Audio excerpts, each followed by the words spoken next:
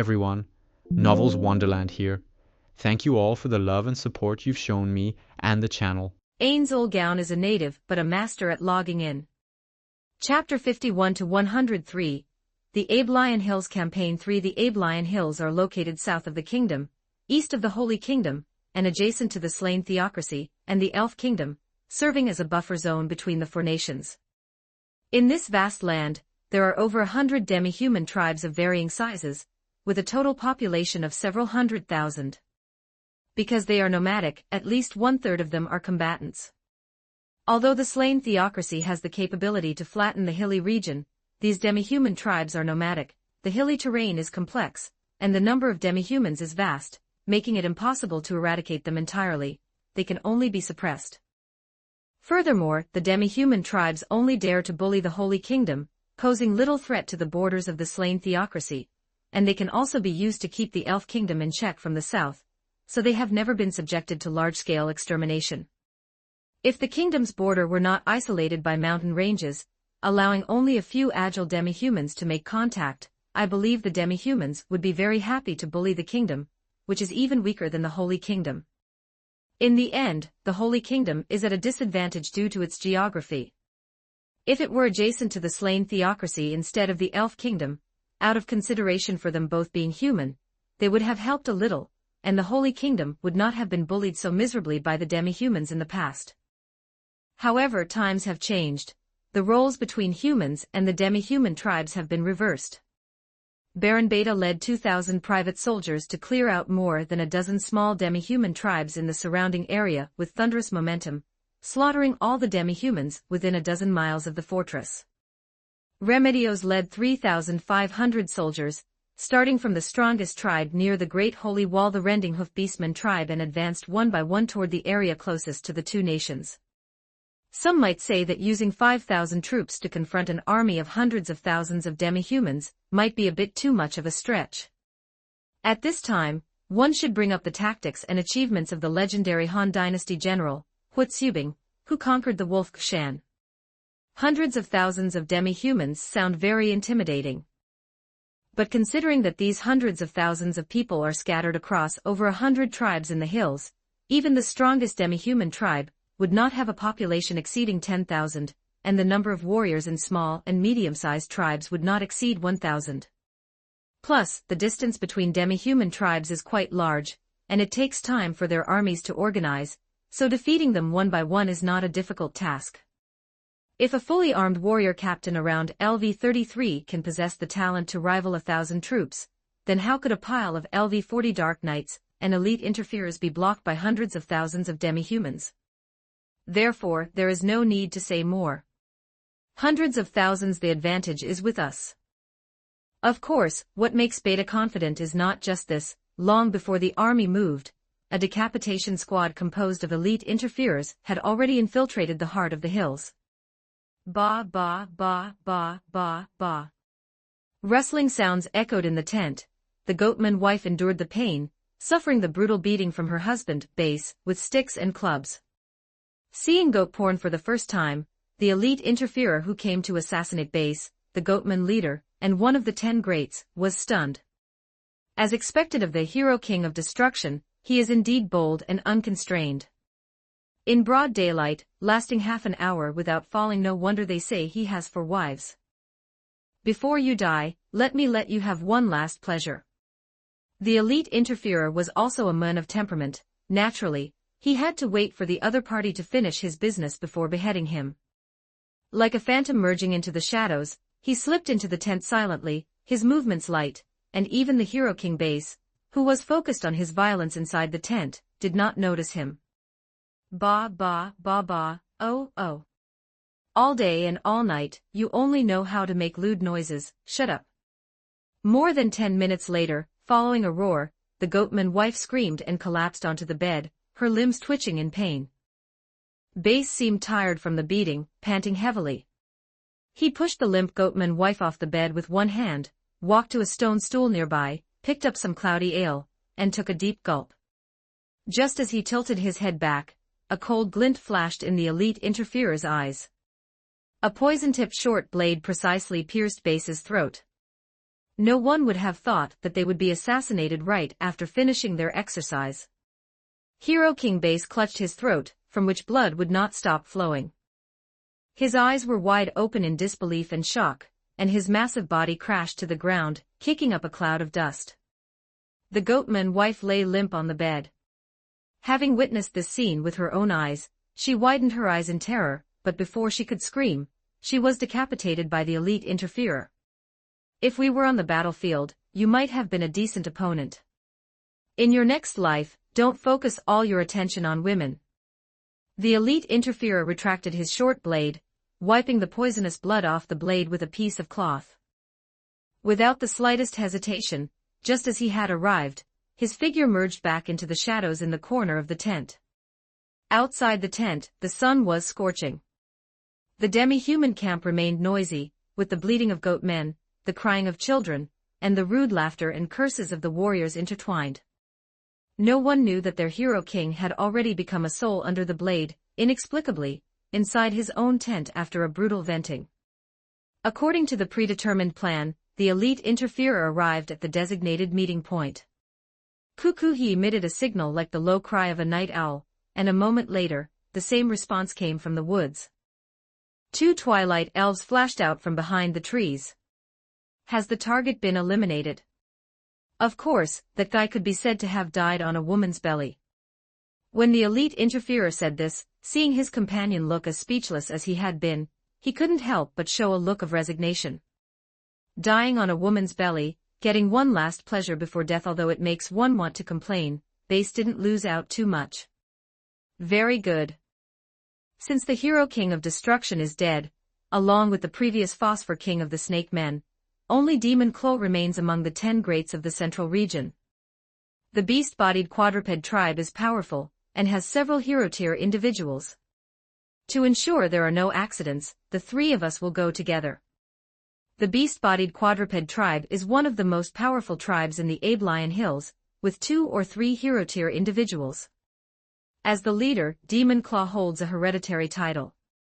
The current leader, Demon Claw of Fuji, is Weijia's father and the person this young beast-bodied quadruped admires the most. Meanwhile, in the central area of the Goatman tribe, Base had not made a sound for 10 consecutive minutes, and combined with the smell of blood wafting from the tent, this finally alerted his personal guards. When they nervously pushed open the curtain of the Hero King's tent, and saw the 2 headless corpses lying on the ground and the pool of blood that had already coagulated, the entire camp instantly exploded into chaos. Lord Base! Lord Base has been assassinated! A shrill scream pierced the clamor of the camp, and panic spread rapidly. The demi-human tribe, having suddenly lost its leader, quickly fell into unprecedented chaos. Arguments, suspicion, fear. One of the once strongest tribes began to gradually disintegrate from within in just a single noon. The breeze in the forest carried news from afar. The news of Base's death grew wings, crossing the rolling hills, passing through the dense jungle, and spreading to every demi-human tribe. Panic was the first emotion to spread.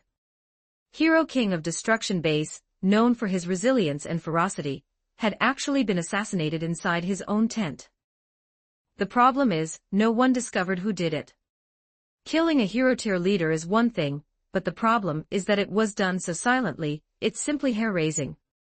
It's not that they hadn't experienced changes in leadership or even infighting, but never had there been such a bizarre assassination. A leader who was one of the 10 greats was killed inside his core tent, surrounded by layers of guards, along with his wife, yet the murderer didn't leave a single trace. This was no longer just a crushing of military force, it was a ruthless destruction of the demi-humans' psychological defenses. It's humans, it must be those insidious humans who did it. Impossible, how could humans infiltrate the Hero King's tent? They can't even break through our outer patrols. Exactly, I can take on 10 of those losers by myself. Then who is it? Could it be the elves of the south? A conspiracy by another tribe? Various speculations and fears permeated the demi-human tribes, and their already loose relationships became even more fragile.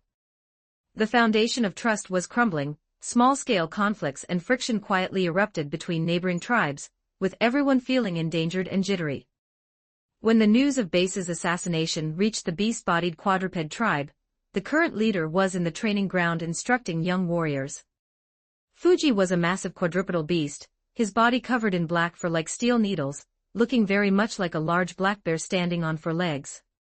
"Father, the valiant king of the Goatman tribe has been assassinated." Outside the camp, his son Waijia, having received the news, came running in a hurry. The young quadrupedal beast's eyes flickered with unease, fearing that his father might be the next target to suffer. "The valiant king of destruction has met with trouble. That guy was the strongest among us." Upon hearing the news, Fuji's pupils constricted sharply, and his 4 feet dug deep furrows into the ground involuntarily. "When did this happen?" "Just this noon, inside his camp tent, along with his wife." Weijia's voice lowered. "The Goatman tribe is in complete chaos now, and the other tribes are all in a panic.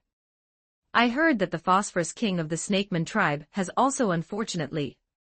"Is the information reliable?" "It should be true. Gather all warriors and strengthen the vigilance around the camp." Fuji snapped out of his brief shock and hurriedly issued orders, unable to bother with training the young warriors. "Father, shouldn't we unite with the other tribes?" Weijia suggested, naively believing that there is strength in numbers. "Utterly foolish." Fuji sternly interrupted his son, criticizing him with his seasoned experience. "You don't even understand the situation, yet you want to unite with other tribes. Who knows if they were the ones who did it? The death of the valiant King Bars is too suspicious. Without an assassin of the hero realm, how could it have been done without an insider?" Weijia thought about it carefully and realized it was true. What if they were inviting a wolf into the house? Fuji turned to the other warriors. "From now on, anyone who approaches the camp is to be killed on sight." Meanwhile, amidst this chaos and suspicion, 2 steel torrents of human forces were rumbling forward along the prearranged route toward the hinterland of the hilly region. "Speed up." Baron Beta took the lead, his low voice echoing clearly throughout the ranks through a magic amplification device. "The decapitation squad has achieved success. The demi-human tribes are in chaos because they have lost their leaders. This is our best opportunity. I want absolute crushing power. Do not give them any chance to catch their breath." "As you command, Lord Baron." The private soldiers echoed in unison, the sound rolling like thunder as thousands of cavalry accelerated their charge, maintaining their overall formation. Their target was a demi-human tribe located in the eastern hilly region, tens of miles away from the fortress. It was guarded by a group of minotaurs, who relied on the treacherous terrain and simple stone walls to usually withstand enemy harassment. At this moment, the Minotaur tribe had no idea what had happened in the central region, and knew nothing about the human attacks. After all, it had been less than a day since the great purge of the small demi-human tribes around the fortress. Thousands of men and horses rushed all the way, sustaining themselves through war. Relying on recovery magic, whenever the soldiers' bodies felt a bit weary, they were immediately refreshed, as if they had been injected with stimulants. "My lord, up ahead is the stone-splitting pass." A scout reported back on horseback, his tone tinged with excitement. Those minotaurs seemed completely unprepared. Baron Beta curled the corners of his mouth. "Minotaurs, huh? Today I, the pure love warrior, shall slaughter you all." "Very well. First squadron, launch a frontal assault to draw their attention. Second and third squadrons, follow me to flank from both sides and take their command center.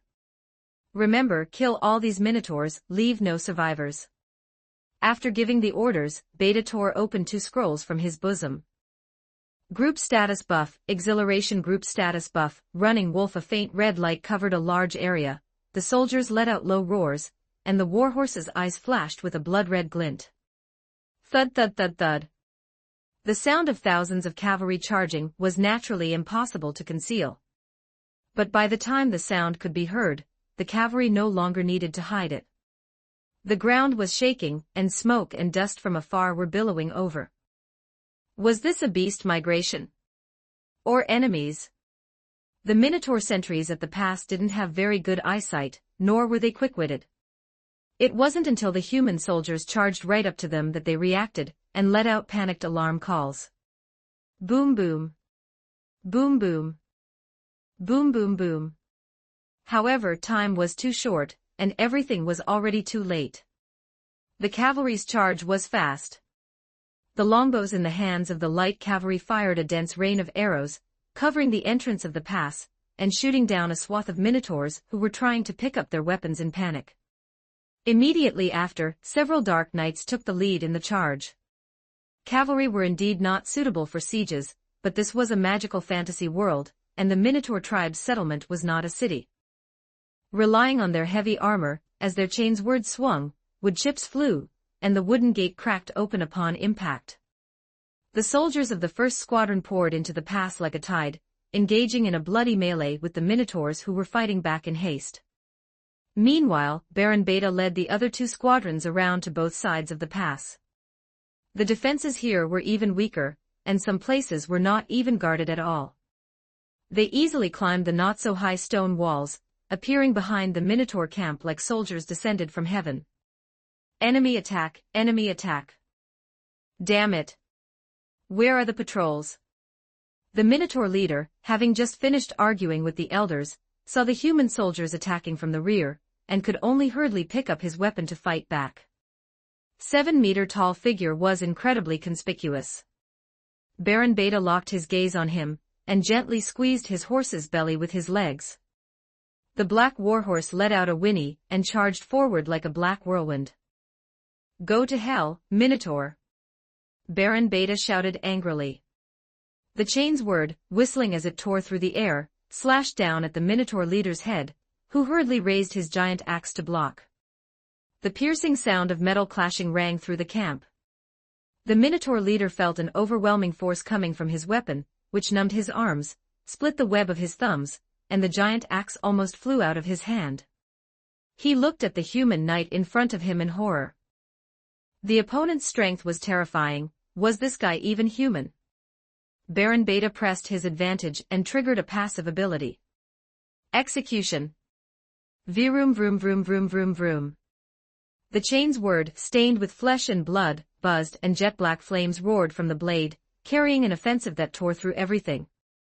The high-speed rotating blade easily sliced through the Minotaur leader's thick fur and muscles, spraying a burst of hot blood. The Minotaur's head flew into the sky, and his massive body crashed to the ground, making a dull thud. Oh no, our chieftain has been killed in battle. Save me. I don't want to die. Spare me, I won't bully others anymore. Once the Minotaur leader died, the already chaotic Minotaur tribe completely collapsed. Some resisted, some begged for mercy. Having lost their command, they fought individually. They were quickly divided and surrounded by the well-trained and well-equipped human soldiers, and slaughtered one by one. Cries, screams, and the clashing of weapons were mixed together. Baron Beta reined in his warhorse, watching the massacre before him with indifference. His black armor was splattered with blood, and shreds of flesh hung from his chain's word, like a demon returned from hell. For demi-humans, he had not a shred of pity. Let alone such heretics, even if they were fellow humans, as long as his master gave the order, he could eliminate them without hesitation. Clear the battlefield. Remember to finish off every corpse, collect usable supplies, rest for a quarter of an hour, and then we continue forward. Baron Beta's voice showed no fluctuation. Ordering the killing of all the Minotaurs was just a matter of convenience. The soldiers quickly took action, skillfully cleaning up the battlefield. It must be said that the Minotaurs possessed tenacious vitality. Over a dozen of them feigned death, and managed to counterkill several soldiers when they were about to be finished off. But in the end they could not escape their fate of death. A quarter of an hour later, this steel torrent set off again, aiming directly at the next demi-human tribe. 52 Chapter 52, The Battle of Aberlian Hills, the end. Chapter 52, The Battle of the Abelian Hills, conclusion. On the other side of the hills, the Holy Kingdom army of over 8,000, led by Remedios, was similarly unstoppable. The day before yesterday, during the attack on the Split-Hoof tribe, they lost over 500 men while annihilating over 5,000 enemies, achieving a staggering kill ratio of nearly 110. You have to realize, previous defensive battles had a maximum kill ratio of only 1 to 3. The effectiveness of this dawn raid was so astonishing that it immediately solidified Remedios' resolve to raid the demi-human tribes and rescue her compatriots. After receiving consent from the Saint Queen Calca, 5,000 elites were quickly pulled from the tens of thousands of soldiers defending the Holy Wall to join the army sweeping through the demi-human tribes. Orlando, one of the 9 colors, also joined them. Pavel, who was also one of the 9 colors, did not join this battle that would go down in history, as he needed to prevent demi-human tribes from invading the villages near the Holy Wall during this gap. Clad in shining silver-white armor and wielding spears and longswords, the Holy Knight Order acted as a mobile force, shuttling back and forth across the western hilly region. Compared to the speed of Baron Beta's blitzkrieg, the advance of the Holy Knight Order was more steady, clean, and thorough. The remnants of the demi-human tribes crumbled rapidly under Remedios' personal charge. Furthermore, the Holy Knight Order included several powerful knight captains. While they might not be as strong as their leader, Remedios, every single one of them was a battle-hardened and experienced powerhouse. One of them, a temple knight captain named Blood Crow, wielded a chain's word said to be an ancestral relic, and led the charge, moving like a mobile fortress. As the chainsaw roared, any enemy standing in his way was severed at the waist. Even Remedios had to admit that the strength of these knight captains was not inferior to her own. If they hadn't been recommended by trusted high nobles, Calca would never have arranged for them to be in the Holy Knight Order. As they say, among the old geezers who managed to become nobles, how many are simple? Who could have guessed they were hiding such figures under their command? As for the matter of high nobles defecting to the enemy, both Calart and Calca were somewhat suspicious, but they dared not dwell on it. Because if even the high nobles who supported them had betrayed them, then the ending. In contrast, Remedios didn't think that much. In her view, as long as someone protected the Holy Kingdom, and protected Her Majesty Calca, anyone could be trusted, even an undead mage. As for the Dark Knights who had infiltrated, they had made no underhanded moves to contact outsiders, and secondly, they were working exceptionally hard to slaughter the demi-humans, so they could naturally be trusted. A group of level 40 Dark Knights, combined with Remedios, who was close to level 40, acted like an anchor for the battlefield. They greatly boosted the morale of the Holy Knight Order, and made the demi-humans' resistance appear even more futile. For a time, war flared up on both ends of the hills. The demi-humans attempted to organize resistance. They sent envoys, hoping to unite with other tribes to jointly oppose the human invasion. However, these envoys were either intercepted and killed by the elite interferers along the way, or their messages vanished into the void, with no news ever returning. The shadow of the assassinations of King Hao Base and King Lin caused mutual suspicion and finger-pointing among the tribes, with some even choosing to avoid battle to preserve their strength. The impression of the kingdom's trash, and the Holy Kingdom's weakness, was so deeply ingrained that very few could guess that the people who assassinated the leaders were the same group as the invading army. The smoke of battle had only just begun, yet the outcome was already sealed. The information asymmetry brought about by the blitzkrieg, the huge gap in high-end combat power, and the chaos of being leaderless. They had neither the advantage of timing, nor terrain, nor unity. Unless the human army got lost for 2 months, ran out of supplies, and was forced to retreat due to shortages, it was impossible to imagine how they could win. On the 3rd day of the army's offensive, the 3 elite interferers continued their decapitation strikes. Demon Claw Fuge, the leader of the beast-bodied quadrupedal beasts known for his strength and hereditary glory, didn't even last a single round in his own fortified council chamber. Before he could even use his proud martial arts, his head was severed by the Twilight Elf, separating his head from his body. The personal guards responsible for protection at the time were all knocked to the ground by the 3 elite interferers using Assassin's Creed-style infiltration methods, falling into an infant-like sleep. Seeing his worshipped father's head placed quietly on the stone table in the council chamber with his own eyes, the young Wagia's faith instantly collapsed. He followed the advice his father gave before being assassinated, taking a portion of his clansmen, and heading toward the remote mountains. When the news arrived, the demi-human tribal alliance, already teetering due to suspicion, fell completely into an even greater vortex of chaos. Fear devoured their will to resist. For a time, the 10 Greats became like a family register, leaving the demi-human leaders on the list terrified, fearing that the next turn would fall on them and their heads would not be safe. On the 7th day of the army's offensive, on a dusty hilly path, Baron Beta's private army finally rendezvoused with the Holy Kingdom army led by Remedios. Under the sunlight, the kingdom soldiers' sun-darkened faces were etched with the hardships of the elements, and though their weapons were not as ornate as those of the Holy Knights, they shone with the cold light of real combat. Driven by the benefits of money and promotions, their morale remained high, and they grew braver with each battle. The fearlessness, brave coordinated combat, and absolute obedience to orders they displayed during the blitzkrieg made Remedios, who had always held the stereotype that the kingdom's army was weak, sit up and take notice. She watched those ordinary soldiers charging through the mud and advancing through rains of arrows, her eyes showing approval, and a trace of complexity. If the kingdom were entirely composed of such elites, no, even if there were only 20 or 30,000 such elites, then, after clearing the hilly region, she would have to be wary of this potential future neighbor. Although it was unlikely that the kingdom, unlike the empire, would like to expand its territory, there was no harm in being cautious. This Baron Beta is truly extraordinary. To dare to raid the demi-human tribes with only 2,000 troops, such a ruthless man must be guarded against in the future. Remedios observed the battlefield while killing enemies. Orlando nodded from the side. It seems our understanding of these kingdom trash indeed needs to be updated. On the 11th day of the army's offensive, in a hidden valley in the central hills, several demi-human tribal leaders, who had luckily escaped the initial strikes, and still retained some strength, met. Under the threat of death, they temporarily set aside their mutual prejudices and suspicions, attempting to hold an emergency meeting to discuss a grand plan to jointly resist the enemy. However, they were slow to react. By the time they realized this, it was already too late. Just as they had reached a preliminary consensus, and were preparing to swear an oath of blood, the sharp blades from the shadows fell once again.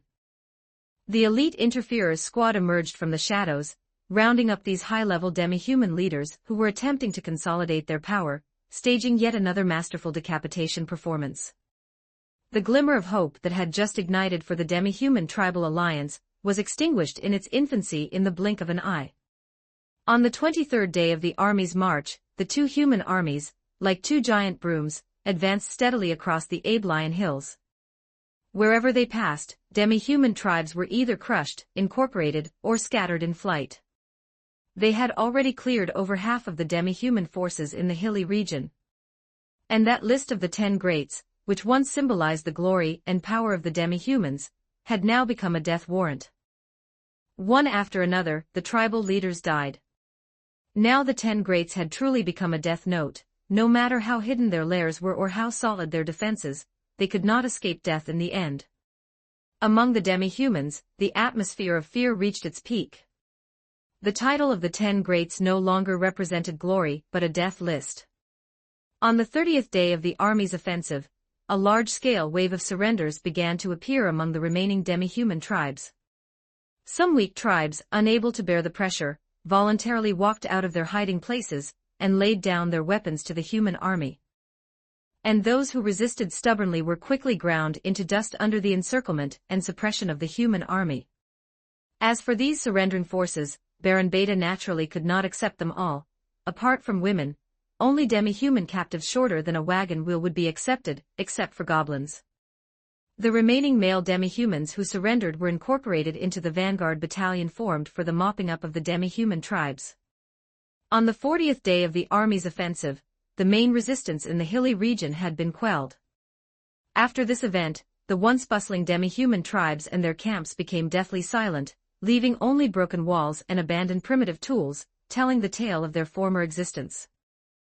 On the 45th day of the army's offensive, the demi-human tribes on the surface of the hills were basically declared annihilated. Under the shining sun, the demi-humans that once covered the hills were nowhere to be found, except for those demi-human tribes hiding in inaccessible, underground caves such as the Blue Maggot tribe, and the cave dwellers, who relied on the terrain to eke out a living. Across the vast Abelian hills, there were no longer any large-scale demi-human tribes on the surface that dared to show their heads.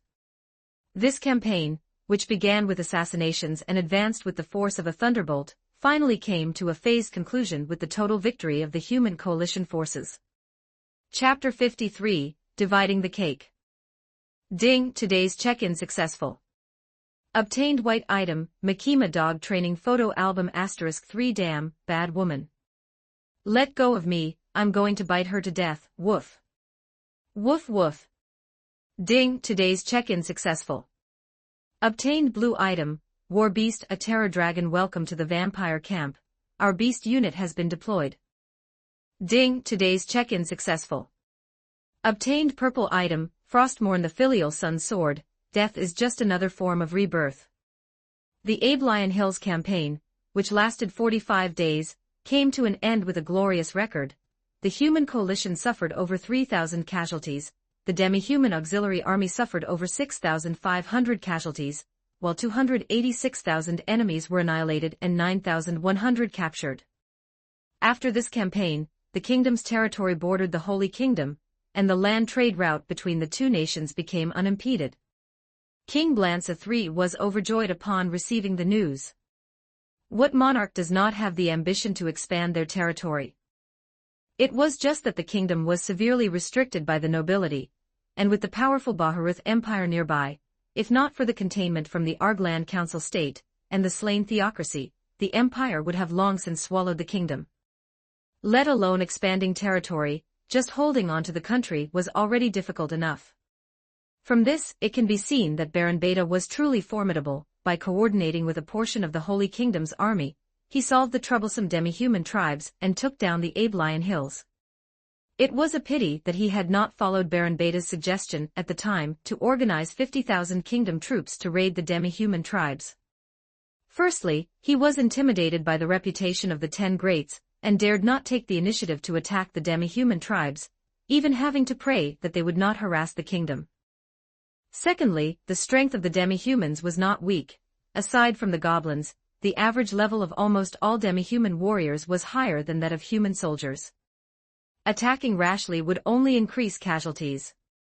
Thirdly, the noble faction had rejected the advice. Between the old established nobility and the newly promoted nobility, he believed every monarch would make the same choice he did. He could only compromise. It was a pity that there was no regret medicine in the world, otherwise, by now, dividing the Abelian Hills would have had nothing to do with the Holy Kingdom. My lords, what do you think we should reward Baron Beta with for such a meritorious service?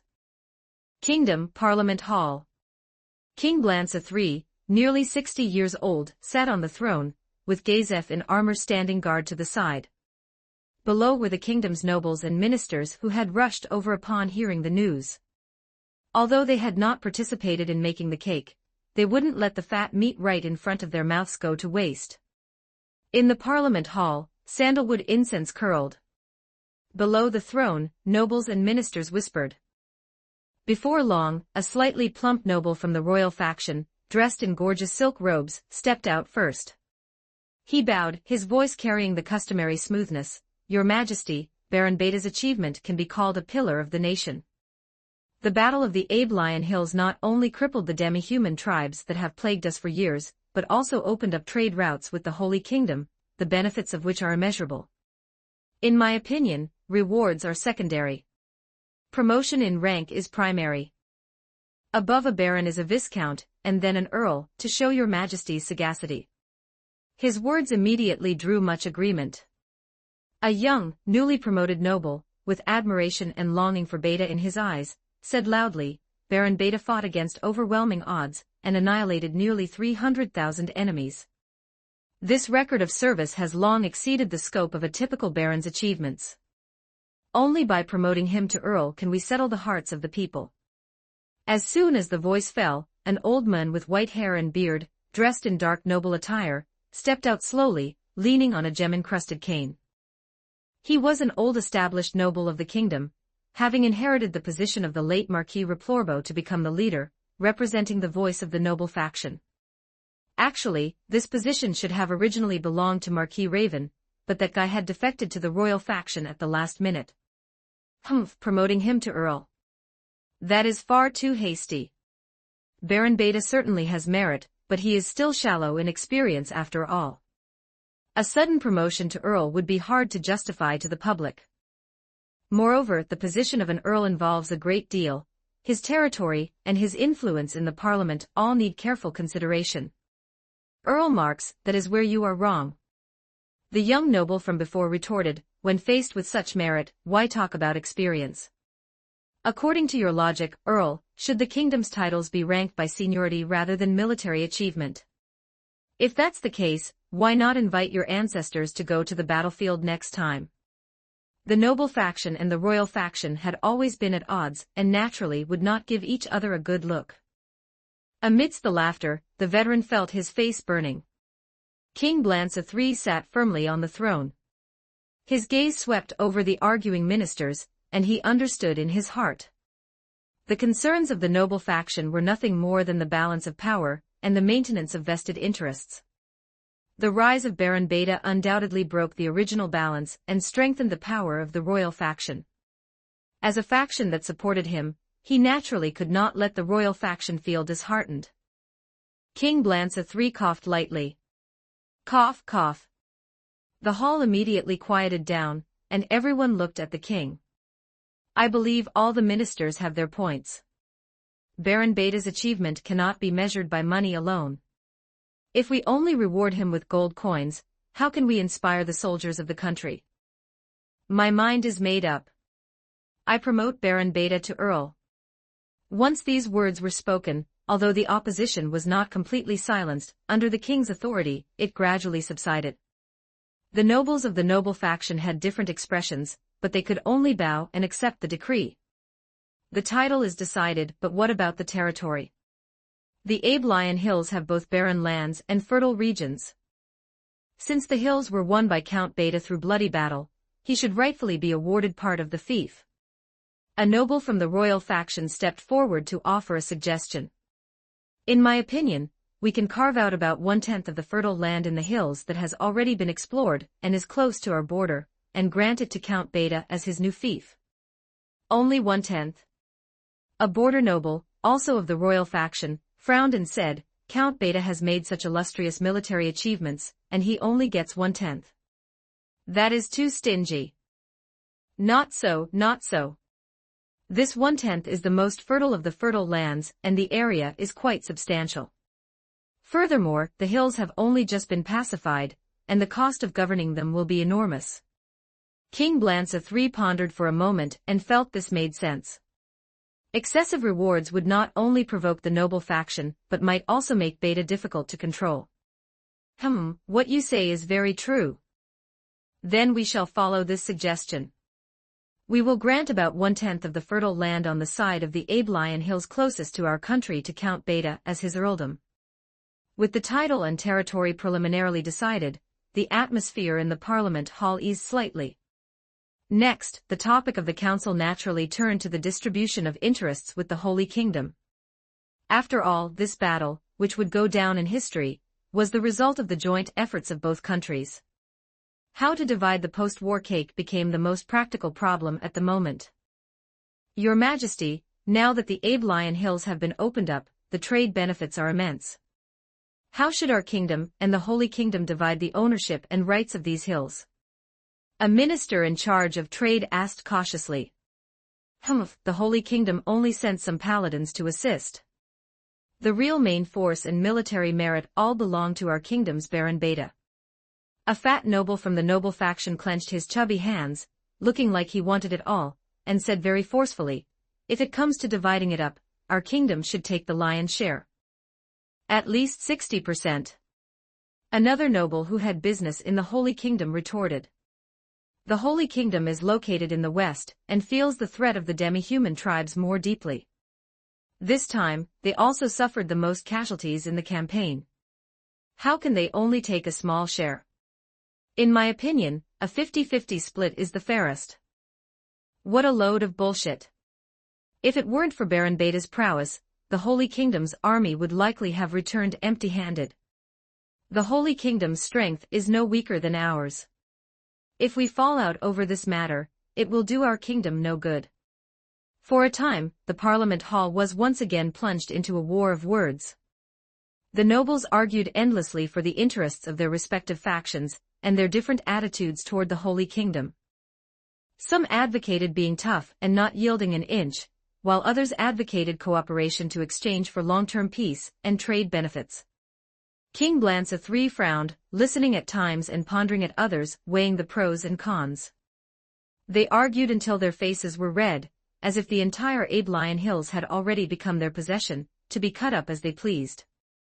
They carefully calculated the value of every inch of land, the benefits of every trade route, and the ownership of every mineral deposit.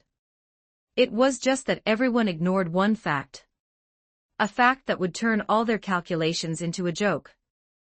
The cake of the Aiblian Hills was never theirs to divide from the very beginning. The territory that Baron Beta had spent more than half a month capturing was not kindly donated to the kingdom, but a gift presented to his master, Leonardo, and it would not brook any interference from anyone. 54 Chapter 54. What does it mean that a Lich King has spawned in the hills? Chapter 54. What do you mean a Lich King spawned in the hills? War always brings death.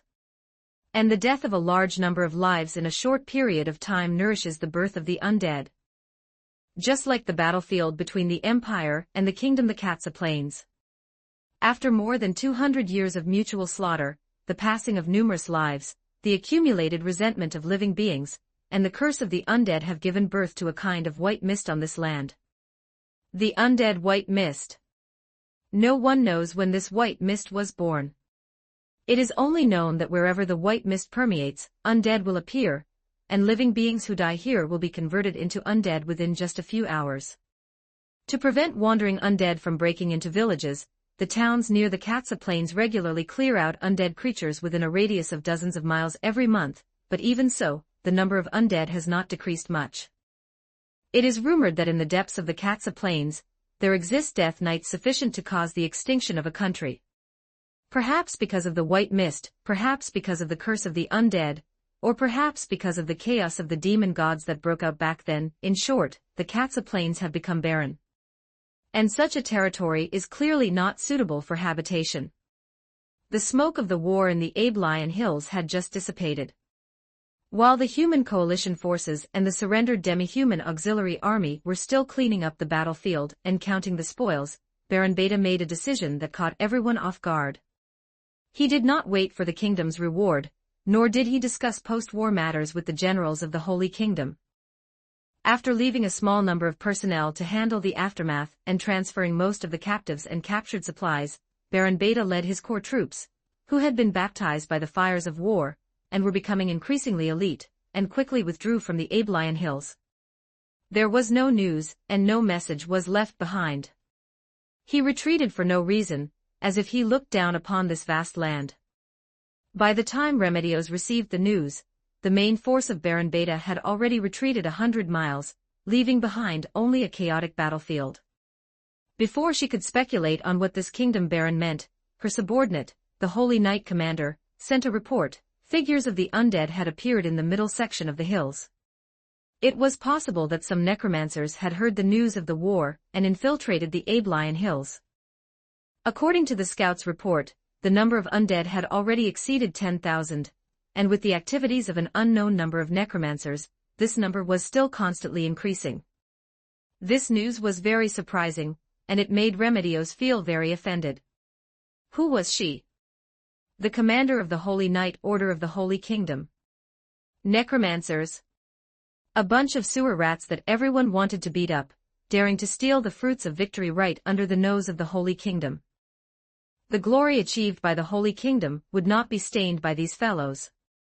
After receiving the news, Remedios urgently summoned 500 Holy Knights, deciding to teach these rats who stole the fruits of victory a lesson.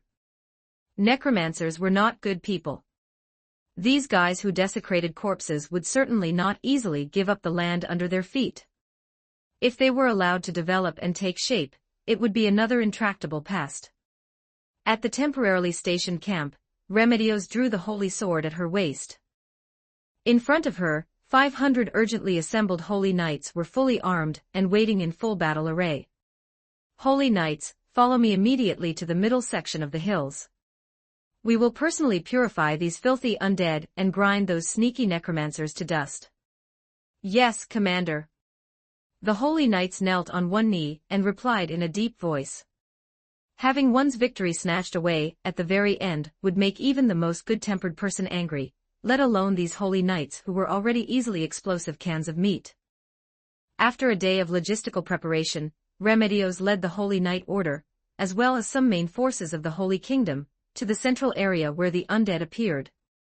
After a day of long trekking, when they arrived at the nearby area, the scene before her made even this battle-hardened commander gasp. That was not 10,000, absolutely not just 10,000. All over the mountains and plains, a dark mass, all were undead of various forms. Skeleton soldiers brandished rusted swords, zombies walked with stumbling but tireless steps, banshees let out shrill wails in midair, and there were even huge abominations and stitched giants rampaging through the undead crowd. Their number, conservatively estimated, was over 100,000, and it was still increasing at a speed visible to the naked eye. At the edge of the battlefield, those corpses that had not yet been cleaned up, whether human, demi-human, or even warhorse, under the traction of a power that made even the soul feel cold, slowly climbed up and joined the torrent of the undead. This is impossible. What kind of joke is this? It has only been 2 days. A young holy knight exclaimed, his spear trembling slightly in his hand, having survived the entire battle. Too many, it was too unreasonable. How could there be so many undead? In such a short time, how could so many undead be born? Unless there is an extremely powerful necromancer. Remedios's face was grave to the extreme. Since stepping into the central region of the hills, she could feel a vast, cold, and malicious will enveloping this place. Its mere existence made her feel immense pressure. This power far exceeded any necromancer she had ever encountered, even reminding her of those forbidden existences recorded in ancient books, death knights, undead monarchs. Commander Remedios, do we still have to fight? Looking at the undead covering the mountains and plains, a personal guard couldn't help but swallow, suppressing the fear in his heart. With so many undead, if their small group really charged in, they would probably only make a tiny splash. Remedios did not answer immediately. She gripped the hilt of the holy sword, her knuckles turning white from the force. The holy sword transmitted a faint warmth, that was the holy power resisting the surrounding undead aura. She knew that her holy knights were all loyal and brave, and as long as an order was given, they would charge without hesitation, using their lives to practice the glory of the holy light. However, glory could not be eaten, and meaningless sacrifice was even a desecration of the holy light. Just as Remedios was considering whether to retreat, a long dragon roar made the decision for her. Roar woo. In the mist, the silhouette of a behemoth slowly appeared. That was a giant dragon, a dragon made entirely of frost and bone. Its body was covered in ghostly blue frost, and its huge bone wings spread out, obscuring the sky.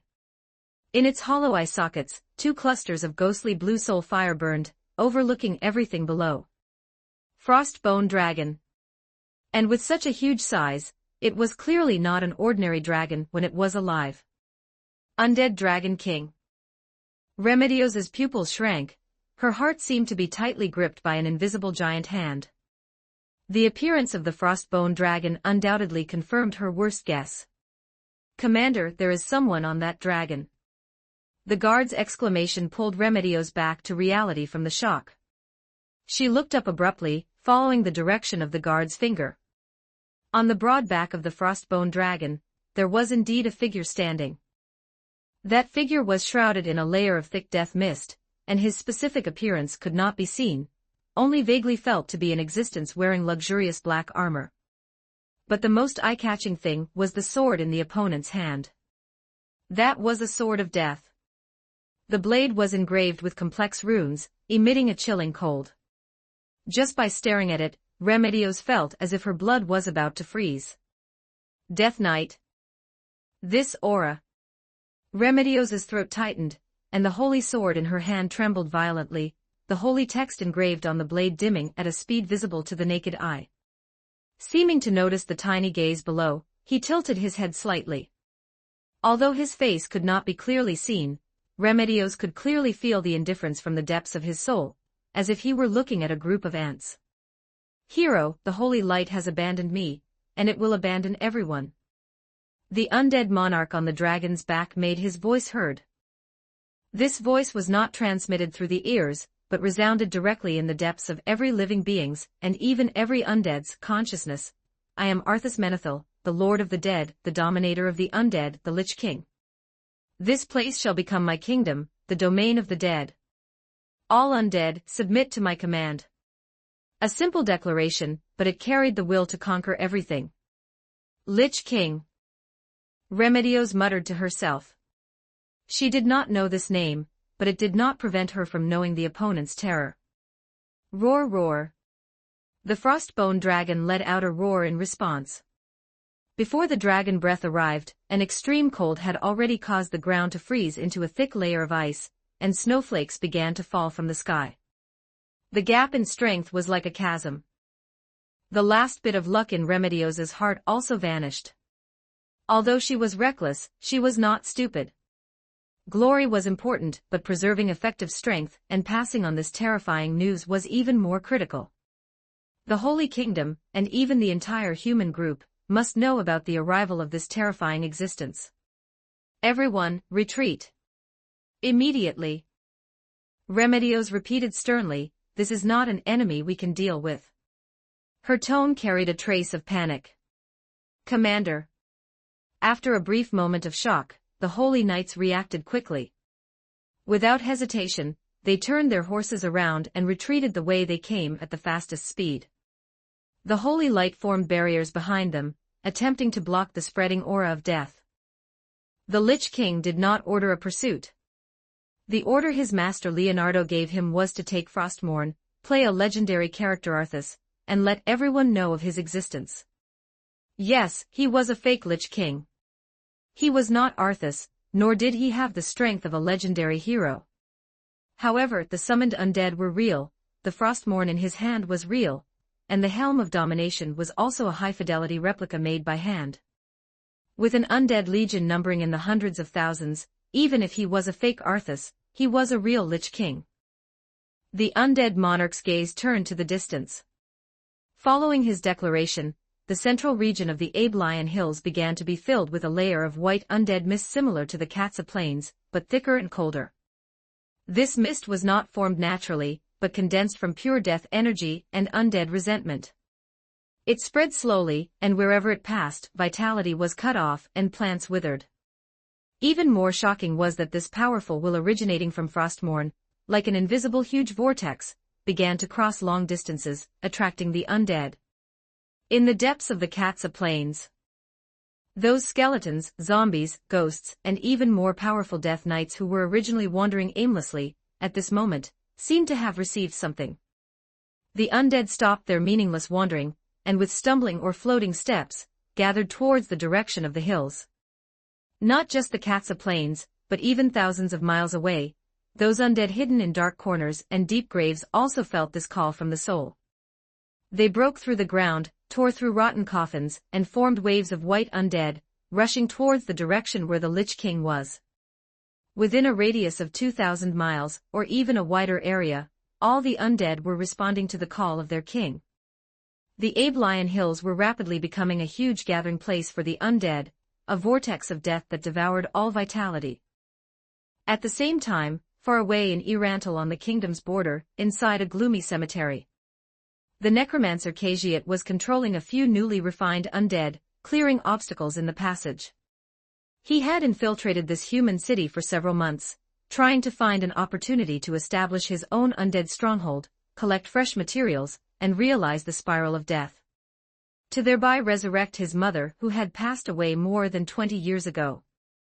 As a high-level mage wandering in death, he had a sensitivity to the fluctuations of undead energy that surpassed ordinary people. Obey my command. Lich King. All undead.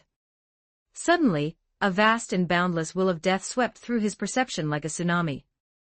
The strength, purity, and majesty of that will were something he had never imagined. Even across a long distance, he felt his soul trembling in front of this will, almost kneeling on the ground. What is this? Khajiit stopped his movements abruptly, his eyes full of disbelief. He could clearly feel that the source of that will was the direction of the Abelian Hills. He heard that a war was happening there not long ago. What happened? The commotion was so big.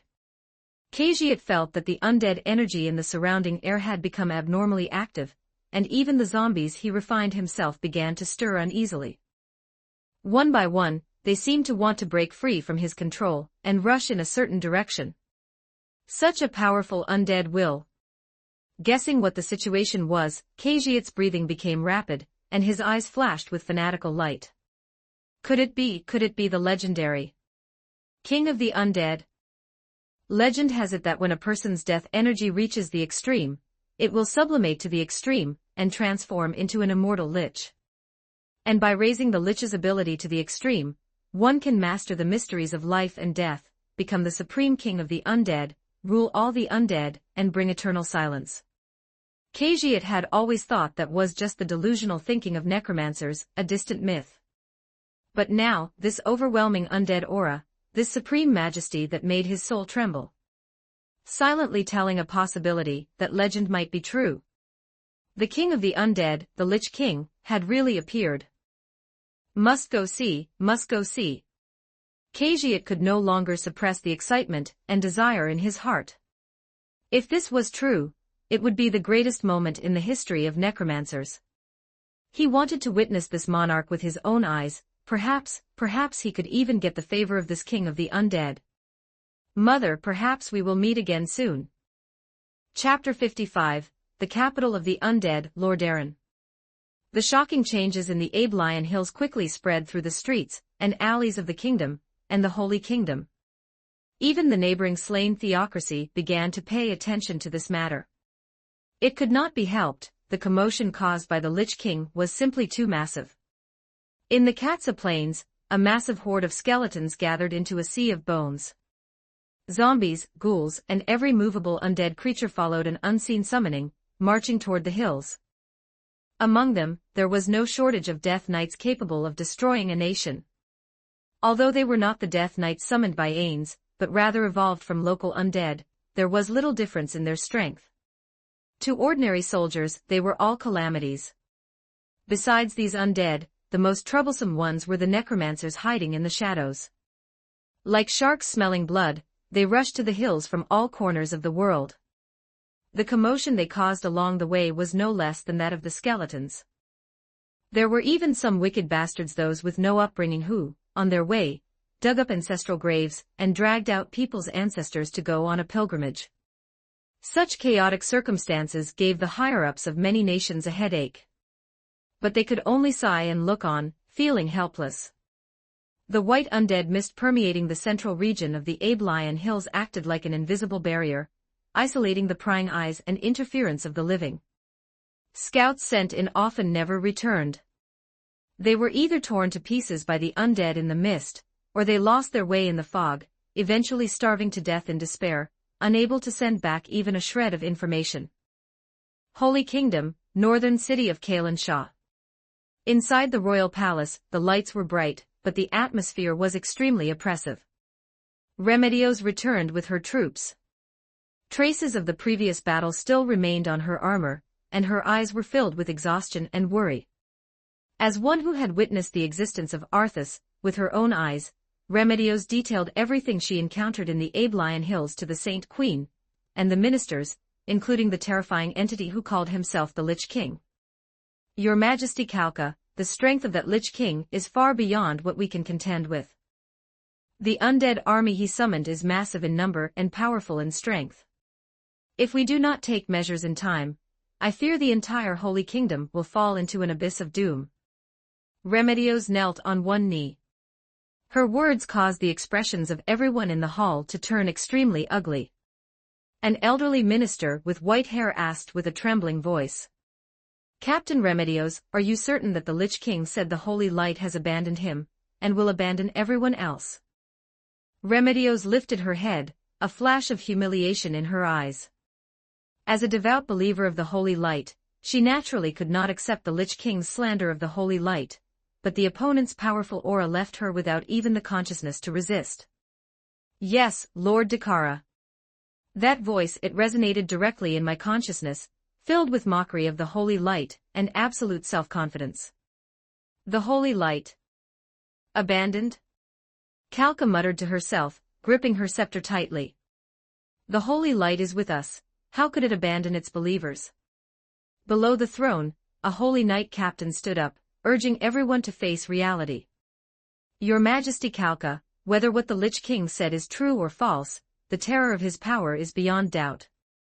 The undead of the Katsa Plains were already a major threat. Now that they have such a powerful ruler, the threat far exceeds any previous undead calamity. If we do not find a way to stop it as soon as possible, I fear. He did not continue, but everyone understood his meaning. The Holy Kingdom was near the Aiblion Hills. If the undead intended to retaliate against the living, they would be the first to bear the brunt. If the undead army broke through the hills, the consequences would be unimaginable. Pass my order, Kalka took a deep breath, the panic in her eyes gone. The entire nation is to enter the highest state of alert. Reinforce the defenses of all border fortresses. Assemble the entire Holy Knight Order, under the unified command of Captain Remedios. At the same time, immediately dispatch envoys with official letters to the slain theocracy, and other human nations, and even the Argland Council State, to inform them of this matter and request military aid. This was a wise decision. The human nations were not monolithic, there was no lack of friction and war between them. But in the face of a threat like the Lich King capable of destroying everything, any infighting seemed foolish and fatal. Your Majesty is wise. The ministers in the hall responded in unison, their voices heavy with the weight of the future. No one knew when the undead would march out of the hills. The envoys rode at full speed, carrying the Holy Kingdom's emergency letters, bypassing the central region of the hills to reach various countries. The slain theocracy, as the most powerful religious nation in the human world, reacted particularly quickly. 6 pontiffs wearing magnificent priestly robes stood around a huge map, brows furrowed. Lich King. A pontiff with a withered face, but eyes sharp as an eagle slowly recited the 2 names, his voice heavy. According to intelligence from the Holy Kingdom, this person not only possesses the ability to command a massive amount of undead, but can also emit spiritual words capable of shaking the faith of believers. With this level of strength, the opponent is at least at the level of a demon god. The water pontiff added from the side. The white mist of the Aiblion Hills cannot be penetrated even by 6th-tier True-Eye magic, and the spies sent in never returned. This white mist itself might be a powerful domain magic, fighting in it is very disadvantageous for us. The Earth Pontiff, with white hair and beard and a dignified face, tapped his fingers on the table, making a rhythmic sound. The undead calamity has been a great enemy of humanity since ancient times. But this time it is different. Is this Arthas's goal merely to rule the undead, or is there a greater scheme? He paused, his gaze sweeping over the bishops. We cannot ignore the Holy Kingdom's request for help. There is no need to explain the concept of when the lips are gone, the teeth are cold. I suggest the sunlight scripture and black scripture prepare immediately and stand by. At the same time, closely monitor the movements of the Aiblion Hills, and use all our intelligence networks to find out the background of this Lich King. Compared to the swift action of the slain theocracy, the reactions of other human nations appeared much more complex. The Empire was willing to send troops based on the consideration that if the Holy Kingdom fell, it would be next. The kingdom was hesitant, fearing this was a means for the Holy Kingdom to shift the crisis, or fearing the terrifying strength of the Lich King. For a time, undercurrents surged among the human nations, and the establishment of a human alliance was not smooth sailing. And the culprit of all this, the Lich King, was currently sitting on a frozen throne made of bones and ice in the central region of the Aiblion Hills. The frozen throne was located on a spiral ice mountain. Leonardo could not conjure up a 1,300-meter ice-crowned glacier out of thin air, but creating a few hundred-meter, undead ice mountain was still doable. To add weight to this grand play, he also released the 12 Frostbone Dragons, LV-60, and 3 Demon Lord Blackburn, LV-85, that had been gathering dust in his system space for 3 or 4 years. Undead faction units like Kingdom Necromancers LV-35, Kingdom Ratmen LV-15, Kingdom Black Witches LV-40, and Kingdom Fallen Knights LV-40 were all placed under the command of the fake Lich King. It could be said that even if the Platinum Dragon Lord came in person this time, he would not be able to gain any advantage. And Leonardo doing this, apart from testing the strength and bottom line of the true Dragon Lords, was more importantly to make the local residents feel the pressure and start an arms race. The Empire had already entered the Steam Age. If the Kingdom, and the Holy Kingdom did not make some changes, they would eventually be eliminated by the era. Besides that, there was another point: he had become a bit arrogant. Host, Leonardo Karen Rodel. Combat Power, 888 check-in count for today, 0 special, Sky Courtyard Red, King Sun Tower *5 purple, Red Alert 2 Weather Controller purple, Void Illusion purple, Sunwell purple, Black Dragon Jade purple, Elemental Altar purple, Space Bridge purple. Retainers, Hero Unit, Dodgy Maid Cafe LV-45+, Orange, Death Titan LV-100+, Purple King Storm Vanguard LV-80*18, Invincible Archangel LV-75*30, Invincible Golden Dragon LV-75*15, Kingdom A Demon Lord Blackburn LV-85*3, Behemoth LV-70*8. Blue omitted, green omitted, white omitted. Warehouse, Gold Sanctuary of the Sage, Tree of Life, Orange, Heart of Avalon, Random Hero Recruitment Order *1, Purple, Senzabine Dragon Ball *100, Philosopher's Stone Fullmetal Alchemist *14, Peerless Sword Wind and Cloud, Demon Blade Thousand Edges, Imperial Arms of Shangri-La, Sheep Talisman, Monkey Talisman, Frostmourne. As the items from check-ins got better, Leonardo's strength also grew stronger. In over half a year, his combat power growth speed was 4 or 5 times faster than in previous years. And the strengthening of his foundation made his apprehension toward the true Dragon Lords drop sharply. Regarding the game of chess he was playing in the Aiblion Hills, if the Platinum Dragon Lord didn't get involved, that was fine. If he dared to intervene, Leonardo would show him what a righteous gang-up was. Above the frozen throne, Arthas overlooked the undead kingdom gradually taking shape at his feet. The white undead mist was like an extension of his will, isolating the prying eyes of external living beings, and providing a natural barrier for the grand project within. With Arthas, how could there not be Lord Aaron?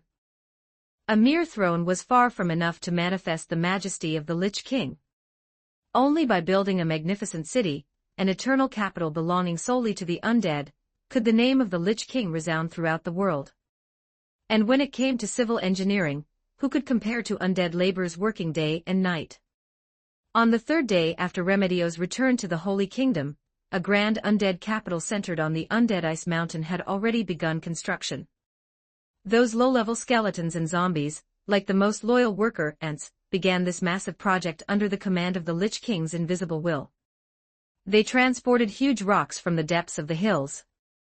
These rocks, eroded by death energy, presented a gray-black appearance. The Frostbone dragons soared above the mist, breathing out extremely cold dragon breath, freezing and shaping those rocks to make them more solid and more in line with the tone of this undead city. With obsidian-like eroded rocks as the bones, supplemented by layers upon layers of countless skeletons, an impregnable barrier was formed. In less than a month, the outer walls of Lordaeron were completed, and the empty internal area was filled with special buildings. Frostbone Dragon Nest Blue, Gargoyle Cave Blue, Monster Workshop Blue, Ghoul Graveyard Green *13, King A Defense Tower Green *100, Lightning Tower Green *100, Necropolis Green *35, Graveyard *18 Green. Under the Ice Mountain, hundreds of building units took shape in a day. Dozens of troop-producing buildings produced combat units every day when resources were sufficient.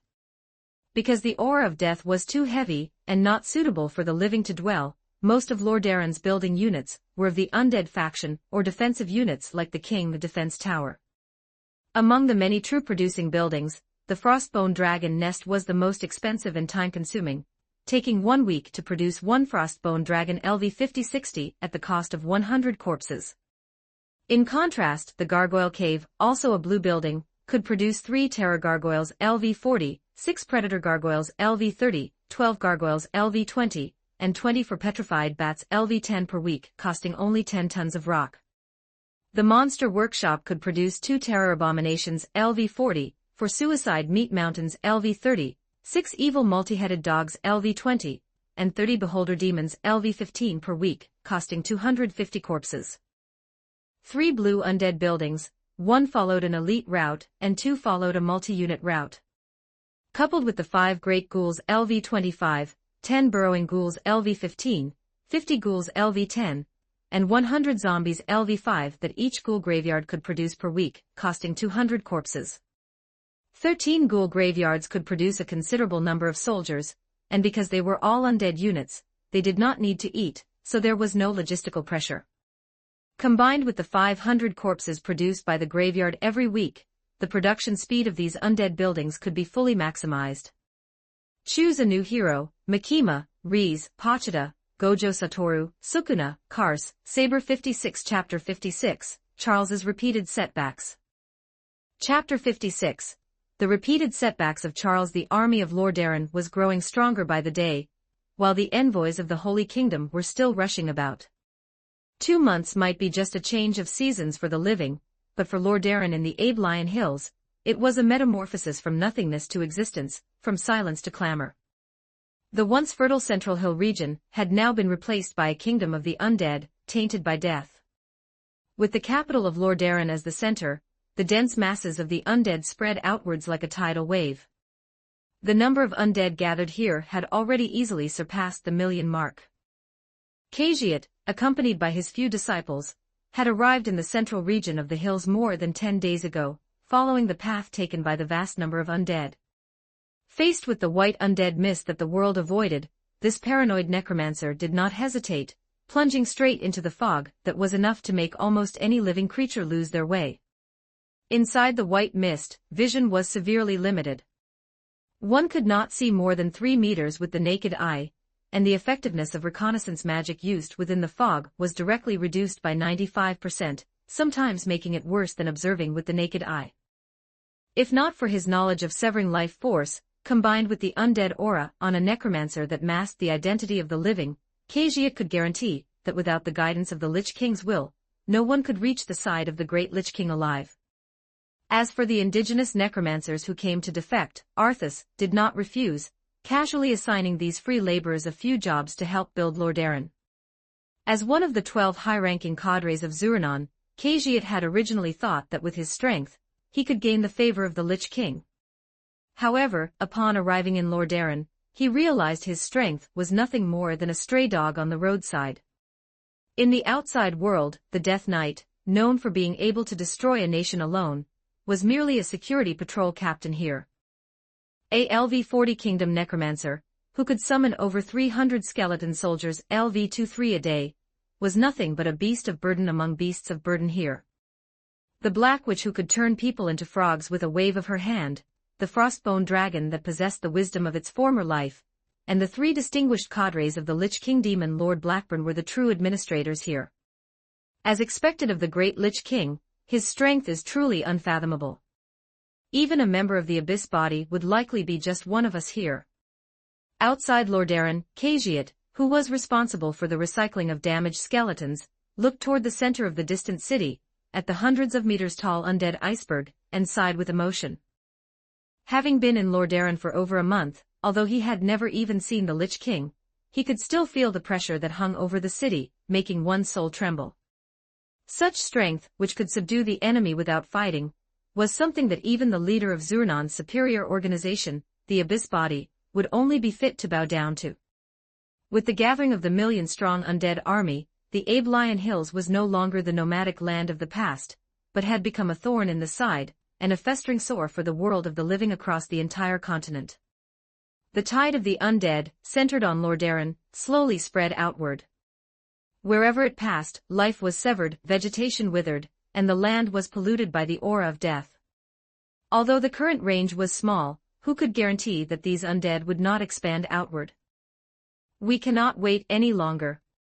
The power of those undead is expanding at a terrifying speed, and their numbers will only continue to accumulate.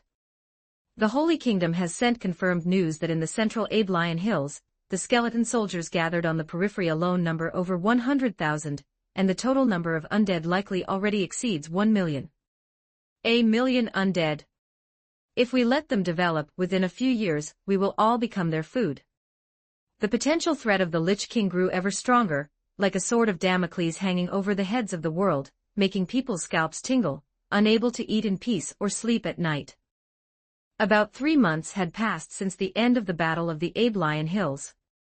Driven by the active mediation of the Holy Kingdom, and their shared fear, the human nations set aside their mutual grievances in an unprecedented manner, and held an emergency meeting at the Great Saint Wall. The result of the meeting was the establishment of a joint force composed of elites from various countries, named the Night Watchers. The mission of the Night Watchers was simple: to keep a close watch on the central Aiblion Hills, prevent the further spread of the undead, and seize any opportunity to weaken them. Containment and attrition were already their best options. As for launching a counterattack on the Central Hill region, that was simply wishful thinking. Fighting a million-strong undead army on their own territory. Were they worried the enemy didn't have enough numbers? The Night Watchers Legion had a quota of only 50,000. Any more would put too much pressure on logistics, and any fewer would not be enough for surveillance.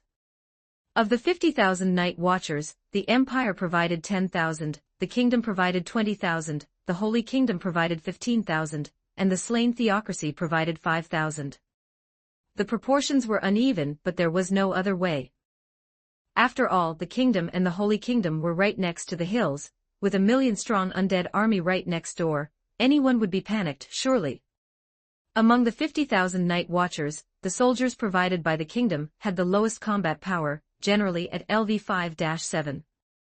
Because the Empire had nanogene repair pods, their soldiers were generally LV12+, the Holy Kingdom was between the two, and the Sunlight Scripture and Priest Corps sent by the Slain Theocracy had the highest overall combat power. However, mere surveillance and defense could not put everyone at ease. Especially for the Slain Theocracy, which possessed a more long-term vision and stronger initiative. Upon learning of the existence of the Lich King, they immediately realized its potential huge threat and value. Admittedly, the undead were indeed a trouble. But if handled well, and if they could control this Lich King, then the Slain Theocracy would leap to become the strongest nation in the world. Although they would still be wary of the dragon race because of the Platinum Dragon Lord, they could completely disregard other demi-humans. Especially the Elf Kingdom next door. If they could control the Lich King, the first thing the Slain Theocracy would annihilate would be those long ears.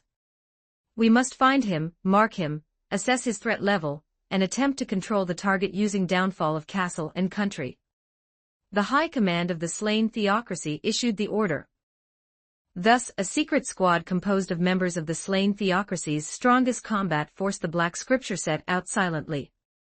They avoided the eyes and ears of the Night Watchers Legion, and bypassed the wandering low-level undead on the periphery. Relying on their extraordinary stealth abilities and keen perception of magic, they arduously infiltrated the central region of the Aiblion Hills. Because the white mist provided cover and limited the effectiveness of reconnaissance magic, among the seats, Thousand Leagues Astrologer did not join the group, but stayed at the Slain Theocracy headquarters. For the members of the Black Scripture, whose strength generally reached the hero realm, the skeleton mobs on the periphery of the Central Hill region were not a problem at all. The white undead mist remained the greatest obstacle. Not only did it block vision, but it also interfered with the mind. Even the Godkin captain could only see scenes clearly up to 20 meters away. He could only advance cautiously, leaving behind special magic marks along the way that only the Slain Theocracy could decipher. Just as the members of the Black Scripture were arduously trekking and gradually approaching Lord Aaron, a silver figure, like a ghost, followed them silently. He was clad in simple silver armor, his face hidden beneath a helmet, with 4 weapons floating behind him. A pair of eyes shone with white light through the slits in the helmet. It was none other than the Platinum Knight Charles. The Platinum Dragon Lord had long since noticed the unusual movements in the Aiblion Hills. That immense energy of death made even him, a true Dragon Lord who had lived for a long, long time, feel a trace of vigilance. Still as steady as an old dog. The Platinum Dragon Lord did not appear in person but sent Charles, an armor avatar that had its power strictly restricted but possessed extremely high reconnaissance capabilities. Long before the operation of the Black Scripture, Charles had already infiltrated the vicinity of Lordaeron many times, attempting to observe the movements of the Lich King. As a result, the first time he approached Lordaeron, over 20 huge frostbone dragons discovered him, and chased the platinum armor away. Initially, seeing the frostbone dragons that were dozens of meters in size, the Platinum Dragon Lord's heart almost exploded with rage, thinking that the corpses of his kin had been desecrated. After a brief engagement, he realized that these massive frostbone dragons were only at the level of standard dragon lords, did not know wild magic, and were not the true dragon lords he had imagined. After a brief moment of anger, Charles was ganged up on and could only speed up his escape. If the sky didn't work, then the ground should be fine. Holding this thought, a few days later, Charles added a bunch of invisibility magic to himself and entered through the main gate of Lordaeron openly, swaggering down the street. As a result, because he was an unknown unit, the King-class defense towers on both sides of the street automatically locked onto him from the void. It is well known that the damage of defense towers increases with each hit. Even a tank could not withstand 20 or 30 consecutive attacks. Having inexplicably taken 2 shots, and been knocked out of his invisibility state, Charles was dumbfounded. He had planned to sneak a peek at those undead building units that had unique appearances and occupied a significant amount of space. As a result, he was revealed by the defense towers just a few steps after entering the city. What kind of reconnaissance was this? After quickly dealing with a few death knights that rushed toward him, Charles, worried about being ganged up on, could only retreat quickly, moving away from Lordaeron.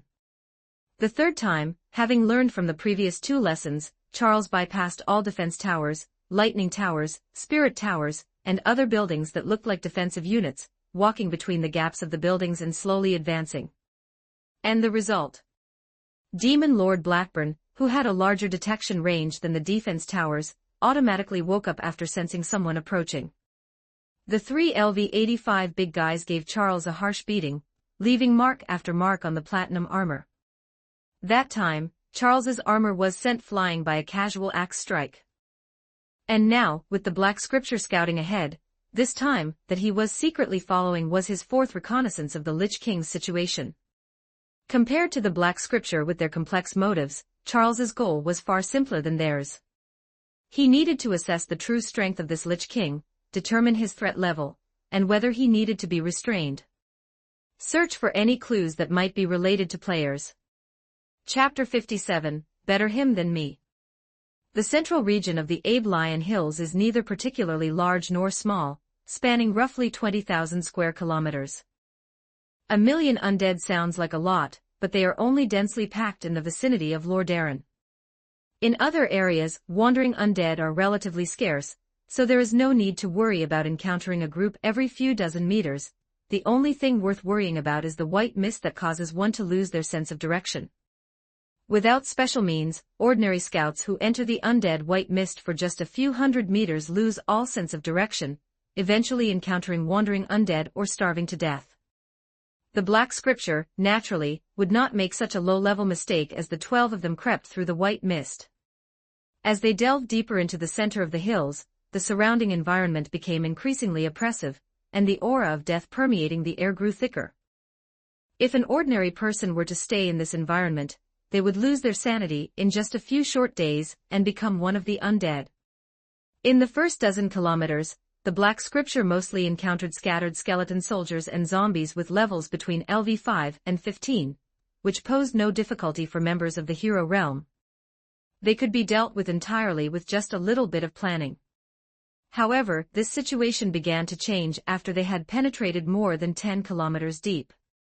As they neared Lordaeron, the levels of the surrounding undead began to rise significantly.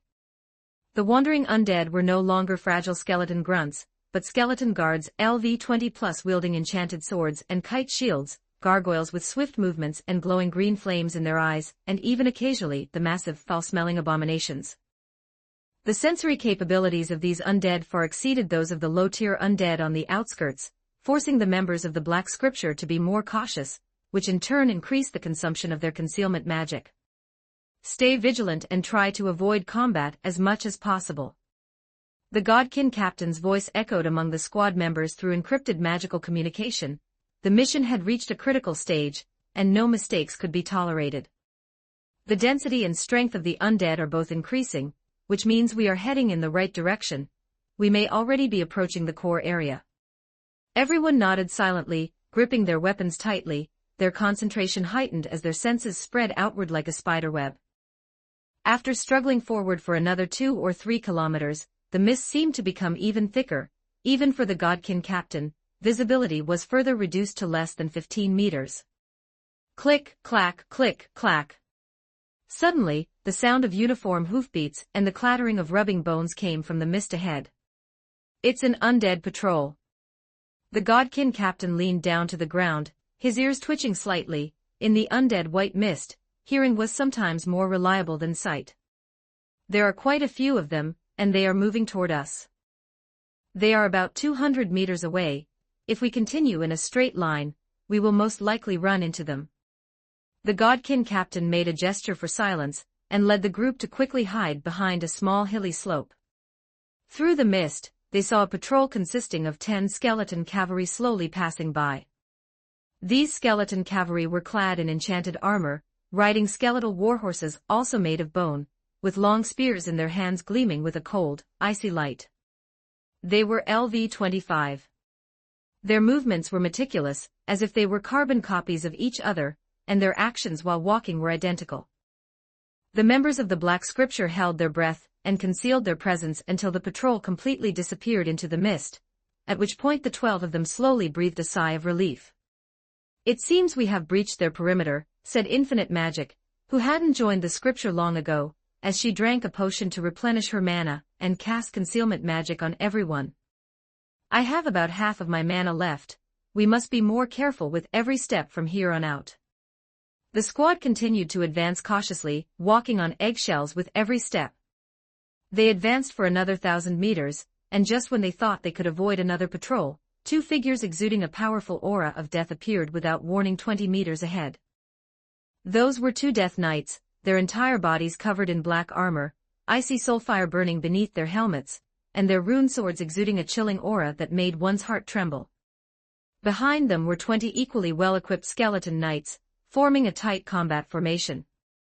Damn it, we can't avoid them. The Godkin captain's expression shifted slightly. At this distance, no amount of concealment could hide the scent of the living, and the enemy had clearly discovered them as well. No more words, everyone, strike quickly. The Godkin captain made a decisive choice, a flash of ruthlessness in his eyes. In an instant, the members of the Black Scripture moved. Various offensive spells, divine arts, and strengthening buffs were applied instantly. Tianxiang Tianxia's figure turned into a blur, his short blade stabbing directly at the throat of one Death Knight, while Holy Chant chanted an incantation, causing several beams of holy light to descend from the sky, bombarding the group of skeleton knights. The Godkin captain took the lead, his spear erupting with dazzling light as he charged directly toward the other Death Knight. The battle erupted in an instant, yet it ended in a very short amount of time. The strength of those 2 native Death Knights LV-30+ was indeed not weak. Their rune swords swung with powerful negative energy and fear effects, and the skeleton knights were well coordinated. However, the Black Scripture was, after all, the strongest combat force of the slain theocracy, and its members were all elites of the hero realm. Under their storm-like attacks, the undead patrol squad quickly fell into disarray. Well, at least that was what the Black Scripture squad believed. They did not notice. At the height of the battle, a faint, imperceptible silver streak of light flashed over their heads. A Death Knight who had been preparing to shriek and summon reinforcements had its mana core instantly disrupted by an invisible force, causing a few seconds of silence. The charge of the other Death Knight was tripped by something, causing its movement to falter for a moment, which happened to give the Godkin captain an opening. For the battle-hardened members of the Black Scripture, these subtle interferences were likely dismissed as the opponent's poor coordination, or just a stroke of luck. 3 minutes, finally finished. After clearing the battlefield and erasing their traces, one member said, their tone carrying a hint of relief. It seems these undead elites are nothing special after all. The Godkin captain frowned. He felt that the battle had been a bit too smooth, but he couldn't quite put his finger on what was wrong. He shook his head, suppressing this doubt, and looked at his slightly complacent team members, not letting himself get arrogant. Do not be careless, continue forward. The squad set off again and advanced for another 2 kilometers. Suddenly, the white mist ahead seemed to thin out a bit. Whoosh, whoosh, whoosh. A massive frostbone dragon returned from high above, stirring up a gust of wind that dispersed some of the white mist, revealing the silhouette of a majestic city so vast it was suffocating, looming in the fog. Even from hundreds of meters away, one could feel its unparalleled sense of oppression and deathly majesty. Black spires pierced the sky, and the massive city walls were like a sleeping beast, cold and sturdy. Above the city, a huge shadow could be vaguely seen circling. It was the frostbone dragon from before. This, an undead city. They actually built an undead city. How much time has even passed? The efficiency.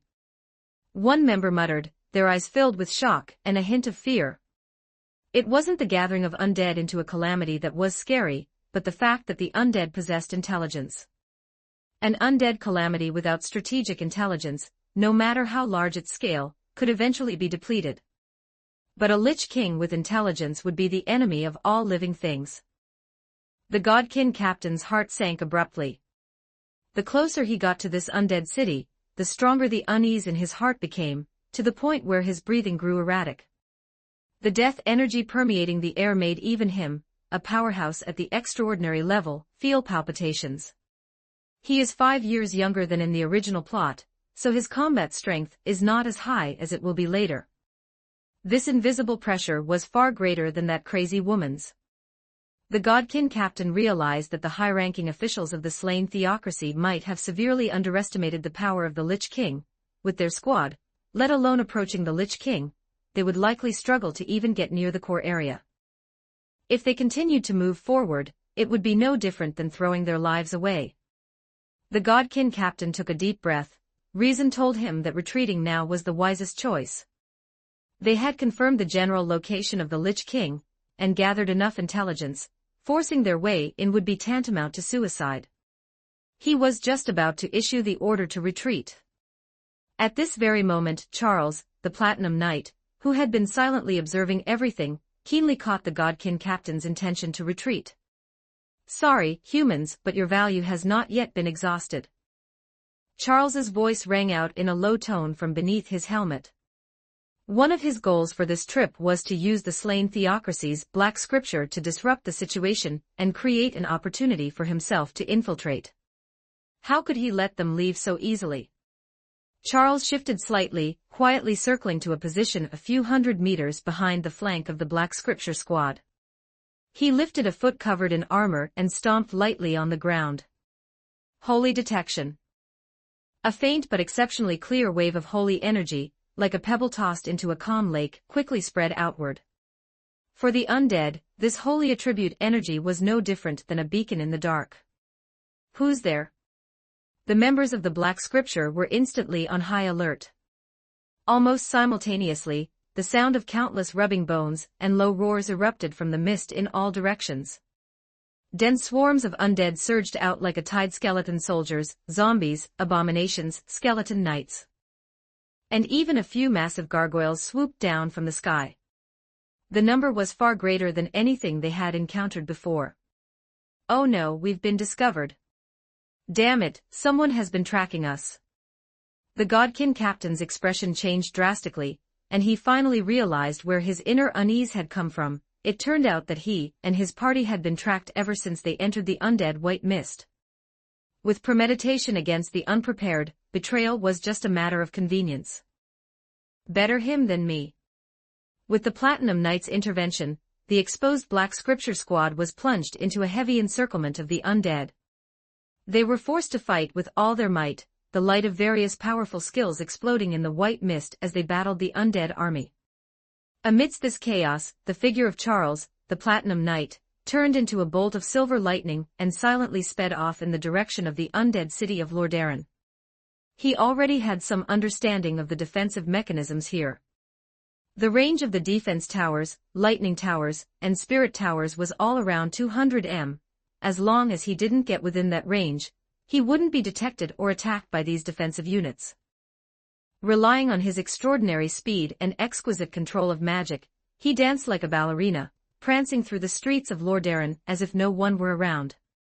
He avoided the attack range of the defense towers with extreme elegance. On the way, those three demon Lord Blackbends who had once knocked him away seemed to sense something, their massive bodies walking along the edge of the city, emitting a terrifying aura. But Charles had been prepared. He had chosen a route far from Demon Lord Blackburn's vigilance range, and released several interference spells, successfully confusing them, and avoiding these three guardians. The journey was fraught with danger but uneventful, and the Platinum Knight finally arrived at the foot of the hundreds of meters tall undead ice mountain in the center of Lordaeron.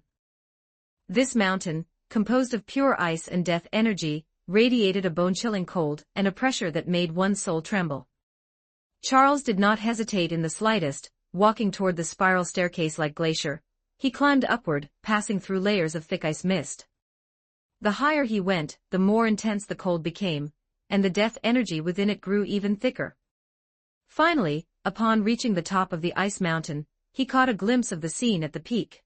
100 meters away, there was a frozen throne, with a figure vaguely seated upon it. Is this the so-called Lich King? Charles concealed his figure, deciding to get a little closer. Just as he intended to carefully observe the appearance of the so-called Lich King, the platinum armor gave a slight jolt, as if it had been struck by something. Charles, who had been maintaining a connection with the Platinum Dragon Lord's main body, saw the light on his body dim abruptly, and the white eye glow beneath his helmet instantly extinguished. Far away in some unknown place, the Platinum Dragon Lord, who was observing everything through the perspective of the platinum armor, had his expression changed drastically. The connection is broken. He could no longer sense the existence of the platinum armor, as if that armor avatar had never existed at all. This situation could only mean two things. The platinum armor was completely destroyed in an instant, leaving not even a trace of energy behind, or the armor had entered a completely isolated domain that even the Platinum Dragon Lord's consciousness could not enter. Whichever the case, it meant that the existence at the peak of the ice mountain was far more terrifying and mysterious than he had imagined. The Platinum Dragon Lord's eyes became incredibly grave. The threat level of this Lich King in the Aiblion Hills might need to be re-evaluated. 58 Chapter 58. The Damaged Black Scripture Chapter 58. The Wounded Black Scripture. It is well known that the platinum armor is the alt account of the Platinum Dragon Lord, and in essence, it is also a piece of equipment. Its operation involves the Platinum Dragon Lord attaching his consciousness to the armor, simultaneously sharing vision while being able to further control combat, flight, communication. And the Sheep Talisman happens to be an expert in the field of souls. Expelling a consciousness attached to the armor is just a simple task for Leonardo, who holds the Sheep Talisman. This move is truly NTR in his face. Leonardo came here originally for the Black Scripture, to snatch two people while simultaneously putting some pressure on this strongest human squad. It would be even better if the Godkin squad carried downfall of castle and country, saving himself from having to make a trip to the slain theocracy. As for the platinum armor, one can only blame the Platinum Dragon Lord for being too curious, insisting on interfering in a chessboard he shouldn't have, and not just once or twice. This time, by easily NTRING the opponent's armor avatar, it is equivalent to cutting off one of his arms. Who knows what kind of expression the Platinum Dragon Lord will have when he sees the platinum armor roaming around in the future. Platinum armor, sorry Charles, I have already fill in the blank hee hee ha ha ha. On the battlefield filled with white mist, the sounds of killing, bones breaking, and magic exploding intertwined into a symphony of despair, as the members of the Black Scripture were separated and surrounded by an endless torrent of undead. The originally tight formation quickly became fragmented under the washing of a large number of undead. The Godkin captain roared, his long spear brandishing rays of scorching light, slashing the pouncing skeleton soldiers into dust. But more undead, like sharks smelling blood, swarmed forward one after another. No, if we continue to be consumed like this, no one will be able to run out alive. Damn it, we can only take the risk and separate. Everyone, group up and break out separately, then assemble at the designated location. The Godkin captain ordered with a hoarse voice. Gathering together at this moment would only lead to being consumed faster. Only by retreating in groups of 3 would there be a chance to survive. Hearing this, the members immediately used their respective means, attempting to break through the encirclement. However, the number of undead was simply too great. They were tireless and unafraid of death. No one knew how many undead existed in the white mist. They could kill 100 or 1,000. But the number of enemies was far more than that, and people have times when they are exhausted. Just thinking about facing such a large number of enemies was enough to make those with weak wills collapse. Infinite Magic Angelina sat on her magic orb, her slender fingers tapping continuously, launching ice spikes and fireballs with astonishing power into the undead horde, blasting out patches of emptiness. But her face became paler and paler. It wasn't that she lacked magic power, but rather the heavy load brought by the high concentration of mental energy and continuous spellcasting, making her feel a profound exhaustion in her soul. Although her source of magic power was many times greater than ordinary people, manipulating this power to resist such a massive number of undead was a huge test for her will. The Godkin captain analyzed the personnel coordination amidst the chaotic army. Normally, according to the seat numbers, he should have brought the 11th seat and the 12th seat. But both of them were melee classes, and their condition was still fine. Instead, it was the healer, Holy Chant Lilith, and the mage, Infinite Magic, who had reached the edge of their limits due to prolonged magic consumption. Infinite Magic, Holy Chant, you two come with me.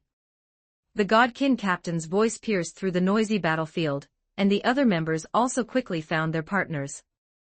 Hearing the call, Angelina perked up, enduring the mental exhaustion, and released an ice wall, temporarily blocking the army of undead in front. Lilith pressed her palms together and began to chant a hymn. Soft golden light showered onto the Godkin captain and several nearby members, dispelling fatigue and restoring their stamina. Captain, this way. Angelina pointed to the side where the undead were relatively weaker, which was the direction opposite to that suffocating undead city Lordaeron. Their only thought at this moment was to stay far away from that city of death and escape alive. The Godkin captain took the lead. A cold glint arrived first, followed by his long spear like a dragon, forcibly tearing open a bloody path in front. Keep up, don't fall behind. He roared, and every time the spear tip swung, it took away a patch of undead remains. The enchanted flame scorched the bodies of those undead, clearing a path barely passable for Angelina and Lilith behind him. The other members immediately understood the captain's intention. They tacitly formed temporary small groups and broke out in different directions, attempting to distract the undead. The sounds of killing, the clash of weapons, and the wails of the undead before purification rose and fell in the mist. A battle of life and death was being staged in every direction. The combination of the Godkin captain and the two was undoubtedly the strongest group among the breakout teams, or rather, as long as one teamed up with the Godkin, it was basically the highest probability of breaking out.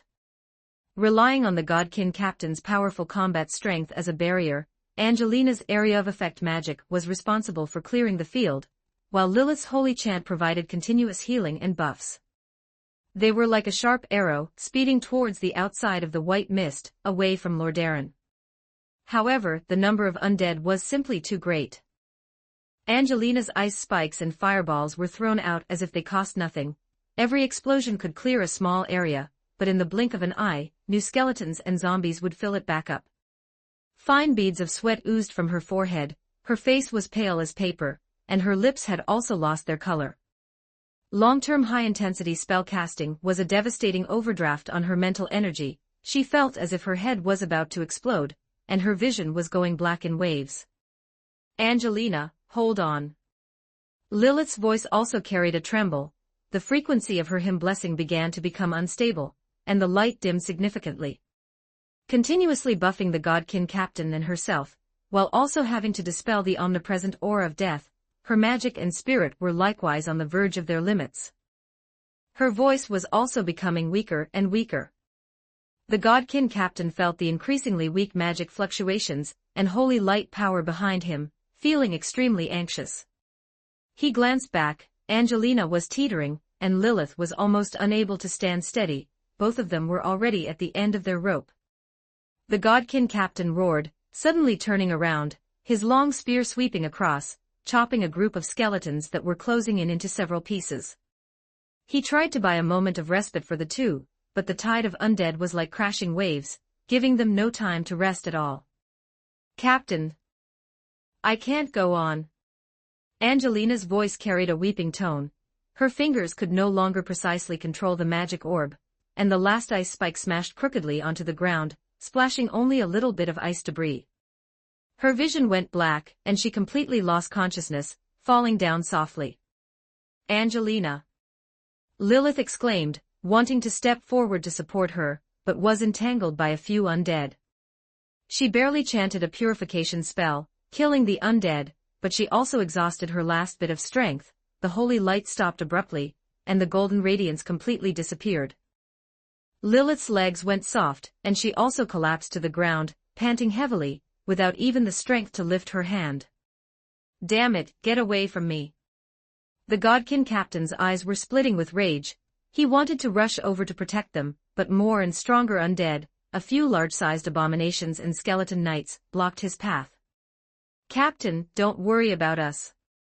Lilith shouted with her last bit of strength, tears mixed with sweat sliding down. She saw those undead that had lost their targets slowly surrounding her and Angelina. The Godkin captain felt as if his heart was being twisted by a knife. He knew that Holy Chant was right. If he stayed, he would only be submerged with them. He still had a mission, and information that needed to be passed on. The Godkin captain gritted his teeth sharply, a flash of determination in his eyes. He took one last look at the two surrounded people, let out a roar of grief and indignation, turned around, and exhausted his last bit of strength, rushing madly towards the edge of the white mist. He did not see that after the two fell into a coma from exhaustion, all the surrounding undead stopped moving. Being able to deal with 30 or so small elites around LV-30 is, for you, actually not bad.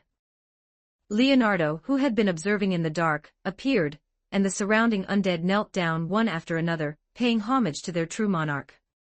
The battle just now was merely a training exercise for the Black Scripture. Those who entered the field were just a group of LV-515 skeleton and zombie fodder, the kind that a kingdom necromancer could summon 300 of in a day. It didn't matter how many died. Even local death knights, in front of the Lich King who possesses Frostmourne, are existence that can be mass-produced once seen. Infinite magic and holy chant, the two being able to solve 30 or so small elites around LV-30, their strength is actually not bad. How wretched, it's fortunate you met a good person like me. Leonardo really likes helping others. He bent down and easily scooped the two unconscious women into his arms.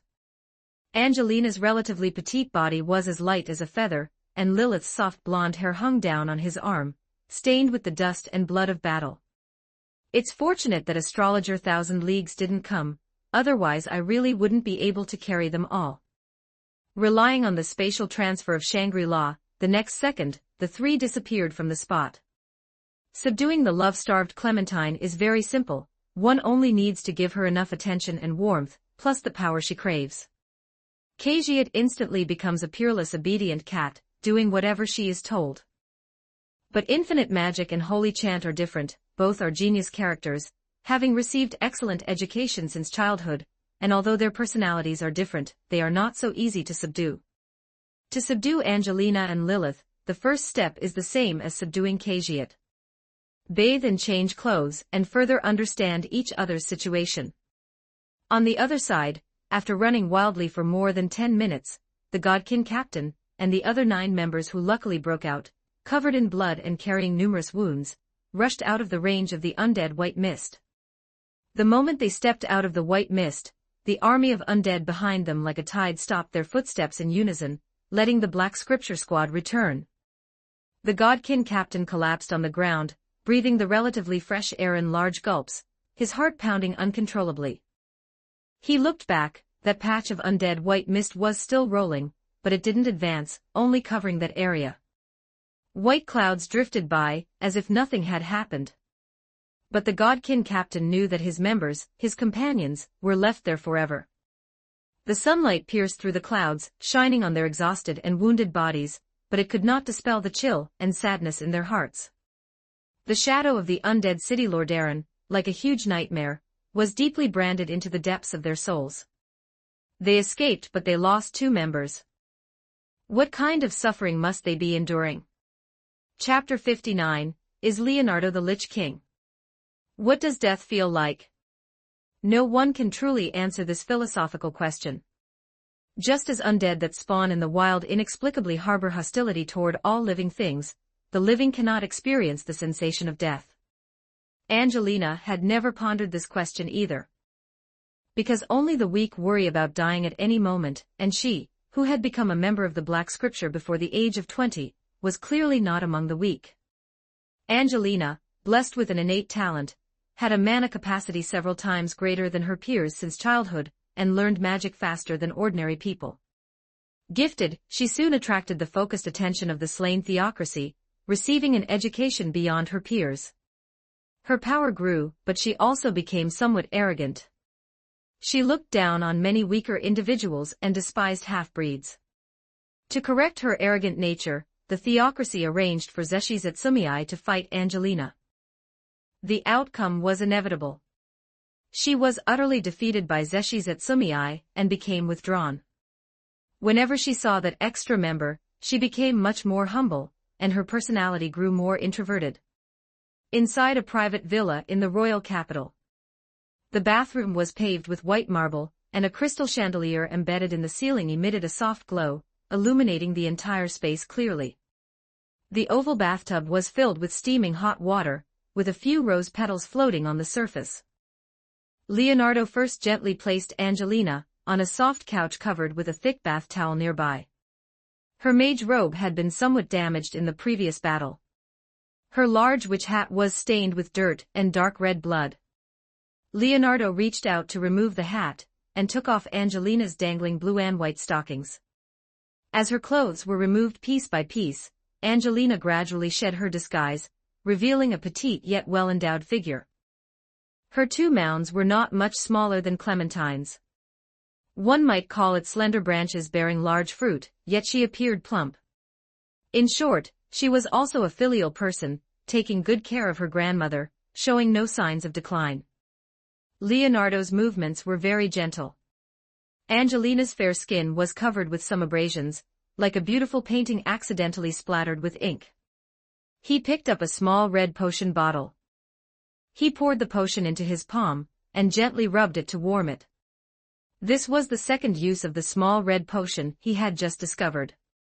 It can be taken internally or applied externally. External application is more effective. He leaned down and gently applied the potion to Angelina's wounds with his fingertips.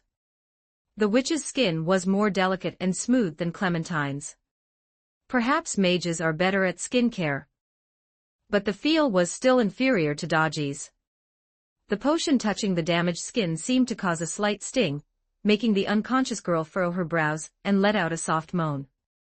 Leonardo looked at those scars. If the slight scars on Clementine added a bit of beauty, then these scars on Angelina somewhat spoiled her aesthetics. This is probably the difference between a dark-skinned athlete and a pale-skinned school beauty. Her hair is too long. It will be hard to manage later. Leonardo muttered to himself, putting Angelina down. He glanced at the sparse blue-haired bird on her head, and concluded that she would inevitably be as fierce as a wolf or tiger, with star power no less than Clementine's. Just simply applying the wounds, he momentarily forgot to turn off the water valve, but fortunately, the water pressure was normal, and he didn't get soaked.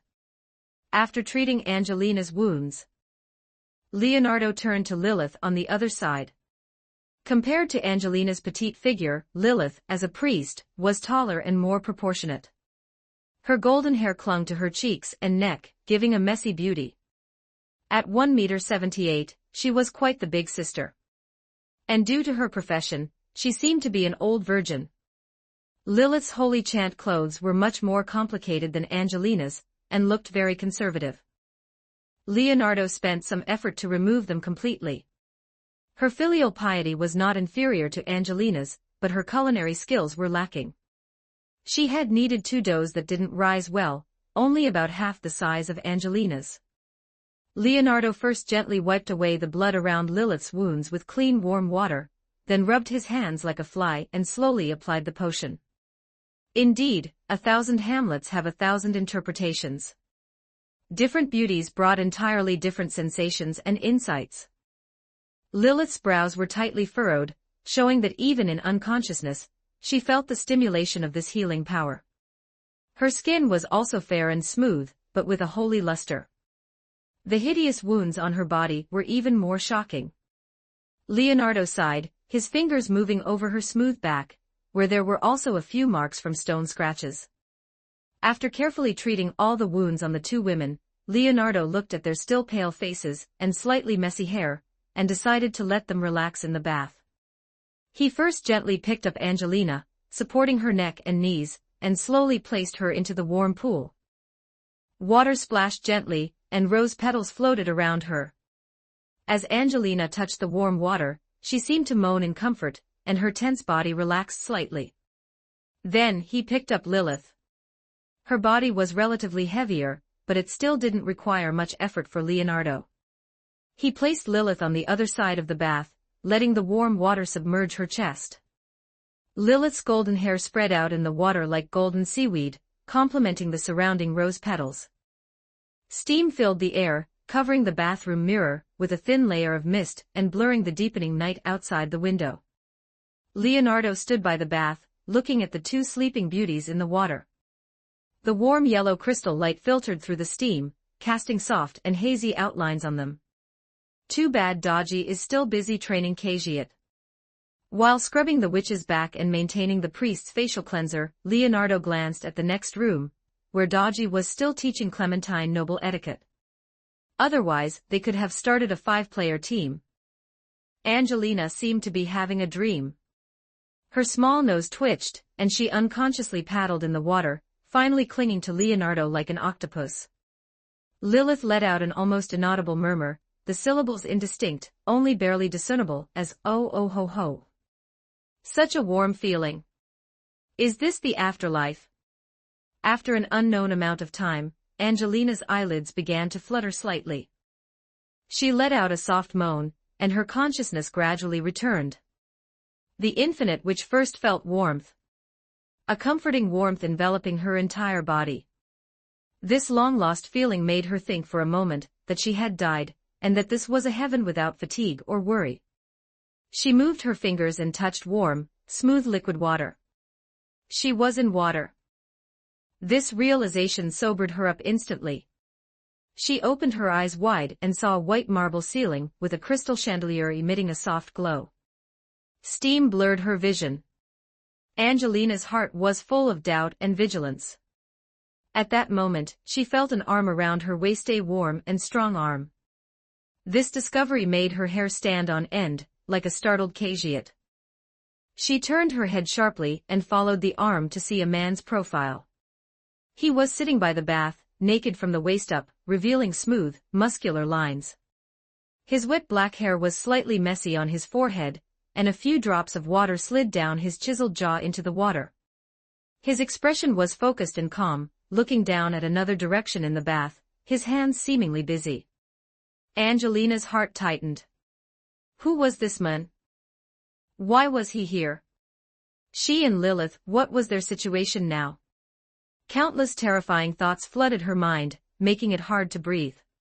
She instinctively tried to gather mana, but found her internal mana still weak. The boy's voice sounded in her ear, carrying a hint of amusement. Leonardo noticed Angelina's movement, stopped scrubbing her back, turned his head, and his gaze fell on her face. What kind of eyes were those? As dazzling as golden pupils, and if observed closely, one could see 12 time marks within them. So beautiful, so divine eyes. Under such a gaze, Angelina felt her cheeks burn, and an unprecedented sense of panic swept over her. She instinctively covered her chest. Where was my cloth? Angelina realized that she was now immersed in water, bathing with this strange man. Who are you? Angelina's voice carried a barely perceptible tremor. Though she tried to appear calm, her bitten lower lip betrayed her embarrassment. She instinctively tried to sink deeper into the water, but found the arm still around her waist, holding her half in his embrace, leaving her no escape. Leonardo raised an eyebrow, finding Angelina's startled deer expression quite amusing. He pointed to the other side of the bath. First, worry about your companion. She hasn't woken up yet. Angelina followed his finger and saw at the other end of the bath, golden hair floating in the water, revealing a pale, fair shoulder. Looking up through the mist, that face was Lilith. Her teammate's eyes were closed, brows slightly furrowed, face still pale, but her breathing was steady, clearly out of danger. Seeing Lilith alive, Angelina's hanging heart relaxed a little, but it was soon replaced by greater questions. Did you? She looked at Leonardo with a complex expression. Rather than saving you, you are now my prisoners. Just follow my arrangements quietly from now on. Angelina's expression froze instantly. Seeing Leonardo's serious face, her heart felt as if gripped by an invisible hand, making even breathing difficult. Prisoners? Captured by whom? She and Lilith had fallen in the white mist. Only the undead could capture them, and the man before her was clearly no undead. Could it be he was the Lich King? 60 Chapter 60, Accepting Reality. Captives, you must be joking. Ha ha ha, this guy must be joking. The Lich King is an undead, isn't he? This man is clearly human, how could he be the Lich King? Angelina tried to use an awkward laugh to make Leonardo deny what he had just said. Well, for now, that's the case. Looking at the beautiful fool before him, Leonardo let go of the hand gripping Lilith's doe-like flesh, and under Angelina's tense gaze, he leaned in close. What do you want? Angelina's voice carried a sob as she shrank back, ripples on the water reflecting her panicked face. Don't come any closer. Is today the day I lose my chastity? I haven't even had a boyfriend yet. But Leonardo seemed not to hear her protests, merely leaning slightly forward, his warm breath brushing her ear, and holding the witch tightly in his arms like a rag doll. Is it coming? Sneaking a glance at Leonardo's slightly chubby but handsome face, the infinite witch imagined herself being pinned down and ravaged by him. If it's this handsome guy. Still can't accept it, hey? Angelina felt all the blood rush to her head, overwhelmed by shame and anger, almost fainting. She wanted to resist, to scream, but under his gaze, all her strength seemed drained away. Fine, just treat it like a dog bite. The infinite witch almost resigned herself, however, the expected forceful advance did not come.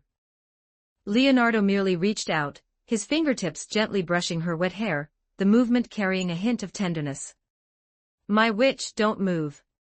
His voice was somewhat youthful yet magnetic, like a feather scraping her eardrum. You still have injuries, moving will aggravate them. What do you mean, my witch? Angelina was stunned, feeling Leonardo's gentle touch, confusion mingling with her shame and anger. What is he doing? What followed completely exceeded Angelina's imagination. Leonardo picked up a soft flannel cloth by the pool, and began to wipe her body. What the hell? Where's the forceful advance I wanted? Let go, I'll do it myself. Angelina snapped back, her voice trembling. This feeling of being so intimately attended to was more awkward and shameful than direct violation. She was the powerful infinite witch, when had she ever been treated like this? What is this? Is she being treated like a rag doll to be manipulated? But Leonardo turned a deaf ear, only quickening his movements, wiping from her shoulder to her arm, smooth and natural, as if he had done it 1,000 times. Save your strength. I don't want you to pass out from exhaustion again. The misty steam made Leonardo's slightly chubby face appear even more hazy and mesmerizing. His breath was close, the warm air brushing Angelina's ear, sending a shiver through her. It wasn't fear, but a strange sensation that made her both ashamed and inexplicably flustered. His fingers, wrapped in the soft cloth, gently wiped her skin with just the right pressure. From shoulder to arm, to her slender waist. Every touch was like a faint electric current coursing through her limbs. Angelina felt her body growing hotter, her heart pounding so fast it seemed ready to burst from her chest. Let go, Who? Her voice was as faint as a mosquito's, carrying a breathlessness she didn't even notice herself. The strength to resist had long vanished, leaving only instinctive stiffness and slight trembling. Leonardo still ignored her, his fingertips occasionally brushing unintentionally against her sparse hairs, each touch making Angelina's body jolt. A strange, intense feeling surged from the depths of her heart, almost making her moan uncontrollably. She squeezed her eyes shut, her face steaming like a kettle. Angelina didn't know what she was resisting, this humiliating situation, or the unfamiliar sensations that made her lose control. Leonardo seemed to notice her anomaly, pausing slightly in his wiping. His deep, sacred eyes looked at her with a hint of inquiry. Is something wrong? His voice was low, carrying a trace of concern. You bastard. This question seemed to ignite the fuse. Angelina felt an unprecedented wave of heat sweep through her entire body. All the shame, humiliation, confusion, and that damned, unspeakable flutter intertwined and collided in that moment, eventually converging into a torrent that breached the dam of reason. Ah! An uncontrollable, ecstatic moan escaped Angelina's lips. The sound was delicate and alluring, echoing in the silent bathroom, unusually clear. Time seemed to freeze at that moment. Leonardo also stopped. He widened his eyes slightly, looking at the witch in his arms, whose body trembled violently, her face flushed, her gaze dazed. Indeed, this woman's star power is not to be underestimated. Angelina snapped back to reality after that momentary lapse. Realizing what she had just done, and what shameful sound she had made. Her face turned pale in an instant, then flushed red, spreading to her ears. She opened her mouth but found she couldn't utter a word. Shame, embarrassment, mortification, all kinds of emotions drowned her. She wished she could find a hole to crawl into, or simply faint. The bathroom fell into a dead silence. Only the steam rose slowly, along with Angelina's slightly rapid breathing. In this suffocating silence, Leonardo gently released Angelina, and casually placed her on the soft towel spread on the edge of the pool. Throughout the process, his expression hardly changed, as if nothing had happened. Dry yourself. He left these words and turned to walk to the other end of the pool, leaving Angelina, still in her post-climax cool-down, sitting there dazed, her mind blank. Was I just cast aside? Angelina stared blankly at Leonardo's back as he picked up another cloth, and began wiping the unconscious priestess Lilith's body. The same gentleness, the same focus. Angelina. All the shame and embarrassment seemed to find an outlet at that moment, or rather, were replaced by a more complex emotion. Though unwilling to admit it, she had just climaxed. This was the greatest shame of her life. But he acted as if nothing had happened, not even giving her an odd look, just cast her aside. An indescribable sense of loss, mixed with lingering shyness, crept into her heart. Forget it. I'm tired of it. Let it be. Angelina slowly lowered her head, looking at her wet body, and the water droplets scattered on her skin. She picked up the towel beside her and mechanically began to dry herself. What's the point? Even her body had betrayed her, submitting to this man. Perhaps he was right, she was now his captive. Since she was a captive, what right did she have to negotiate or demand dignity? She took a deep breath, trying to calm herself. Since things had come to this, she had to accept reality. At least, for now, he hadn't actually harmed them. Meanwhile, at the other end of the pool, Lilith, who had kept her eyes tightly shut and brows slightly furrowed, had her long lashes twitch slightly. She had actually been awake for a while. She had woken up when Leonardo started attending to Angelina. But like a girlfriend clapping for a friend while her boyfriend was present, the powerless Lilith kept pretending to sleep. At first, she was shocked and angry, wanting to jump up and protect her companion, exposing this hypocrite's true colors. But her body was too weak, lacking any strength. She could only eavesdrop, feeling the movements in the water, listening to Angelina's transition from resistance to suppression, and finally to that wordless water magic battle cry. Her cheeks also secretly reddened. Leonardo's bath technique sounded quite gentle. Next might be the water cannon battle cry. But the result was unexpected. When Leonardo set Angelina aside and turned to wipe her body, the doubts in Lilith's heart gradually cleared. It seemed he really had no ill intentions toward them. If he wanted to do something, he could have done it while they were unconscious. Why wait until now and bother to clean their wounds and wipe their bodies? Especially Angelina's out-of-control moan earlier, and Leonardo's subsequent calm reaction further confirmed Lilith's suspicions. He had saved them, there was no doubt about that.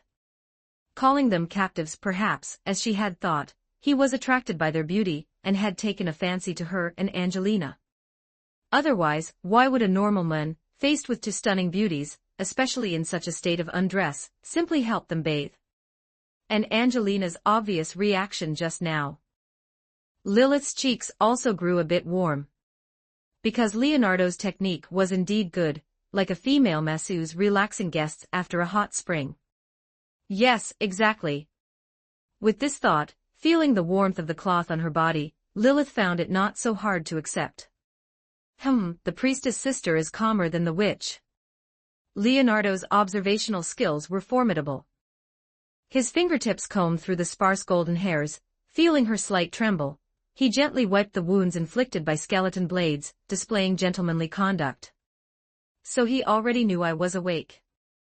Since she had been found out, Lilith stopped pretending. Looking at Leonardo still attending to her, she took the initiative to lean in and boldly hugged him. Little handsome, since we're so open with each other, can you introduce yourself? I'm very curious how I ended up as your captive. Damn, this old virgin's game is not beneath mine. Feeling his handle being grabbed, Leonardo's eyes narrowed slightly. He wasn't worried that the priestess would harm the invincible Guan Yu, that would be too overreaching. As a near street-level all-rounder, every muscle and organ in his body had the same defensive capability. There were no particularly vulnerable spots. Even his testicles and eyes could withstand gunfire. Although his Guan Yu had not yet awakened, it was not something a mere priestess could control. Numerically, it was a natural counter. To hold the emperor hostage to command the lords, one must have some real skill. And Lilith knew this, so she only planned to use adult social techniques to probe Leonardo's background. Now that she knew his measure, she wasn't afraid of controlling him. Though she was inexperienced, as a priestess for so many years, she hadn't practiced wordless water magic for nothing. Whether a pseudoman or a virgin, she could easily handle him. Chapter 61, The Contrast of Holy Chant. Yes, that's right. The moment she grasped a weakness of Leonardo, Lilith had already sensed something subtle was wrong. Although she had this leverage, it was clearly not enough to threaten him.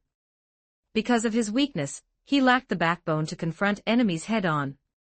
Furthermore, Leonardo's weakness had absolutely never been exposed. This was truly strange. An adult, a man, as a real man, would not hide under a protective umbrella. A fake man. Lilith leaned toward the latter, because a fake man would use his hands, while Leonardo did nothing at all. He. Realizing this, Lilith became exceptionally bold. Leonardo turned his head slightly to avoid her overly intimate contact, but the wiping motion in his hand did not pause, continuing to gently brush over the already healed abrasions on her body. You can call me Leonardo. He calmly uttered his name, his voice devoid of any discernible emotion. As for why you became prisoners, it's a long story. You trespassed into a place you shouldn't have. I saved you, and as the price, you need to stay here. Lilith, who was holding his arm, stiffened slightly before relaxing again, a meaningful smile appearing on her face. Leonardo. The name is quite nice. She could feel the firmness of his arm muscles, but just as she expected, she wondered how to provoke him. It seemed her judgment was spot on. Just then, a light knock came from outside the bathroom door. Leonardo responded, and a gentle voice replied, "Dear, the clothes are ready." Subsequently, Dodgy walked into the bathroom carrying 2 sets of clothes, placed them aside, and stood by waiting. However, she couldn't suppress the smile on the corners of her lips. Leonardo nodded and said to Lilith, "Put on your clothes, we'll talk about the specifics once you're out." He handed her a clean bath towel, then rose and walked straight toward Angelina. The witch was still slumped on the edge of the bath, her eyes darting away. She had heard every bit of the interaction between Lilith and Leonardo just now, but at this moment, her state of mind was extremely complicated. Shame, anger, loss, and a trace of curiosity that she was unwilling to admit even to herself. Leonardo walked up to her, crouched down, and looked her in the eye. "Are you feeling any better? Put on some clothes first. It wouldn't be good if you caught a cold." Angelina was stunned by this sudden concern. She nodded subconsciously, then abruptly turned her head away, her cheeks flushing red. "Your previous clothes were damaged in the battle, and were covered in blood and mud," Leonardo explained in a flat tone, "so I have prepared a set of clothing for each of you." As he spoke, he took a neatly folded set of clothes from the shelf nearby. That was a Christmas witch outfit. "What is this? You want me to wear this thing?" Angelina's eyes widened instantly, and she almost thought she had misread it. Bright red velvet, white for trim, a short skirt, and that iconic pointy hat. "Is this also a witch's hat? You want me to wear this?" Leonardo didn't think there was anything wrong with it and nodded. "The size should be appropriate. The material of this outfit is high-quality silk, which can better fit your body, and is convenient for movement." He paused and added, "Also, it's very clean." Angelina was momentarily speechless. Indeed, compared to her previous tattered, stain-covered witch outfit, although this style was quite novel, it was at least brand new and clean. Besides, it should count as a witch outfit, right? Seeing Angelina's still hesitant look, Leonardo didn't force her, simply placing the clothes beside her. "Naked, put it on yourself, or do you need help?" "I'll do it myself." Angelina almost shouted it out. She didn't want to experience the previous situation again. At least in front of the other 2 women, she didn't want to show it, even though it was quite comfortable. Leonardo didn't insist further and turned to pick up another set of clothes. It was a priestess outfit. But it was completely different from the holy style Lilith usually wore. Its cut was sharper, the lines were simpler, and one could even faintly see some lace edges at the cuffs and hem. Such a simple piece of clothing, what's the difference between it and adding a few strips of cloth? If Lilith wore it as a priestess, she should find it hard to accept this kind of clothing. Angelina thought this, but found that Lilith took the clothes without any hesitation. "This isn't right, is it? My holy chant, where is your sense of shame? Could it be that she has been suppressed for too long?" Regardless of the witch's thoughts, Lilith, who knew Leonardo was a novice, gently brushed her fingers over the silky, delicate fabric and the exquisite lace at the edges. "What a wonderful outfit. Unfortunately, I have no strength left. Leonardo, can you help me put it on? My ears, is there something wrong with my ears?" Angelina had just put on her panties when she heard Lilith's thunderous statement, and she turned her head with a stiff expression. "Damn alien, how dare you impersonate my teammate? My teammate, holy chant, may have long since fallen in the white mist. The current Lilith has gone astray. Sure, come here." Leonardo certainly knew what Lilith was thinking. She was just bullying him because he lacked seniority, couldn't confront her head-on, and couldn't make her feel anything. This kind of person would definitely be the loudest when shouting in battle later. Leonardo walked toward Lilith, who was looking at him with a gaze that was almost provocative, with that unchanging, confident smile lingering on her lips. Angelina felt as if her breathing was about to stop. She didn't even put on her bra, just watched the 2 of them interact. She watched helplessly as Leonardo walked up to Lilith, and watched as Lilith leaned forward slightly as if she had no bones, pressing part of her weight onto him. For Angelina, who was accustomed to holy chant's holy and dignified image, this scene was tantamount to ruining her character. My holy chant, where is my lady sister? Who is this dissolute woman? Why is the contrast of holy chant so huge? Leonardo is truly gentle. Lilith's voice was deliberately coquettish. She extended her finger and gently traced Leonardo's hand. It's just, this outfit seems a bit too revealing. The fabric is thin and breathable, suitable for indoor wear. Raise your hands. Lilith raised her arms as instructed, a flash of surprise in her eyes. Leonardo's movements were very gentle and very skilled. Raise your leg. Lilith didn't immediately comply this time. Instead, she lifted her chin slightly and looked straight into Leonardo's eyes. Mr. Leonardo, doing this. Does your heart really not race? Leonardo looked up and met Lilith's gaze for a few seconds, his eyes shifting to the gold pen, a curve forming on his lips. I'm just appreciating some beautiful things, he said calmly, lifting Lilith's jade-like foot. Put your clothes on, we still have things to discuss. After speaking, he unfolded the panties and waited for Lilith. Holy Chant raised an eyebrow, seemingly surprised, and also a little unsatisfied. She snorted softly and obediently lifted her leg, letting Leonardo put the panties on. This woman is interesting. Watching from the side, Dodgy's tail wagged faster, her fox-like eyes narrowing slightly. Lilith's level was more than a little higher than that of Angelina on the side. But thinking about it, with Leonardo's personality, how could he eat rotten peaches? The priestess profession, she's a gal who can pull off a contrast. He straightened up and gave Lilith a once-over. This modified, thin, translucent priestess outfit with lace trim worn on Lilith strangely blended the two temperaments of holiness and allure. She was already beautiful, and the lazy posture she struck on purpose, paired with this revealing outfit, radiated a heart-palpitating charm. My destined one, you won't awaken for another 2 or 3 years, otherwise I would definitely make you all throw away your helmets and abandon your armor, and defeat you completely. It really suits you. Leonardo gave his evaluation. Is that so?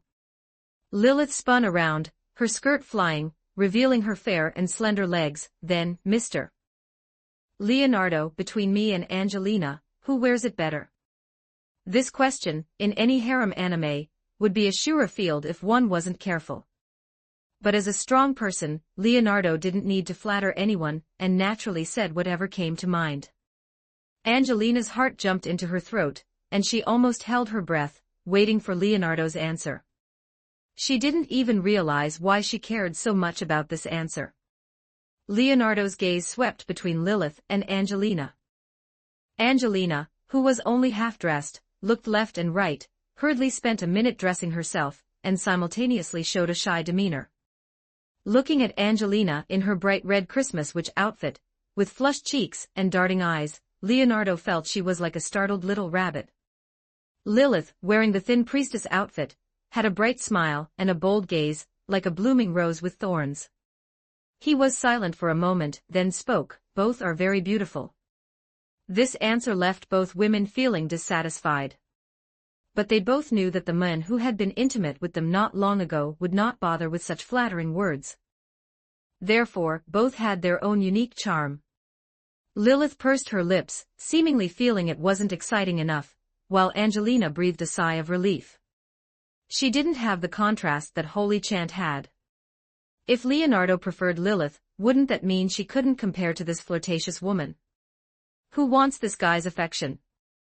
Shaking her head, Angelina cast away the lewd thoughts in her mind, and steadied the huge witch's hat on her head. However, truth be told, this outfit actually suits her quite well. Dodgy, standing on the side, maintained that gentle smile from beginning to end, only the pink tail wagging back and forth behind her indicating her mood. All right, the clothes are on. Let's go out and talk about business. 62 Chapter 62, Unusual Movements from All Sides. Chapter 62, Movements on All Sides. The heavy losses suffered by the Black Scripture Squad were something the slain theocracy had not anticipated. Although they had considered many worst-case scenarios, they never expected to lose 2 seats, this was the costliest mission in dozens of recent operations. Among the 12 seats, excluding Astrologer Thousand Leagues who did not go, and Holy Chant and Infinite Magic whose fates were unknown in the white mist, the remaining 9 were all injured. Among them, the Godkin captain showed signs of a mental breakdown. Because out of the 4 breakout teams, only his team had lost members, and he was the only one to break out. Angelina and Lilith, these 2 companions he spent every day with, he had watched helplessly as they were swallowed by the tide of the undead. The Godkin captain blamed himself immensely for this, and wished to let the strongest human take over his position. The 6 scripture chief gods could not just watch the Godkin captain waste away. Apart from Zeshi Zetsumei, he was one of the very few promising talents with the potential to step into the realm of the demon gods. Although the strongest human had already stepped into the realm of the awakened, his age was past its prime, and he was destined to go no further. The Godkin captain was different, not even 20 years old, he was already approaching the realm of the awakened, and was destined to be the leader of this generation of the Black Scripture. However, the failure of the mission to investigate the Lich King had indeed dealt a heavy blow to the Black Scripture members. Physical injuries were easy to heal, but emotional wounds were hard to mend. After multiple failed attempts at persuasion, the 6 scripture chief gods had no choice but to use their trump card, and have Zeshi Zetsumei teach everyone a lesson. Slain Theocracy, Training Ground. Zeshi Zetsumei stood in the center of the training ground, her black and white pupils scanning the dejected Black Scripture members before her. No one dared to meet her gaze, and even the Godkin captain kept his head lowered. I heard that among some of you, there is someone who wants to abandon their duty. I want to see which piece of trash it is. Her voice was soft, yet it made the air freeze. The Godkin captain's shoulders trembled. He wanted to argue, but the words were stuck in his throat. Zeshi Zetsumei did not wait for an answer. Seeing everyone silent for over 10 seconds, her figure suddenly vanished, and the next second, the Godkin captain flew backward, crashing through a stone wall before stopping. Blood spilled from the corner of his mouth, but he hadn't even seen the opponent's movements. Is this what you look like when facing the undead? Zeshi Zetsumei stood in the spot where he had just been, the stone tiles beneath her feet cracked in a radial pattern. You don't even have the will to resist, so how can you talk about revenge? The other members instinctively assumed combat stances, but Zeshi Zetsumei simply stomped her foot lightly and accelerated. 5 seconds later, all 9 elite warriors were thrown into the air. Only Astrologer Thousand Leagues remained, stunned in place, at a loss for what to do. Weak, simply too weak. Before a serious Zeshi Zetsumei, these Black Scripture members of the hero realm were as powerless as infants. Look at yourselves. Zeshi Zetsumei grabbed the Godkin captain by the neck and lifted him up, her heterochromatic eyes filled with a hint of disdain. You can't even stand steadily, yet you want to cast off the responsibilities on your shoulders. Do you think I want this? The Godkin captain suddenly lashed out in retaliation. His fist was condensed with power compressed to the extreme, carrying his previous unwillingness and anger, but the fist stopped an inch in front of Zeshi Zetsumei's brow, unable to advance even a millimeter further.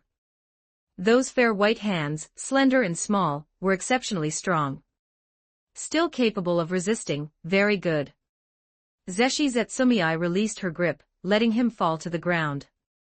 It means you are at least still capable of anger, and anger is sometimes far more useful than despair.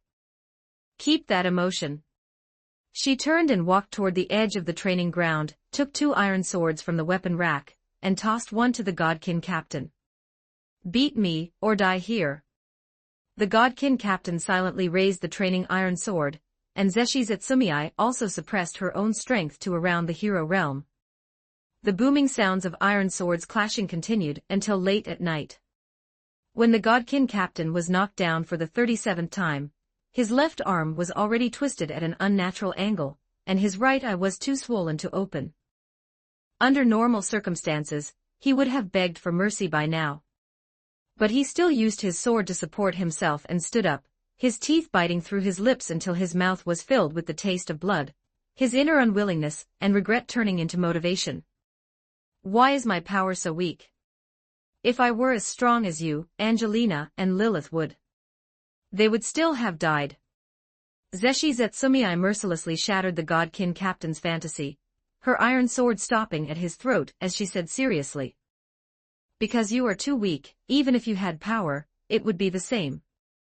Looking down at the Godkin captain, she said, you feel like you let them down.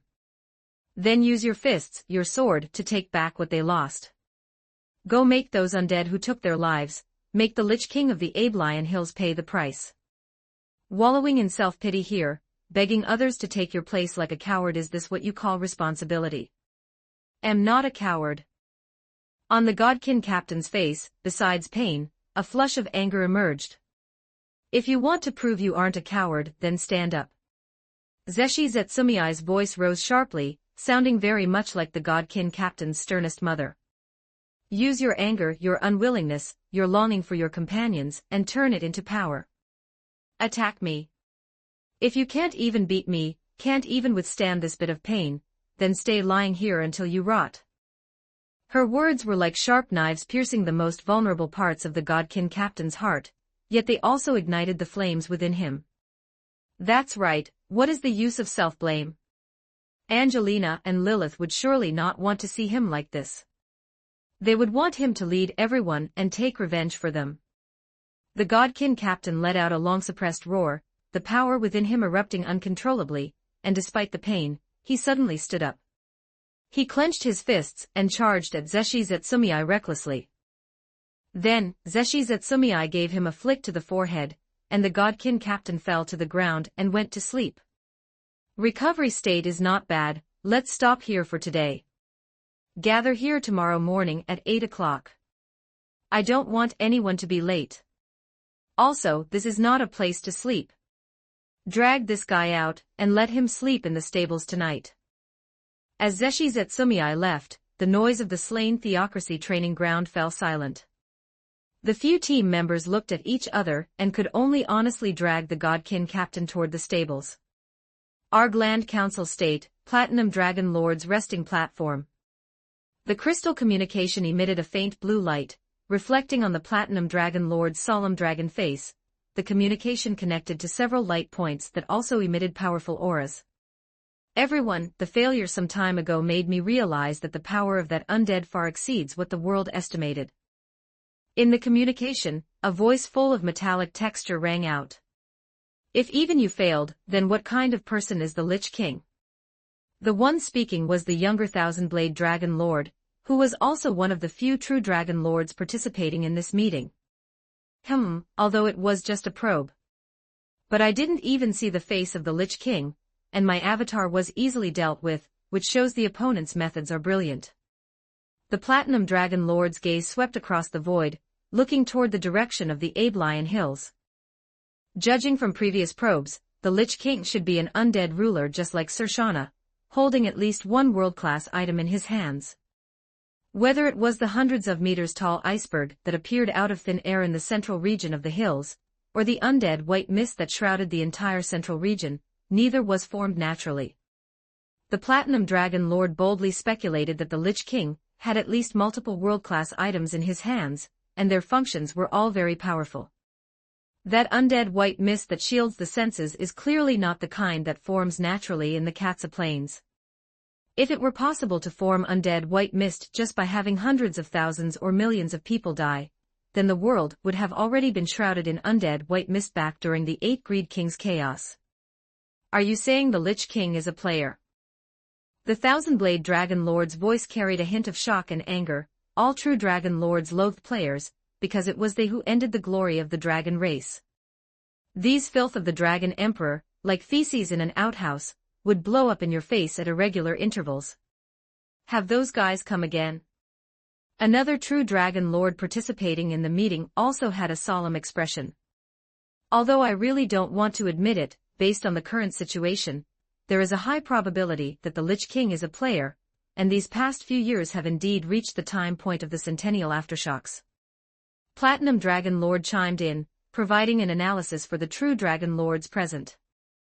Although the Lich King is only a single individual, unlike the 6 great gods or the 8 Greed Kings who were groups of people, this does not mean that the Lich King's strength is weaker than theirs. On the contrary, if one person can possess a level of strength comparable to the former human 6 great gods, or the 8 greed kings, then this Lich King might very well be the most powerful player we have ever faced. Stronger than the 8 greed kings, this is truly unwelcome news. Back then, those 8 players, in a desperate struggle, destroyed the glory of the dragon race and contaminated the wild magic system, resulting in not a single true dragon lord being born since. Thousand-Blade Dragon Lord was silent for a moment, his expression grave. If he really is a player, then the situation has become serious. The arrival of these filth of the Dragon Emperor is often accompanied by the distortion of world rules and disasters. We must confirm the Lich King's strength and his purpose. I don't know where that pervert Brightness is playing. And Celestial is running all over the world, so we can't find them for the time being. The 2 individuals Thousand-Blade Dragon Lord mentioned were the true Dragon Lords who did not attend. Oh right, there is also the mother, but she has irreconcilable differences with Platinum Dragon Lord, so naturally, she could not attend this council. I propose we convene at the Argland Council State. After we are prepared, we will personally confirm the truth about that Lich King. If he is truly a disaster that has descended, or if he poses a threat to our dragon race and this world, we must spare no cost to eradicate him. Silence fell over the communication again, with only the light of the crystal pulsing silently.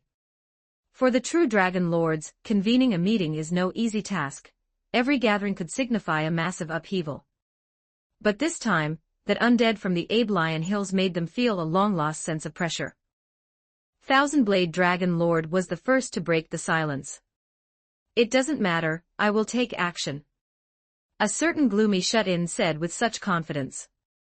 Platinum Dragon Lord nodded slightly, a flash of determination in his eyes. Then, 1 month from now, we will meet at the Argland Council State. The communication cut off, the crystal's light dimmed, leaving Platinum Dragon Lord to his own thoughts. The Lich King of the Abelian Hills. Who exactly are you? Are you the filth of the Dragon Emperor, or a new storm? Meanwhile, in the imperial capital of the Baharuth Empire. Deep within the imperial palace, in a resplendent study. Bloody Emperor Jerknev stood before a world map, his finger tapping lightly on the eastern territories of the empire. The worry and anxiety from months ago had long since vanished from his face, replaced by the confidence and calmness of one who has everything under control. All of this was thanks to what Alpha had told him: the Lich King of the Abelian Hills was not to be bothered, as it was merely an experiment by the Master, intended to make humanity more united. Bloody Emperor had not expected that the person behind the scenes controlling the empire would be so powerful. Even the Lich King, who could easily summon an army of 1,000,000 undead, was merely a casual move on the board for that person. This undoubtedly gave Jerknev peace of mind. Since we are both chess pieces, the Lich King couldn't possibly attack me, right? He no longer wasted his energy on senseless panic or futile defensive deployments on the southwestern border, but instead turned his gaze back to the grand blueprint of the empire. Your Majesty, according to your orders. The study door was pushed open, and an attendant came to report. All of the Empire's legions have finished assembling, and the equipment upgrades have been completed. We are just waiting for your Majesty's command. Bloody Emperor turned around, his eyes shining with ambition.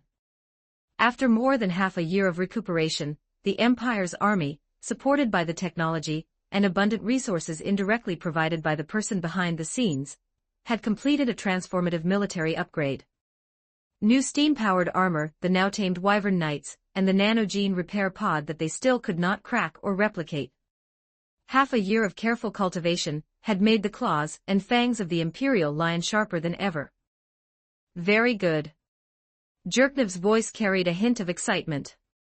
The first phase of integration has been completed, and the Empire's interior is stable. Now is the time to proceed to the second phase of the Great Expedition. His finger landed heavily on the area marked City Alliance on the map. Those loose city-states in the east have enjoyed peace and freedom for too long. They have forgotten the suffering of humanity and chosen to side with the demi-humans. It is time to make them remember. The glory of the Empire shall be reforged by our iron hooves once again. Transmit my decree. The Empire's 3rd Steam Legion, the Heavy Infantry Legion, and the newly formed Wyvern troops are to set out immediately. Target, the City Alliance. As you command. Your Majesty. The attendant bowed respectfully and turned to convey the orders. Outside the window, the Empire's flags fluttered in the wind. Bloody Emperor stood before the window, watching the surging crowd below, a smile curling the corners of his lips. Since the undead of the hills were no longer a threat, expanding the Empire's territory was now his primary goal. In the Elf Kingdom, near Crescent Lake, within the capital of the elves, towering ancient trees blotted out the sky, sunlight filtering through the dense leaves to cast dappled spots of light, and the air was filled with a rich aura of life and the fragrance of vegetation. In a clearing surrounded by exotic flowers and plants, an unconventional game was underway. Several beautiful, tall elves sat gathered together, watching the duel between two people in the center, the real-time combat turn-based game popular with the Elf King, CCB. And sitting in the seat of honor, playing against one of his beautiful elven descendants, was the ruler of the Elf Kingdom, Elf King Disam Hogan. He appeared to be only middle-aged, yet he was the father of hundreds, if not thousands, of elves, and he particularly enjoyed fathering offspring. He believed the wood elf race was noble, and wanted to use this to breed an army to conquer the world. He could be called the #1 stud of this world. 10 minutes later, the CCB game ended, and Disam entered a halftime break.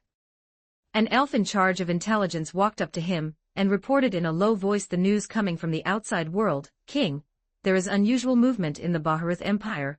They seem to be assembling a large army, preparing to advance on the City Alliance. Additionally, the human coalition operating in the Aiblion Hills has blockaded the central region where the undead are gathered. Internal strife among humans and also the undead. Yes, King. It is said that the Lich King's strength is unfathomable. The intelligence elf added.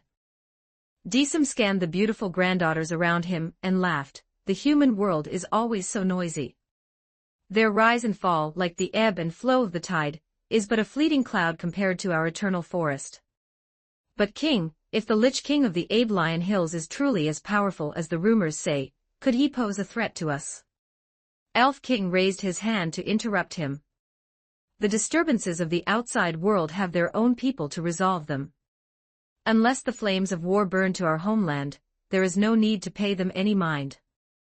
He focused his attention back on the game and smiled at his descendants. All right, don't let irrelevant matters ruin our mood. It's your turn, Kaelissa, don't disappoint me. The elf, enthralled by the game, immediately threw herself back into it. The earlier intelligence seemed like nothing more than a breeze, leaving no ripples in her heart. In the Elf King's view, whether it was the Empire's expedition, the failure of the slain theocracy, or that mysterious Lich King, they were all just minor squabbles within the human world. Elven lives are long and enduring. He had enough patience to wait for these clamors to subside on their own. As for that so-called threat, in the face of his powerful strength and the complex, ever-changing terrain of the Elf Kingdom, it seemed still very far off. Interview today, so just this chapter for now. Chapter 63, Dream 5-Man Squad. Holy Kingdom, Kaelin Shah. Kalka sat regally on the throne, calmly listening to Remedio's report on the situation over the past few months. Although the human coalition, the Night Watchers, had been established, everyone present knew that this was merely a delaying tactic. Aside from monitoring the undead, the greater purpose of the Night Watchers was to quell public panic, rather than to counterattack the Lich King. The dangerous situation of the Holy Kingdom had not improved much.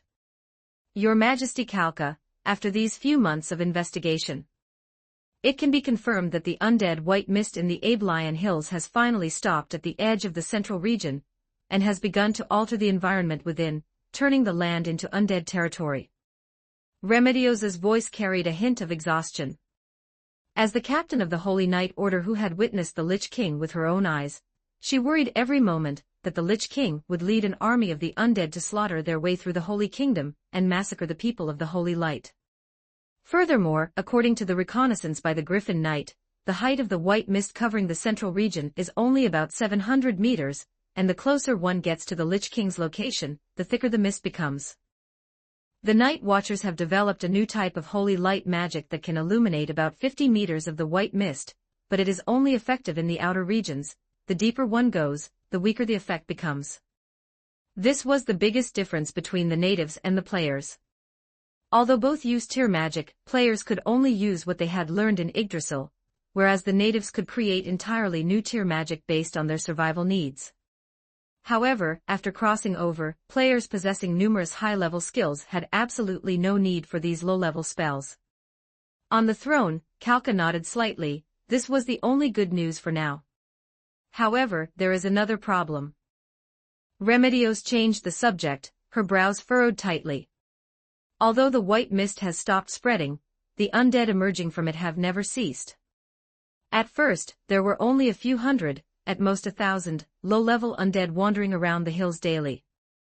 These undead possess no autonomous consciousness, and the coalition of the Night Watchers has been able to clear them out daily.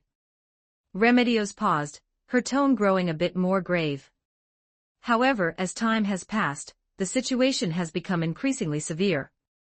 Now, the number of undead emerging from the white mist daily has exceeded 3,000, and their strength is also continuously rising. Kalka's seated posture tensed imperceptibly, and a flash of worry crossed her golden eyes. Can the Night Watchers' forces still hold on? The soldiers are holding on, Your Majesty, Remedios replied in a deep voice. It is just that this kind of attrition, whether in manpower or resources, is deeply worrying. If this continues, I fear.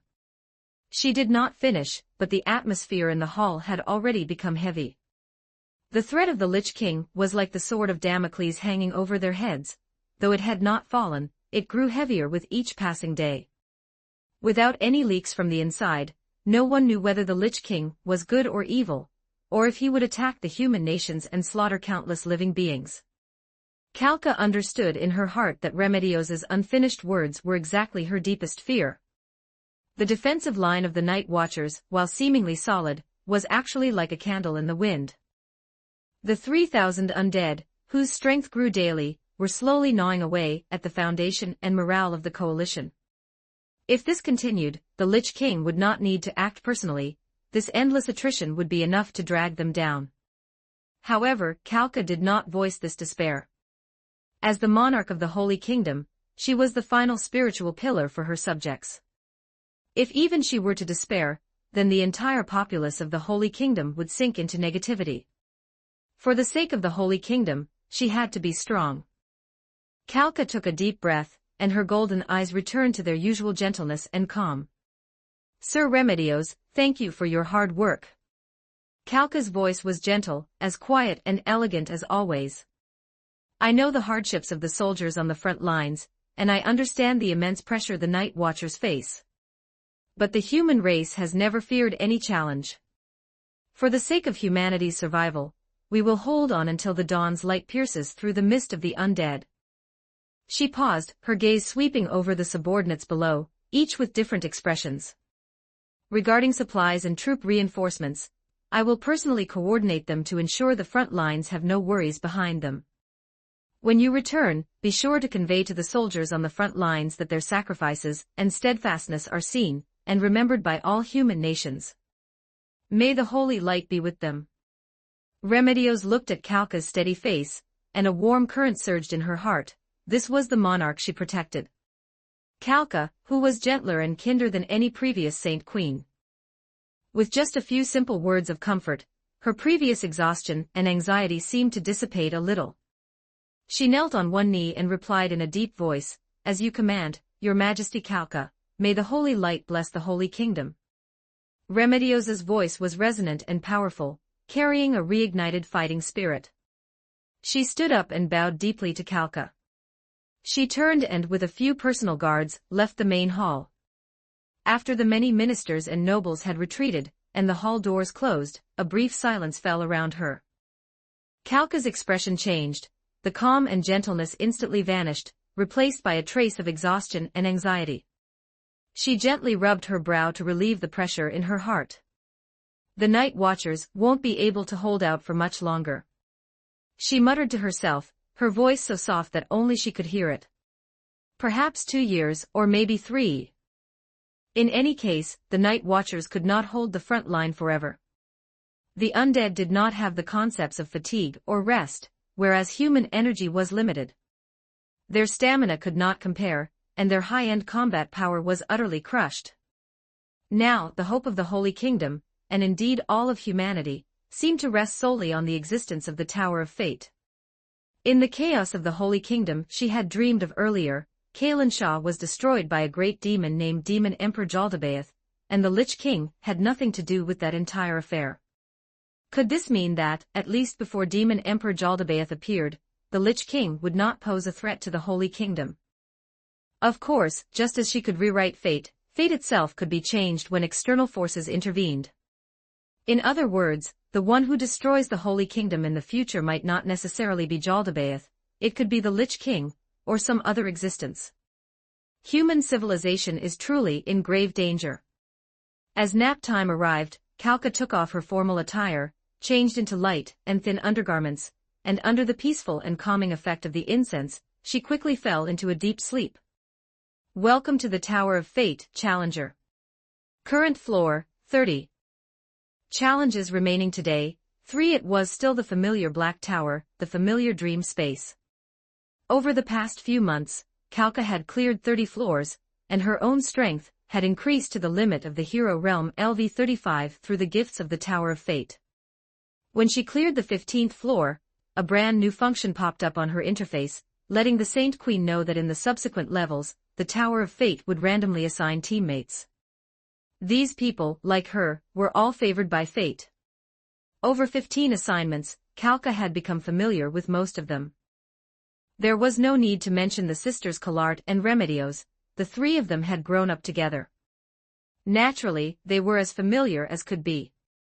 Besides the 3 of them, the chosen ones qualified to enter the Tower of Fate included the captain of Blue Rose from the neighboring kingdom, the heir to the Aindra family Locus, the Golden Princess Renner, the assassin sisters of the Baharuth Empire Tia, Tina, and Tira, and the eldest daughter of a fallen noble family, the disfigured Renas, the mysterious blasphemous nun Clementine, the ascetic witch Angelina, the exposed priestess Lilith, and a demi-human maid Dodgy. Because for over a dozen times, she had always been matched with females. Kalka even suspected that the Tower of Fate only selected female characters, or that female chosen ones were matched with each other, and male chosen ones were matched separately. In the last few times, the blasphemous nun Clementine had become even bolder. She no longer wore that semi-transparent, simple nun's habit and simply slept in her underwear. Yes, after Leonardo's secret modifications, those who awakened in the Tower of Fate were dressed the same as they were when they fell asleep in the outside world. And following Clementine's bad example, Angelina, Lilith, and Dodgy had also successively started sleeping in just their underwear. This led to the style of the Tower of Fate changing later on. Kalka did not want to be alienated by teammates who were also favored by fate, or to be seen as a bad example of feigned modesty, so she had no choice but to follow the trend. After all, the Tower of Fate was just a special dream. The spawned monsters had no intelligence, and the NPC characters would not care what they wore, plus they all already knew each other. Plus, the weather had been hot recently, and sleeping with clothes on was indeed uncomfortable. Another point was that Kalart and Remedios had also started dressing like this recently, so she had to comply. Floor 31, Hobbit, a volcanic Balrog. Challenge target, Balrog projection LV60. Rewards, Fate points *600, Sunwell Holy Water *10 current mode, hard volcanic environment. Randomly matched number, 5 people. The number of people had increased. Kalka felt a jolt in her heart. Matched with 5 people. This was completely different from her experience over the past 30 times. In the past, she had either been on her own or fighting side by side with one other female teammate. There had never been such a formation. Was it because the floor level had risen above 30, and the difficulty had spiked, so more manpower was needed? She suppressed the surprise in her heart, and quickly scanned her surroundings. Inside the familiar Black Tower space, light and shadow twisted, and several figures gradually became clear. The first to come into view was Tina, the most lively and bold of the three assassin sisters from the Baharuth Empire. At this moment, just as Kalka had expected, she was wearing only a set of black form-fitting undergarments, outlining the girl's vibrant curves. Next was her high priestess, Kalart. This chestnut-haired beauty had a good mindset. She was wearing a relatively neat set of white undergarments, her hands subconsciously crossed over her chest, looking somewhat heroic. Then there was the captain of Blue Rose, Lokius Aindra. This female adventurer had also shed her armor at this moment and changed into a set of blue form-fitting undergarments. Although there was more fabric than Tina's, it was still exceptionally eye-catching in the relatively narrow space of the tower. Her reaction was the calmest, though her brows were slightly furrowed. The three female teammates were all in light attire. Kalka sighed to herself, indeed, everyone had followed the trend. She looked down at her own off-white, lace-trimmed conservative undergarments. Compared to the previous two, it seemed not too out of place. If nothing else, at least it was much better than the nearly naked appearance of Clementine and the others. Just then, the fifth figure solidified. That was A. Kalka's golden eyes widened abruptly, almost thinking she had seen wrong. The figure was taller than any of the women present, with a straight and upright build. Although she couldn't see the details of the face, there was the distinct male silhouette and short hair. How could there be a male? Did the Tower of Fate not only select females? Or was it that, at higher levels, the rules had changed? What should she do? Thinking about being dressed so revealingly in front of a strange man. Kalka, who had never been in a relationship, felt a rush of heat instantly surge to her cheeks, burning her ears until they felt hot. She subconsciously wanted to bring her long, snowy legs together, and she didn't know where to place her hands. The Saint Queen, who was usually calm, composed and steady in the imperial court, was now like a naive little girl, at a loss in the Black Tower. Kalart and Tina had obviously noticed the presence of this male, the former with a hint of contemplation, while the latter was examining him up and down with great interest. Under everyone's gaze, Leonardo appeared in the Black Tower.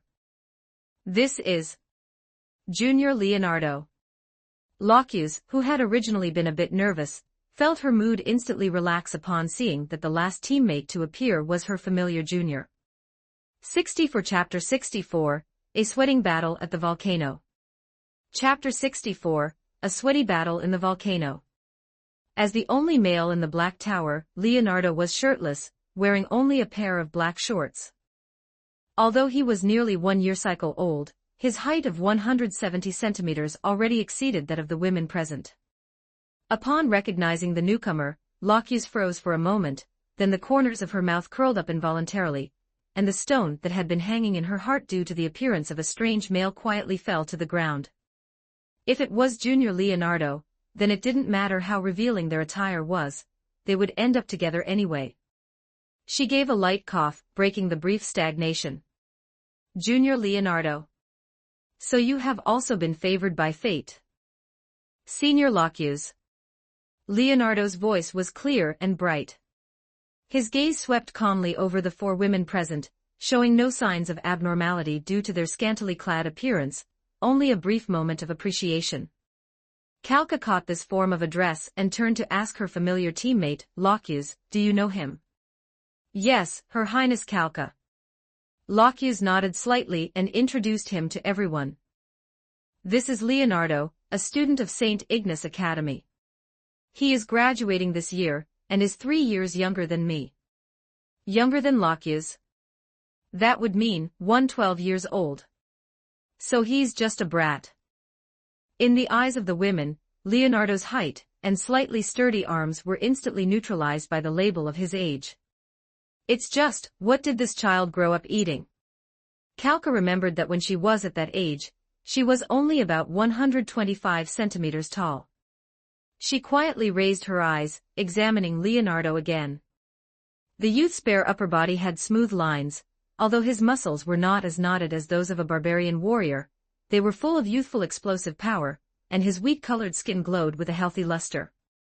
Such sturdy arms and an upright posture, yet he was just a student.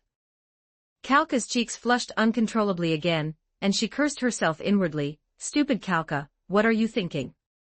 The person in front of you is still just a greenhorn. 112 years old. Tina, who already had strange hobbies, had her eyes light up immediately upon hearing this, like a kitten that had discovered a novel toy. She was petite in stature, but her movements were exceptionally agile. With a quick dash, she darted in front of Leonardo, circled him twice, and clicked her tongue. I couldn't tell, little guy, you've developed quite well. Before she finished speaking, she leaped without warning, landing lightly on Leonardo's shoulders, swinging her legs playfully, while her hands grabbed his short hair. Softness pressed against his back, and a delicate fragrance drifted over. Tina was completely oblivious, as if she were riding a small pony. Little guy, how does it feel to carry your big sister? Leonardo's body sank slightly, then stabilized. He frowned imperceptibly but did not throw her off. Miss Ninja, please behave yourself. Yo-ho, you've got quite a temper. Tina giggled, her legs gripping even tighter instead. Lockhughes stood to the side, watching Tina treat Leonardo so intimately. In those eyes that were always filled with determination, a trace of gloom flashed imperceptibly. She pursed her lips subconsciously, feeling somewhat unhappy. She had met the junior first, Tina was being too.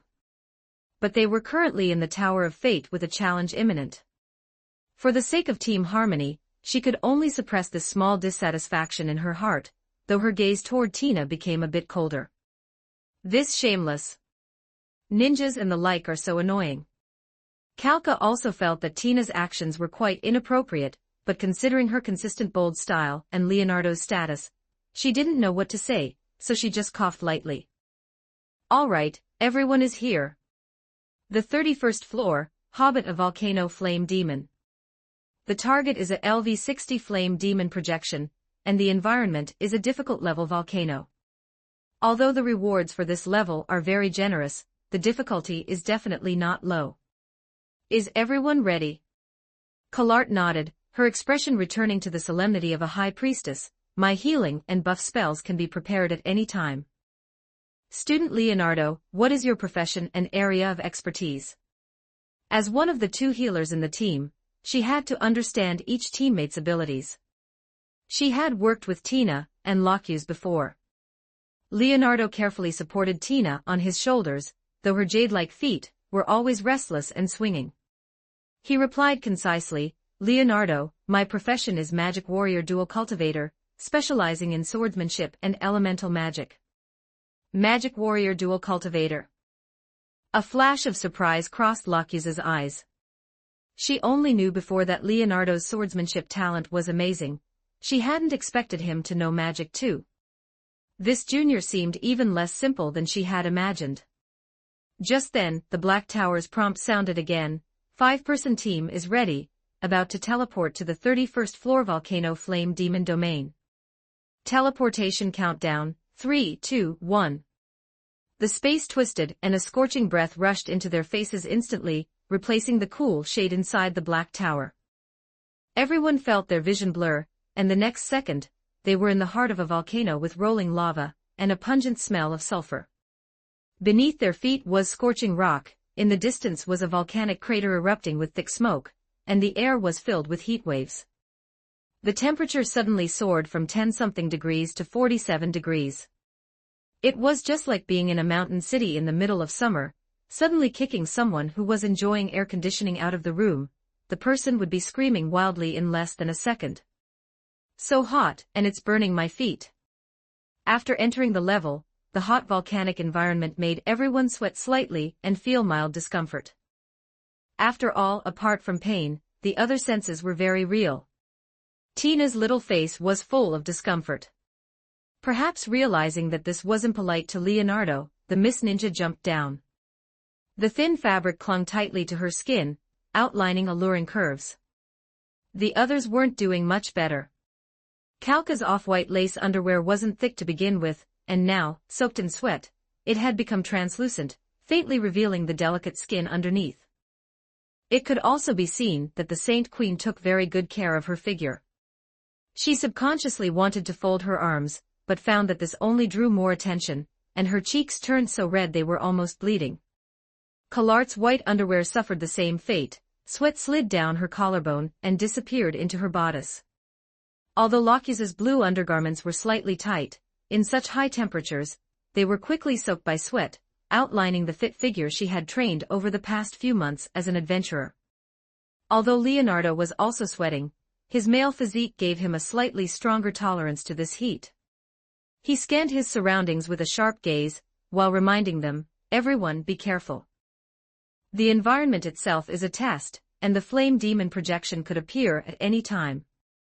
Just as he finished speaking, a huge pillar of fire suddenly surged from the magma lake in the distance. Accompanied by a deafening roar, a huge figure made of pure flame slowly rose. It was 7 meters tall, burning with raging flames, and held a long whip of fire in its hand. It was exactly the LV-60 flame demon projection. Flame demon projection has appeared, battle begins. The battle erupted instantly. Locuse reacted first, took out her equipment from the panel, and charged forward first. Blessing of Holy Light. Collard immediately chanted a spell, and a soft golden light fell on Locuse, boosting her defense and attack power. At the same time, she also applied resistance shields to the others, attempting to withstand the volcano's high temperature and the flame demon's fire damage. Tina's figure flickered, blending into the surrounding shadows, clearly preparing to look for an opportunity to assassinate. Kalka took a deep breath, forcing herself to calm down. Holy Light, purify evil. Magic doubleization, light arrow. A dazzling light arrow shot toward the flame demon projection. Leonardo waved his hands, attacking from both sides. While using wind blades to interfere with the flame demon's vision, he condensed ice spikes to shoot at its leg joints, attempting to restrict its movement. However, the power of the LV-60 flame demon projection far exceeded everyone's imagination. It just casually waved its fire whip, and a huge flame shockwave swept out. "Careful, it's an area of effect attack," Leonardo shouted, simultaneously manipulating wind elements to form a barrier. But the power of the flame shockwave was truly too strong, and the wind barrier shattered instantly. Locuse reacted the fastest, rolling to dodge the frontal impact, but her body was still scorched by the flames. Her only 2 internal pieces of equipment were destroyed, and she had to fight bare. Although she had small red potions, the fire burns on her body healed quickly, but the damaged equipment could not be repaired. Kalka and Collard were hit by the aftermath of the shockwave. Their clothes were already soaked with sweat, and now they shattered like paper upon impact. Kalka's off-white underwear instantly became tattered, the lace edges scorched black, and the fabric on her body almost disappeared. Collard was not spared either, her internal equipment was burned by the flames. Kalka let out a low cry, her cheeks flushing red with shame. She wished she could find a crack in the ground to crawl into. Being in a state of nakedness from being burned by flames in front of Leonardo made her sense of shame explode. Tina succeeded in a sneak attack from the shadows, leaving a shallow wound on the flame demon's leg, but she was also caught in the aftermath of the flame demon's counterattack. Her already sparse black underwear was torn open with a large gash, revealing her flat abdomen and slender waist, and her only 2 internal pieces of equipment were also scorched by the flames. Helplessly, she had to discard them. She was relatively calm, just spat, "Damn it." Locuse looked at Leonardo. Although she knew now was not the time to think about such things, seeing him calmly sweep his gaze over her, and her companion's disheveled appearance made her feel both ashamed and angry, but more than that, inexplicably stimulated. She gritted her teeth, suppressing her shame. "Forget about the clothes. Its power is too strong, we must coordinate." The huge strength gap and the shame of being nearly naked instead ignited the women's fighting spirit. They were all leaders in their respective fields, how could they easily admit defeat? Junior Leonardo. Use your ice magic to restrict it. After several months of fighting, Locuse, who was relatively experienced, shouted, intending to use elemental countereffects. "Tina, find a chance to attack its eyes." "Your Highness Kalka, use strong light to interfere with it." Leonardo nodded, slamming his hands onto the ground. The ground instantly condensed into a thick layer of ice, spreading toward the flame demon's feet, attempting to freeze its steps. At the same time, he chanted a more complex spell. Dark clouds began to gather in the sky, raining down an ice storm mixed with ice spikes, causing considerable damage. Kalka endured the shame, raising her hands high and condensing a huge ball of light. In the name of holy light, disperse the darkness. Magic doubleization, a holy light. The dazzling light made the flame demon let out a painful roar, and its movements clearly lagged for a moment. Just then, Tina appeared at the flame demon's head like a ghost, her short blade stabbing toward its burning eyes. The flame demon felt pain, and its flame whip flailed wildly. Lokius seized the opportunity, her whole body erupting with power. Mun and sword became one, turning into a blue meteor, slashing fiercely at the flame demon's neck. Martial art, super ripple explosive sword. Magic doubleization, a healing prayer. Kalart was doing her best to maintain everyone's lifeline. Under the combined efforts and potential bursting attacks of everyone, the flame demon projection let out an unwilling roar, its huge body beginning to collapse, turning into sparks flying all over the sky. Challenge successful.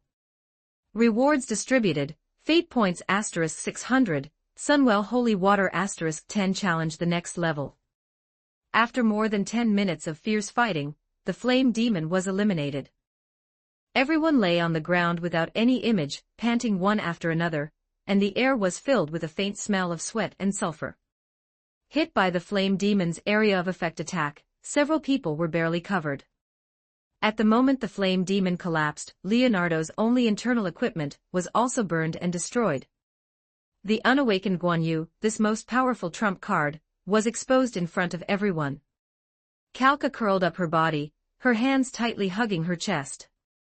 Tears flickered in her golden eyes, and shame, fatigue, and a trace of inexplicable emotion were intertwined. Kalart was no better, her face flushed red. Tina sat on the ground carelessly, panting heavily, but her eyes were also somewhat evasive. Although Lokius tried to remain calm, her exposed skin also flushed with a blush.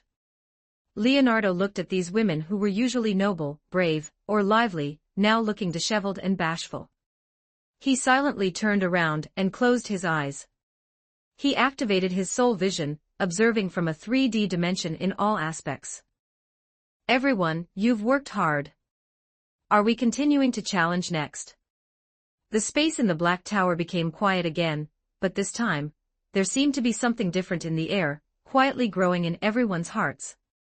Chapter 65, Renner, 666, You didn't invite me to play. In the end, out of shame, Kalka and the other three did not choose to continue the challenge. Instead, after hastily claiming their rewards, they logged off in a flustered state. Holy Kingdom, Kailan Shah. The Saint Queen, her nap over, suddenly opened her eyes. Her previously steady breathing became rapid, and her delicate face flushed crimson. How embarrassing. This trip into the dream was just too awkward. Being exposed in front of a child was one thing, but the problem was that when they finally saw Leonardo's unawakened Guan Yu, she and her group actually had a reaction. It was truly shameful. Could it be that all men are creatures like this, where Guan Yu grows with age, or was Leonardo just uniquely gifted? Kalka wasn't very clear about this aspect. Although royal education taught the differences between men and women, it generally didn't specifically explain male physiology, only covering the simple process of reproduction and necessary precautions. However, one thing was certain, as one of the chosen ones, Leonardo's strength was truly not to be underestimated. At least half of the damage in this flame demon projection stage had been dealt by this new teammate. If one ignored his age, combined with the experience of this stage, Kalka felt that marrying such a man in the future seemed quite nice. As fellow favorites of fate, they were destined to stand at the pinnacle of this world in the future. Such a person certainly wouldn't care about her status and position, and naturally wouldn't have any thoughts of using her. Moreover, with the existence of the Tower of Fate, their relationship would surely be even closer. They would definitely be a model couple, even sweeter and more harmonious than ordinary spouses. No, what are you thinking about? Kalka Bisares. You are the pride of the Holy Kingdom, the object of faith for all the people of the Holy Kingdom. How can you be thinking about men here?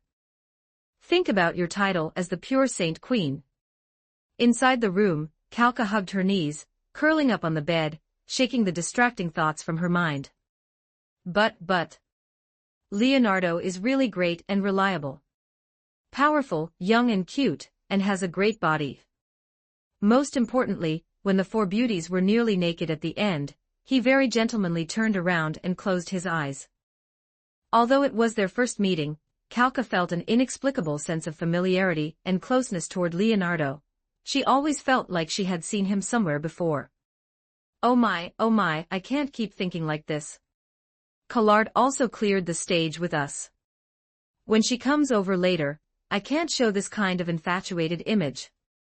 Gently patting her cheeks, Kalka's thoughts gradually returned to reality. She took a potion bottle from the bedside, which was one of the clearance rewards for this stage, the Sunwell Holy Water. Sunwell Holy Water, originating from the Sunwell, it provides mana supply for the user, supports high-tier magic consumption, reshapes the soul, and enhances holy light affinity. Kalka gazed at the Sunwell Holy Water in her hand. The bottle was translucent, and the golden liquid inside shimmered, emitting a warm and holy halo. She could clearly feel the immense energy contained within it. It was the ore of pure holy light and life, and it also carried a strange kind of energy that faintly resonated with her own holy light. Knock, knock, knock. The sound of knocking at the door rang out at an inopportune moment, interrupting Kalka's thoughts. Please come in. She quickly put the holy water away, adjusted her slightly disheveled face and breathing, and tried hard to restore her usual dignified and holy appearance. The door was pushed open, and Collard walked in. This chief priest currently also had a trace of undisguisable awkwardness on her face. Clearly, the experience of farming the tower during her nap was equally memorable and full of embarrassment for her. Their eyes met, and the atmosphere was somewhat subtle for a moment. Your Highness Kalka. It was Collard who broke the silence first, her voice a few degrees lower than usual, and the awkwardness on her face turned into a serious expression. Regarding the matter of the Tower of Fate just now. Kalka coughed lightly to hide her embarrassment. The matter of the Tower of Fate, let the past be the past. Collard, we should focus on serious business. Yes, Your Highness, you also obtained the Sunwell Holy Water, right? Mentioning the holy water, Kalka's expression also turned serious. She took the bottle of holy water from the bedside and placed it on the small table between them. Actually, I was just planning to study it. Collard also took out the holy water she had obtained. The two bottles were placed together, their brilliance reflecting off each other. Why don't we try it now? Collard suggested, a hint of curiosity flashing in her eyes. Kalka pondered for a moment and nodded, that sounds good. The two poured out a small cup of the clear holy water each. As a subordinate, Collard naturally had to taste it first to test the quality of the holy water, and see what its specific effects were. She took a deep breath and slowly drank the holy water in the cup. A warm current surged from her throat, and after entering her stomach for a few seconds, it spread throughout her limbs and bones, with every cell greedily breathing in this pure energy. The holy light power within her body was like land meeting sweet rain after a long drought, beginning to surge happily, and her strength increased significantly. How does it feel? Collard closed her eyes, carefully feeling the changes within her body. A moment later, she opened her eyes, a flash of surprise in them. My holy light affinity has indeed increased. And I feel that the recovery speed of my mana has also sped up quite a bit, and my soul has a sense of comfort from being cleansed and nourished. Upon hearing this, Kalka's eyes also sparkled. She picked up the cup of holy water in front of her, and drank it in one gulp. A few seconds later, a warm current, even purer than her own holy light, surged from her abdomen to the surroundings, sweeping through her entire body. Unlike Collard's gentle nourishment, this power seemed to have found the most compatible master within Kalka's body. The holy light power grew, and condensed crazily at an unprecedented speed. The power within her was surging, increasing, exploding. Woomham, such warm holy light. Kalka could clearly feel that her connection with the holy light between heaven and earth had become unprecedentedly tight. With every breath, she could invoke the power of the holy light. Her affinity really had increased a lot. Kalka exhaled a breath of orchid-scented air. She extended her slender fingers, and a ball of holy light, more solid and dazzling than ever before, swirled around her fingertips. Kalka said in a low voice, her tone filled with wonder, "The amplification of the holy light by this Sunwell holy water far exceeds our imagination." With a thought, the holy light at her fingertips suddenly surged, turning into a holy orb of light, emitting a soft yet powerful radiance. It was the kind that would make those dark-crawling guys melt just by looking at it for one more second. Not only affinity and mana recovery, but even the damage intensity of the holy light seems to have significantly increased. Collard also tried to cast a holy light spell. Second tier, holy healing. The soft golden light sprinkled down. The light was stronger than before, yet the mana consumed was reduced by about 30%. Second tier, summon guardian angel. She summoned her guardian angel again. The angel's figure was taller than before, holding a light spear, and the holy aura it emitted was even richer. After cutting off the mana supply, the two quietly observed the guardian angel before them. About 20 minutes later, the guardian angel, having exhausted its mana, turned into stars filling the sky and disappeared. The duration of the summoned creature has been extended by 2 times. Your Highness, this Sunwell holy water is simply a supreme treasure tailor-made for us holy light users.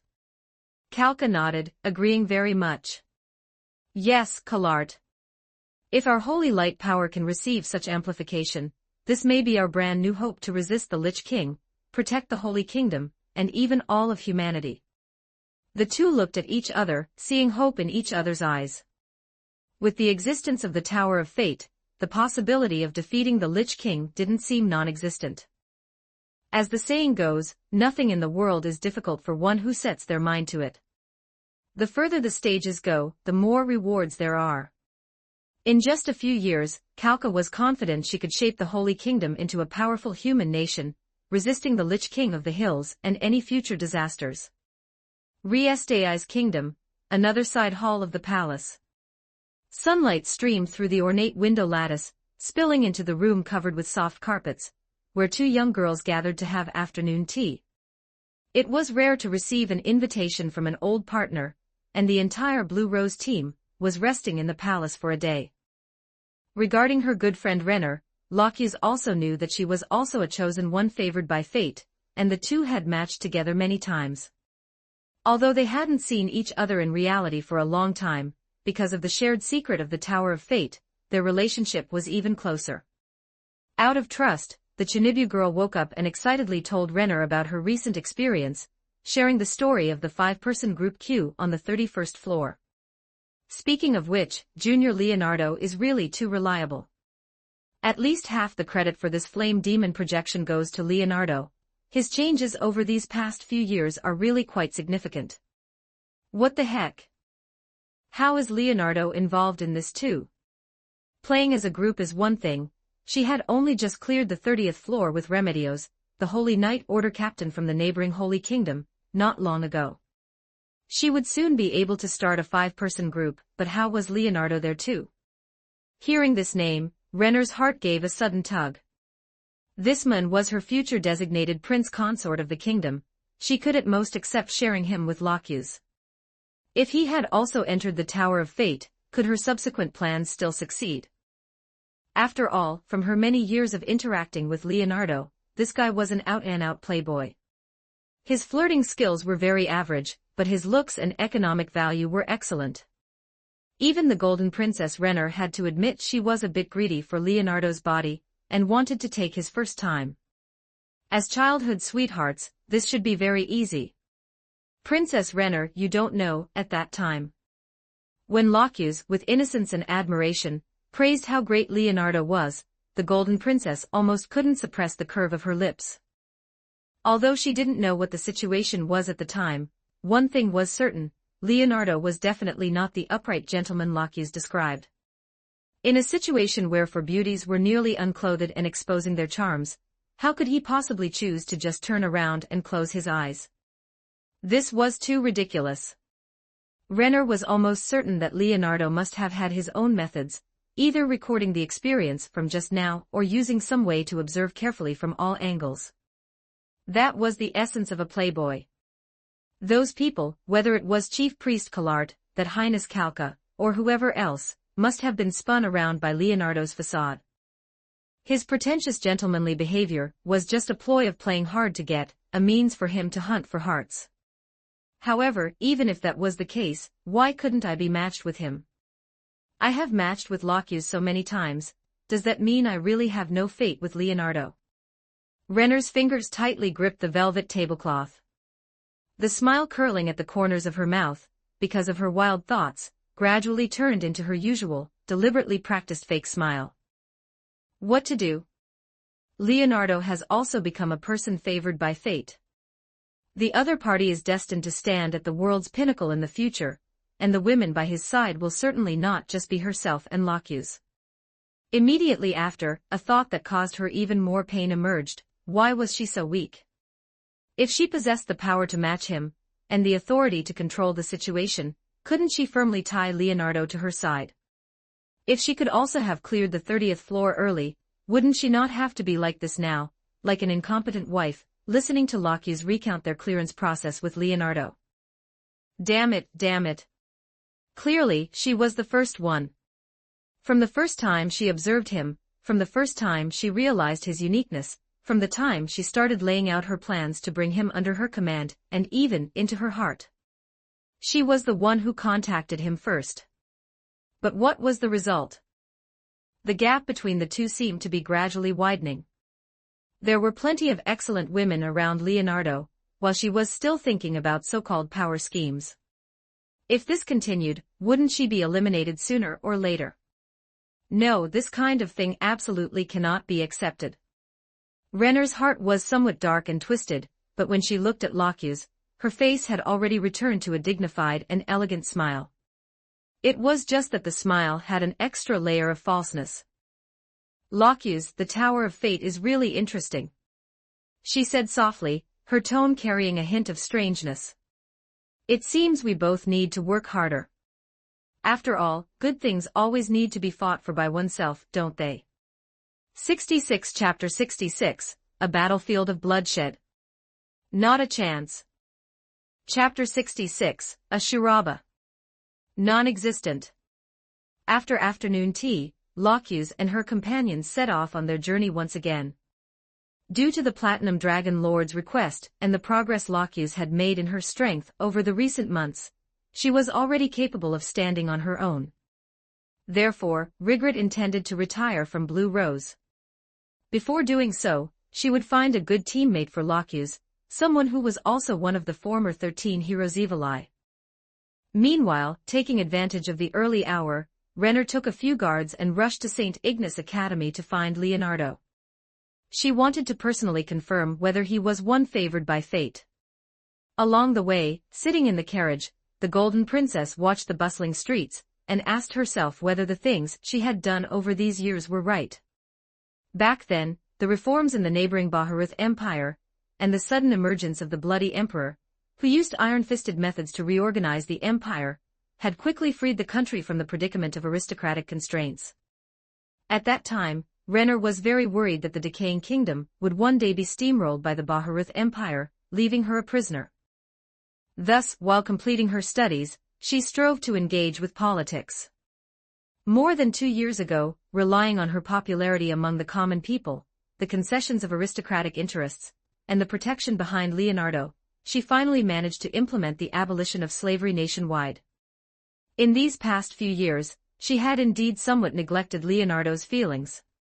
Although they met often and chatted happily, there was always a barrier between them. Was it their status? A third princess and the eldest son of a powerful viscount, in reality, their standing was not that different. Was it talent? Or some other reason? Renner vaguely had an answer in her heart. She watched the myriad aspects of life outside the window: adventurers, merchants, travelers, wanderers. Perhaps the barrier between them was their respective choices. Leonardo clearly did not want to touch politics too much, whereas she, in order to make the kingdom stronger and out of fear of becoming a prisoner in the future, had learned to buy people's hearts before even graduating. He remained so purely unfaithful. She, on the other hand, had become tainted with the filth of adulthood, accustomed to putting a price on everything with money and power, and viewing problems through the lens of interests. The carriage moved smoothly along the cobblestone street. The wheels rolled over the crevices, emitting a rhythmic sound, much like Renner's erratic heartbeat at this moment. She pressed her cheek against the cool carriage window, watching the scenery flash by, while her thoughts raced like a wild horse between the past and the present. "Your Highness, we have arrived at St. Ignace Academy." Before long, the guard's voice interrupted her deep contemplation. Renner smoothed her skirt, took a deep breath, and pushed open the carriage door. The atmosphere of the academy remained the same, filled with youthful vitality and the scent of books. However, when she inquired with instructors and classmates, the answer she received made her heart sink. Leonardo had not come to the academy for a good week. Apart from mandatory academic exams, he was nowhere to be seen most of the time. A middle-aged man who looked like a professor recalled, he was the history teacher for both Renner and Leonardo. "Leonardo. I believe he is in the Noble Villa district." The Noble Villa district. Doubts swirled in Renner's heart. Since when did Leonardo have a villa in the royal capital? She actually knew nothing about it. This feeling of being excluded by a close friend, of not receiving an invitation, made her somewhat irritated, but Renner still decided to head to the villa district to find him. Following the vague address provided by the professor, the carriage drove through the streets for about an hour before Renner finally found the guards who accompanied Leonardo during his school days. Upon hearing that the Golden Princess had come to find their young master, the subordinate guards looked a bit troubled. However, considering the intimate relationship between Renner and Leonardo, it would be bad to refuse her directly. This was one of the future mistresses, after all. If they refused the Golden Princess's request, and later Renner whispered into their master's ear, wouldn't they be better off hanging themselves from a tree to the southeast? After careful consideration, they decided that Renner would not harm their master. The subordinate guards then led the way, and the carriage headed toward a relatively remote villa in the noble district. "This is it. Our master is usually on the second floor. Since we servants cannot enter or leave as we please, you are welcome to enter at any time, Your Highness Renner." "Your Highness, should we wait here?" Hearing that servants could not enter, the princess's guards asked in a low voice. "Yes, wait here. I will go myself." Renner waved her hand. It was fine that the guards could not enter, she indeed needed a private, undisturbed conversation. Two tall and sturdy guards stood outside the villa door. The door was unlocked and opened with a gentle push. The courtyard was planted with flowers and plants whose names she did not know, all neatly trimmed. The living room window was half open, and she could faintly hear laughter coming from inside, which seemed to include women's voices. The laughter was crisp and pleasant, yet it made Renner's heart sink bit by bit. She took a deep breath, suppressing the inexplicable irritation in her heart, and the panic she herself was unwilling to admit, and stepped into the living room. The scene before her made even Renner, who was accustomed to the luxury of the palace, pause slightly in surprise. The living room was decorated simply yet elegantly, with sunlight streaming through the half-open window, casting mottled shadows on the floor. On the sofa in the center of the room, Leonardo was sitting with his back to her, gathered with four women, playing some kind of strip poker game. Each of the four women possessed a beautiful face and a unique temperament. What made Renner's pupils shrink even more was that they were wearing very little clothing. Was this the reason Leonardo had been missing for a week? Hiding beauties in a golden house. And four of them at that? If this were any anime plot, such a scene of a harem collision would inevitably trigger a shuraba. But who was Leonardo? Everything was in his control, including Renner at this moment. The Golden Princess's gaze quickly swept over the four women. The profane nun Clementine, the maid Café Dodgy, the exposed priestess Lilith, the ascetic witch Angelina. She actually recognized all of these people. Or rather, she had matched with all of them in the Tower of Fate. These 4 women were each chosen by the Tower of Fate. They were people who possessed the opportunity to defy their destiny. Yet now, these 4 were gathered by Leonardo's side, wearing such revealing clothes, laughing and playing with him. Their posture was intimate and natural, as if they belonged here. In an instant, countless thoughts exploded in Renner's mind. Leonardo, who exactly was he? What kind of secrets were hidden within this playboy? How did he gather these women, who also bore the mark of fate, and how did he persuade them to be so submissive and calmly accept the existence of other women? Too many questions surged in the Golden Princess's mind. However, this guy, he was truly quite suave. Renner suddenly felt like a clown. Her previous speculations regarding status, talent, the barrier of choices, all these complex thoughts seemed so pale and ridiculous at this moment.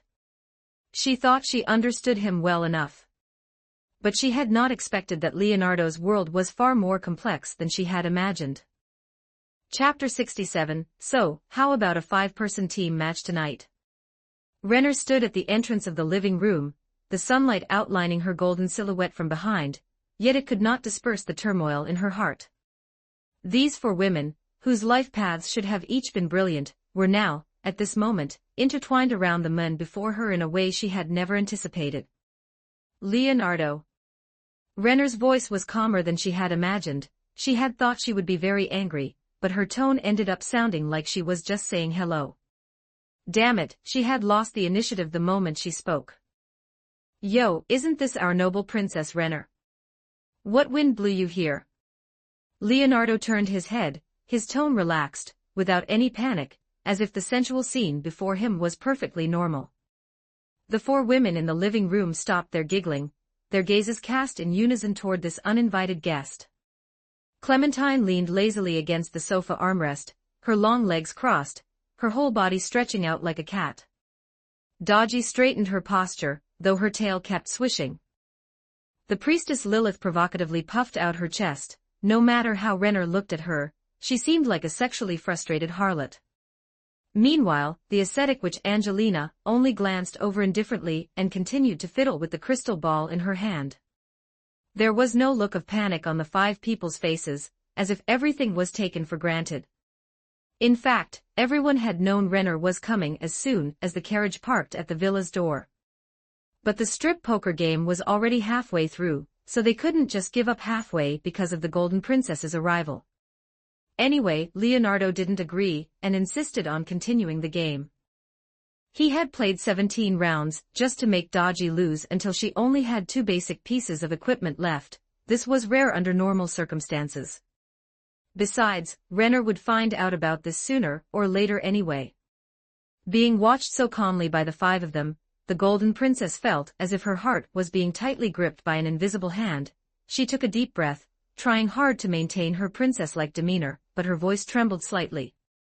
I need to talk to you, somewhere private. Renner lifted her chin slightly, glanced at the 4 women, each of whom had a better figure than her, and couldn't help but lower her head again. Her heels remained unraised, a flat expanse. Leonardo blinked and snapped his fingers. That roguish expression made Renner's chest feel stifled. Of course, but we have to wait until the game, now. Renner interrupted, not wanting to see the vexing scene before her for even a second longer. Leonardo shrugged, having long expected her to act this way. He stood up, casually threw the playing cards in his hand onto the table, and said to Dodgy and the others with a smile, "Everyone, please excuse me for a moment." Leonardo led Renner through the living room and up the spiral staircase. The second-floor corridor was equally simple. He pushed open a door to reveal a spacious study, where bookshelves were lined with books and a huge desk sat by the window. Sunlight spilled in through the floor-to-ceiling windows, warm and serene. "Sit down, Princess Renner." Leonardo gestured for her to sit in the chair by the desk, while he leaned casually against the edge of the table, arms crossed. "Speak, what matter brings the Golden Princess here in person?" Renner did not sit down. She stood in the center of the room, her gaze locked tightly onto Leonardo, wanting to see right through him. "Leonardo, I want to ask you something. In your heart, what exactly do you take me for? Here it comes, that Sundara's self-destruction. A smile curled the corners of Leonardo's mouth. That's a rather serious question. I thought we were friends, childhood sweethearts, perhaps we could take it a step further. Take it a step further. Renner pulled a bitter smile, as if she had heard a joke. Do you mean, like with them? They naturally referred to Clementine and the other three. The intimate actions just now were nothing but a step further than friendship interactions between lovers, right? Are you? Leonardo's tone carried a hint of playfulness. I am not jealous. Renner immediately retorted, though a blush crept onto her cheeks. I just don't understand. You gathered Clementine and the others around you. They are all people chosen by the Tower of Fate, and have extraordinary futures. What exactly do you want to do, and what about your feelings for me?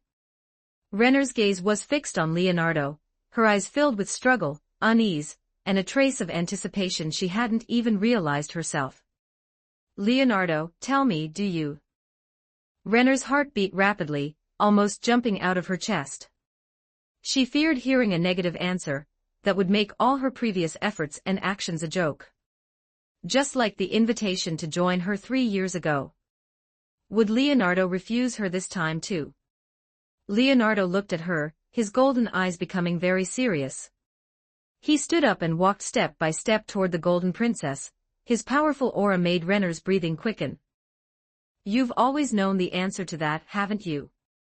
I like you, Renner.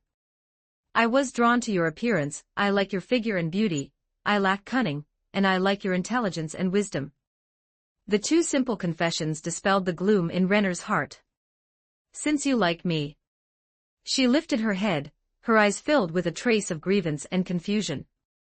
Then why are you so intimate with them? The golden princess could not voice more specific accusations. Those images flashed through her mind, and her heart felt sour again.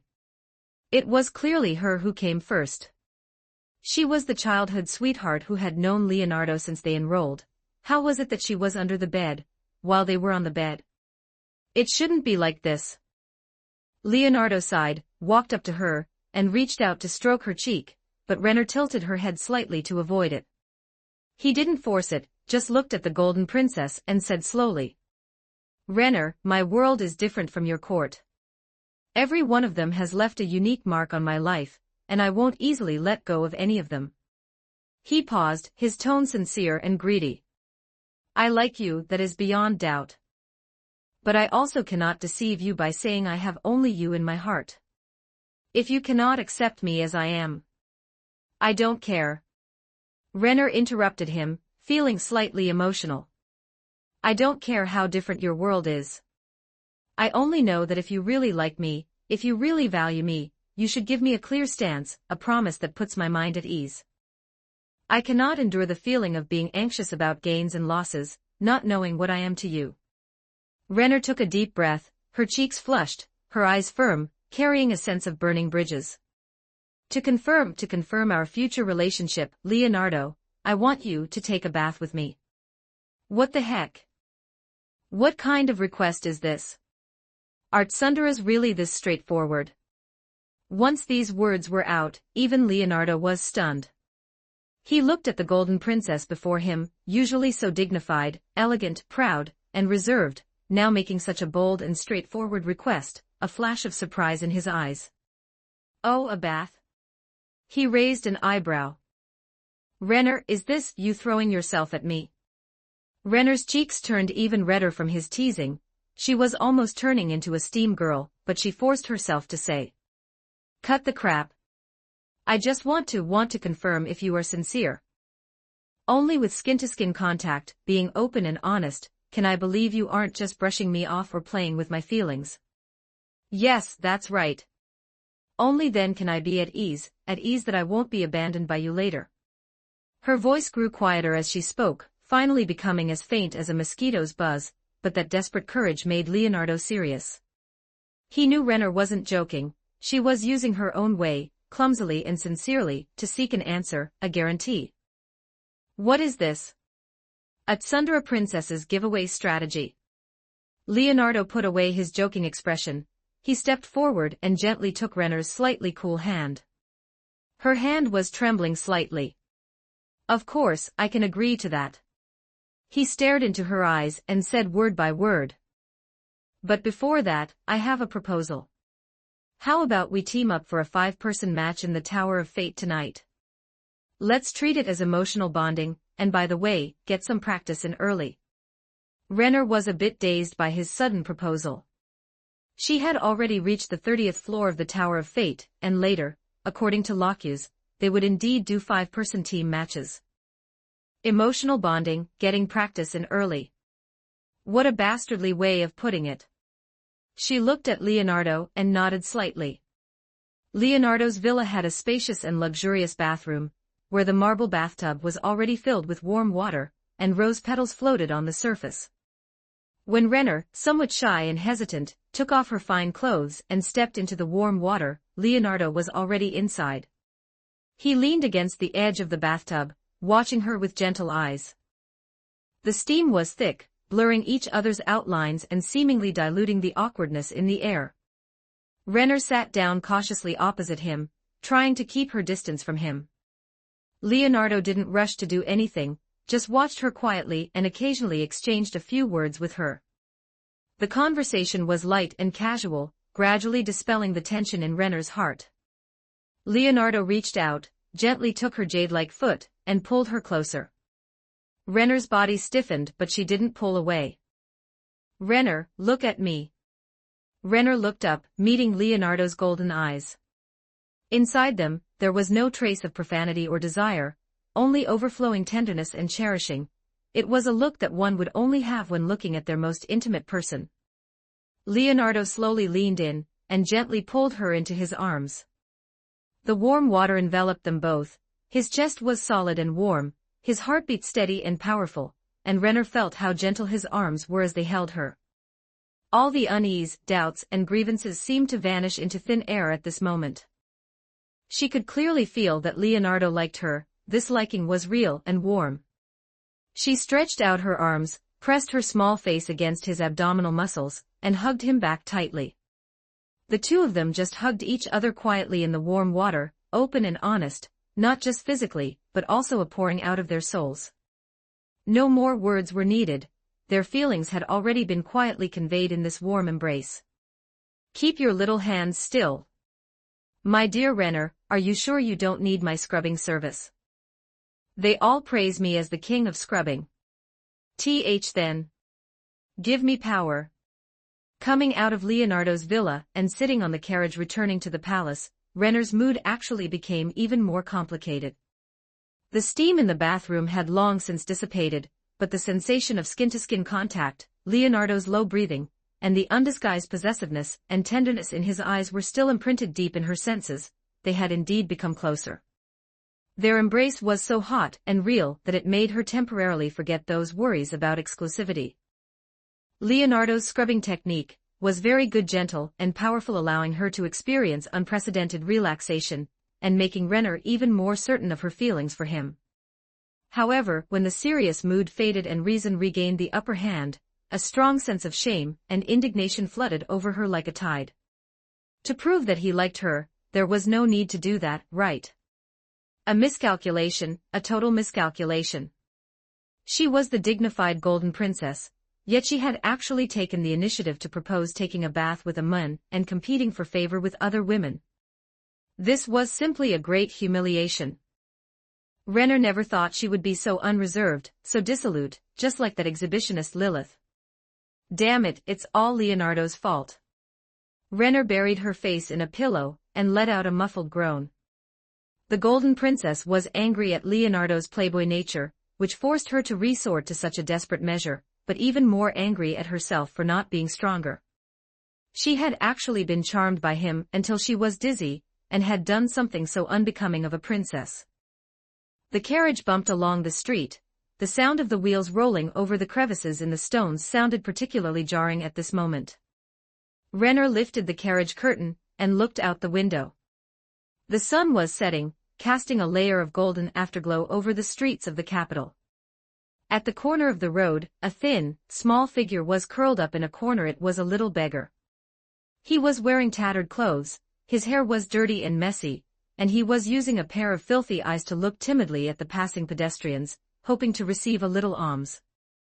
That look was exactly like an abandoned golden puppy. Renner's heart was inexplicably touched. Once upon a time, when she felt lonely and helpless, and weary of the deceit and treachery in the court, she had also longed for such a pure kind of companionship. A kind of companionship that only required loyalty and warmth. Just like raising a puppy, it would always wag its tail at you, would never betray you, and would never scheme against you. But she already had Leonardo. Once this thought emerged, the bit of pity in Renner's heart quickly dissipated. Yes, she already had Leonardo, that powerful, mysterious man who made her both love and angry. Although there was more than one woman by his side, he liked her, and the two of them had already determined their future relationship. What else did she need? That would be too ridiculous. She was the Golden Princess, her future was the entire kingdom. What she needed was an existence like Leonardo who could stand side by side with her, and even provide her with assistance.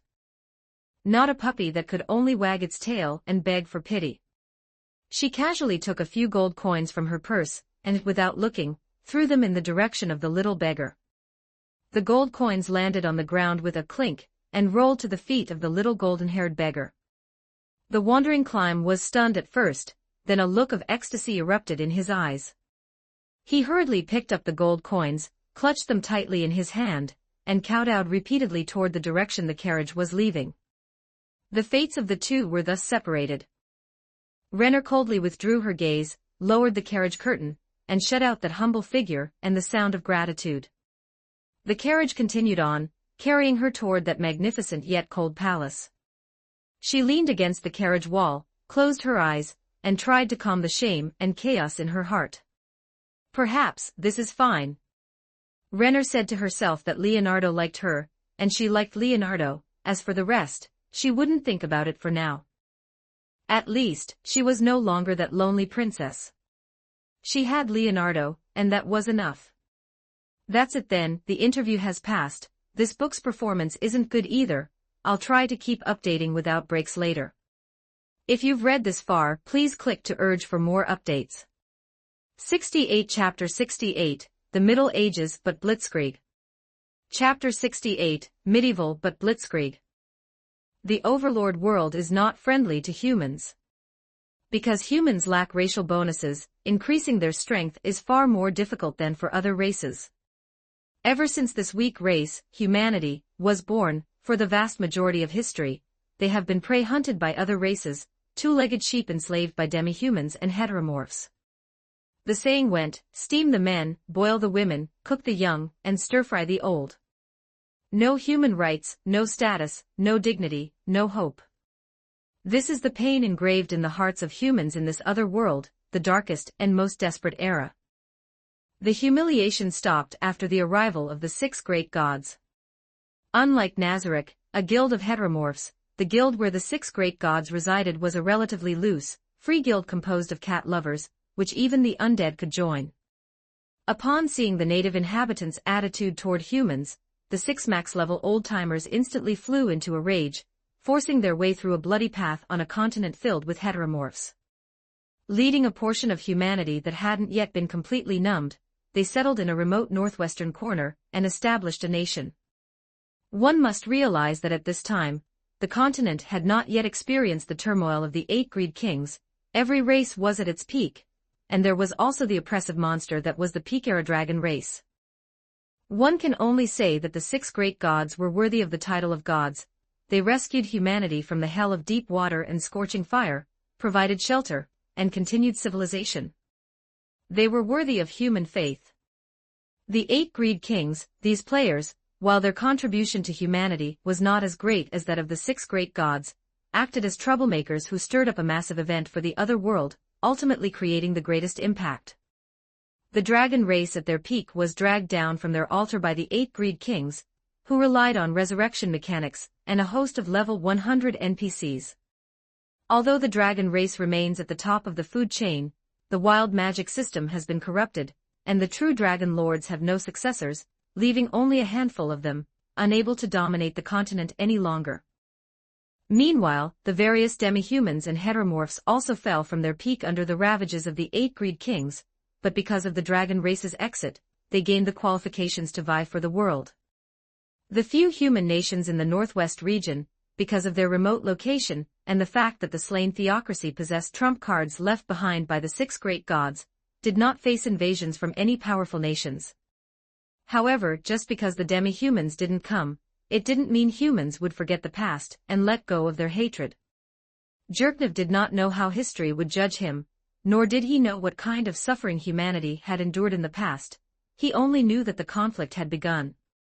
A grand war, sufficient to sweep across the entire world, would be unveiled by his hands. A puppet king.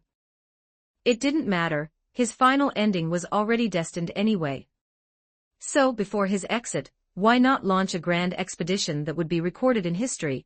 Let the flames of war ignite from the 1,000 Cave Mountains, from the City Alliance, and let the world burn. The existence of the Katsana's City Alliance is a betrayal of humanity's ancestors.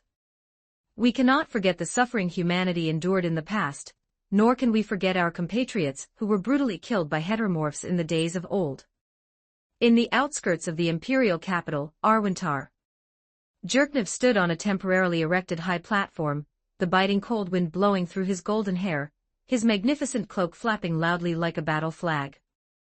Below the high platform was a sea of 50,000 imperial troops. The cold light of armor and the sharp edges of spears intertwined under the rising morning sun, merging into an ocean of steel. They came from every corner of the empire. There were battle-hardened veterans and passionate new recruits. At this moment, everyone's gaze was focused on the high platform. The City Alliance trades with heteromorphs, conducts commerce with demi-humans, and even in their cities, those monsters that once fed on us are actually able to walk about openly. They enjoy a fleeting peace and a false prosperity, while casting aside the warnings our ancestors bought with their blood and lives. Jerknev's voice, through a magic amplification device, clearly reached the entire army. This statement was actually incorrect. The Katsana's City Alliance was established as a loose federal alliance with demi-humans as the primary population and humans as the secondary. Strictly speaking, it did not belong to the human nation faction. However, this is war. Having a just cause is always better than an unprovoked invasion. And none of the 50,000 grunts below were experts in history. If Jerknev said the City Alliance betrayed humanity, then that country had betrayed humanity. For traitors, there is no leniency, so naturally, anything goes. Do they think that by holing up in a corner, they can survive? Do they think that by forgetting hatred, they can earn the pity of other races? History has long told us that mercy toward heteromorphs is cruelty toward humanity itself. Look at yourselves. Look at the comrades beside you. We are humans. We are the people protected by the 6 great gods. We have unyielding blood flowing through our veins. We have inherited the will to resist. Are we to repeat the same mistakes and let humanity once again become food in the mouths of those monsters? Never, never. The roar erupted from the chests of 50,000 soldiers, soaring straight into the clouds, morale skyrocketing. It was humanity's long-suppressed anger toward heteromorphs, a remembrance of humiliating history, a yearning for survival, and more importantly, an absolute response to their leader's call. Very good. Jerknev nodded in satisfaction. His voice became even more impassioned and full of infectious power, very much like a certain failed art student giving a speech in a beer hall. Warriors of the Empire. Today I, Jerknev, in the name of the Bloody Emperor, declare war on the Katsana's City Alliance. We must make them remember that human dignity cannot be trampled upon. We must make them understand that traitors will pay the price. Our journey of conquest will begin from Bibe City. This will be the first step of our revenge. We will let the flames of war ignite from the 1,000 Cave Mountains, from the City Alliance, and let the entire world know that humanity has returned. For the Empire. For humanity. For freedom and dignity. Jerknev extended his left hand, at a 45-degree angle to the sky. For the Empire. For humanity. For freedom and dignity. The 50,000 troops shouted in unison. The sound was like rolling thunder, echoing for a long time in the sky over the outskirts of the imperial capital, Arwentar. Their morale had been completely ignited by this young emperor, like a volcano about to erupt. The speech ended. Jerknov scanned the excited faces below, and the resolve in his heart found solace at this moment. The grand expedition belonging to humanity had begun. Even if he were to die in the future as a puppet king, he would have no regrets. In the past, the form of war was always two armies facing off. Field battles, sieges, street fighting, plain battles, interception battles, defensive battles, all forms of war could not be separated from the flesh and blood of soldiers. Soldiers fought in mud and blood, relying on formations, morale, and the general's strategy to decide the outcome. High walls were insurmountable chasms, deep moats were barriers blocking attacks. The defending side could often rely on the terrain, waiting for the exhausted enemy, consuming the attacker's spirit and lives.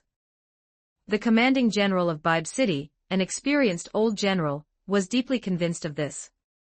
As the city alliance city closest to the Baharuth Empire, Bibe City was the only city in the alliance with humans as the primary population, and its architectural style was similar to the empire's.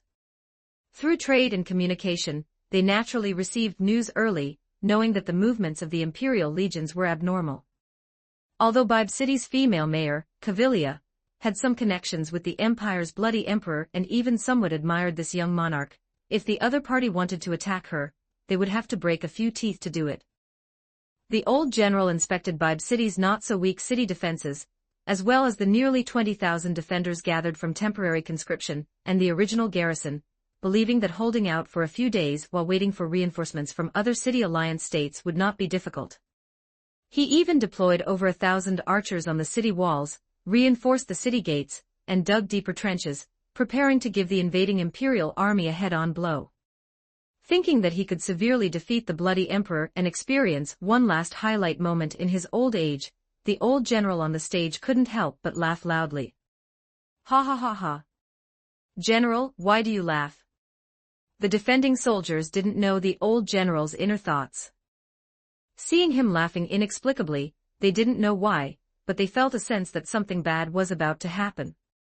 He, I laugh at Jerknov for being young and lacking wisdom, and Alpha for having courage but no strategy, unable to even handle a bit of intelligence work. The old general twisted his graying beard, his eyes flashing with the confidence of one who had been through many battles, frantically planting flags on himself. The bloody emperor is still too young. Does he think that with 50,000 troops, he can shake the impregnable walls of my Bibe City? You must know that our city has ample provisions, hundreds of thousands of soldiers and civilians are of one heart, and we have alliance reinforcements ready to support us at any time. His grand expedition, which is laboring the troops and exhausting the treasury, has a long supply line. If Bibe City cannot be taken quickly, his morale will naturally be severely dampened. He paused, pointing to the horizon outside the city, as if he had already seen the scene of the imperial army fleeing in disarray. Does he think we will be like a weak little state and surrender at the first sight of the wind? What flows in our veins is unyielding blood. The old general's bold words had not yet dissipated on the city walls when an unusual humming sound came from the sky. The defenders of Bibe City looked up in confusion, their pupils reflecting shadows that blotted out the sky that was the Empire's newly formed Wyvern Cavalry Regiment. 300 domesticated wyverns spread their membranous wings, each dragon carrying a fully armed knight on its back, with bamboo baskets filled with ceramic jars of incendiary bombs hanging from the wyverns' waists. What is that? The archers on the city walls spoke with trembling voices. The old general's smile froze. He had never seen such an air force. The Wyvern cavalry did not dive to attack the city but circled at high altitude, like a net woven by the Grim Reaper. The next second, the knights ignited the fuses of the ceramic jars, and hundreds of incendiary bombs fell like meteors. Take cover. Bang, bang. The sound of explosions swallowed the roars. Bibe City's wooden watchtowers twisted and collapsed in the flames, the granaries and barracks turned into pillars of fire reaching the sky. As the defenders fled in panic, the earth suddenly began to tremble. On the horizon, 20 massive steel monsters spat out white smoke. The gunpowder powder filled in the barrels was ignited, erupting with blinding red light. Accompanied by ear-piercing shrieks, the shells traced parabolas, accurately striking the weak points of the city walls. Ancient bricks and stones were like fragile cookies in front of Magitech steam technology. Under continuous bombardment, a 3 to 4 meter wide section of the city wall collapsed with a roar, revealing the pale faces of the defenders in the smoke and dust. "This is impossible." The old general stumbled backward, his worldview collapsing. City walls had once been the barriers of civilization. Now, in the face of Jerknev's blitzkrieg, they had become a joke. But the real nightmare had only just begun. The Wyvern cavalry in the sky, after completing the first wave of suppressive dive strafing, began throwing incendiary bombs into the city and dropping heavily armored infantry at low altitude. Flames spread rapidly through the city, explosions sounded one after another, and chaos began to spread. Immediately after, at the breach in the city wall, the Imperial Army did not send out traditional infantry phalanxes to charge. Instead, it was a group of tall, burly steel giants covered in thick armor, holding giant firearms or battle axes. They took heavy and steady steps, like moving fortresses. They were the Empire's Iron Pawn Type 2 steam-powered mechs. These power mechs ignored the sporadic resistance on the city walls, crossed the distance of several hundred meters, and poured directly into the city from the breach. For the Empire. For humanity. The impassioned shouts of the soldiers came from inside the mechs. The power mechs were like tigers entering a flock of sheep, quickly clearing out the defenders near the breach, opening a path for the subsequent Imperial infantry. The 50,000 Imperial troops, like a bursting flood, poured into Bibe City through the breach. Resistance within the city quickly disintegrated. The defenders, under the air raids of the Wyvern cavalry, the long-range suppression of steam artillery, and the close-quarters crushing of the power mechs, completely lost the ability to resist. The swords and spears in their hands seemed so pale and powerless in the face of the Imperial Army's new weapons. The old general stood on the command tower, watching the flames of war spreading everywhere in the city, listening to the desperate screams of the soldiers and the orderly shouts of the Imperial Army. He knew that everything was over. The so-called holding out for a few days, the so-called reinforcements, the so-called highlight moment all had become bubbles. The experience he was proud of, the laws of war he firmly believed in, were completely shattered in the face of the brand new way of war brought by Jerknev. This was not a war between equals, but a one-sided slaughter, a crushing of technology, a dimensional strike in terms of tactics. The old general suddenly spat out a mouthful of blood, his vision went black, and he collapsed onto the floor of the command tower. This was a battle that subverted tradition. That young bloody emperor brought not just an expedition, but a revolution that subverted the era. The form of war, from this moment on, would be completely rewritten. From the Wyvern cavalry's air suppression, to the steam artillery blasting through the city walls, to the power mechs leading the infantry in a rapid occupation, the entire process was smooth, flowing like water, and completed in one go. Bibe City, a city that was thought to be able to hold out for several days, from the first cannon shot to the city's fall and surrender, couldn't even last through the morning. When Jerknev, surrounded by his personal guards, stepped through the lingering smoke and entered Bibe City, what he saw was a scene of devastation and prisoners kneeling in surrender. The corners of his mouth curled upward like an uncontrollable AK-47. "Pass on my order, all generals are to act according to their positions. Pacify the citizens, reorganize the surrendered troops, and take inventory of the supplies. Half a day later, the army will continue to advance. Target, the next city. Your Majesty." Chapter 69. The true Dragon Lords. Probing. The Platinum Dragon Lord saw the movements of the Baharuth Empire, but he did not step in to stop them. In the face of the threat posed by the Lich King, what Jerknev was doing was mere child's play, not worth mentioning at all. He had seen that steam technology, and its upper limit was just that. It was fine for dealing with the weak, but it was far from enough to handle top-tier predators like the dragon race. The lethality of the Magi steam rifles was limited to characters below the hero realm, and they did not fare well against enemies above LV-29, especially when the targets were non-human. Even the steam-powered mechs were only specialized for anti-personnel use. Any decent-sized unit could easily defeat these slow-moving tin cans. Since the development of humanity, this was their only merit. When it came to dealing with their own kind, they were truly gifted. The Platinum Dragon Lord thought this as he waited quietly in the Argland Council State for the arrival of the other true Dragon Lords, preparing to form a party for the raid. A week later, the flames of war from the Empire had spread to the entire City-State Alliance. Meanwhile, the Thousand-Blade Dragon Lord and the Deep Darkness Dragon Lord, having traveled thousands of miles from other parts of the world, successfully arrived at the Argland Council State. Together with the original Azure Sky Dragon Lord, Obsidian Dragon Lord, Diamond Dragon Lord, and Worm Dragon Lord, the raid party for the Lich King was complete. The currently known intelligence is: the Lich King's real name is Arthas, his strength is unknown, and under his command are over a dozen frostbone dragons that retain their intelligence from when they were alive, with strength equivalent to ordinary dragon lords.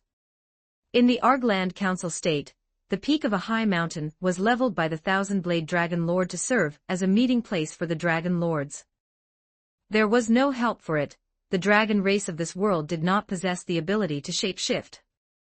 Their usual meeting place, while large enough, could not accommodate 7 giant dragons, especially since the Thousand-Blade Dragon Lord had already exceeded the 100-meter class. More than a dozen undead Dragon Lords, even for me, dealing with them would be quite troublesome. Is there any way to turn them to our side? The Deep Darkness Dragon Lord raised his eyes slightly.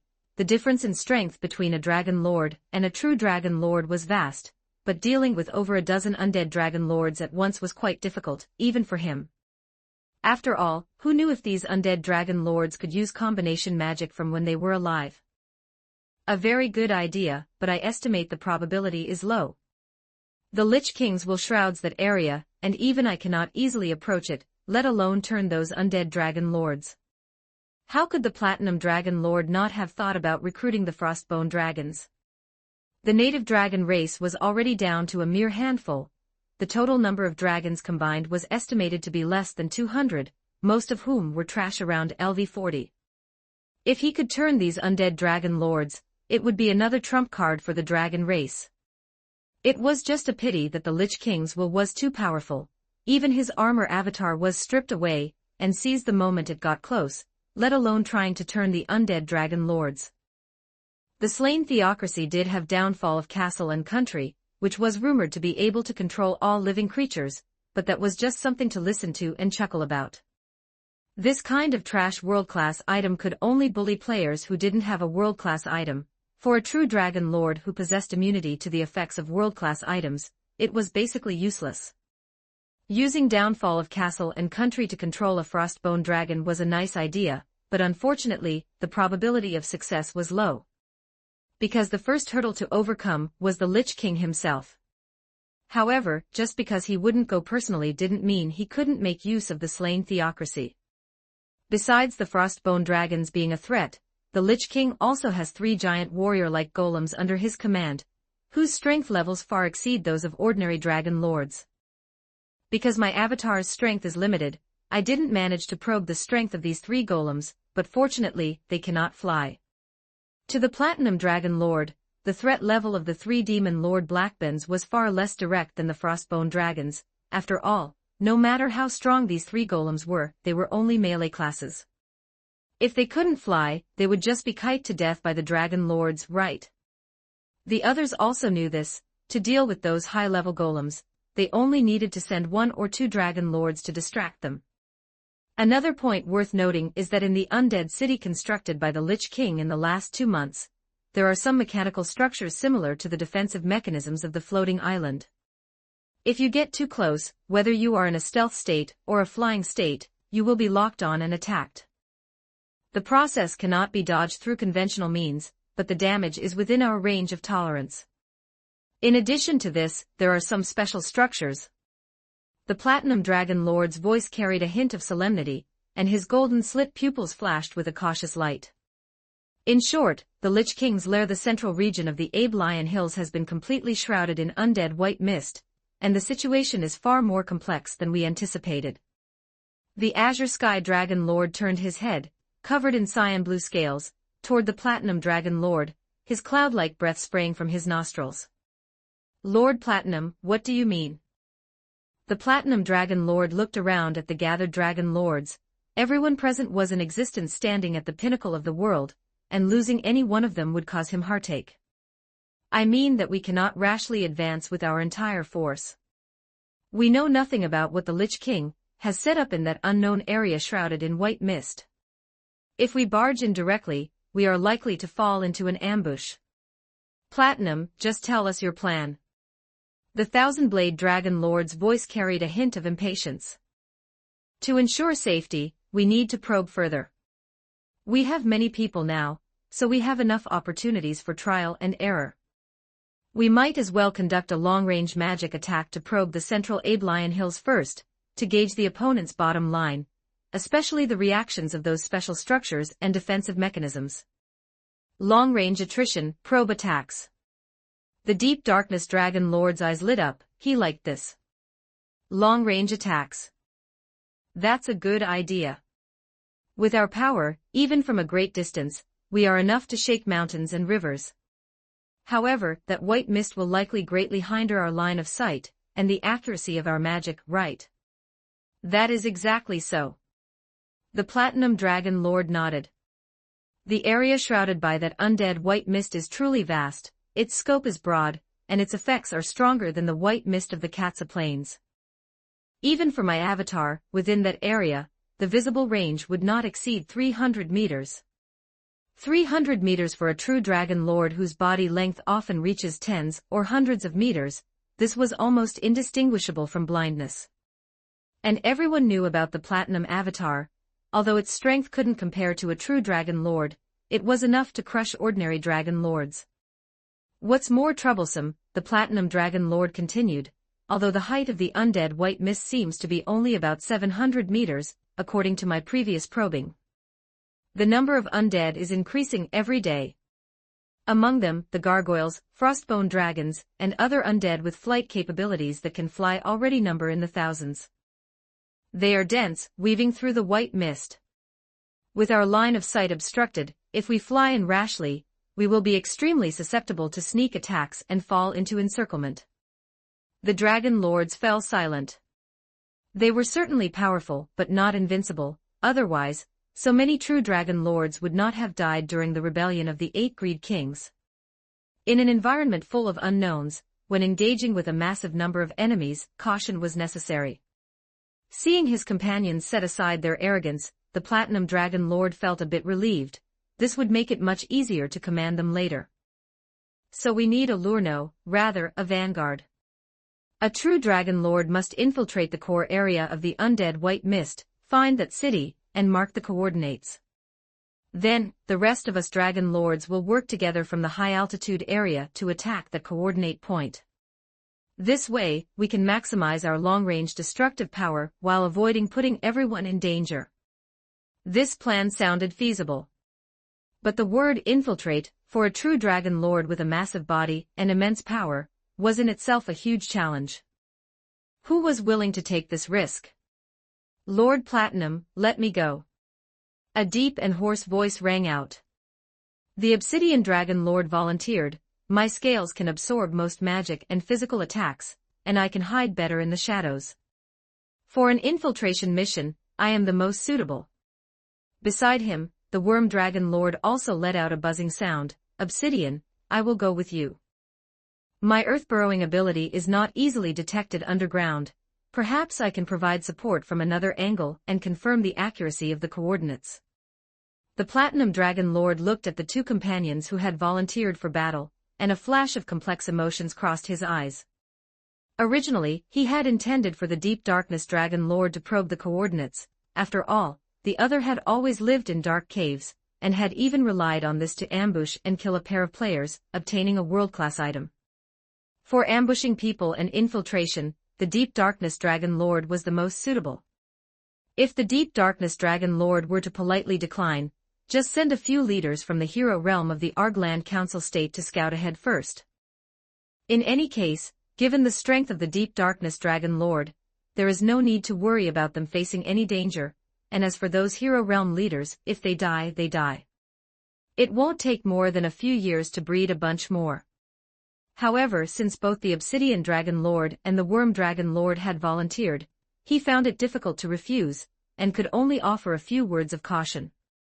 Very well. Obsidian Dragon Lord, Worm Dragon Lord, you must be careful. Once you have locked onto the target, immediately transmit the city's coordinates via mental link and evacuate the area at once. We will be in the high-altitude zone, and will launch our attack in 1 minute. Understood. Rest assured, Platinum Dragon Lord. With the plan finalized, the raid began. The true Dragon Lords said no more, their massive bodies took to the sky. The other Dragon Lords followed closely behind, flying toward the Abelian Hills, and soon disappeared into the horizon. As for the Worm Dragon Lord, he dove directly into the rock beneath his feet. The ground trembled slightly before returning to silence.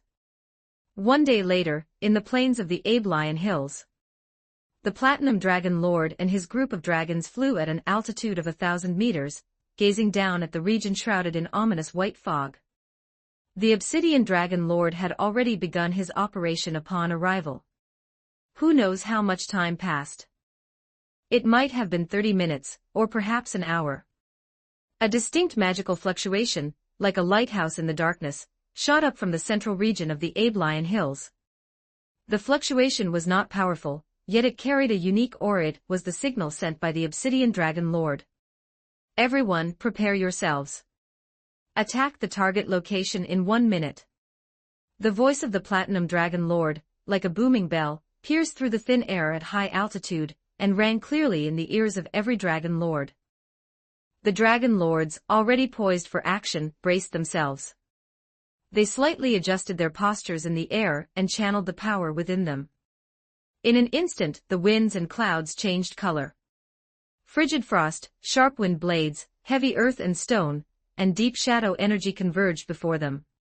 60 seconds may be fleeting for mortals, and even more so for the long-lived true Dragon Lords. Following the command of the Platinum Dragon Lord, the dragons attacked in unison. Disintegration breath, thousand blade breath, dark night pierce, wither wind blade, frost breath. The sky seemed to be torn apart as several attacks of different colors, each carrying a unique aura of destruction, streaked across the firmament. In just an instant, they crossed several thousand meters and struck the coordinate point with precision. There was no earth-shattering roar, because before such terrifying energy, sound was instantly swallowed and annihilated, resulting in a temporary silence. From deep within the white fog, a light as dazzling as the sun erupted. Immediately after, a shockwave spread out. Even at an altitude of 1,000 meters, the Dragon Lords could feel the violent vibration of the air. The white fog rolled and dissipated like boiling water, revealing a corner of the area below.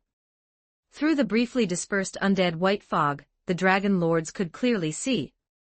Around the coordinate point, vast swaths of low-level undead skeletons, zombies, ghouls, and so on fell like wheat in a gale, turning into ashes.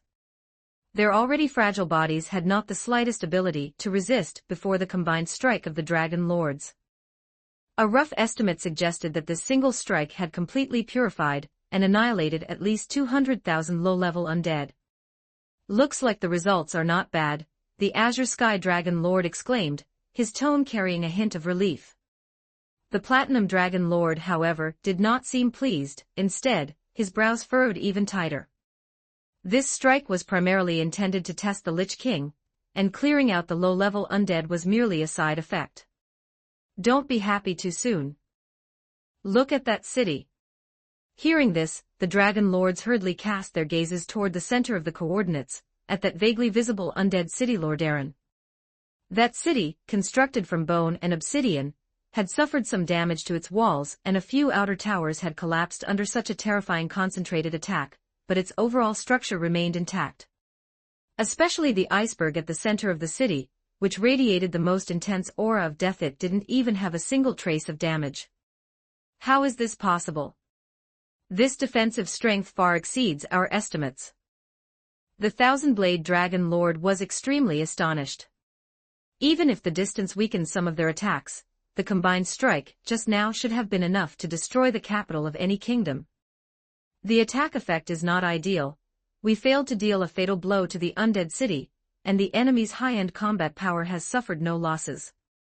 The Platinum Dragon Lord quickly made his assessment, his tone grave. Something is wrong. I fear the Obsidian Dragon Lord and the Worm Dragon Lord have been exposed. No sooner had he finished speaking than the area, once again shrouded in white fog, erupted with an even more violent aura of the undead. Following that, an angry dragon roar. No, it was the screeching of a flock of frostbone dragons resounded through the sky. Above the undead city, over 20 massive frostbone dragons, like hunting dogs that had received an order, were frantically swarming toward one direction. And that direction was exactly where the Obsidian Dragon Lord had sent his signal. At the same time, a large swarm of gargoyles, having been buffed with berserk magic by necromancers, charged toward the location of the 5 dragons, including the Platinum Dragon Lord, like suicide drones. Buzz, buzz, buzz. A violent tremor came from deep within the earth. When the Worm Dragon Lord saw the Obsidian Dragon Lord being chased and beaten by a group of frostbone dragons of the same rank, he intended to sneak underground to support him, but he didn't expect an accident to occur when passing by the Demon Lord Blackburn. Sensing hostile life nearby, a roar filled with violence and power came from the outskirts of Lordaeron. Immediately after, a Demon Lord Blackburn raised his battle axe high and slammed it into the ground with a terrifying amount of power. A dull, extreme boom made the earth shake violently. A visible shockwave spread out from the Demon Lord Blackburn in all directions. Especially underground, that power was violent to the extreme. The Worm Dragon Lord, who was traveling rapidly underground, was instantly struck head-on by this sudden force. He let out a pained grunt, his entire dragon body rolling uncontrollably underground, his consciousness slipping into a brief state of dizziness. However, the attack was not over. After discovering the enemy, 3 Demon Lord Blackbends gathered together, taking turns slamming their battle axes into the ground, one after another, striking repeatedly like a beating drum. Each strike triggered an underground shockwave. The Worm Dragon Lord's body was repeatedly shaken, and hard-stunned underground by this force. Although his massive body had astonishing defensive power, his internal organs were fragile. Under such targeted and violent seismic strikes, he struggled to cope.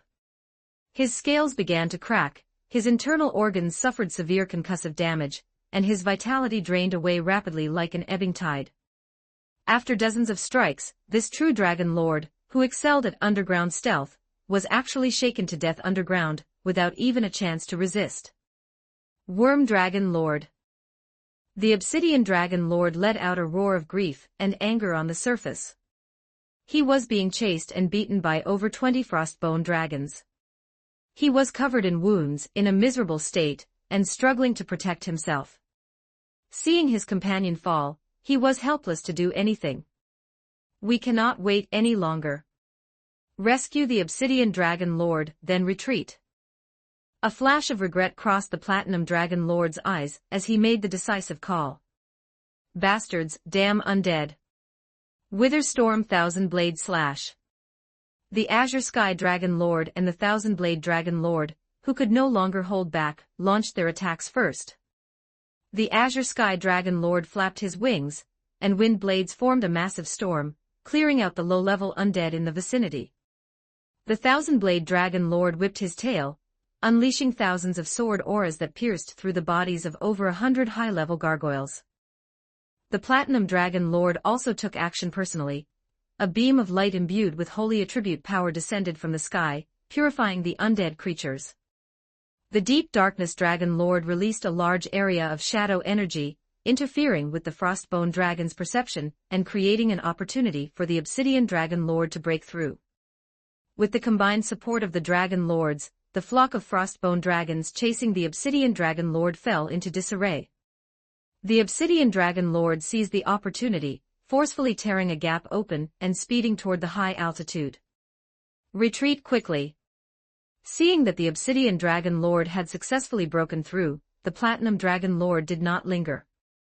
He led the other Dragon Lords in a swift turn, flying away from the Abelian Hills. 70 Chapter 70, Counterattack, Undead Descend. Chapter 70, Counterattack, Undead Descending from the Sky. The Platinum Dragon Lord's fifth defeat was still due to insufficient intelligence.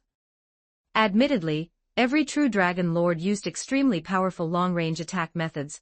Theoretically, their power could completely destroy any human town. However, Lordaeron itself was not built according to conventional standards. It was composed of hundreds of special buildings. For many special building units like defense towers, lightning towers, and frostbone dragon nests, physical attack methods were best, while magic damage was much less effective. Most importantly, due to mechanic protection, these special units were immune to area of effect damage. Therefore, apart from the city wall area being severely damaged, other special buildings in Lordaeron suffered almost no damage. If they had switched to throwing stones, they might have been able to take out a few defense towers from a few kilometers away. At the top of the iceberg, the Frozen Throne. The Lich King watched the Platinum Dragon Lord and the group of dragons retreating rapidly, his tense heart relaxing slightly. If these true Dragon Lords intended to force their way into Lordaeron, he would be out of options. He could fight one Platinum Dragon Lord, but if three true Dragon Lords attacked together, even if he made a move, he could at most take one down with him. No choice. Who told him to be a fake? If he had generals like the Frostbone Dragon Sindragosa, or the Archlich Kel'Thuzad under his command, he would guarantee that the Platinum Dragon Lord and his group of dragons would never return. But for now, this was all he could do. More than 20 Frostbone dragons chased halfway, but seeing that the Platinum Dragon Lord and the group of dragons had already flown out of the range of the undead white mist, they stopped the pursuit and returned to Lordaeron. After a head count, this attack resulted in the loss of 170,000 skeleton minions around LV5-7, and 50,000 skeleton knights, zombies, ghouls, gargoyles, etc., around LV8-18. 137 local necromancers were lost. Only high-level necromancers who had stepped into the hero realm, like Khajiit, stayed far away from Lordaeron and relied on their undead bodies to offset the aftermath of the attacks.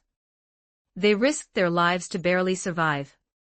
Except for the unlucky ones who were blasted to dust, the rest of the dead necromancers were converted into liches by Frostmourne. It could be considered a roundabout realization of their dream of immortality. In addition, dozens of mid-tier undead such as Dread Abominations and Terror Gargoyles were lost, while the opponent only lost one Worm Dragon Lord. In terms of kill count alone, the Platinum Dragon Lord side won completely, but from a strategic perspective, neither side gained an advantage. The low-tier undead lost by the Lich King could be recovered in a month or two, whereas the losses on the Platinum Dragon Lord side would not automatically replenish. Moreover, the attempt to probe the Lich King's strength was not achieved. One lost a month or two of troops, the other failed the mission and lost a rare Dragon Lord. This clash was evenly matched. After reporting the situation to Leonardo, the Lich King's revenge soon arrived. Doesn't the Platinum Dragon Lord like to sneak into the base? Then let's swap crystals. 1 hour after the attack.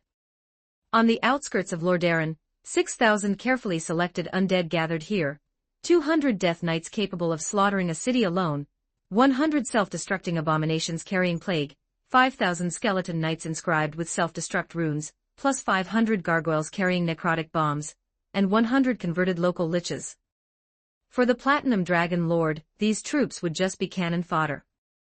But used against the Argland Council state established by the Platinum Dragon Lord, it would be a nightmare that destroys everything, a slaughter of the living by the undead. As the Platinum Dragon Lord's social experimental site, the overall strength of the Argland Council state was only below the slain theocracy, and its high-end combat power even crushed the slain theocracy. Like the city-state alliance next to the Empire, the proportion of humans in the Argland Council state was less than 10%. Most of the races were composed of demi-humans, so there was no need to worry about accidentally harming any civilians. Without using teleportation formations, it would take the Platinum Dragon Lord and his group of dragons at least half a day to return to the Argland Council state. But for Leonardo, who possessed the space bridge and Shangri-La, as long as the coordinates were determined, even if they were thousands of light-years apart, he could arrive within seconds. As a Transformers portal, the space bridge supported long-distance, multi-person, Legion-level teleportation. Although it couldn't compare to the Bifrost of the Odin mythology system, it was still quite good. At least in the Overlord New World, it was dozens of versions ahead of medieval teleportation formations. It's rare for Platinum to come out. If I don't leave him a deep impression, how much will I suffer when dealing with Ainz later? On the outskirts of Lordaeron, Leonardo appeared. He would personally lead this attack operation. Besides disgusting the Platinum Dragon Lord, the most important purpose of this operation was to see if he could snatch the 8 Greed Kings Guild weapon while the other party hadn't returned yet. Although the probability was very small, what if he succeeded? He would take over the Sky City left behind by the 8 Greed Kings, max out his high-end combat power, and also reap a huge amount of wealth. Charging complete, coordinates locked, space bridge activating. The space in front of him began to twist and tear, and a huge semicircular rift emitting a pale green luster and energy humming appeared out of thin air. Argland Council State, Endel City. As the core city of the Argland Council State, Endel City was the most successful example of a social observation experiment, with countless towers of different styles rising into the clouds. The central square was the place where the Argland Council State held major ceremonies. Although it wasn't a holiday, it was still bustling with people and full of vitality. Various demi-human races moved through it, tall minotaurs, ugly green-skinned goblins, lizard men embracing civilization, and a very small number of humans. They were either chatting, trading, or just leisurely enjoying the afternoon sun. In the center of the square stood 5 huge statues, which were the 5 permanent council dragon lords. The statues were solemn and majestic, symbolizing the protection and order of the Argland Council State. Just under this peaceful atmosphere, a sudden change occurred. Above the square, without any warning, space began to twist. A pale green energy hum, identical to the one on the outskirts of Lordaeron, rang out, and a huge semicircular rift appeared. The rift was like a giant eye choosing people to devour, with energy rolling inside, and the scene on the other side was faintly visible. What is that? Or a teleportation formation? Regarding the suddenly appearing space bridge channel, the demi-humans in the square just looked up. Some even pointed at the rift and discussed it curiously. Everyone had a kind of confidence, a confidence in the Platinum Dragon Lord. Under the protection of this true Dragon Lord, almost no force dared to invade the Argland Council State. Under the protection of the Platinum Dragon Lord, these demi-humans lived too comfortably, to the point that they forgot that even a true Dragon Lord was not invincible and naturally could not protect them for a lifetime. As the first gargoyle passed through the channel and spread its wings in the sky over Endel City, the counterattack belonging to the undead began.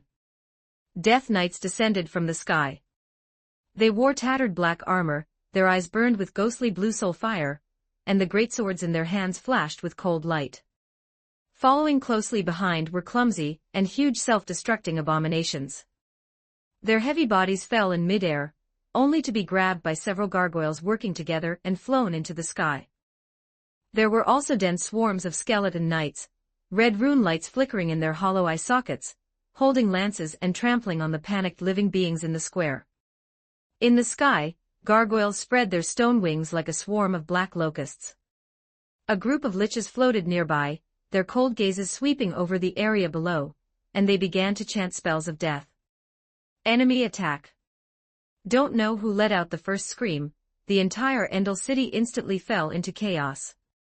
The Death Knights' greatswords easily cleaved through the demi-humans' bodies, blood staining the ground of the square red. A Minotaur warrior tried to resist. He swung his giant axe, but was decapitated by a precise slash from a Death Knight, blood spraying from his headless body. The head fell right into the hands of a goblin merchant who was preparing to pack up his goods and run away. The green-skinned little devil screamed in fright, not caring about his goods, and ran for his life. The self-destructing abominations were held in the sky by gargoyles, like human bombs, and thrown into the densest crowd. They exploded like bombs, the plague instantly spreading. The infected demi-human's skin immediately began to fester. In just a few seconds, they lost the ability to move, died in painful wails, and were then converted into new zombies, joining the ranks of slaughtering the living. The phalanx formed by the skeleton knights ruthlessly crushed everything. They were tireless, fearless of pain, and the lances in their hands pierced through one living life after another. Those short goblins were like shish kebabs, pierced all the way to the street, and then casually tossed aside like trash. Gargoyles in the sky swooped down, dropping necrotic bombs into densely built areas, explosions sounding one after another. Flames and thick smoke rose, countless demi-humans were buried in the rubble or torn apart by the shockwaves of the explosions. One wave had not yet subsided, and the Lich's magic followed one after another. Death and decay exploded in the crowd, life energy was crazily drained, and bodies turned into ice pops. Ice cone, shadow bolt, soul scream, one spell after another fell like hail, harvesting the remaining lives, personally demonstrating what efficiency is. Endel City, without the protection of a dragon lord, was fragile and vulnerable. The alarm sounded shrilly throughout the city, but the only response was the roars of the undead and the screams of the living. Chapter 71, Accept this, it is a parting gift. Of course, this did not mean Endel City was completely defenseless. It was just that the undead's attack was too sudden, and the city's defensive forces needed some time to react. Several powerhouses who had reached the hero realm, including the captain of the Argland Council States Guard, a burly bearman warrior and 3 elven mages proficient in elemental tier magic, rushed to the central square immediately. At the same time, the 4 strongest adamantite rank adventurer teams in the city assembled urgently to deal with the incoming undead crisis. The Ironclaw Mercenary Group, Silver Leaf Sword, Molten Heart, and Windrun of these adventurers, who usually struck fear into the hearts of monsters, now had faces filled with gravity. Bastards! Where did these undead come from? All magic casters, stay in the back row and provide output. Warriors, come with me and hold the front line to draw their aggro. The number of enemies is unknown. We must try our best to buy time, so that enough residents can escape this city. The Bearman Guard captain roared, his muscles bulging as he transformed into a massive, berserk beastman, swinging his enchanted giant axe, and hacking fiercely at a Death Knight. After a loud crash and a spray of sparks, the Death Knight was knocked back several steps, but only an axe mark remained on its armor. The ghostly fire in its eyes flickered as it backhanded its sword toward the brown bear's abdomen, but the experienced guard captain easily dodged it. You want to kill me? It won't be that easy. Although the bearman captain said that, cold sweat was streaming down his forehead. As expected of the legendary Death Knight capable of destroying a country single-handedly, its defense was so powerful that he had almost failed to break through it. Meanwhile, the semicircular rift in the sky continued to deploy these powerful undead. The elven mages joined forces to unleash powerful elemental magic firestorms, thunder spears, and acid torrents slamming fiercely into the cluster of undead. Swaths of skeleton knights were turned to ash or shattered, but more skeleton knights filled the gaps, while the Death Knights and Liches continued their slaughter unscathed. The powerhouses of the hero realm and the adamantite rank adventurers fought with all their might to protect Endel City. They fought in a bloody battle, each of them displaying strength far exceeding their usual level, slaying a large number of undead. Damn it, don't look down on me. Martial art, flow acceleration. Martial art, steel strike. Watching the guards fall one by one, the Bearman Guard captain roared and smashed the head of the Death Knight in front of him. Before he could even catch his breath, his outstanding performance caught the attention of 3 more Death Knights. The elven mages exhausted their mana and killed hundreds of low-level undead, yet they were facing 6,000 carefully selected, fearless undead. The resistance lasted less than 10 minutes.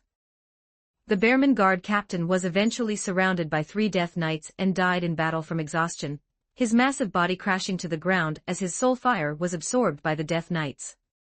After casting their spells, the elven mages were ambushed by gargoyles from behind, their chests hollowed out by sharp claws. The 4 adamantite rank adventure teams were all killed in action less than half an hour after appearing.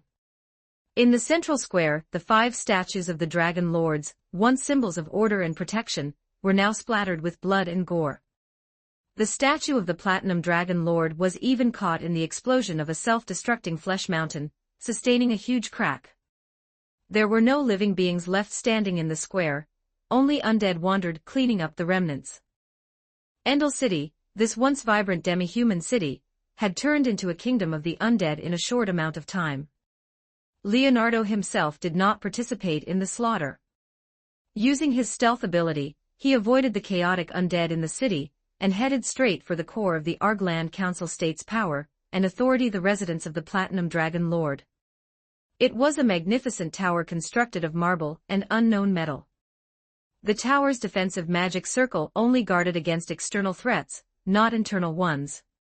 Leonardo used Shangri-La to perform a spatial teleport, entering directly inside and easily bypassing the 12 layers of defense. The interior of the tower was spacious and luxurious. The huge hall had murals depicting dragon history on the walls, and the floor was covered with luxurious magic carpets. Leonardo ignored all of this. His goal was clear the guild weapon of the 8 Greed Kings.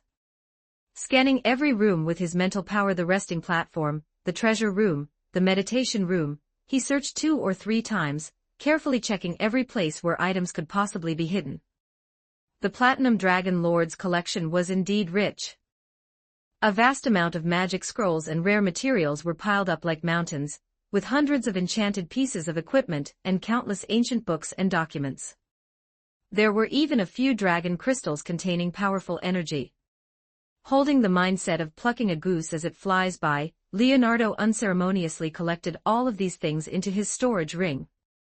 However, he never found the guild weapon of the 8 Greed Kings. It seems it was indeed taken away, or hidden in some more secretive place. Truly as cautious as ever. Leonardo was a little disappointed, but it was within his expectations. Given how cautious the Platinum Dragon Lord was, how could he leave such an important item in his residence so carelessly? Although he hadn't found the guild weapon, the collection he gained was also valuable, so it wasn't a wasted trip. Having taken so much, it's time to withdraw. But before leaving, I must leave a gift for my friend. Leonardo came to the top floor of the tower, where the view was wide, overlooking the entire Endel City. At this moment, the area below was already a sea of fire and ruins. Accept this, it is a parting gift. Mimicking a certain mysterious masked man, Leonardo condensed the energy in his body, rubbing a rapidly rotating energy ball in his hands.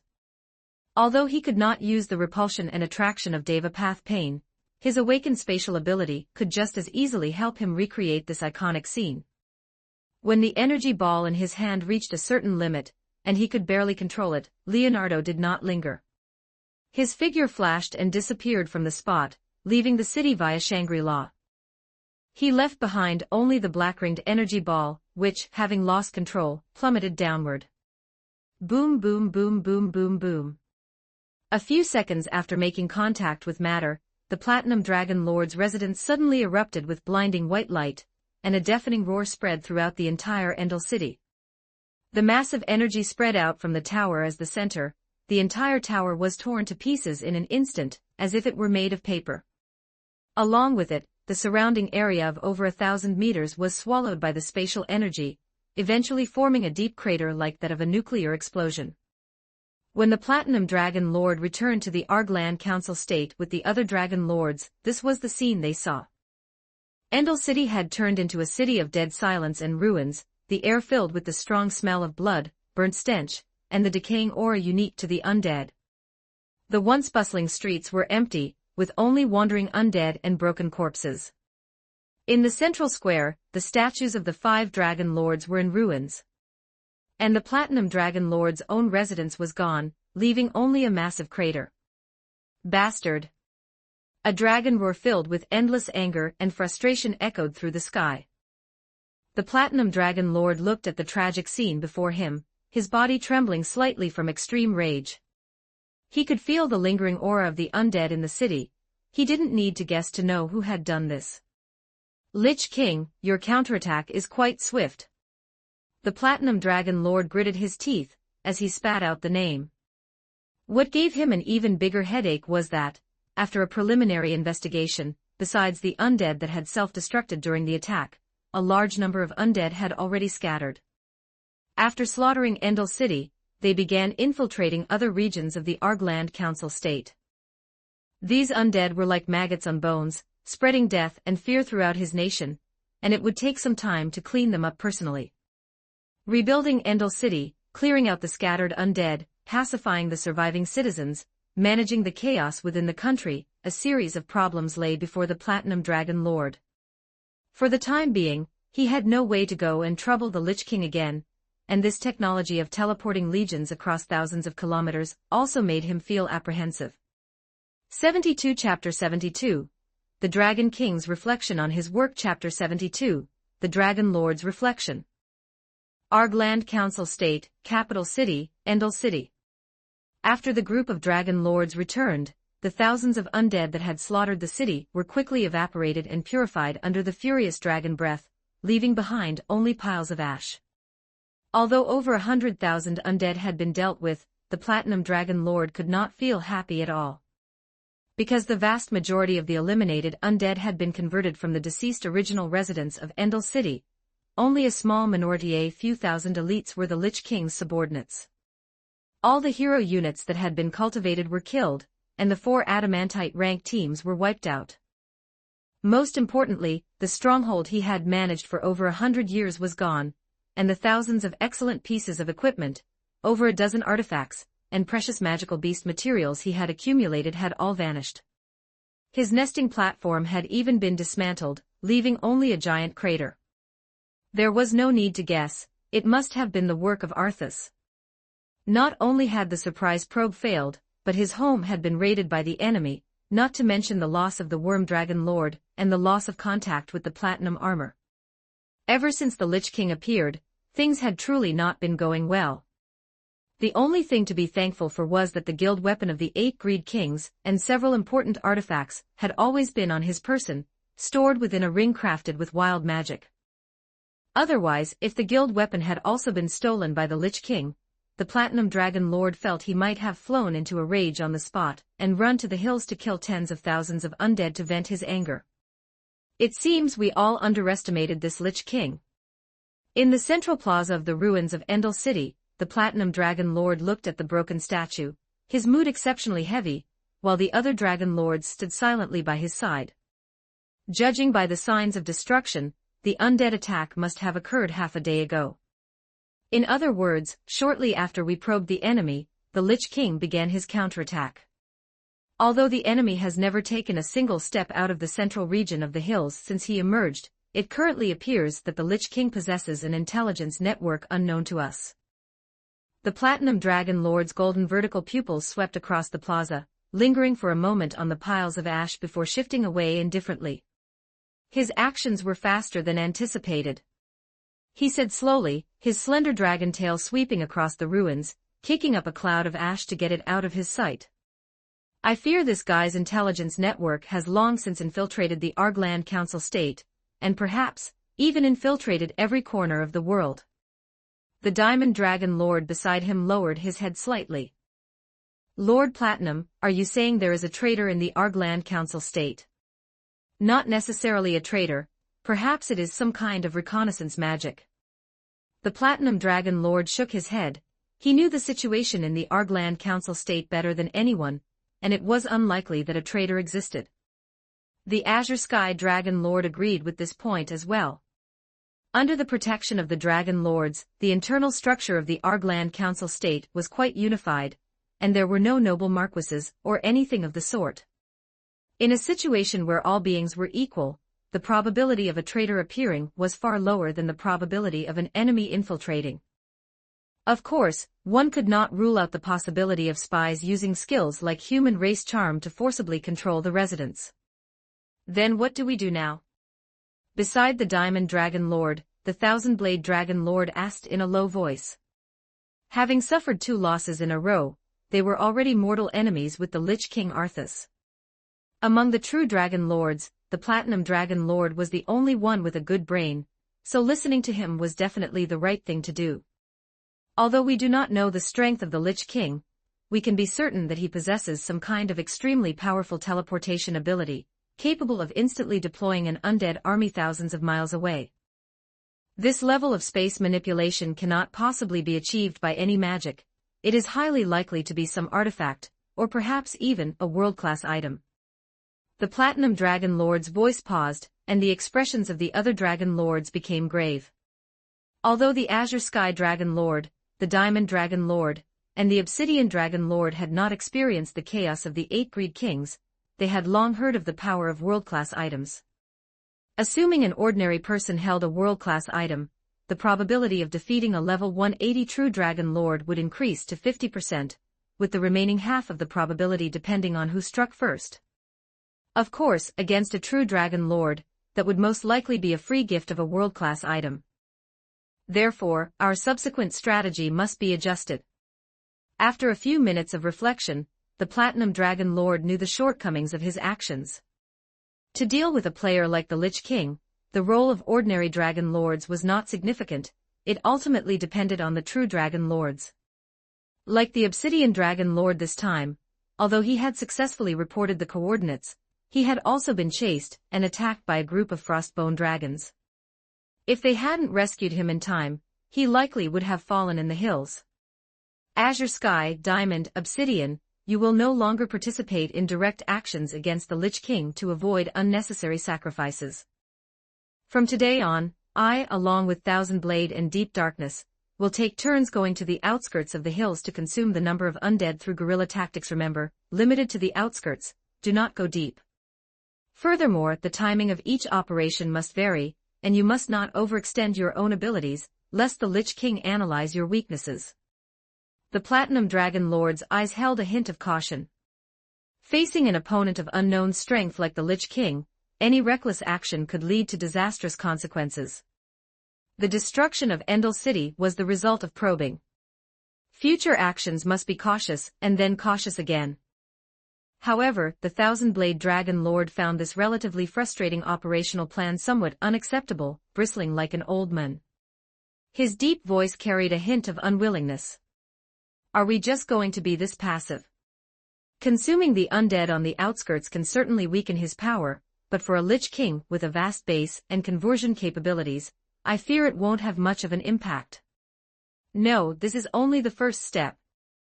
The Platinum Dragon Lord shook his dragon head, signaling the Thousand-Blade Dragon Lord not to be too impatient, before explaining the purpose of his actions. Consumption is to buy time, and also to confuse him. Let him think that we have temporarily abandoned large-scale offensives and switched to a conservative attrition strategy. But in reality, we must use this time to do 2 more important things. His gaze swept over every Dragon Lord present and finally landed on the Azure Sky, Diamond, and Obsidian Dragon Lords. Diamond, your spatial perception ability is unrivaled. I need you to lead the most elite magic casters of the Argland Council State to construct a brand new, wider coverage early warning barrier. This barrier must not only be able to detect large-scale spatial fluctuations, but also be able to identify those potentially hidden magic or creatures used for reconnaissance. Especially those creatures capable of hiding in the shadows. I want to make the Lich King's eyes go blind in this land. In the Platinum Dragon Lord's impression, for an undead like the Lich King, the subordinates responsible for reconnaissance were either shadow-type creatures or ghost-type spirits. Both were extremely difficult for ordinary people to defend against, but if one was prepared in advance, they were not unsolvable. Beside him, the Diamond Dragon Lord nodded solemnly. As you command, Lord Platinum. I will use all my power to ensure the tightness of the barrier, leaving nowhere for any shadows to hide. Very good. The Platinum Dragon Lord turned his head to look at the Azure Sky Dragon Lord and the Obsidian Dragon Lord on the roof, issuing instructions to the 2 Dragon Lords. Azure Sky, Obsidian, you 2 are responsible for another crucial task: building our own teleportation system. I need a stable channel that can support teleportation across thousands of miles for at least 5 Dragon Lords. In the past, we relied too much on our own flight capabilities and short-distance teleportation magic, which appeared sluggish and clumsy, with weaknesses that were too obvious in the face of the Lich King's surprise attacks. We must possess the ability to gather quickly and support quickly. I will use wild magic to reinforce and conceal the core of this teleportation array to ensure its safety. As for materials, give priority to pulling from our remaining reserves. When necessary, I will dispatch resources from other locations on the continent. Building a teleportation array of this scale was undoubtedly a long and arduous task. However, this also indirectly showed the importance the Platinum Dragon Lord placed on them. The Azure Sky Dragon Lord's tone was very firm. Leave the construction of this kind of teleportation array to us. It's just that the magic fluctuations of a teleportation array of this scale will likely be difficult to cover up completely. That is exactly what I must consider, the Platinum Dragon Lord said. I will personally design multiple concealment and deception magic arrays. Even if the Lich King takes action personally, it will be difficult to capture the core location of the teleportation array. From now on, we must not give him any further opportunities. After arranging these, the Platinum Dragon Lord's gaze looked at the dragons. As for myself, for the next period of time, I will temporarily reduce the frequency of directly participating in guerrilla actions. I need to concentrate my energy on two things. He extended a dragon claw, palm upward, and a ball of soft and holy light slowly emerged, dispelling the air that seemed somewhat oppressive due to the ash. First, study the magic of the holy light system. Undead are creations of darkness and negative energy, and the holy light is their nemesis. Although I am not specialized in this path, relying on the long life of the dragon race, and my understanding of the essence of magic, I am confident that I can master some high-level holy light magic in a short time. The Platinum Dragon Lord put away the holy light, and touched the ring on his claw. This was a spatial piece of equipment he had crafted himself. Second, I will use wild magic to forge a batch of holy light attribute equipment and items. These pieces of equipment might not be able to deal with the Lich King, but they will be sufficient to significantly increase our damage to the undead, and it will also be more convenient to clean up those undead cannon fodder in the future.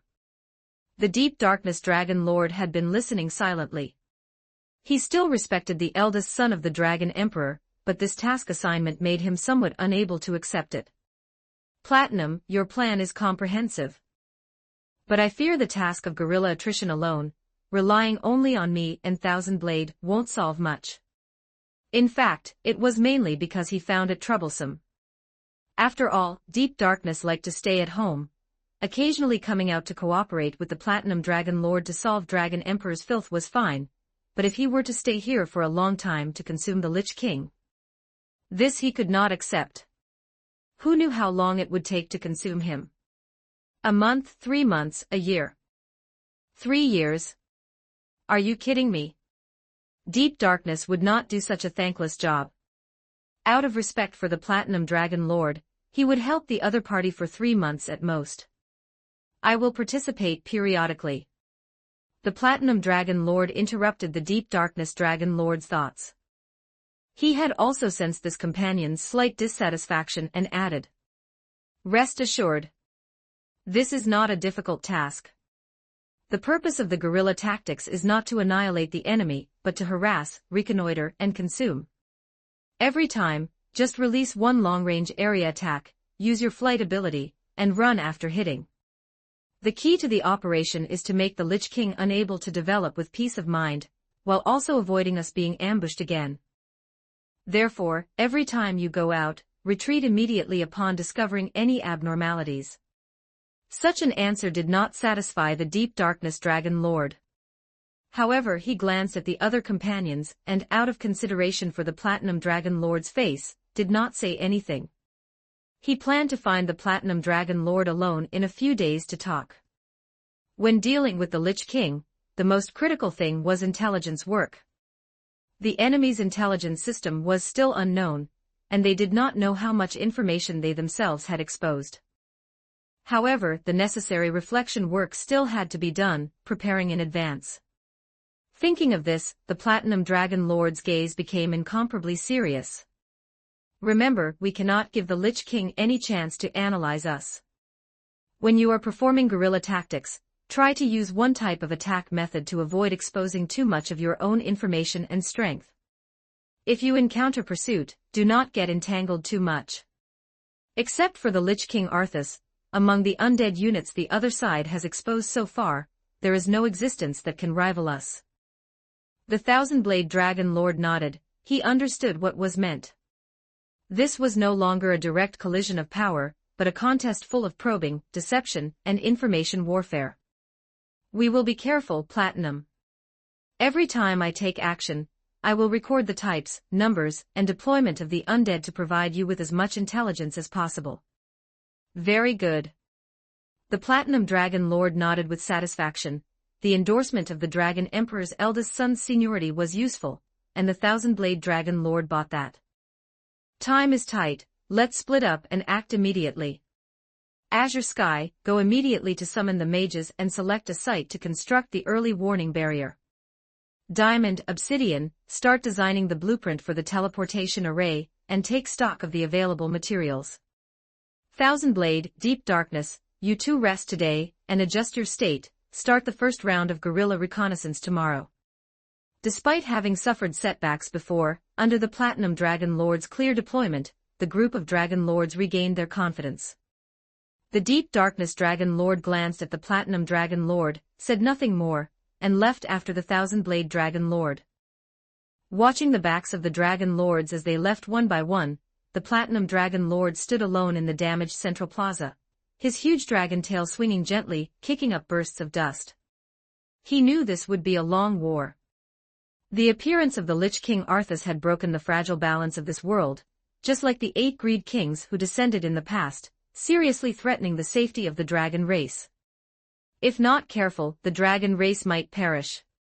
The Platinum Dragon Lord looked up toward the distance where the hills were located. In the ruins of Endel City, the disgusting aura of the undead still lingered in the air. This was the result brought by the Lich King. Although there was the reason that they had offended him first, the undead and the living were inherently irreconcilable enemies. This was the opposition of these two life forms. He closed his eyes and took a deep breath. When he opened them again, only cold killing intent remained in his golden vertical pupils. Lich King Arthas. He murmured in a low voice, his voice incomparably firm. You think that by stealing my equipment and destroying my city, you can make me back down. You are wrong. Failure will not discourage me, destroyed cities can be rebuilt. And this game between you and me has just begun. The Platinum Dragon Lord turned, his huge dragon wings unfolding, kicking up a gust of wind that rolled up the sky full of ash. He did not fly toward the temporary stronghold of the Argland Council State, but toward another direction that was one of his most secret wild magic laboratories hidden in the center of the continent.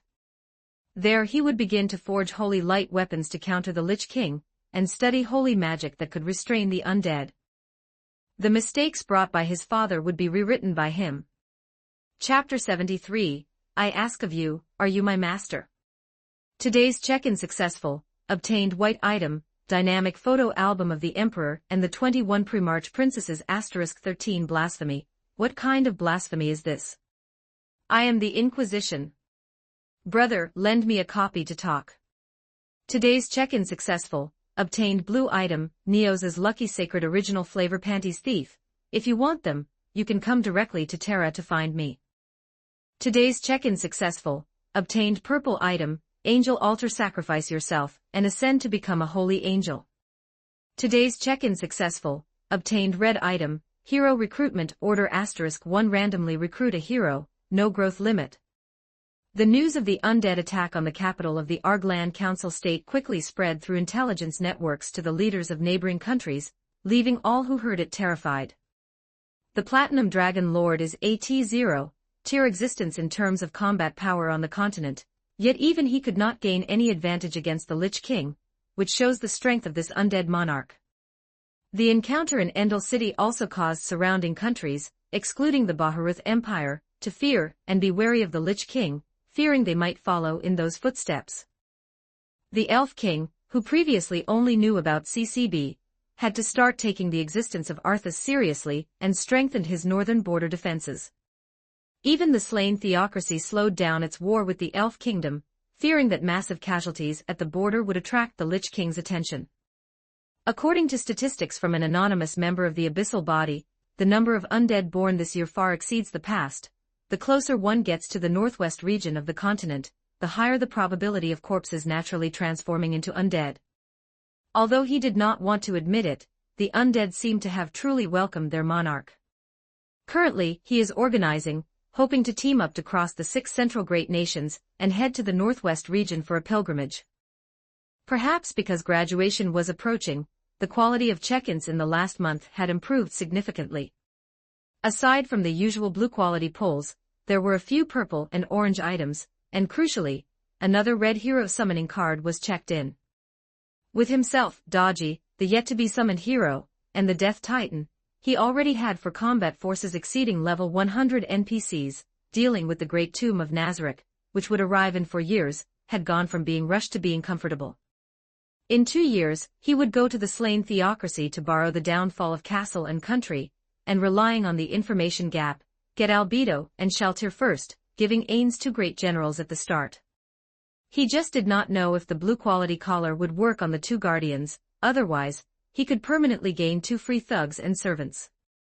But speaking of which, if he took the title of Mamanga for himself, would Albedo, whose settings were rewritten, be more devoted to him?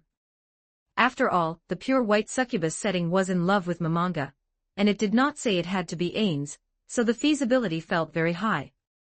Royal Capital, Private Villa. He had Dodgy distract Clementine and the other 2 women, taking them to bathe, while he prepared dessert for the newcomer welcome ceremony. In the living room, Leonardo looked left and right. After confirming no one was there, he very formally took an item out of his storage ring. It was the Neos' lucky, sacred, original, panties obtained from the check-in a few days ago.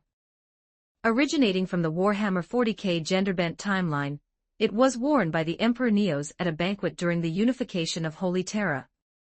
As for the important item that suddenly disappeared, the other party seemed quite calm. Since the owner did not care, he, of course, had to make good use of this important equipment. After all, it was a special item with the lucky sacred prefix. Maybe it could really summon a top-tier hero.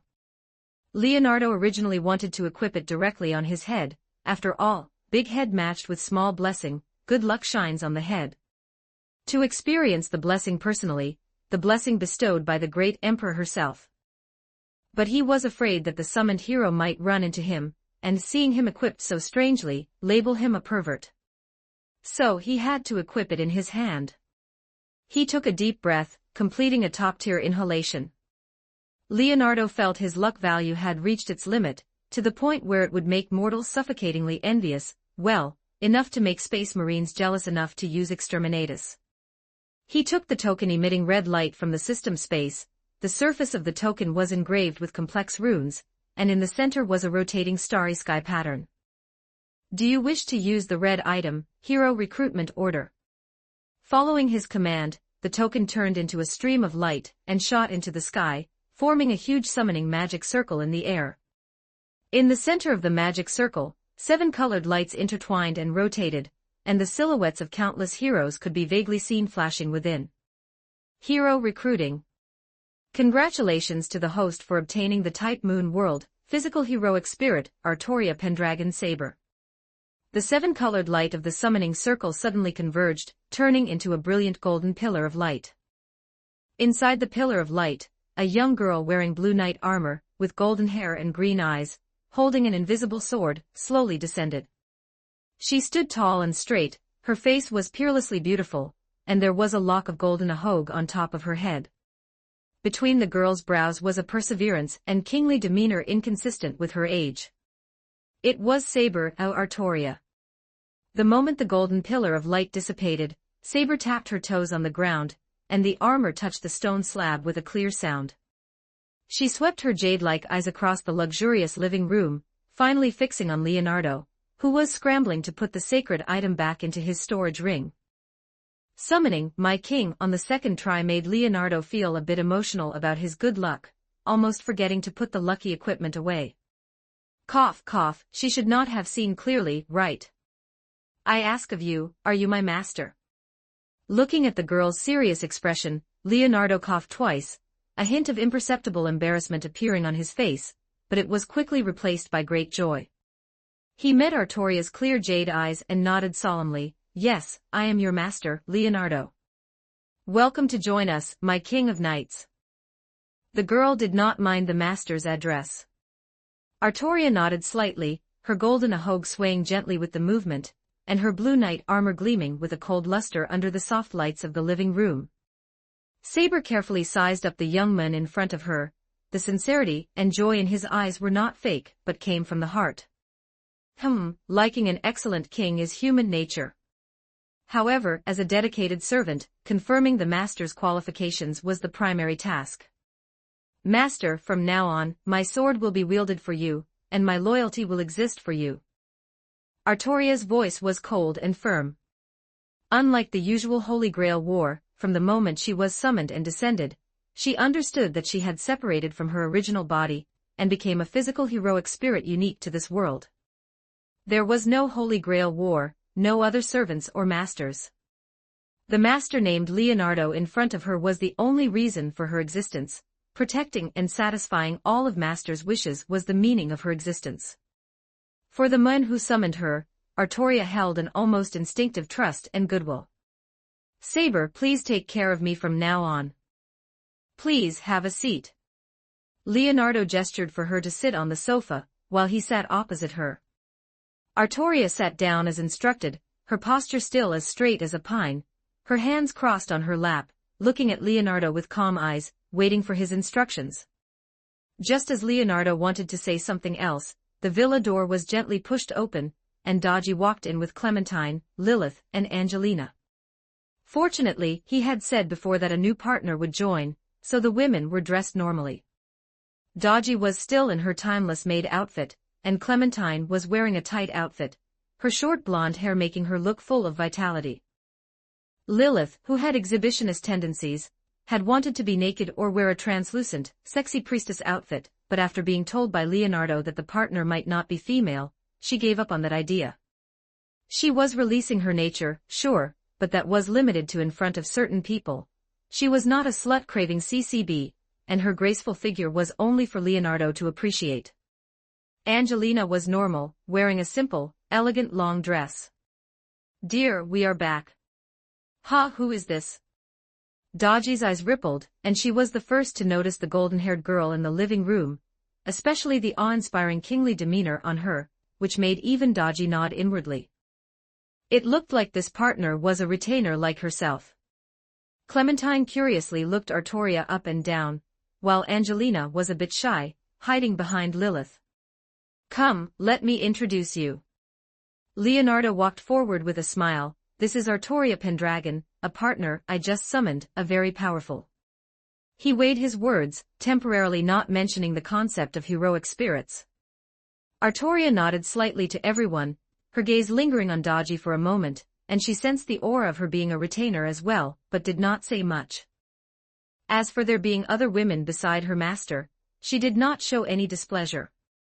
In Artoria's view, it was perfectly normal for an excellent king to be surrounded by followers with various talents. As long as they were sincerely assisting the master, and not treacherous, evil concubines causing chaos in the court, she would treat them with courtesy. As the King of Great Britain during her lifetime, she was long accustomed to acting under various guises, and understood the importance of winning people's hearts. "Miss Artoria, welcome. Your name is so nice, like a legendary hero." Dodgy smiled brilliantly, her voice soft and charming. "I am Dear's personal maid, and a part-time coffee pastry chef." Elements detected. Saber's eyes lit up, and she could not help but look at Dodgy a few more times. Personal maid was whatever, anyway, there would not be a shortage of women around Leonardo in the future. The important thing was, a coffee pastry chef. Did that not mean she would not have to worry about desserts later? Great, with Dodgy as a partner, she could taste delicious pastries every day now. "This is Clementine." Leonardo pointed to the energetic short-haired blonde girl. "Her strength is not bad, her personality is a bit like a little wild cat. Can't you introduce me properly in front of a newcomer?" Clementine muttered, looking up and down at Artoria. especially the armor that looked like it had good defensive capabilities, a flash of warlike light appearing in her eyes. However, is Miss Artoria a knight? You look like you can fight, can we spar sometime in the future? Cagiat challenging the Lion King. Leonardo, hearing this from the side, tried hard to suppress the corners of his mouth that wanted to curl up, very much looking forward to seeing Clementine being pressed to the ground and ruthlessly crushed by Saber. This Cagiat, ever since taking the god's potion, although she had become much more docile to him, and obeyed everything he said, her personality had gradually become arrogant. Except for him and the others chosen by fate, she did not look at anyone else. Even her former brother, in Clementine's eyes, had become so weak. When she heard about the failure of the Black Scripture Squad, she was still lying on the bed laughing non-stop. This personality, with a tendency towards being at Sundara, really needed to be properly disciplined. After all, a harem should be diversified. It would not be good if it was all Sundaras. Artoria's expression did not change, she just responded calmly. If Master allows, I don't mind. As the King of Knights, the king had accepted countless challenges in her life, and she already had a sense of indifference towards others' challenges in her heart. This is Lilith, a powerful priestess.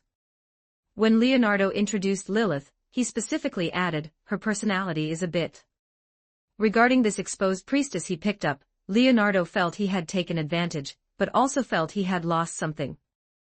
In short, Lilith's personality, which did not match her quiet appearance, made him feel it was hard to handle. Usually, he was the one teasing others, but with this priestess, it was the other way around, he was often groped by this guy. Lilith was wearing a relatively conservative silk robe today, but it still could not hide her proud curves. She blinked, looking at the iconic golden ahogue on Saber's head with interest, a smile hooking the corner of her mouth. Welcome, Miss Artoria. Your ahogue is very interesting, it must be very soft to touch, right? Artoria subconsciously protected the ahogue on top of her head. That was one of her reverse scales, whoever touched it would turn dark. Well, except for Master. She frowned slightly and looked at Leonardo, asking with her eyes if this partner's directness was within a tolerable range. Fearing that the relationship between them would go bad, and it would be difficult for the harem to reunite later, Leonardo quickly smoothed things over. Lilith, don't scare the new friend. Artoria, Lilith has no malice, she just has a very direct personality. This personality just needs a beating to get better. Finally, Leonardo pointed to the witch who was wearing a simple, elegant long dress, like a passerby, with a very low sense of presence. This is Angelina, her personality is relatively shy. Of course, as Leonardo said, the infinite witch's personality was relative. For the strong and powerful partners, she was naturally incomparably shy and humble. If placed in front of weaklings, this guy was no better than Clementine. Angelina gave Artoria a shy and sincere smile. Sister Artoria, welcome. Your armor is so beautiful, you must be a very brave knight. Artoria nodded gently to Angelina. The introduction finished, Leonardo saw it was not early. All right, everyone is here. Dodgy, how is the dinner coming along? We'll just hold a simple welcome ceremony for Artoria. It's already prepared, dear. Dodgy responded with a smile and walked towards the villa's kitchen. 74 Chapter 74, The Ideal World in My Heart 5K Chapter 74, The Utopia in the Heart 5K. It is well known that while the upper limit of a heroic spirit is determined by themselves, their actual combat performance, stat sheet strength, and stamina are largely determined by their master. As a physical heroic spirit summoned under the Saber class, Artoria's strength is related to both her own legend and Leonardo. Unlike Dodgy's mechanism of growing stronger while idling, as the reputation of the King of Knights begins to spread throughout the world, Artoria's strength will begin to grow endlessly. The wider it spreads, the faster her strength grows. Theoretically, the Saber summoned could potentially reach the level of destroying a country, a continent, or even a single structure in the future. However, to achieve such feats, the required fame and reputation are immense. At the very least, the legendary stories of one world are not enough to stack up to a single entity level. But as of now, Saber has no deeds in this world, She is just a nobody, and her strength can only be based on Leonardo's standards. Hero, Artoria Pendragon Combat Power, 950 innate passives, Red Dragon Bloodline, Divinity, King's Aptitude, Battle Instinct Genius, Big Eater Intrinsic Skills, Charisma B, Heart of the Red Dragon B, Instinct A, Magic Resistance A, Strength A, Endurance A, Agility A, Mana A, Luck C, Noble Phantasm A++, Noble Phantasms, Excalibur A++, Avalon EX, Caliban B, Invisible Air C. Learn Skills, Excalibur, Mastery of Various Weapons. Affinity, 100 bound by life and death status. Healthy as a master, Leonardo's own strength already surpasses the vast majority of heroic spirits, providing an unprecedentedly powerful boost to Artoria, to the point where her stat sheet has already exceeded her original self. The strength of her spirit origin, composed of red items, also allows Artoria to unleash 300% of her capabilities in her alter state without causing any damage to her spirit origin. It is just that in terms of luck, she is dragged down by Leonardo, but C is still better than E, at least she won't be too unlucky. Night fell and the lights outside the window began to twinkle, draping the royal capital in a hazy halo. Inside the private villa in the royal capital, the living room was filled with the tantalizing aroma of food. Although Daji's primary occupation is that of a personal maid and cafe pastry chef, that does not mean her cooking level is average. In fact, besides her fixed maid cafe skills, her life-related skills are maxed out.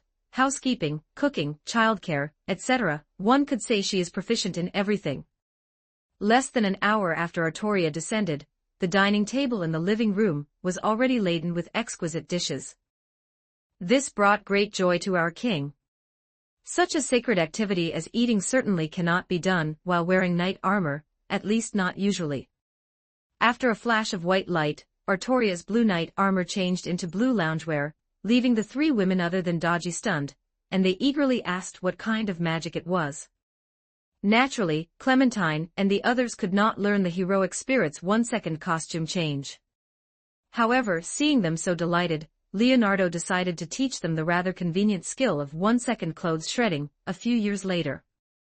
Knowing the origin of the hero, Leonardo specifically instructed Daji to prepare extra food that he thought might suit Artoria's taste. A golden roasted steak, charred and fragrant on the surface, tender and juicy inside. Next to it was mashed potatoes garnished with herbs, emitting a rich milky aroma, along with some brightly colored seasonal vegetables and a bowl of cream of mushroom soup. Artoria, please make yourself at home and try Daji's cooking, she is our chief chef. Leonardo said with a smile as he pulled out a chair for her. Thank you, master. Artoria thanked him and sat down as instructed, her gaze involuntarily drawn to the dishes on the table. As the legendary king of Britain, Artoria's favorites were exquisite cuisine, lion plushies, and orderly things. Unless absolutely necessary, she was not used to eating crude food. Fortunately, the master who summoned her was not short on money, and she had a fox-eared girl with superb culinary skills by her side, so she didn't need to rely on part-time jobs to earn money to taste good food. Look at the preparation of this roasted steak. The seasonings were richer, and the control of the heat and the presentation of the meat were kept in an excellent state, crispy on the outside, tender on the inside, and full of juices. And that bowl of thick soup smelled very rich and fragrant. Although her big eater trait was calling out frantically, for the sake of King Arthur's dignity, Artoria was very mindful of her table manners. She used a silver fork to cut a small piece of steak and put it into her mouth. The familiar meat aroma mixed with the unique sauce burst onto her taste buds. Artoria slowed down her chewing, closed her eyes slightly, and enjoyed the immersive experience brought by this gourmet food. Ah, what perfect food! The richness of the sauce and the natural sweetness of the beef blended perfectly. The heat was just right, locking in the meat juices while imparting a charming charred fragrance to the outer layer. That familiar sense of happiness that belongs to top-tier cuisine almost made Artoria let out a sigh of satisfaction. Time seemed to flow backward. The modern living room before her eyes, the soft lighting, and the people around her all became blurry. She seemed to have returned to the round table of Camelot, surrounded by her loyal knights Lancelot, Gawain, Bedivere. They raised their glasses to drink, discussing the future of the country, and the air was filled with the mellow aroma of oak wine barrels and the charred scent of roasted meat.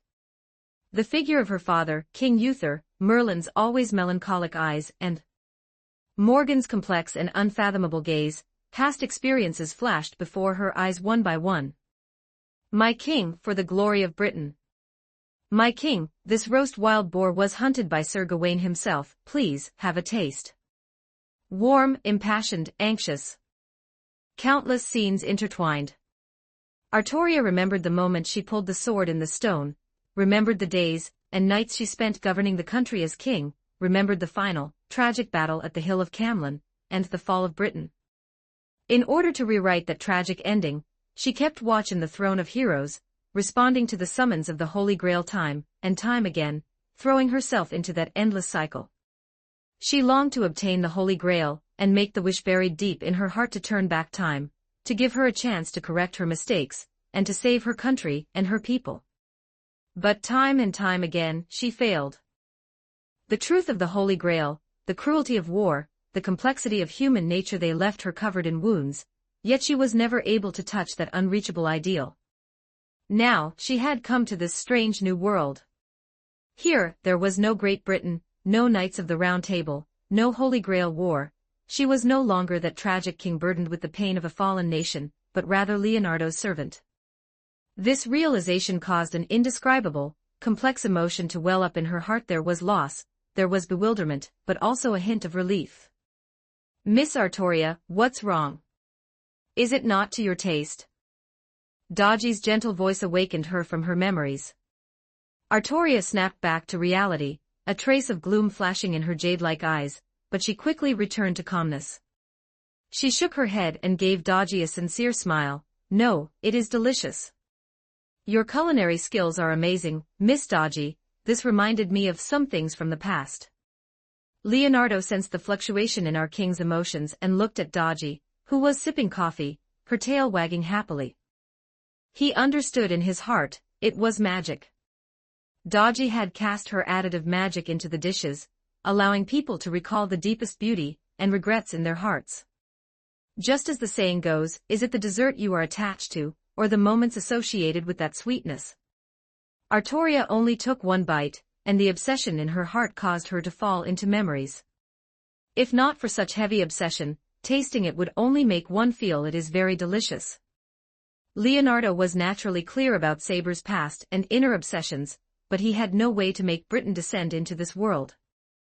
Dinner continued, and our king lived up to the name of Big Eater. Even Leonardo, who was still growing, was far behind Artoria in eating speed. With so much food entering her stomach, Leonardo couldn't see any change in Saber's lower abdomen. Eating the amount of 7 people in one meal, is this the king's stomach? If he didn't have a bit of family wealth, he feared he wouldn't be able to satisfy Artoria's daily binge eating. "Come, Artoria, try this pudding. It's Dodgy's specialty, sweet but not cloying, melting in your mouth." As a dessert, Leonardo pushed a small bowl of caramel pudding in front of her, the golden caramel shimmering with an enticing luster under the lights.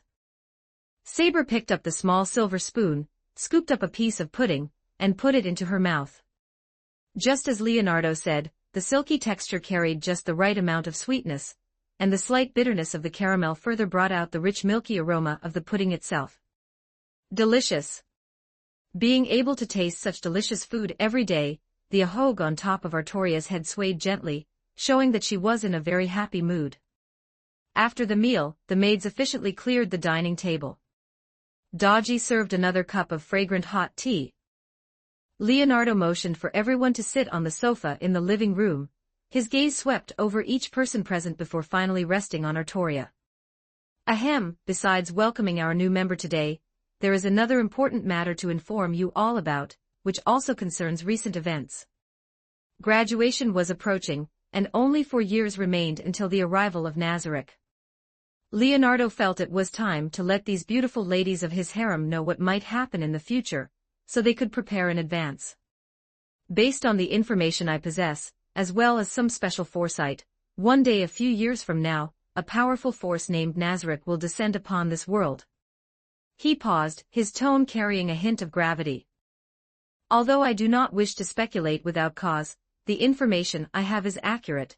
the vast majority of this force's members harbor malice toward humanity, or rather, their own karma values are negative. Perhaps there are a few good people among them, but under the prevailing circumstances, even those individuals cannot avoid becoming complicit. The ones mentioned here were the newly transmigrated Suzuki Satoru, the dragonoid butler Sebastian, and a few other NPCs of the Great Tomb. Although these individuals had no malicious intent at the beginning, in an environment like the Great Tomb, where everyone was evil, it was inevitable that they would become complicit. Especially after renaming himself Ainz, the part of Suzuki Satoru that was human had already been assimilated by his undead body. Coupled with the fact that he viewed the Guardians as family, and Demiurge loved to overthink and frequently committed anti-human acts, he was naturally dragged to the opposing side of humanity. Therefore, to deal with this family-first type, one must control the Guardians, better to subvert them first. Unfortunately, these outsiders are extremely powerful, perhaps even on par with the 8 greed kings of the past. Their arrival will bring unprecedented calamity to this world. The living room fell silent. The curiosity on the faces of Clementine and the other 2 ladies vanished, replaced by shock and unease.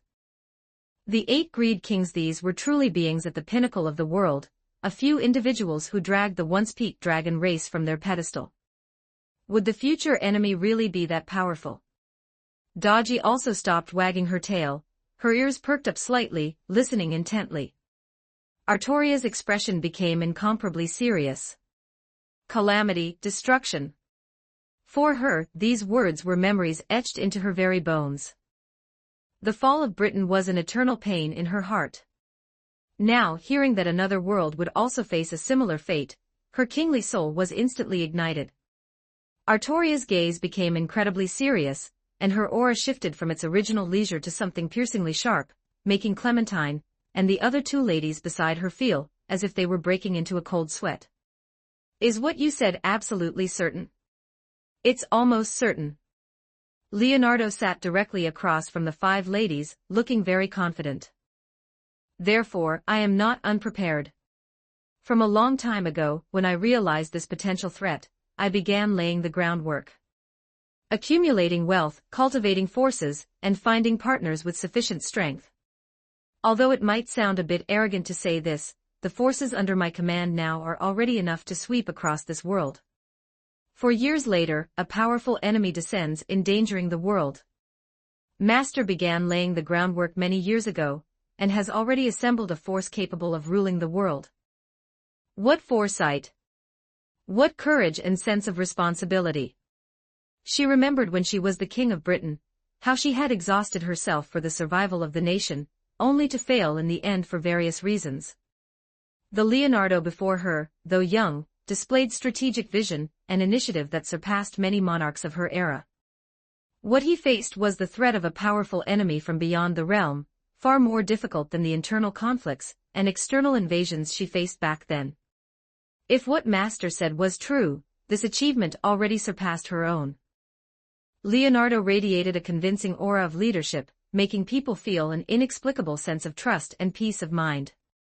He was not like her, burdened with an innate destiny and heavy expectations, destined to struggle on a lonely throne from the moment she pulled the sword in the stone.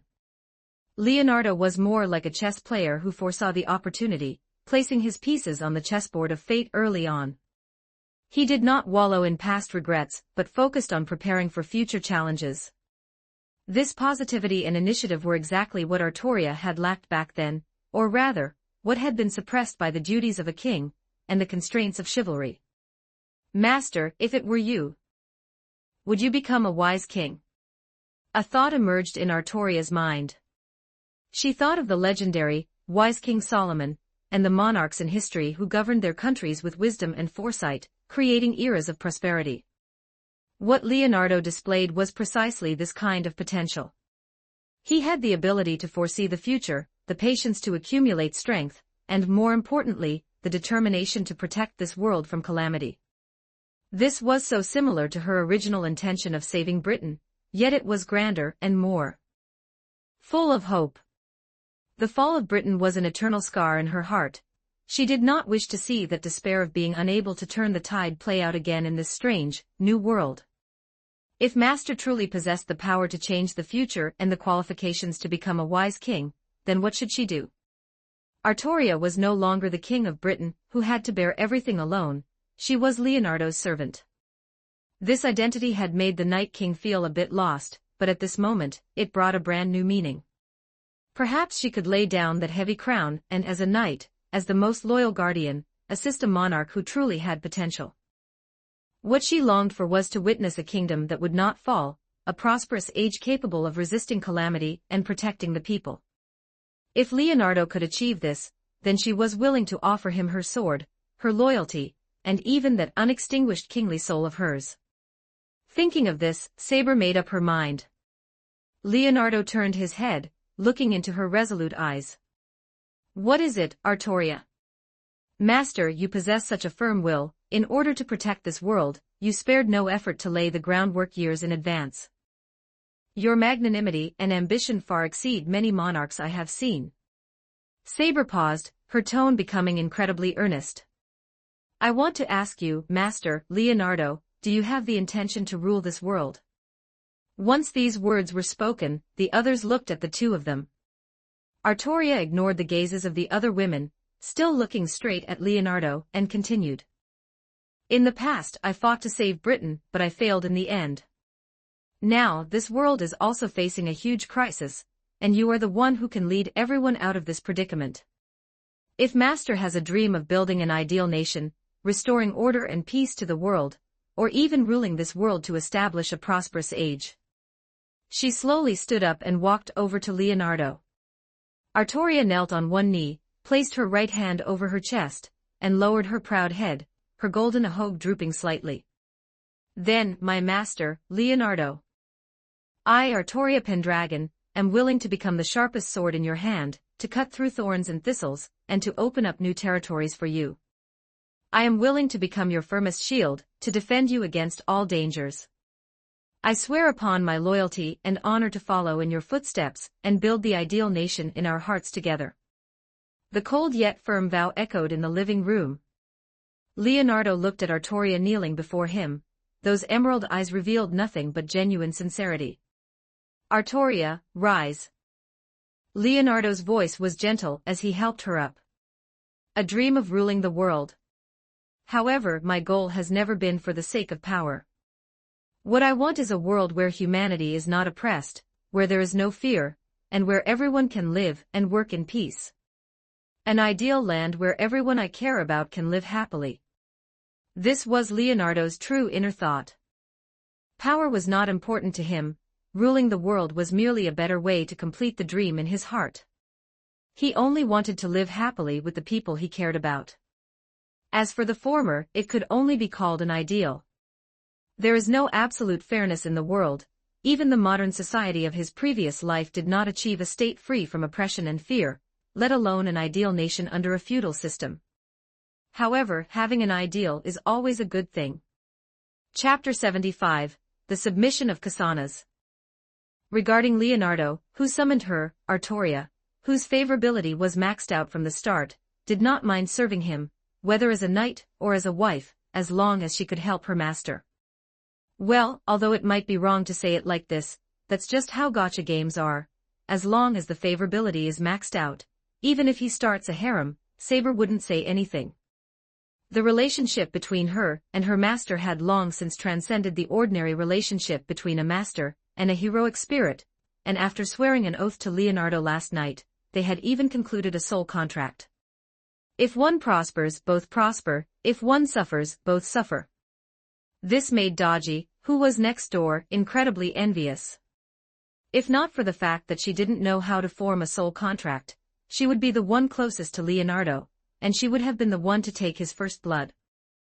But now there was an extra Saber. Daji wasn't confident whether she could take Leonardo's first time. After all, King Arthur's charm was never limited to just beauty. That aura of hers made people convinced from the bottom of their hearts.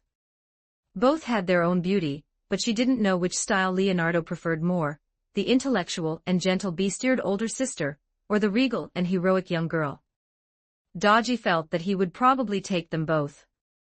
When she learned that Leonardo was only 1 year old, even younger than her, Artoria was completely stunned. She looked at the 170 centimeters master, then back at her own 154 centimeters self. Although it was because she had pulled the sword in the stone at 15, and her body had remained permanently at that stage, the master was only 1 year old.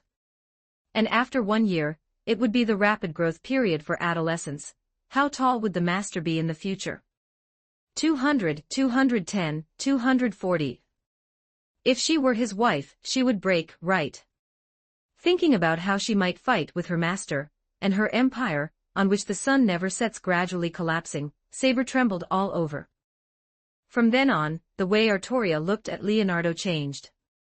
Although there was still the same intimacy as before, it now carried two strange expressions. Leonardo was all too familiar with one of them. It was the look Irene gave when doting on her little brother, which made him speechless about his age once again. As for the other expression, he didn't quite understand it. It didn't look like reverence, nor could it be called fear. But none of that mattered. The main point was that he had been underestimated again. One by one, the heroes he summoned.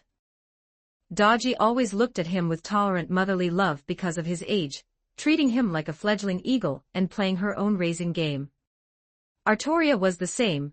After learning his age on the second day of her summoning, she became even more convinced of her potential as a wise king, and her gaze toward him always carried the air of an elder. It was all because the divine crane power was too strong, suppressing the primordial power within his body. The two forces conflicted, causing his life-bound Guanyu to remain unawakened, even though he had reached the age to change jobs to captain. 3 days had passed since the destruction of Endel City, and the Kasana's city-state alliance was also approaching its final end. Ever since the Baharuth Empire raided Bibe City, the city-state alliance, upon receiving the news, immediately held a mobilization meeting. The steel golems stored in the national treasury were activated, and the Adventurers Guild issued a large number of reconnaissance missions to determine the route and scale of the Empire's march for the mayors. Farmers were temporarily conscripted from the fields to form cannon fodder units to deplete the enemy's effective strength. Logs and stones were gathered on the city walls, and boiling excrement was prepared. Wyvern riders, burning cities, bombarding walls. Although they had received magical communications from Bibe City, and had a preliminary understanding of the Baharuth Empire's methods of attack, the city-state alliance had no better solution. Converting military equipment couldn't be done in a day or two, and furthermore, air units were so precious that the air defense capabilities of each city were limited. Coupled with a top-tier unit like the Wyvern Riders, the scarce Griffin Riders and Hippogriff Riders were simply unable to withstand the air raids of hundreds of Wyvern Riders. Losing air superiority from the start meant that even if they won the defense later, it would be a Pyrrhic victory. Those city-states without hero-level combat units were already considering whether to surrender directly to the Baharuth Empire, but after hearing about the policies of the Bloody Emperor, they felt it was better to remain firm in their resolve to resist. Except for a small number of humans, the vast majority of demi-humans would be forcibly conscripted as free labor by the Empire after being captured, and any individual demi-humans who had eaten humans would be directly eliminated.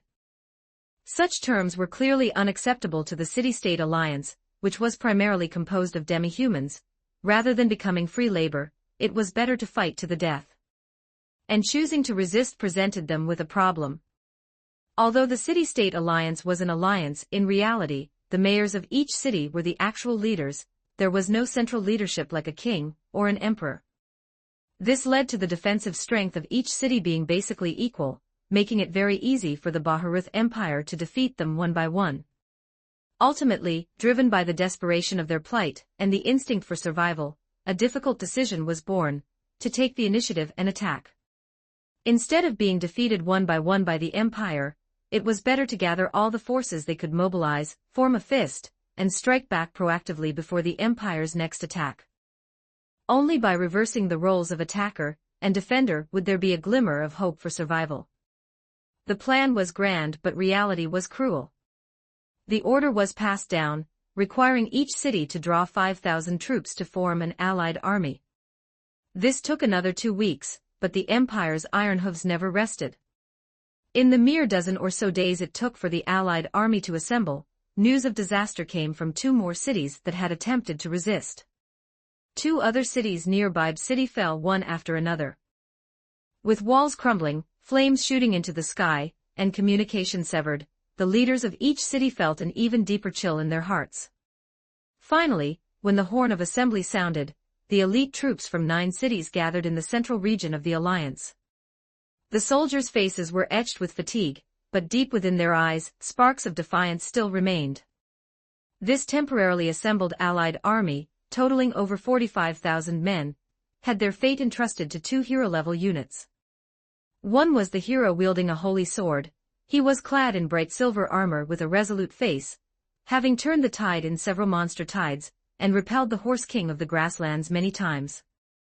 The other was the Dark Knight riding a brown-black warhorse, covered from head to toe in dark black armor. He was taciturn, exuding a cold aura that kept strangers at a distance. The Black Knights under his command were recognized as the elite assault force of the Alliance. Through the intelligence routes of the adventurers, they learned of the overall movements of the Baharuth Empire, and that the next city target was Gillenwise. The Allied army immediately headed to the target location.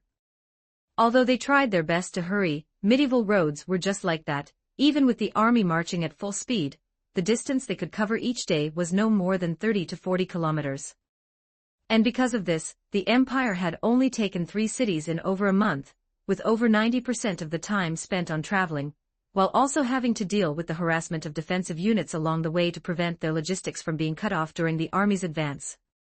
By the time the Allied forces arrived, Gillenwise had already fallen.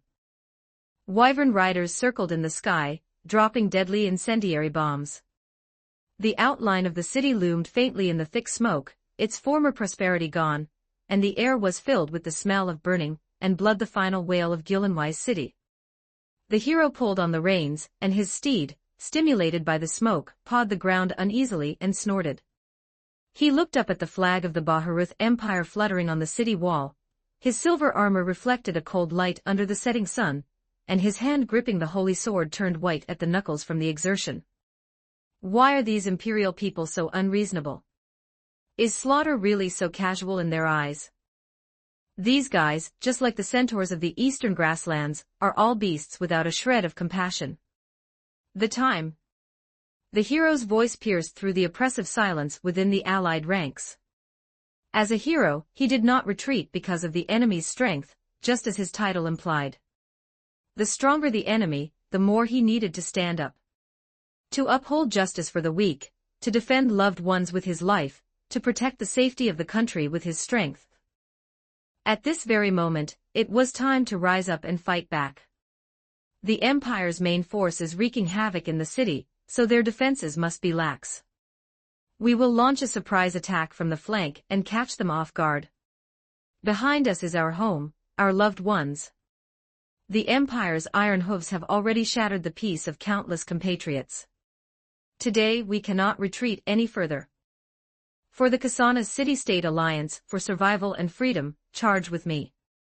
He raised his holy sword high and spurred his horse to charge out first. 45,000 soldiers from different cities and different races let out a roar mixed with rage and fear, following closely behind, their morale greatly boosted. The Dark Knight said nothing, only silently raising the lance in his hand and pointing it toward the side gate of Gillenwise city. The Black Knights under his command, those heavily armored knights, also raised their weapons, the sound of metal clashing dull and firm, like a boulder thrown into stagnant water. Orc warriors carried heavy battle axes, lizardmen infantry leveled their spears, and human cavalry gripped their swords and bows. The allied army of over 45,000, like a marching swarm of ants, followed the figures of the 2 heroes, and launched a desperate charge against the behemoth that was devouring their homeland. War is not child's play, people always die on the battlefield. The charging demi-human coalition knew this, but they were the elite of the Urban Alliance, the last face of this country. For survival and freedom, and for the safety of their descendants, they had no regrets even if they fell on the path of the charge. Things did not go as smoothly as the hero had imagined. The commotion of the army's charge could be heard from over 1,000 meters away. Enemy attack. The Imperial scouts sounded the alarm. At first, the vanguard of the Baharuth Empire was a bit panicked, but thanks to the political commissars in the army, they adjusted their mindset within a mere dozen seconds and prepared to meet the attack. The heavy infantry held giant shields, bracing at the front of the formation. Rows of dark gun barrels poked out from the gaps in the shields, their cold metallic luster gleaming with a chilling light. First rank, prepare to fire. The Imperial commander's voice was drowned out by war cries, but the well-trained soldiers had already completed their aiming. Once the coalition charged to a certain distance, the order was given. Fire at will. The 300 steam rifles in the first rank spat tongues of fire simultaneously. The sound of the gunfire was not the explosive bang of traditional muskets, but a sharp hiss, like a viper flicking its tongue. The specially made coppercore bullets pierced the air, kicking up a mist of blood in the coalition's vanguard. The orc warriors charging in the front rank suddenly froze. Their thick skin and muscles, as well as their leather armor, were like thin paper before the steam rifles. The bullets easily pierced their chests, exploding into fist-sized bloody holes in their backs. A bearman over 2 meters tall looked down at the 3 bloody holes that had suddenly appeared on him, swayed in disbelief, and then his body crashed to the ground like a mountain. Second rank, fire. The second wave of bullets followed in quick succession. This time, they aimed at the lizardman spearmen slightly further away. Their scales were considered indestructible against ordinary arrows, but the steam rifle bullets pierced them easily. The momentum of the charge faltered. The coalition soldiers watched in terror as their comrades in the front rank fell like wheat being harvested, and their charging formation began to fall into chaos. Some tried to stop, but were pushed forward by unsuspecting comrades behind them, crashing directly into the next wave of bullets. Third rank, fire. The perfect coordination of the 3-rank volley left almost no gaps in the steam rifle fire. The Imperial soldiers mechanically repeated the actions of loading, aiming, and firing. The gun barrels turned red from continuous firing, and the steam valves vented white mist. How could this be? The enemy's long-range firepower is actually this powerful. The hero could hardly believe his eyes. He saw with his own eyes a human soldier hit in the abdomen by a bullet while charging, blood flowing all over the ground, yet unable to die immediately, only able to crawl painfully on the ground. The holy sword trembled in his hand, whether from anger or fear, he did not know. Don't stop, charge. Watching his army fall into chaos, the hero shouted at the top of his lungs, his voice almost tearing his throat. Everyone, charge with me. Stopping means death. He urged his divine steed forward, charging alone toward the enemy formation. The holy sword traced a dazzling arc, and dozens of bullets fired at him were sliced in half in midair by the sword aura. The mages in the rear of the coalition forces managed to catch their breath, and hurriedly released a flurry of ice spikes and fireballs, alleviating the pressure on the hero, pushing the battle line to within 50 meters. Such a short distance caused a bit of a stir in the Imperial soldiers' camp. It's a powerhouse from the hero realm, concentrate fire. The Imperial officer who had been watching the hero gave a cold order, and the sound of gunfire rang out suddenly, like the drumbeats of death. Dense copper bullets formed an invisible net of death, sweeping toward the charging coalition soldiers. The sound of copper bullets tearing through skin and flesh was incessant. Orc warriors had their thick arms broken, chest cavities blown open into bloody holes, and their massive bodies crashed down. Rank after rank. Just like a farmer harvesting ripe wheat in a field, the coalition soldiers fell in swathes, their blood instantly staining the earth red, forming winding streams.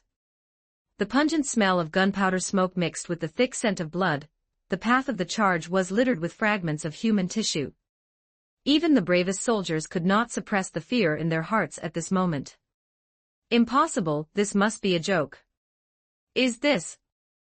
A surviving human soldier stared with wide eyes, his face covered in a comrade's brain matter, watching his squad leader whose skull had been blown off. The long sword in his hand fell to the ground. His courage, his determination, were completely shattered before this bloody scene. Unsurprisingly, morale began to collapse. Panic spread like a plague, the soldiers began to break, turning and fleeing, exposing their backs to the merciless gun barrels. Hold the line. Do not retreat. The hero roared, brandishing the holy sword to deflect a few bullets fired at him, trying to stop the retreating soldiers. Although the light of the holy sword was dazzling, it could not illuminate the despair in the soldiers' hearts. The coalition army had fallen into extreme panic. The Dark Knight witnessed this tragic scene. Beneath his cold armor, he let out a faint sigh. A frontal assault was already hopeless. The Dark Knight dug his spurs into his horse's flanks, and the Black Knight Order, like black lightning, bypassed the front and circled toward the flank of the Imperial Steam Infantry phalanx. Black Knight Order, follow me, cut off their arms. The Black Knights were extremely fast. They dodged the frontal firepower net, like the scythe of death, plunging straight into the rear of the Imperial army. The Imperial heavy infantry tried to intercept, but before the powerful impact of the Black Knight Order, they were like mortals facing an unstoppable force, one after another sent flying or cut down. 200 meters. 150 meters. 100 meters. 50 meters. Closer, even closer. Now pierce through them. A cold light flashed in the Dark Knight's eyes as he leveled his lance. Before this, in any previous era, as long as archers and magic casters were charged by knights, the battle was basically declared over. The knights would be unstoppable. However, the era had long since changed. Past experience could simply not be applied to the Imperial troops. Just as the Black Knight Order was about to break into the Imperial troops, those steel golems among the Imperial soldiers, which seemed not yet activated, moved. A dozen steam mechs slowly turned around, revealing the chainsaw swords and rotary machine guns mounted on them. Rat-tat-tat. Boom boom boom. Firepower even more powerful than the steam rifles poured out instantly. The Black Knight's heavy armor appeared so pale and weak before the mech's large-caliber bullets. The knights, along with their war horses, were directly torn apart and blown to pieces. The Dark Knight struggled to wield his lance to block. The lance tip collided with the shells, causing a violent explosion, and the huge impact sent him and his horse flying several meters. Although he was not yet dead, some of his internal organs had ruptured, a trace of blood spilled from the corner of his mouth, and he was in excruciating pain, unable to move. And his most elite Black Knight Order, the moment they approached the Iron Pawn Type 2 steam-powered mech, vanished like snowflakes thrown into a furnace. The screams of the knights, the whinnies of the horses, the clashing of metal, and the sounds of explosions merged into one, and finally fell silent. The Dark Knight watched the last Black Knight beside him being crushed alive by a mech's mechanical arm. Only desolation remained in his heart. This final battle, on which the Urban Alliance had pinned such high hopes, lasted only a short hour from beginning to end. When the smoke cleared, only mountains of corpses, tattered flags, and the orderly, uniform phalanxes of the Baharuth Empire's army remained on the battlefield. The hero was bathed in blood, leaning on the holy sword to barely stay upright. His personal guards had all died in battle. The Dark Knight lay quietly on the ground, his lance broken, his armor covered in bullet marks, and his black cloak torn to shreds. His pride, his confidence, everything he had in this single charge, along with his Black Knight Order, had vanished into nothingness. The Imperial Army's statistics came out quickly. In this battle, over 40,000 of the Urban Alliance coalition were annihilated, and fewer than 3,000 remnants, including the hero and the Dark Knight, were captured. And the Imperial Army lost only over 360 men. A significant portion of these were killed by the Holy Sword and the Lance during the desperate counterattacks of the two hero units. Thus, the legend that hero units could not be defeated by human wave tactics was broken by the Baharuth Empire's expeditionary force.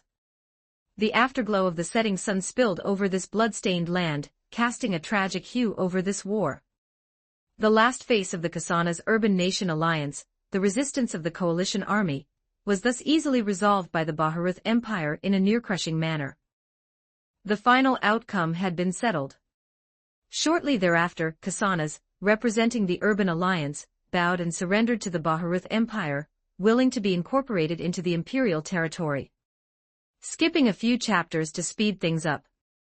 Regarding the protagonist, he will likely come of age, and hold his coming-of-age ceremony around chapter 90. He'll eat first, then fight the Bone King, if I can manage to write that far. If you like it, please click to urge updates and increase traffic. 76 Chapter 76, The Silent Sheep Troll Kingdom. As one of the 6 most powerful nations in the central region of the continent, the Troll Kingdom is ruled by trolls and is located slightly further away from the center. The nation's territory is vast. Even if you combined all the territories of the human nations in the remote northwestern corner, they would only amount to 1/4 the size of the Troll Kingdom. After all, the land area of the Riestes Kingdom is only about half the size of France in reality. The slain theocracy is twice the size of the kingdom, and the empire is currently in the midst of expansion. Like the surrounding demi-human nations, the status of the human race in the Troll Kingdom is extremely low. They are generally treated as food and kept within a certain range like two-legged sheep. For those with a human appearance, the 6 central great nations are all countries fraught with trouble. Although the authorities guarantee certain rights to travelers, it is far from a safe place. Even a human-type elf traveler could be mistaken for runaway food in a nation ruled by demi-humans. Without sufficient strength, humans here are destined only to serve as two-legged sheep. And in the Troll Kingdom, the highest grade ingredient used to entertain guests is a 6-month-old human fetus. How cruel, how profane. Therefore, those who sympathize with demi-humans believe the Empire's policies are too brutal, or think Leonardo's actions are no different from Ainz Ooal, likely have had their brains swapped by demi-humans and have become somewhat pseudo-human. As the saying goes, those who are not of our race must have a different heart. Not to mention the conflicts between humans, the customs of the human race and the demi-human races are completely different. For the Troll Kingdom, eating humans is just an everyday occurrence. Only naive people would think that by using strength to force all demi-human and heteromorphic races to submit, one could create an ideal nation.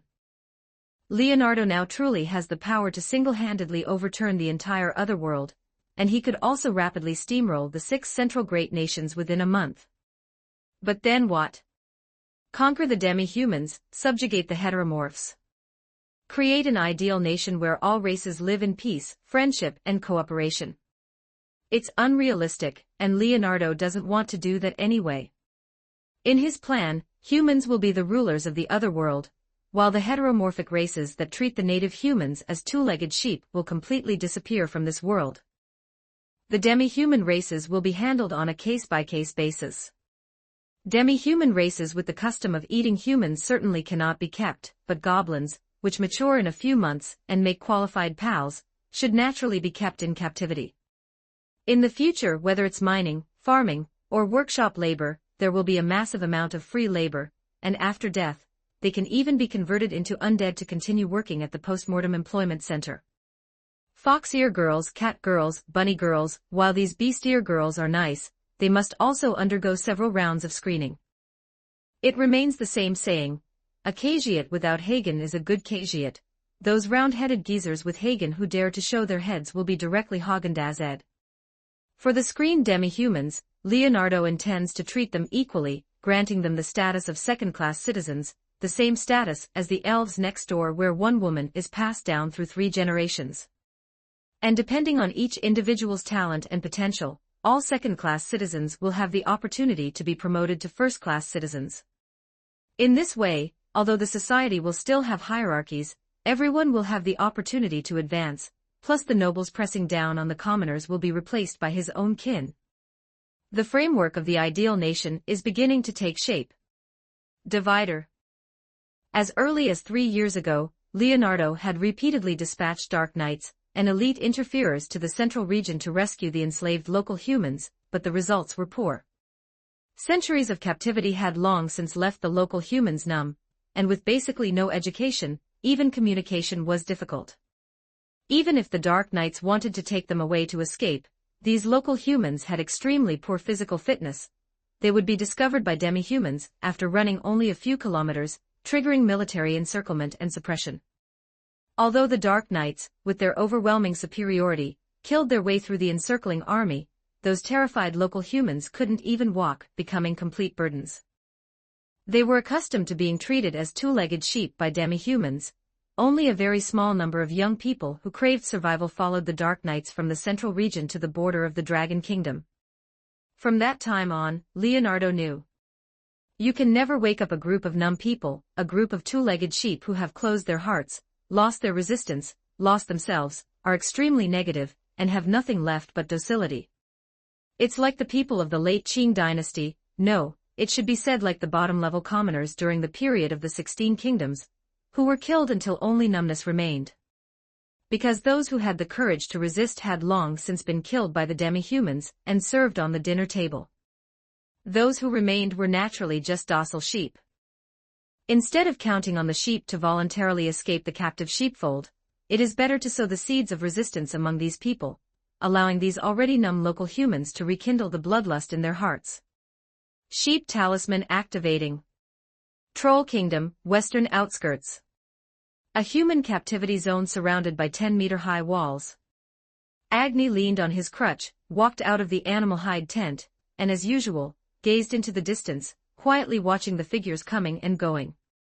When Agni was 10 years old, his biological mother was taken away by troll soldiers from outside the wall, and never returned.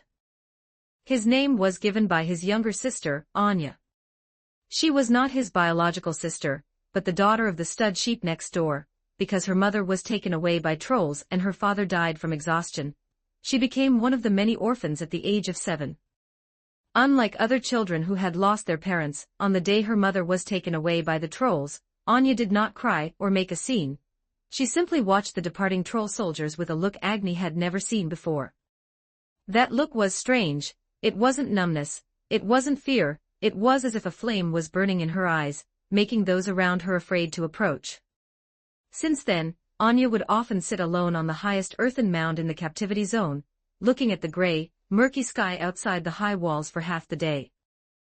Unlike other children, she did not show a craving for the rancid food scraps thrown in from outside the wall. She also didn't like to communicate with others.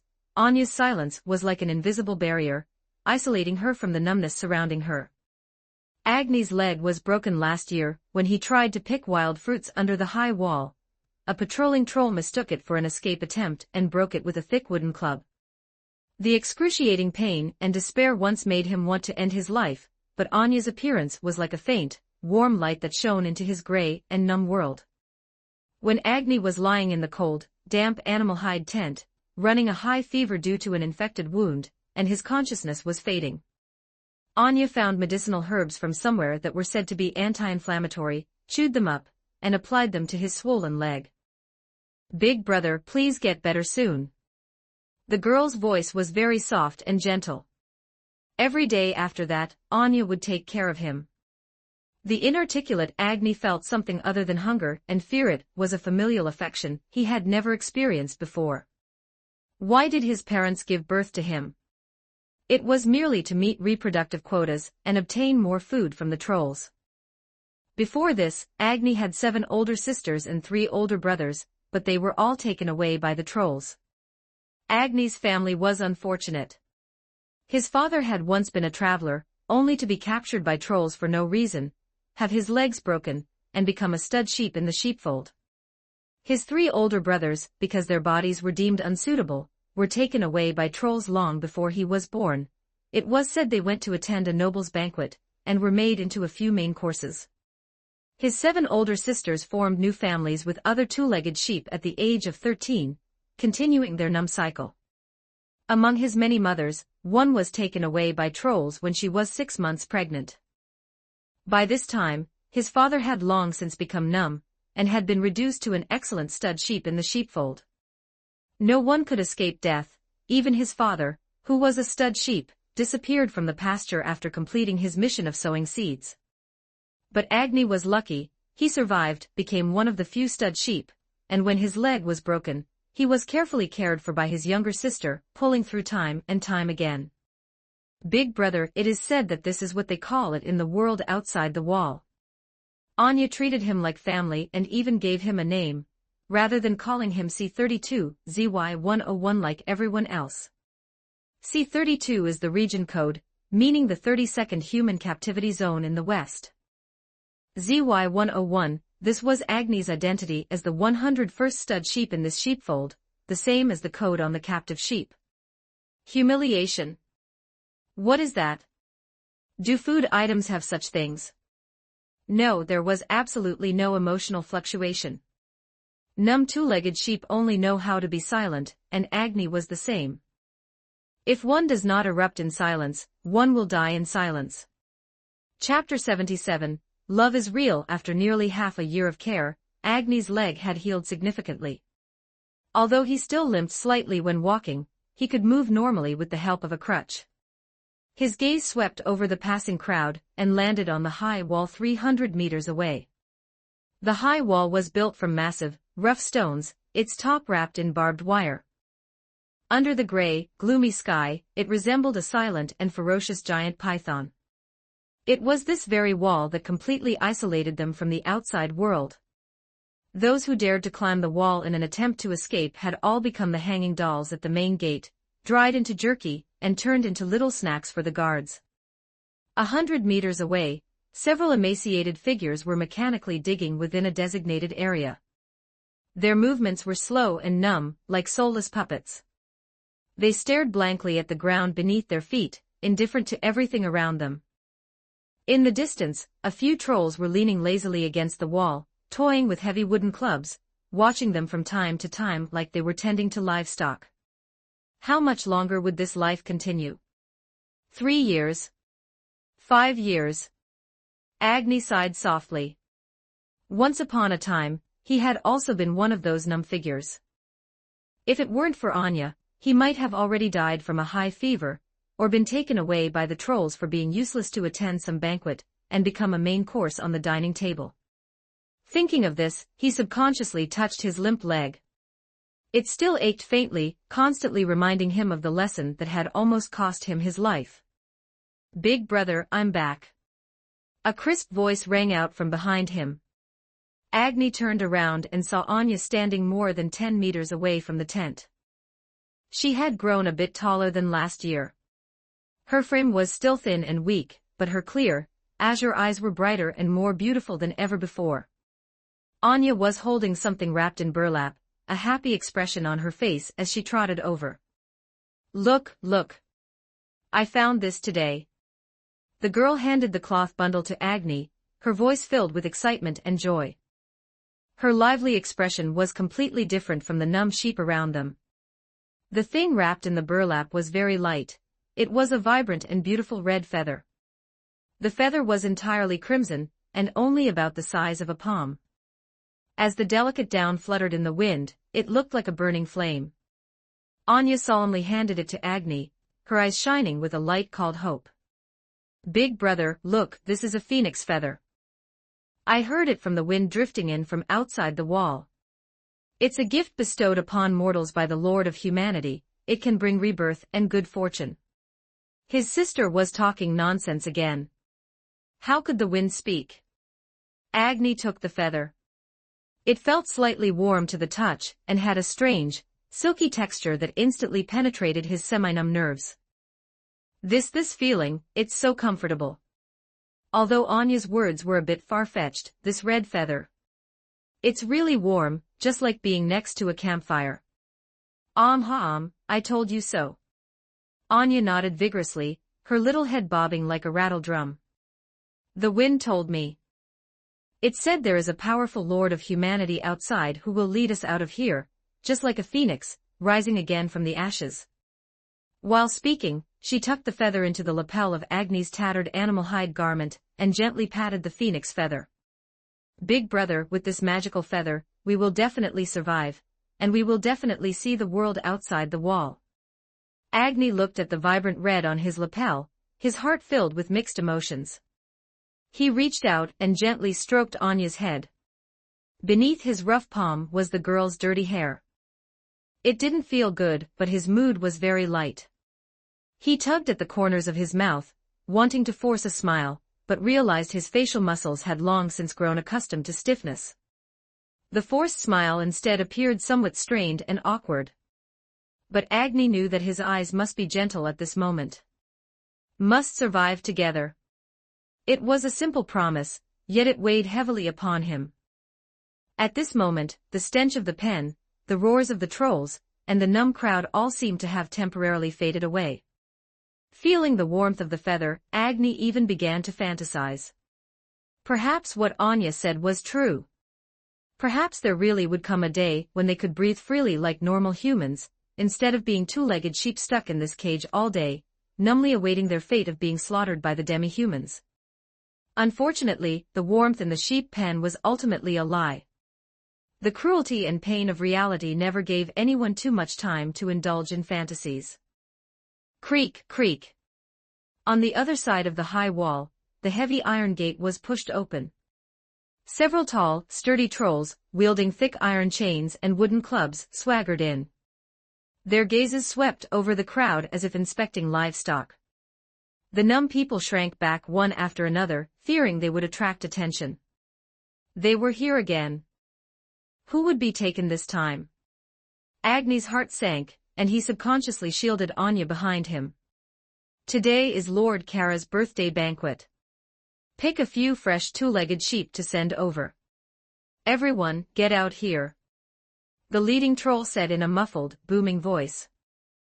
The iron chain in his hand dragged along the ground, making a clattering sound like a death knell.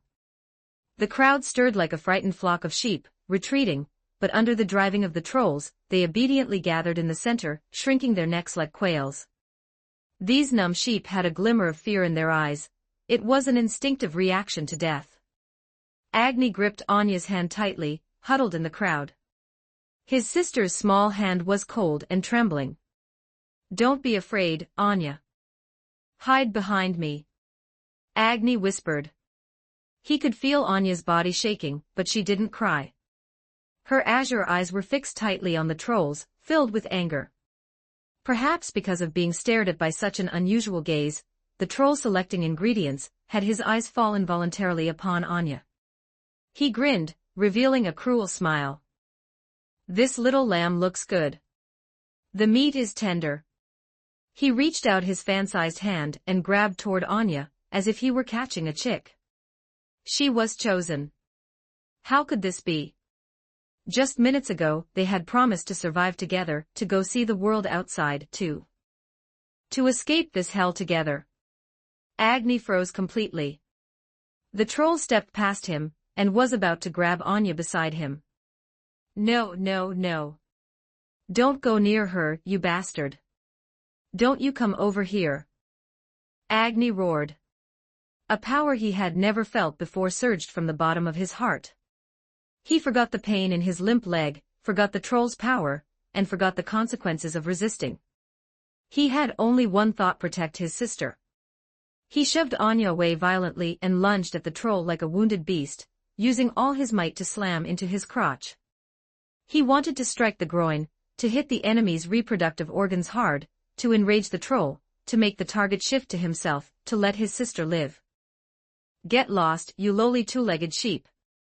The troll had been startled by Agni. Seeing a two-legged sheep stumble into his spear, he was enraged. He lifted his thick leg and kicked Agni square in the chest.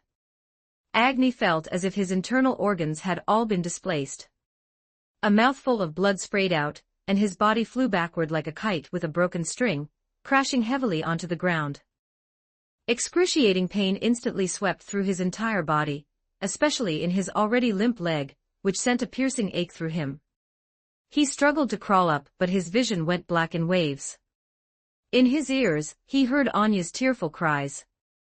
Big brother. Big brother. He saw the troll roughly grab Anya's slender arm. Anya struggled desperately, her small body erupting with astonishing strength, her cries heart-wrenching. Let me go. I want big brother. Let me go. Agni reached out with his last ounce of strength, but only grasped at empty air. He wanted to roar, to curse, but his throat could only emit a gurgling, bloody sound. He couldn't do anything. Another troll walked up impatiently, casually picked up a wooden club, and struck Agni on the back of the head. A sharp pain surged through his consciousness, and the world instantly plunged into darkness and silence. Anya's desperate cries became the final echo before Agni lost consciousness. Sister, sister, my sister was taken away. Unknown how much time had passed, Agni woke up in the midst of a violent headache. The cold ground made him shiver. The dull ache in the back of his head reminded him of everything that had happened.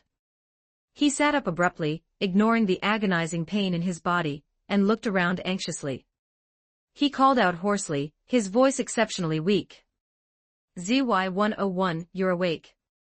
A raspy voice came from the tent next to his, an old acquaintance, ZF-507. The other man was also disabled. One of his arms had been broken by a troll, and he was usually taciturn. "ZF-507, have you seen Anya?" "That little girl, my sister, she was taken by the trolls." Agnes scrambled up in a sorry state, grabbed ZF-507's arm, and asked anxiously, his eyes bloodshot. ZF-507 frowned, a look of confusion on his face. "ZY-101, what nonsense are you spouting?" "What Anya? Since when did you have a sister?" Agnes froze, thinking he had misheard. "What are you saying?" "The little girl who is always with me, blue eyes, the very thin one." ZF-507 shook his head, a trace of pity in his eyes. "ZY-101, have you been beaten silly? You live here alone. We've known each other for so long, and I've never seen any little girl. The trolls did take a few people today, but they were all unqualified boys." "Impossible!" Agnes cried out, "Anya was right by my side. I saw with my own eyes the trolls taking her away. It was me who didn't protect Anya well, didn't protect my sister. She found a red feather before, a phoenix feather. Anya said it could bring hope." He pointed excitedly at his chest, eager to prove himself. "Right here, the feather is tucked right here." He looked down at his animal hide lapel. The vibrant red feather was clearly there, like a burning flame, emitting a faint warmth. "Look, see. The feather is real." Agnes' voice trembled, firm that he had not lost his mind. "Anya is real too. She called me big brother, she found me food, she took care of me." ZF-507 followed his finger, and saw the feather. A flash of surprise crossed his eyes, but he immediately shook his head. "ZY-101, perhaps you found this feather, but Anya. There really is no such person. If you don't believe me, go check your tent, there are only traces of you inside. Why deny my sister like this? Everyone had seen her a few times before, hadn't they? How could my tent have only me in it?" Agnes didn't believe what ZF-507 said and staggered toward his tattered tent. He lifted the curtain, and the sight inside struck him like a bolt of lightning. The tent was empty. There was only a crude bed covered with hay, a chipped pottery jar, and a few tattered pieces of clothing, all belonging to him alone. There was no small bed for Anya, no wild fruits she had secretly hidden, no little rabbits she had woven from hay. Those small items that had once been filled with warmth and the atmosphere of life had all vanished without a trace, as if they had never existed. Impossible. Agnes collapsed on the ground, his mind blank. ZF-507's words and the scene inside the tent were ruthlessly telling him a cruel fact: Anya, his sister, might truly have been just his hallucination. But the warmth of the feather was real. The strange warmth from his chest clearly transmitted into his nerves. Agnes reached out and touched the feather tremblingly, it felt silky and warm. "It's real," he muttered to himself, convinced of his experiences over the past half-year. "My sister really exists, she must have been taken away. It was those trolls who took her away." ZF-507, who had followed him, sighed. Looking at the crazed Agnes, he patted his shoulder. "ZY-101, don't think about it anymore. Just live well, living one more day is one more day." After speaking, he shook his head and shambled away. The surrounding crowd remained numb, as if everything that had just happened hadn't occurred. The trolls had left, taking a few people with them, and one breeding sheep had gone insane. Agnes sat on the cold ground. The stench outside the tent, the roars of the trolls in the distance, the numb crowd, everything familiar had returned. The humiliating life of the past weighed even more heavily on his heart than before. However, Agni's eyes were no longer numb. If Anya didn't exist, where did his feather come from? If Anya didn't exist, where did that warmth in his heart come from? If Anya didn't exist, then what was this heart-wrenching pain he felt right now for? Because this love is real, my sister must truly exist. Anya is the only light in this cage, his only family. But she was taken away, his sister, taken away by those cruel demi-humans. She will be sent to the dining table, disemboweled, and disappear bit by bit into the mouths of those cruel demi-humans, leaving no bones behind. Damn it, damn it, damn it. Damn it. Sister, my sister. Anya, how can I allow this? I cannot accept such an ending. Thinking of this, Agni stopped thinking. The silent sheep could no longer remain silent. His heart pounded. An extreme rage erupted in Agni's heart, the anger scorching his internal organs, scorching his soul. Enough, really enough. He had had enough of this numb life. He had had enough of this fate of being slaughtered at will. Perhaps sensing the extreme rage, his cold blood began to boil, the ferocity in his heart began to burn, and the red feather on Agni's chest suddenly ignited. Phoenix feather activated blue item. The crimson flames instantly turned into a scorching torrent, surging through Agni's blood to his entire body. Excruciating pain. Unimaginable pain. It was as if the skin all over his body was burning, every inch of muscle was tearing, and every bone was being reshaped. Agni let out a painful roar, but he didn't fall. He could feel an unprecedented power awakening and growing within his body. That was the power of rebirth, accompanied by extreme pain. The gift of the Lord of Humanity, the Phoenix feather, was transforming his body in an incredible way. The pain continued, and his strength kept increasing. His muscles were bulging, his bones were cracking, and even his limp leg, after a burst of tearing pain, began to become strong. Wait for me. I will definitely save you. He was no longer that numb sheep.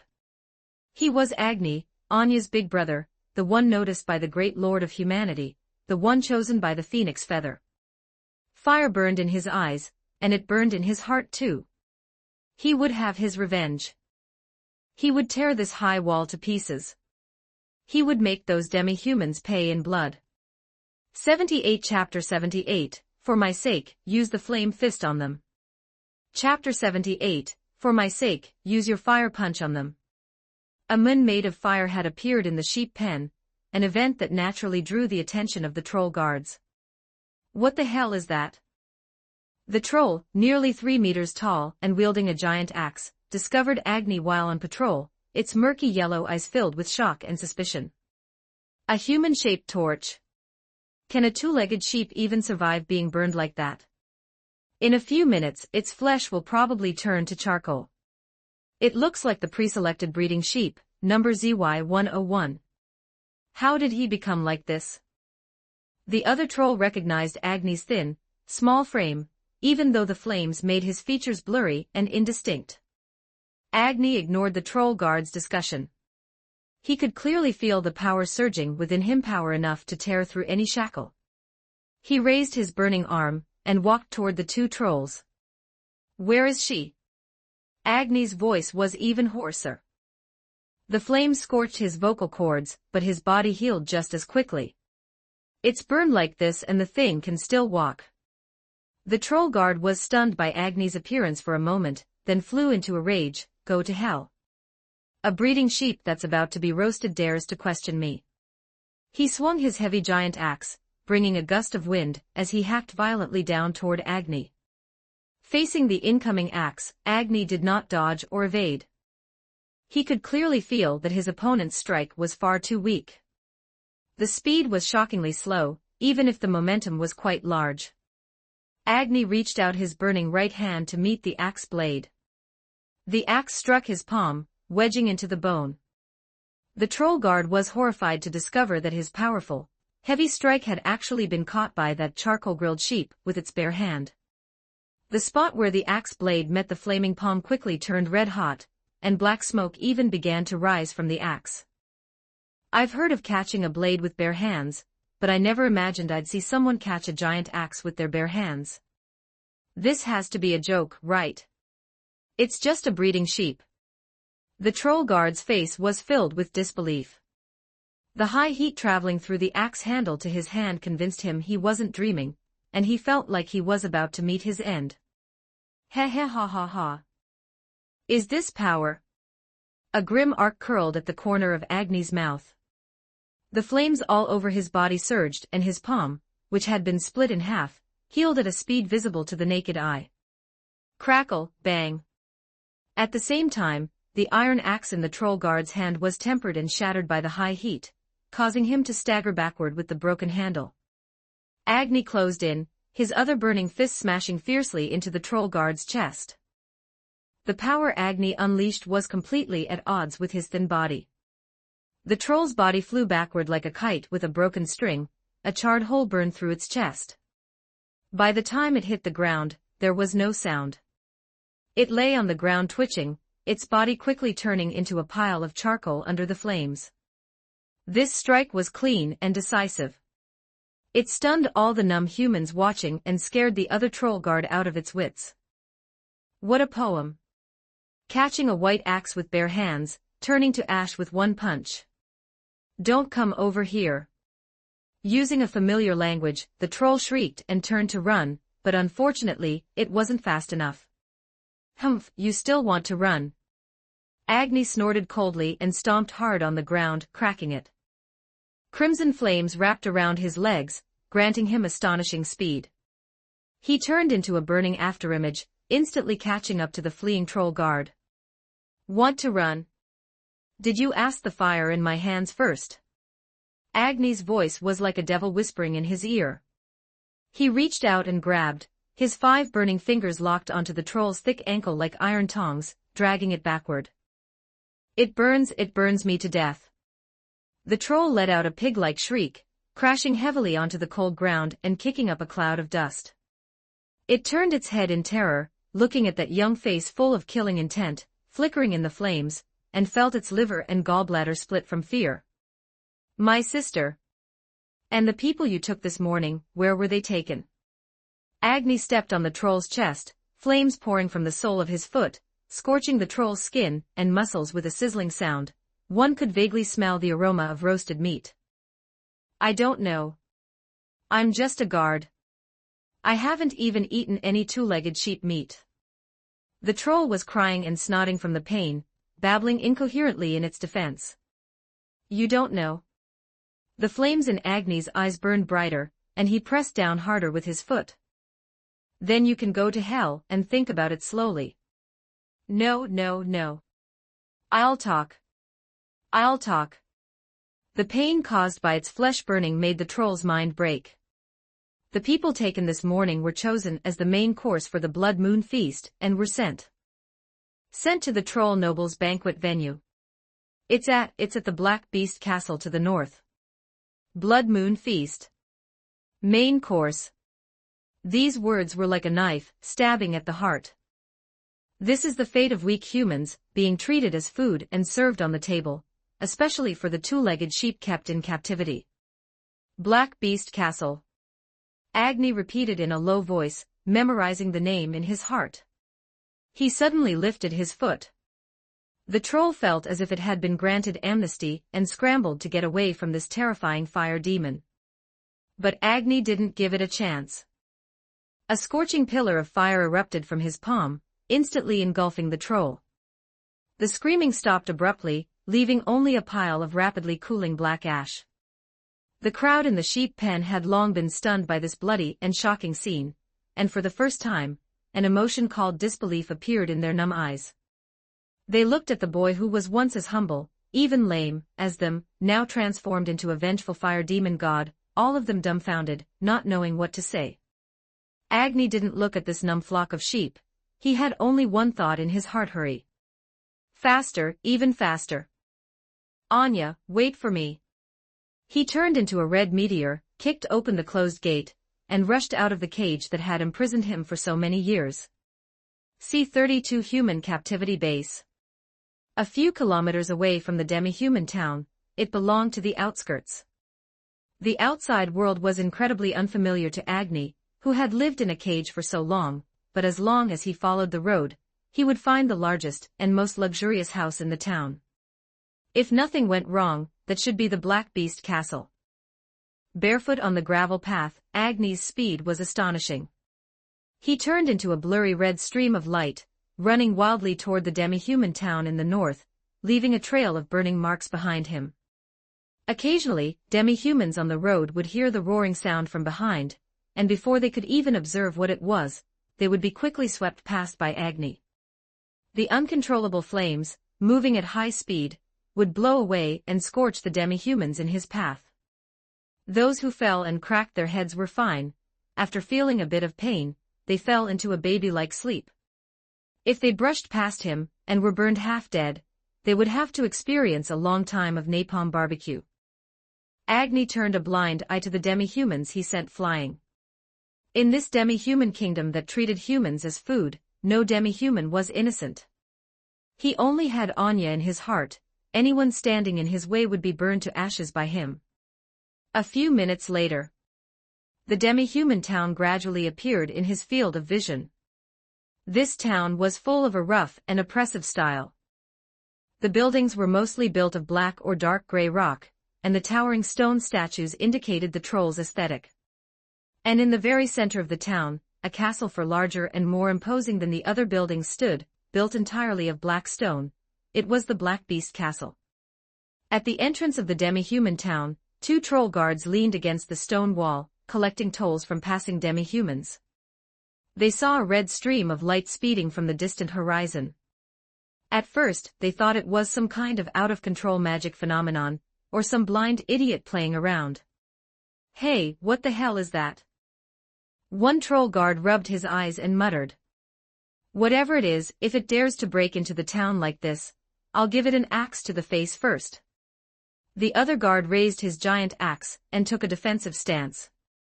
But before he could make any move, Agni had already slammed into the city gate like a burning cannonball. Before the 2 troll guards could react, they were instantly swallowed by the phoenix flames enveloping Agni. The many demi-humans nearby who were lucky enough not to be affected were completely stunned. They saw a humanoid creature engulfed in raging flames, ignoring everything around it, charging straight toward the most magnificent Black Beast Castle in the center of the town. Wherever the crimson flames passed, wooden stalls, hanging laundry, and even some low-lying shacks were set ablaze, sending thick smoke billowing into the air. "A monster has entered the city. Quick, notify the guards." "What kind of fire monster is that? How terrifying." Screams, cries, and the sound of chaotic footsteps intertwined.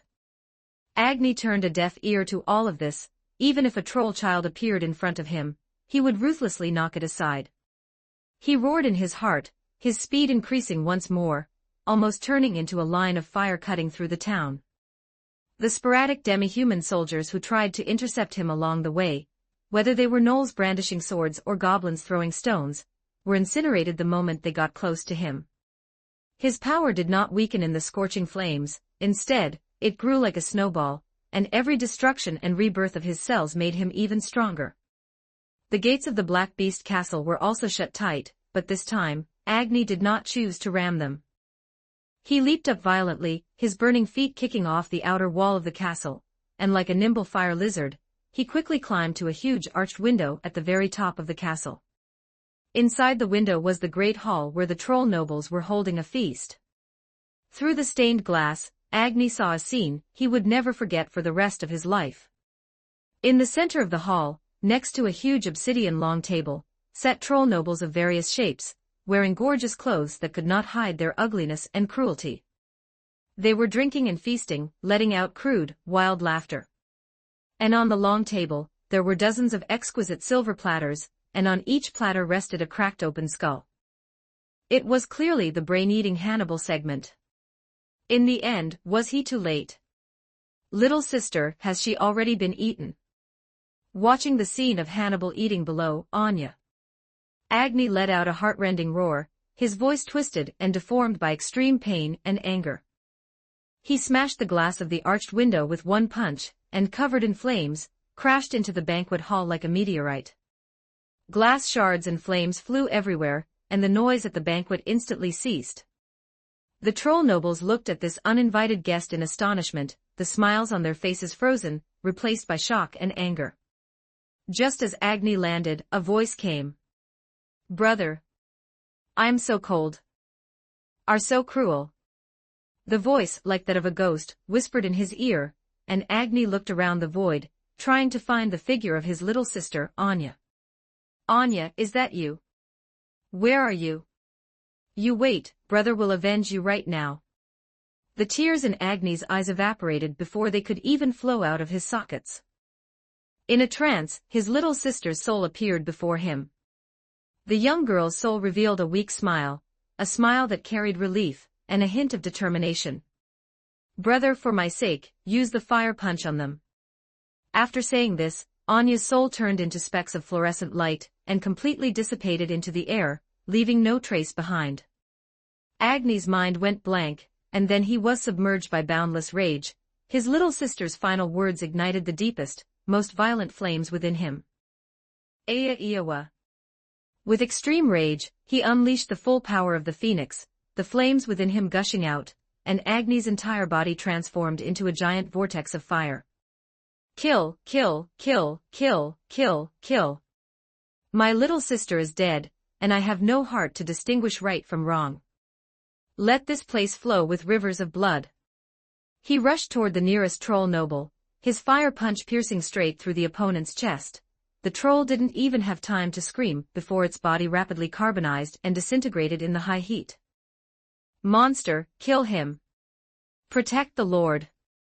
After a brief moment of astonishment, the troll nobles reacted and let out terrified screams. The guards beside them, those well-equipped troll warriors whose strength far surpassed that of ordinary guards, drew their weapons one after another and charged at Agni, roaring. But facing a fireman with fire special attacks and physical damage reduction, these LV-15+ troll warriors were no different from ordinary people. Agni was like a tiger entering a flock of sheep, charging rampageously among the troll warriors. Every punch of his carried extreme heat, a casual kick could crush the hard bluestone floor, and the phoenix's flames changed unpredictably in his hands. Sometimes they turned into sharp fire blades, cutting enemies into pieces, sometimes they condensed into huge fireballs, blasting away and incinerating enemies in an entire area. Screams and the sound of breaking bones filled the entire hall, and the once luxurious banquet venue turned into a living hell in the blink of an eye. Those pampered troll nobles, in the face of Agni's violent power, were as fragile as porcelain and couldn't withstand a single blow. Blood and charred chunks of flesh splattered, mixing with the expensive carpets and exquisite utensils. Rivers of blood didn't quite happen, but under his one-stop service, the ashes could be piled into a small mountain. After killing more than 20 troll nobles in succession, the guards inside the castle finally arrived, pouring into the hall endlessly. They held shields and spears, forming a tight formation to pin down Agni. There were even magic casters hiding behind the numerous warriors, casting water magic in an attempt to extinguish Agni's flames. The phoenix's recovery ability was indeed astonishing, and water magic of ordinary tears could not extinguish the flames, no matter how serious the injury. As long as the flames did not go out, he could recover quickly. But this recovery was not without a price. Every regeneration, after a serious injury, required the consumption of a large amount of energy. Agni felt the flames within him gradually dimming, and his speed and strength began to show signs of decline. "This kid is interesting." At the entrance of the hall, a troll general, taller and more burly than ordinary trolls, clad in dark red scale armor and holding a huge war hammer, stood with his hands behind his back, watching Agni fighting bloodily in the arena with great interest. His eyes were cold and greedy. He didn't care at all about the troll nobles who had died previously. In the troll kingdom, it was survival of the fittest. If you couldn't survive, you could only blame your own incompetence. If this power that burns everything could be used by me. As a high IQ genius among trolls, Jia had great ambition, with an IQ comparable to the kingdom-destroying demon man, Philip. He waved his hand and ordered his adjutant beside him, pass down the order, do not harm his life. Consume his stamina as quickly as possible. I want him alive. I want to understand the secret of this guy's power. Yes, General. Receiving the order, the troll soldiers' offensive became more steady. They no longer sought to hit the target, but instead used the cover of their shields to continuously stab spears at Agni, exhausting his energy, and waiting for the moment he ran out of strength. 1, 10, 50. Agni couldn't remember how many troll warriors he had killed, he only felt unprecedented pressure. The enemies before him seemed endless. His body was covered in wounds, although they were healing quickly, the speed of healing could no longer keep up with the speed of being injured. The flames of the phoenix's feathers were burning weaker and weaker, his movements were becoming slower and slower, and his fatigue was growing heavier. Am I not going to make it? Agni's consciousness became somewhat blurred, and his vision became slightly distorted. Time and again his attempts to break through were forced back by the numerous magic casters in the rear. He wanted to cut to the back row, but was held back tightly by the troll warriors. Ignoring the front row would easily aggravate his injuries, and using long-range attacks would be easily blocked. Could it be that he couldn't even avenge his little sister? Boom! Just when Agni thought he would fall here, a deafening loud noise erupted, and the entire wall of the Black Beast Castle was suddenly smashed down by a great force.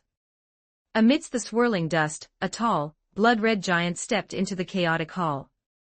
The appearance of the giant instantly attracted everyone's gaze. The troll soldiers looked at this behemoth in terror, and the rhythm of their attacks suddenly stalled. The attack titan Aaron has arrived. Chapter 79, The Otherworldly Roundtable Knights. So disgusting, where did this giant come from? Is this guy grown on fertilizer or something? Faced with the sudden appearance of the attack titan, the troll soldiers let out screams, even more panicked than when they faced Agni. In the 6 great central nations, it was not as if giants did not exist.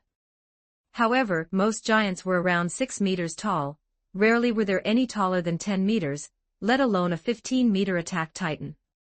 Furthermore, by the troll's aesthetic standards, the attack titan looked truly hideous, with its red and yellow muscles and ferocious face. Their physique and weapons, of which they were so proud, seemed as small as toys in front of this behemoth. As the dust settled and the scene before them became clear, Aaron took the initiative to attack the troll soldiers. With a wave of the attack titan's hand, a swath of them were sent flying, sturdy shields were smashed like paper, and sharp spears left only a bloodstain on its skin. The troll soldiers, who had been arrayed in battle formation, fell in droves before the attack titan, like wheat swept by a strong wind. After knocking away a dozen trolls, Aaron did not forget his purpose. He grabbed the physically and mentally exhausted Agni, turned, and ran outside Black Beast Castle, disappearing into the distance in just a few breaths. General Jia, that giant has abducted the fireman. The adjutant reported in terror, only to be shoved to the ground. Jia, clad in dark red scale armor, had a face ashen with rage. I'm not fucking blind. Trash, a bunch of fucking trash. You couldn't even stop 2 people.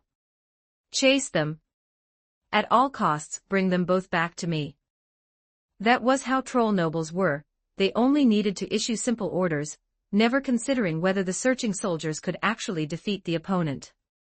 As dust billowed behind them, Agni's consciousness gradually cleared amidst the jolting. He realized he was being tightly gripped by a giant palm, and the scenery around him was retreating rapidly. The attack titan was racing through the narrow alleyways of the demi-human town at an astonishing speed, leaving the clamor of Black Beast Castle far behind. Put me. Agni struggled, the flames on his body flickering weakly.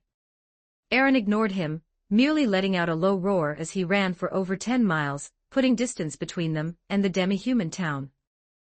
The attack titan finally slowed its pace, eventually stopping at the edge of a dense forest. He placed Agni down on the ground, and then the attack titan's body began to emit a large amount of steam, shrinking rapidly as it reverted to human form. Aaron was wearing a simple scout regiment uniform, a gift from his childhood friend Mikasa 1 week before he was taken away by the beastmen. Agni slumped on the ground, gasping for air. Extremely exhausted, the phoenix flames on his body were now so faint they were almost invisible, and the wounds on his skin had stopped healing, leaving only hideous scars. He looked at the giant men before him who had suddenly appeared, carried him away, and then suddenly shrunk, his heart filled with complex emotions. Gratitude, confusion, and a hint of wariness. Aaron walked up to Agni and handed him a water skin. "How about it, want some water?" Agni took the water skin, but didn't drink immediately, he just looked at Aaron and voiced his confusion. "Who are you? Why did you save me?" "My name is Aaron." Aaron's voice was calm. "As for why I saved you, I saw your battle, I saw your will to survive and your will to burn for revenge. This has something in common with what we are doing." Agni drank a few sips of water, his parched lips moistened, and his spirit recovered slightly. "What are you doing?" "Fighting for the future of humanity."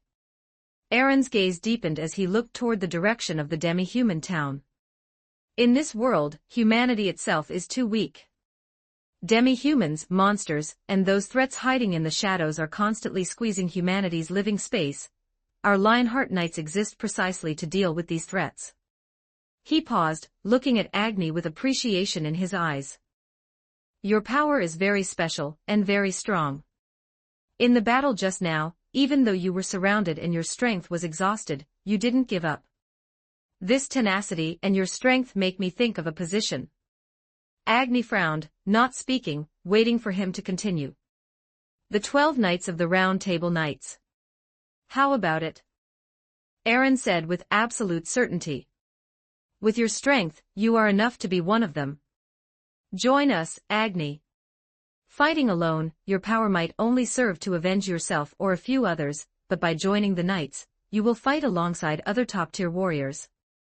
Your flames will be able to light the path forward for humanity, protect more people, and strive for a brighter future for humanity." Fighting for the future of humanity, huh? In Agni's mind, the smile of his sister Anya emerged, as did the memories of those compatriots slaughtered by the demi-humans. His initial goal was just to save his sister, and then get revenge at the hall. Now, he had lost his direction forward. However, Aaron's words gave him a new goal in life. To fight for his compatriots, for humanity. To resist, to struggle, to burn himself. He raised his head, looking into Aaron's sincere eyes, and asked, "The Round Table Knights. Will they accept someone like me? I am just an avenger. Apart from fighting, I don't know how to do anything else. Everyone has a past, what matters is the direction of the future." Aaron shook his head, rejecting Agni's pessimistic view. "The Knights value your strength, your human will, and whether you are willing to fight to protect humanity. Revenge might bring you temporary comfort, but protection is what will allow you to find true value. Your flames should not burn only for destruction and revenge, they should burn for protecting your comrades, for protecting humanity." Agni fell silent. In the forest, there was only the rustling of wind through the leaves. He looked down at his scarred hands, hands that had once ignited the flames of revenge, and had also almost extinguished in despair. Aaron's appearance not only gave him life but also gave him a new choice. After a long while, Agni took a deep breath, and his eyes reignited with light. Although it was not as blazing as his revenge, it now carried a sense of firmness and clear-headed reason. He stood up, although his body was still weak, his spine was straight, just like the youth in front of him. The identity of a two-legged sheep had been replaced by that of a freeman from the moment he resisted. He looked at Aaron, having made up his mind. "Where are the Round Table Knights?" Seeing the change in his eyes, Aaron revealed a smile of gratification. "The commander and the others are some distance from here. As long as you are willing, we can set off now." Agni nodded, not saying anything more. The road of revenge might still be long, but he knew he was no longer alone. Ahead, a grander goal was waiting for him, and his phoenix fire would burn on a new battlefield for a more noble ideal. The shadows of the forest were gradually left behind. Aaron and Agni, one after the other, set off on the journey to the temporary base of the Round Table Knights. Aaron's pace was steady, and after his initial weakness, Agni, relying on the phoenix's restorative power, gradually caught up to the rhythm. Although the flames on his body were still weak, they were no longer dying embers, but flickered like a candle flame, reflecting in his newly resolute eyes. Fortunately, Agni could control the temperature and shape of the flames on his body, forming a phoenix cloak that wrapped around him, so he didn't have to be naked or leave a trail of ash behind.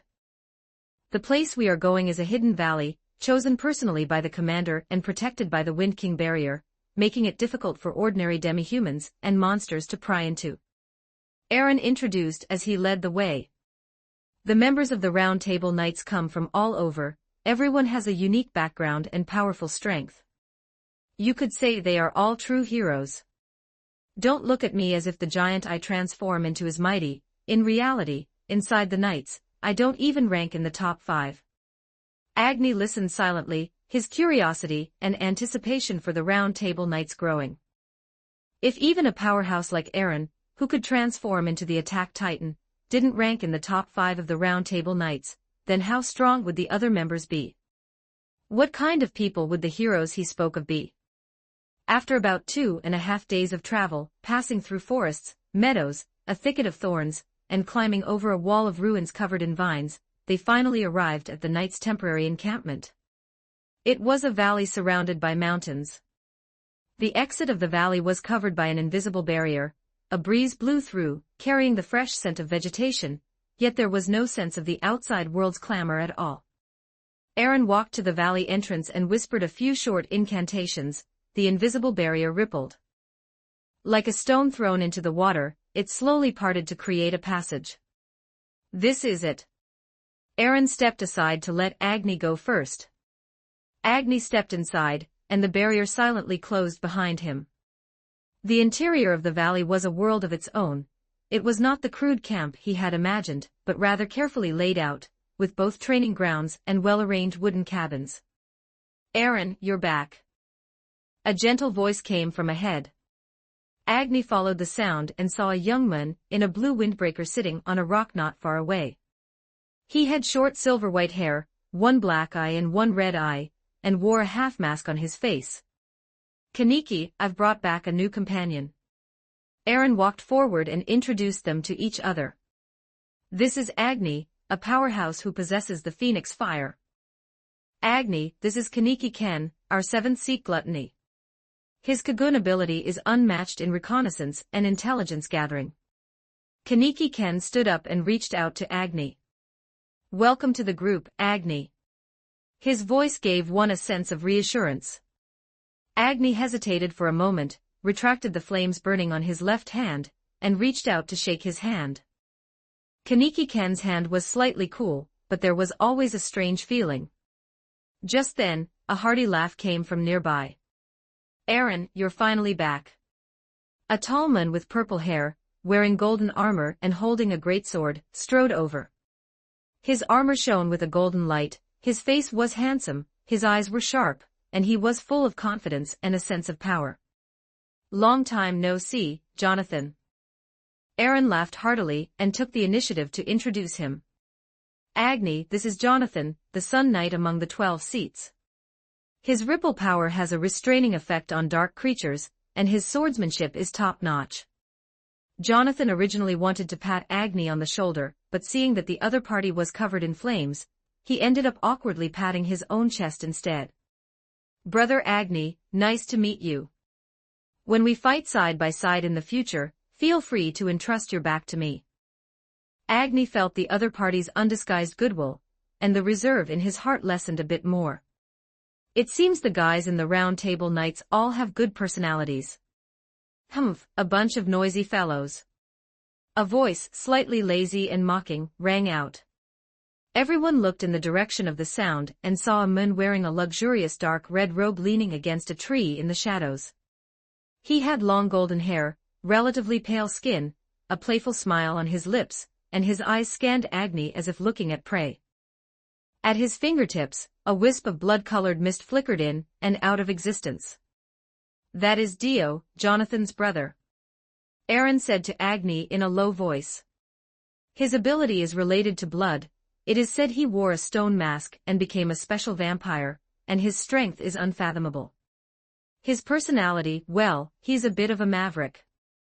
Dio did not come forward, he just glanced at Agni from afar, and then closed his eyes, showing no interest in him at all. "Aaron, have you brought the new member to see the commander?" A calm, emotionless voice rang out. Agni saw a man in a black suit with a straight posture walking over. He wore a pair of futuristic-looking tech sunglasses, his face was cold, and he gave off a keep-away vibe. It felt like if he spent 7 minutes with anyone, they would end up fighting. Weskier, the special priest. He has deep research into biological evolution and various abilities. He is one of our strategists, and also a powerful combat force. Weskier just nodded, his gaze lingering on the burning Agni for a few seconds as if analyzing something, and then he walked straight away. "Don't mind him, that's just how Weskier is," Aaron explained, leading Agni further into the depths. Not far away, a young man in a black suit, with an elegant temperament and a notebook in his hand, noticed them.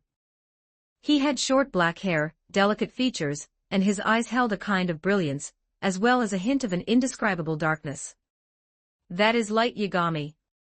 Aaron's voice carried a hint of gravity. Among the many round table knights, Light Yagami was the only one whose personality he couldn't figure out. "His ability is very special and very strong." Light Yagami nodded slightly to them, which counted as a greeting, and then continued to focus on the notebook in his hand. On the training ground, a burly man wearing a tattered cloak, and wielding a greatsword taller than a person was swinging it wildly, every strike carrying the power to split mountains and shatter rocks. Sweat soaked his clothes, his face was carved with hideous scars, and his eyes were full of fury and defiance. "That is Guts, the Berserker." Aaron looked at that figure, his tone carrying a hint of admiration. "He has endured hardships beyond our imagination, his fighting will is unmatched, and he is a meat grinder on the battlefield." Agni stood on the spot, looking around. Kaneki Ken's gentleness, Joestar's heartiness, Dio's laziness, Weskier's coldness, Light Yagami's mystery, the Berserker Guts's fury. Everyone was so unique, and everyone exuded a powerful aura.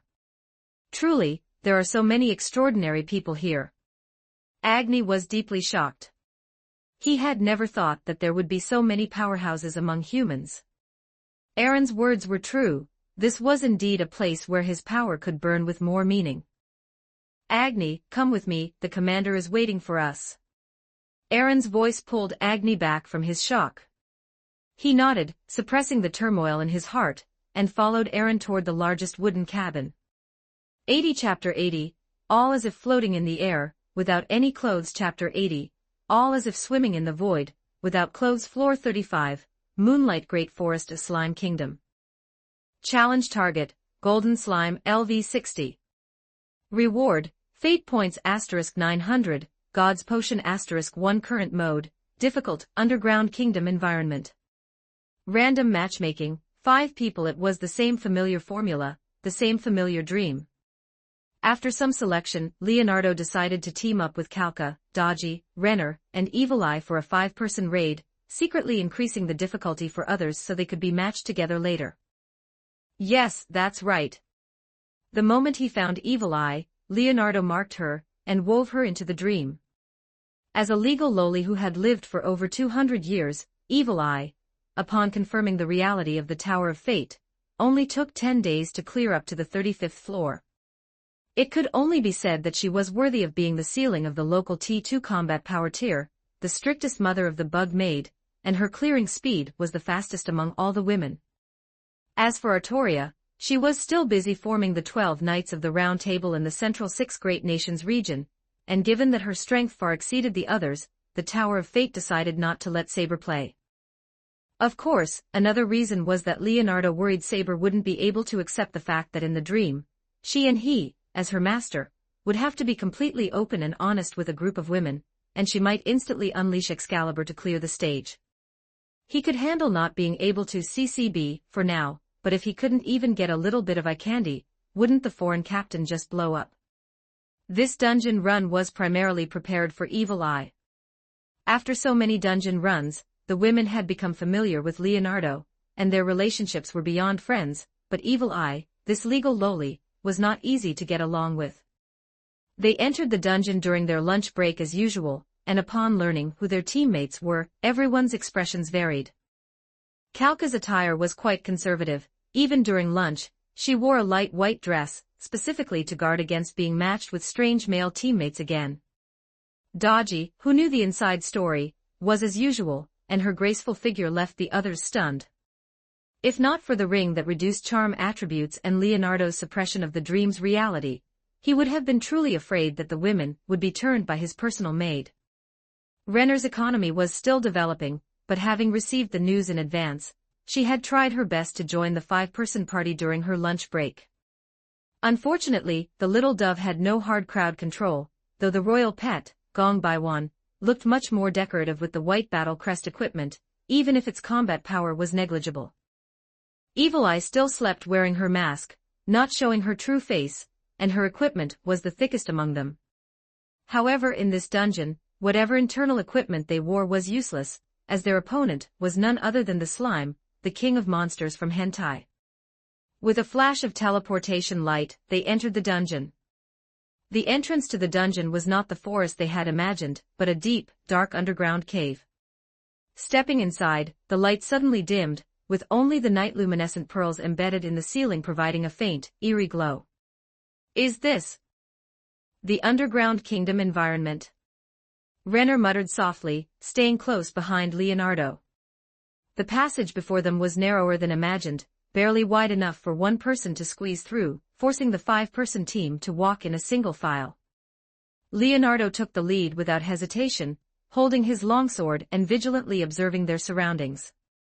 Stay close to me, watch your step, and keep an eye on the surroundings. Kalka followed closely behind, clutching her skirt with both hands. The white dress was not easy to move in within the cave. She could clearly feel Leonardo's broad back in front and Dodgy's faint breathing behind her, which made her feel a bit more at ease. But the narrow space still made her cheeks flush slightly. Evil Eye remained silent, following behind Dodgy. Her eyes under the mask were as sharp as a hawk's, her senses fully alert, guarding against any potential threats. Having lived for over 200 years, she had experienced all kinds of dangers, but this subway crowding style of adventure that required such close physical contact with others was a first. The presence of a brat made her feel somewhat uncomfortable. Slurp, slurp. Suddenly, a strange sound came from the darkness ahead. Immediately after, a translucent slime shot out from a crack in the rock wall, lunging straight at Leonardo's face. Evil Eye shouted in a low voice, preparing to cast a spell. Leonardo reacted extremely quickly, dodging to the side while sweeping his longsword, and a sharp sword aura instantly split the translucent slime in two. However, the split slime did not disappear, instead, it turned into two smaller slimes. Leonardo followed up with two more strikes. The smaller slimes did not split again, but with a pop they exploded. Translucent slime splashed everywhere, although Leonardo managed to block most of it with his sword. A small amount still splattered onto his arm and Kalka's dress. As for Renner, she was too short, so the slime was mostly blocked by Leonardo in front of her. Kalka let out a soft cry. The slime was like highly corrosive aqua regia, instantly burning holes in her white skirt and revealing the delicate skin underneath. It appeared. The classic hentai trope, the slime self-destruct that destroys clothes but doesn't hurt people. This is trouble. Leonardo pretended to frown as more slimes emerged one after another from both sides of the passage, green ones, blue ones, and even red ones with tentacles. They surged forward like a tide, and the narrow space instantly descended into chaos. Second tier, a flame strike. Evil Eye took the initiative, spraying scorching flames that burned a dozen slimes to ashes. But more slimes surged up. As a caring big sister, Dodgy naturally knew what Leonardo was thinking and secretly took control of a few slimes, making them self-destruct immediately after rushing into the group's range.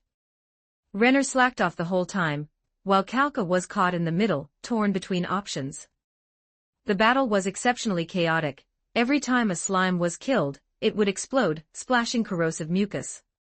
Although Leonardo fought hard to slash and protect the women behind him, the space was simply too narrow, and the mucus was almost everywhere. Within a few minutes, their equipment durability hit zero, and they could only be open with each other. What disgusting monsters! Evil Eye muttered softly, her petite and exquisite body completely exposed before everyone. Her mask had been lost in the chaos at some point.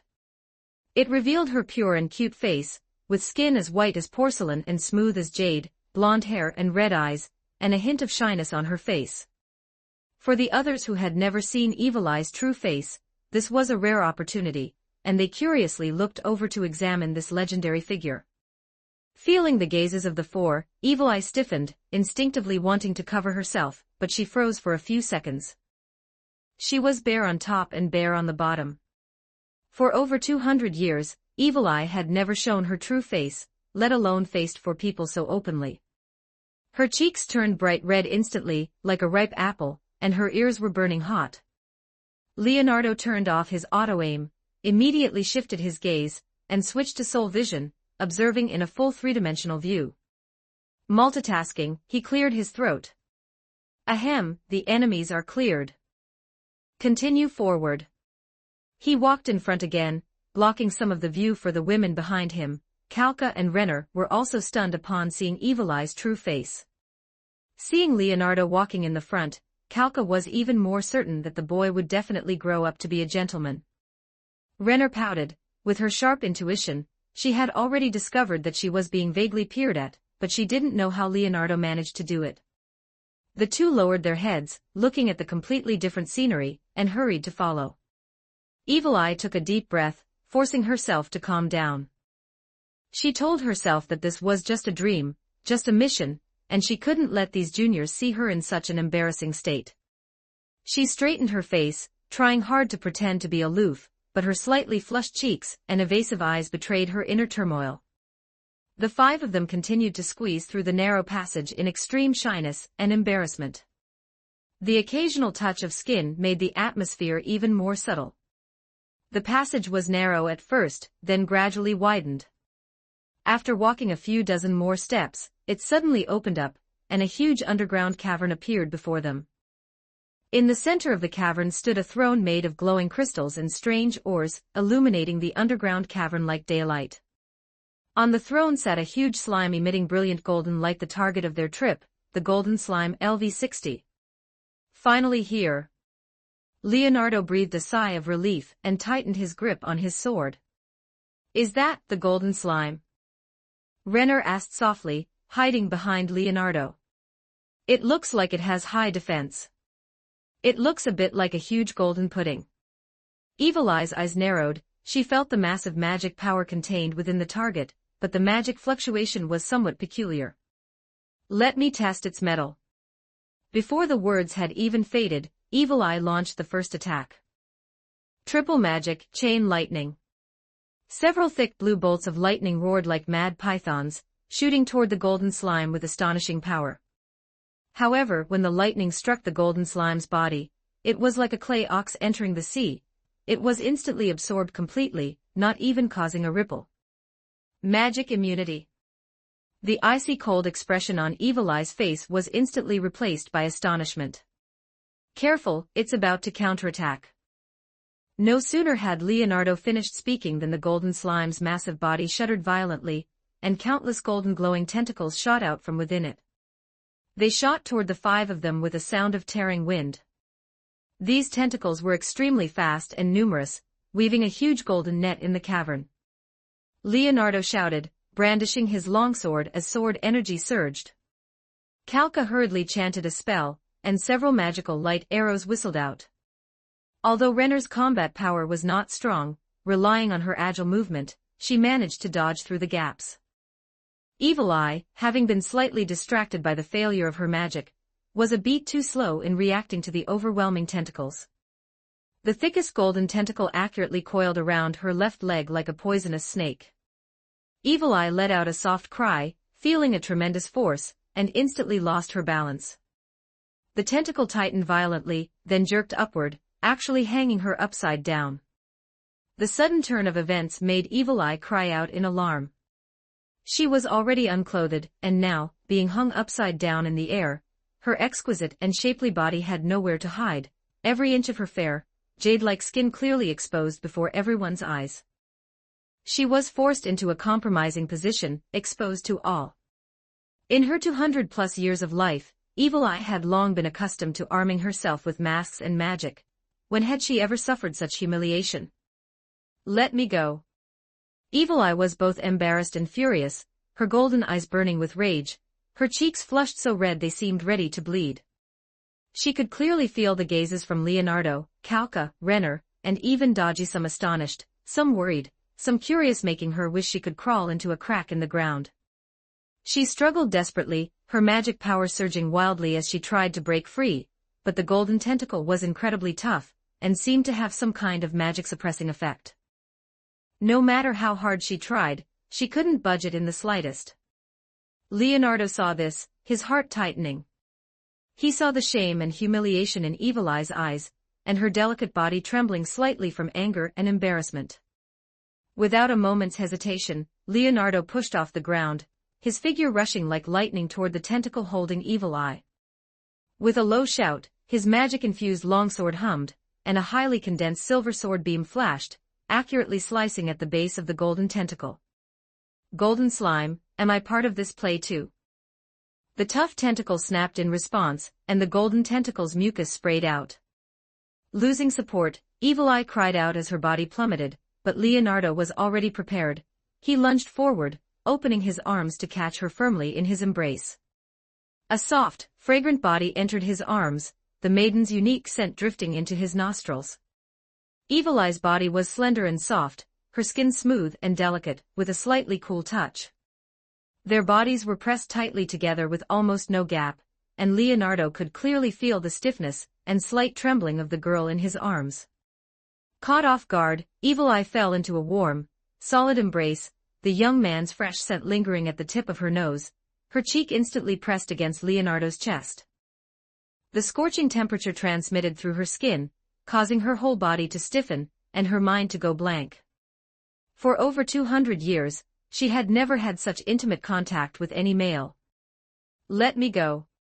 Evil Eye's voice was as faint as a mosquito's buzz, her cheeks were as red as a ripe monkey's bottom, and even her earlobes and neck were stained with an alluring crimson.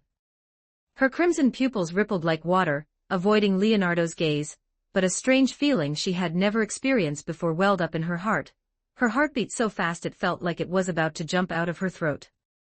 Leonardo also felt the maiden's shyness and embarrassment in his arms. He gently put her down, trying to maintain some distance, and said in a deep voice, "Are you okay?" After landing, Evil Eye staggered before steadying herself. She lowered her head, not daring to look at anyone, and just shook her head gently, her voice barely audible, "I." Leonardo looked at her appearance and chuckled inwardly, but he knew this wasn't the time for teasing. He turned around to face the huge golden slime again. "This guy isn't simple, everyone be careful." Having lost a tentacle, the golden slime seemed enraged, its body squirmed violently, and more golden tentacles shot toward the group like a rainstorm. The ensuing battle became exceptionally arduous. This golden slime was not only immune to magic and had astonishing physical defense, but its tentacles were also fast, tough, and possessed strong binding capabilities. Once caught, it was difficult to break free. Calca cried out, unable to dodge in time, as a tentacle wrapped around her waist and instantly pulled her into the air. She was already scantily clad due to the earlier mucus, and now, being hung up, she was fully exposed, blushing deep red with shame. "Your Majesty, Calca." Seeing this, Leonardo once again used his movement technique, a flash of sword light cutting the tentacle to save her. Calca fell into his arms, feeling the young man's strong arms, her cheeks crimson, but her heart feeling completely at peace. Not long after, Renner suffered the same fate. Although she was alert, under the dense tentacle attacks, her ankle was still wrapped by a tentacle, and she was hung upside down. This intelligent and calm girl had long since seen through Leonardo's routine, but she was still very willing to cooperate, letting out a short cry of alarm. Leonardo arrived in time again and saved her. Unlike the other two women who left after a brief touch, Renner clung to Leonardo like an octopus, refusing to get down for a long time. Even Dodgy, who had been handling things with ease, deliberately left an opening, letting a tentacle wrap around her arm and hang her up, prompting a tense rescue from Leonardo. When she was saved, she cast a flirtatious glance at Leonardo, leaving him feeling helpless. This tormenting little demon, what else could he say? He just had to indulge her. Inside the narrow cavern, screams, the clash of weapons, and the whistling of magical elements were intertwined. Evil Eye watched as Leonardo saved her companion's time, and again, especially remembering how he held her just now, and the strange feeling in her heart became clearer and clearer. She couldn't help but drool a little. She suppressed the palpitations in her heart, focused her spirit, and began to analyze the golden slime's weakness. Since it could absorb magic and relied so heavily on tentacle attacks, its main core must have a vulnerable spot. Leonardo. Attack that slightly darker core in the center of its body, that should be its core weakness.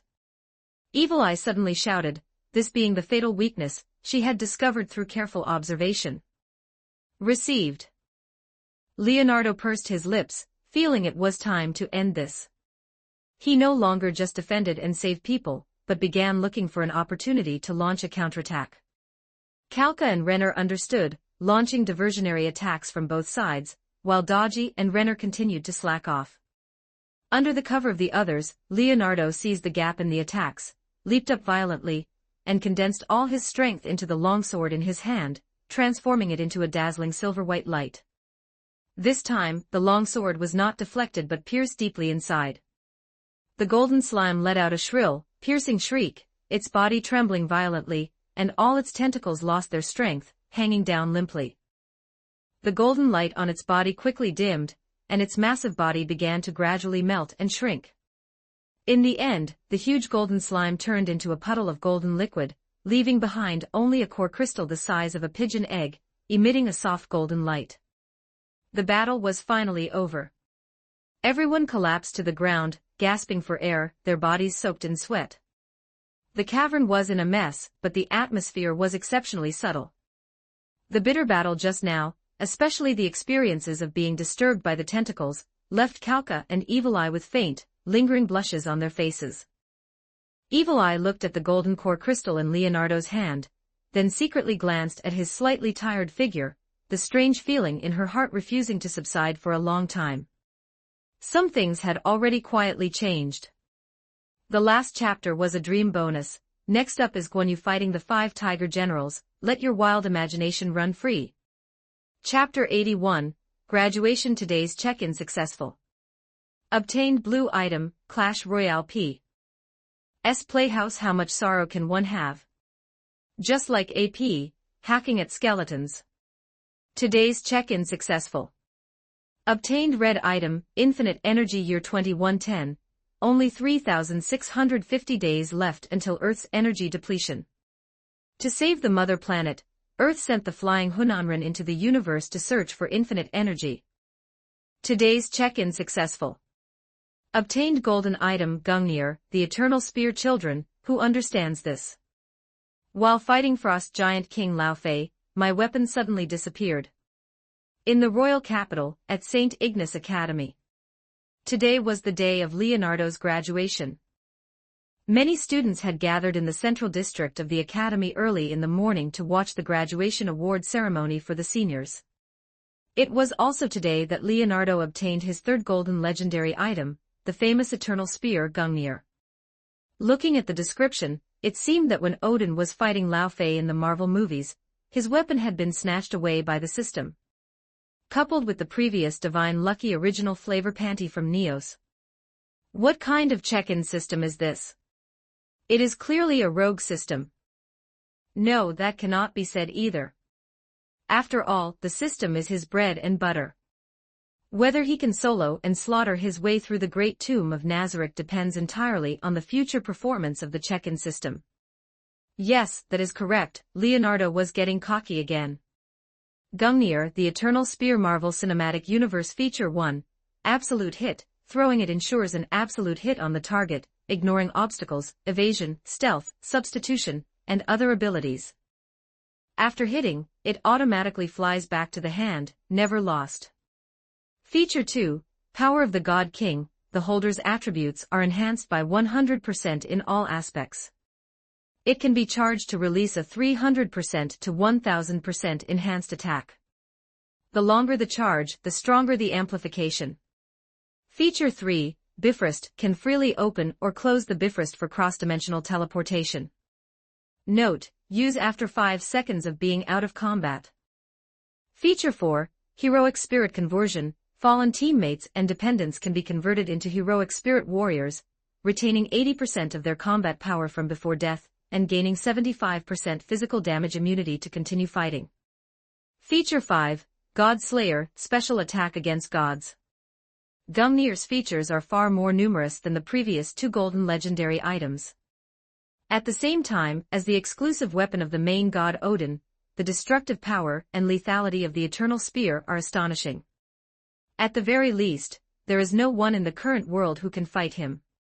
Even if the Platinum Dragon Lord ran right up to him, Leonardo would have the confidence to kill him in one shot, treating him directly as a mob on the side of the road.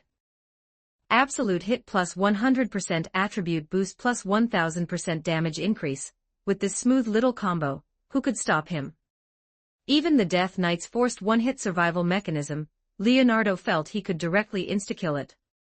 After all, when comparing numbers to mechanisms, first look at the mechanism, then look at the numbers. When comparing mechanism to mechanism, look at magnitude and priority. The code of the Eternal Spear is definitely above that of the Death Knight.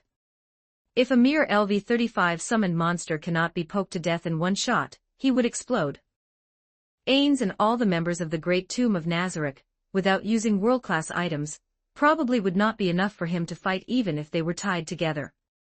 However, the mechanics of Nazarick itself and the numerous world-class items made Leonardo unable to guarantee that he would not flip the car. After all, besides the already known Billion Blades, Cup of Hygeia, Throne of Kings, Greed and Generosity, Orba Mamanga, Pictures of Nature and Nation, and Abyssal Abyss, there are 2 other world-class items. One of them is even one of the 20. The 8 Greed Kings were able to use world-class items to change the magic system of the other world. The Great Tomb of Nazarick, which is only stronger and not weaker, will only have more trump cards in its hands. The 6 years of academy life ended just like that. Because of the Golden Princess Renner, this year's graduation ceremony was more lively than usual, with performances packed to the brim. And as the representative of outstanding students, Leonardo stood on the high platform with Renner, receiving the award in person from Dean Gandalf. To be honest, the 2 of them standing together as childhood sweethearts did not look like classmates or peers in terms of height. Instead, they looked more like siblings. The cheers and applause from the audience surged like a tide. Leonardo tilted his head slightly, looking at Renner in her gorgeous dress beside him, lamenting that time passed so slowly. As a partner of the Southern Power Grid, with a canary in front, being able to only watch from afar, and not touch is so painful. Give me power. If only he had King Crimson too. The dean's speech remained boring and dull. Time passed in a flurry of random thoughts. After the noise of the graduation ceremony, it was time for the graduates' free time. The golden glow of the setting sun spilled into every corner of the academy. Students talked in 2s and 3s according to their own circles. The offspring of nobles gathered in one pile, while civilian geniuses gathered in another. Just as the eldest son with inheritance rights looks down on the second son, and geniuses look down on mediocre people, students naturally have their own chain of contempt. And Leonardo and Renner were just at the peak of this chain of contempt. At this time, both those who knew them and those who did not would come forward to chat, wanting to leave a good impression. Leonardo politely declined the invitations of several classmates who planned to go to a tavern for a drink to commemorate this lost youth. He still had to attend Renner's graduation banquet tonight, so naturally, he had no time to accompany a few kid brothers to drink and brag. The nobles of the royal capital are like this, with clear class distinctions. Upon hearing this, although there was disappointment on the classmates' faces, they also expressed understanding. After all, not everyone is qualified to attend the Golden Princess Renner's banquet. At dusk, after the crowd dispersed, Leonardo took one last look at the academy where he had lived for 6 years, and walked towards Renner, who was standing quietly not far away. She had already taken off the overly complex crown from the ceremony. Her long hair fell like a waterfall over her shoulders. The luxurious dress shone on her, but it lacked a bit of the aloofness from the high platform, and had a bit more of the gentleness of a girl next door. She was tilting her head, whispering something to the maid beside her, with a faint smile on the corners of her mouth. Truly, mature women have the goodness of mature women, and Lolas have the charm of Lolas. Waiting for me? Leonardo walked up, his voice softening unconsciously. Renner turned her head, and seeing it was him, a look of joy appeared on her face.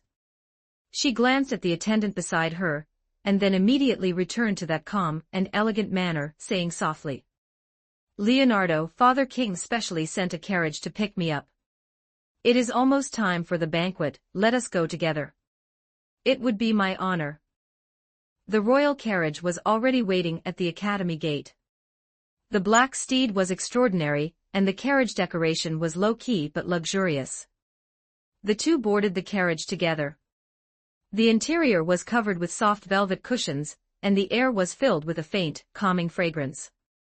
With a light shout from the coachman, the carriage moved slowly, leaving the familiar academy and driving towards the palace. It was quiet in the carriage for a while, with only the slight sound of wheels rolling over the stone road. Leonardo took a small velvet box from his arms and handed it to Renner. "What is this?" Renner took it curiously but did not open it immediately. "A graduation gift I prepared for you." Leonardo looked at her. Seeing her expectant look, he took the initiative to hug the golden princess and let her sit on his lap. "My princess, congratulations on graduating from the academy." Feeling the intimate actions of her beloved, Renner was slightly stunned, and a blush appeared on her cheeks, but she did not struggle, only obediently snuggling, her left hand subconsciously resting on Leonardo's chest. The small velvet box was placed between them. "This is my graduation gift." Renner opened the box carefully. The inside of the box was lined with dark blue velvet. Two completely different items lay quietly inside, emitting a strange radiance. One was a pigeon egg-sized, completely clear, red crystal, exactly the philosopher's stone. The second was a fruit, about the size of a fist, completely golden, with fine, mysterious patterns covering the surface, faintly flowing with a halo, emitting an alluring sweet fragrance, exactly the fruit of the tree of life, the golden fruit. Eating it can strengthen the body, prolong life, greatly enhance personal potential and aptitude, and break human limits. Renner's breathing slowed down a few beats. As the golden princess, she had seen countless rare treasures, but these two things in front of her, just by the aura they emitted, made her feel shocked and palpitated from the depths of her soul. AI model, DeepSeek chat. She lifted her head, her eyes hazy as she looked at Leonardo. "Leonardo, kiss me." Out of respect for the golden princess, Leonardo didn't give her a chance to continue speaking, his warm lips pressed against hers. Renner's gasp was swallowed by the sudden kiss. After the initial shock, she gradually softened and responded. Her arms gently wrapped around Leonardo's neck, her body snuggling tighter into his embrace, rubbing and pressing against him, as if she wanted to merge into his very bones. The calming incense in the carriage mixed with the tempting sweetness of the golden fruit, and the subtle, budding intimacy between them, quietly fermenting in the confined space. After a long while, their lips parted. Renner's cheeks were flushed like rosy clouds, her eyes moist, carrying a lingering daze and shyness, as she gently panted. She pressed her forehead against Leonardo's shoulder, her voice as soft as a mosquito's whisper, "That was my first kiss."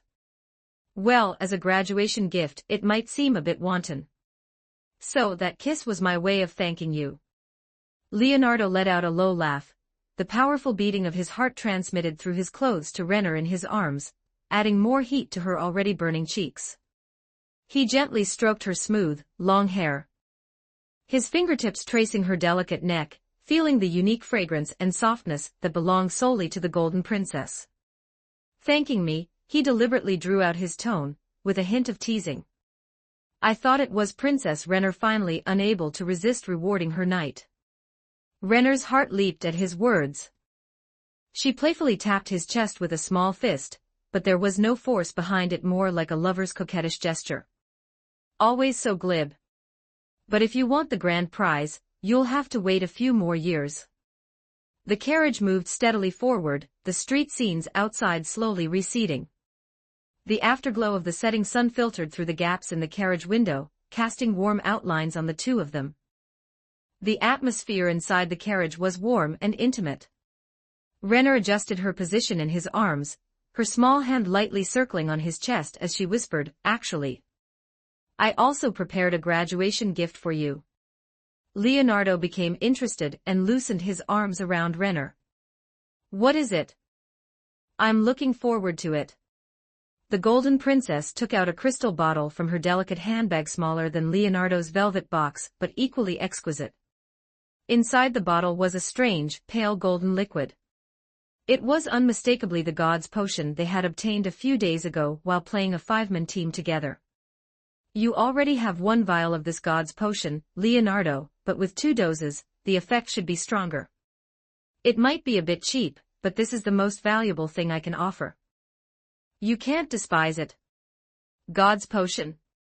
he repeated in a low voice, his gaze burning as he looked at Renner.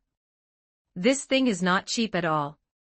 Renner pursed her lips in a smile and gently tapped his nose with her fingertip. "Because compared to the Philosopher's Stone and the golden fruit you gave me, it really doesn't measure up." The Golden Princess suddenly leaned in, her warm breath brushing past his ear, her voice as light as a feather brushing against his heart. "Make it more valuable." Leonardo raised an eyebrow. "Oh." Renner didn't answer directly. Instead, she reached for the crystal bottle, gently unscrewed the stopper. She tilted her head back, taking a small sip of the potion without swallowing. Then she lifted her face slightly, looking at him expectantly, the implication unmistakable. Leonardo's throat moved, his heartbeat suddenly quickening. "Renner, you..." "What, scared?" The Golden Princess chuckled, her voice slightly muffled by the potion in her mouth, but it only added to its seductive allure. "Or is it that the outstanding graduate of St. Ignace Academy can't even handle this little challenge?" Provocation had always worked on Leonardo.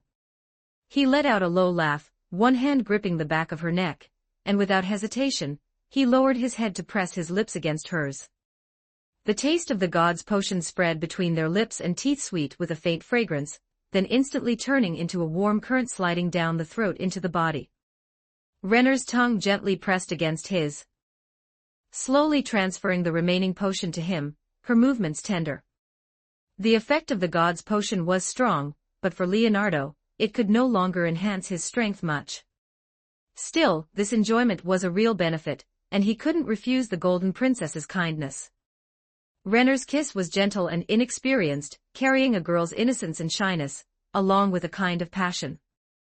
Her lips were as soft as cotton candy, with the sweetness of the potion and her own fragrance, intoxicating and irresistible. Because they were the same age, even someone as strong as Elawang, the partner of Southern Power Grid, couldn't punish him. Leonardo could no longer remain passive. He tightly wrapped one arm around Renner's slender waist, pulling her closer to him, while his other hand cradled the back of her head, deepening the French kiss.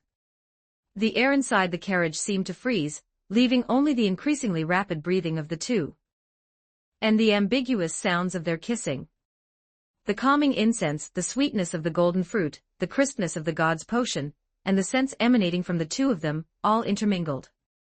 Leonardo could clearly feel the slight trembling of the girl in his arms, and the gradual tightening of her arms around his neck. After who knows how long, kiss after kiss, until not a single drop of the God's Potion remained in the bottle, having been transferred into Leonardo's mouth, the two reluctantly parted. Renner's cheeks were as red as a ripe apple, even her earlobes tinged with crimson. She panted heavily, her eyes dazed. It was truly a thorough and refreshing baptism. She casually set aside the empty crystal bottle, then, like a tired kitten, she collapsed softly into Leonardo's arms, not wanting to move any more. Leonardo was also calming his surging emotions. He looked down at Renner, whose cheeks were flushed and eyes moist, gently stroking her smooth, long hair. "How do you feel?"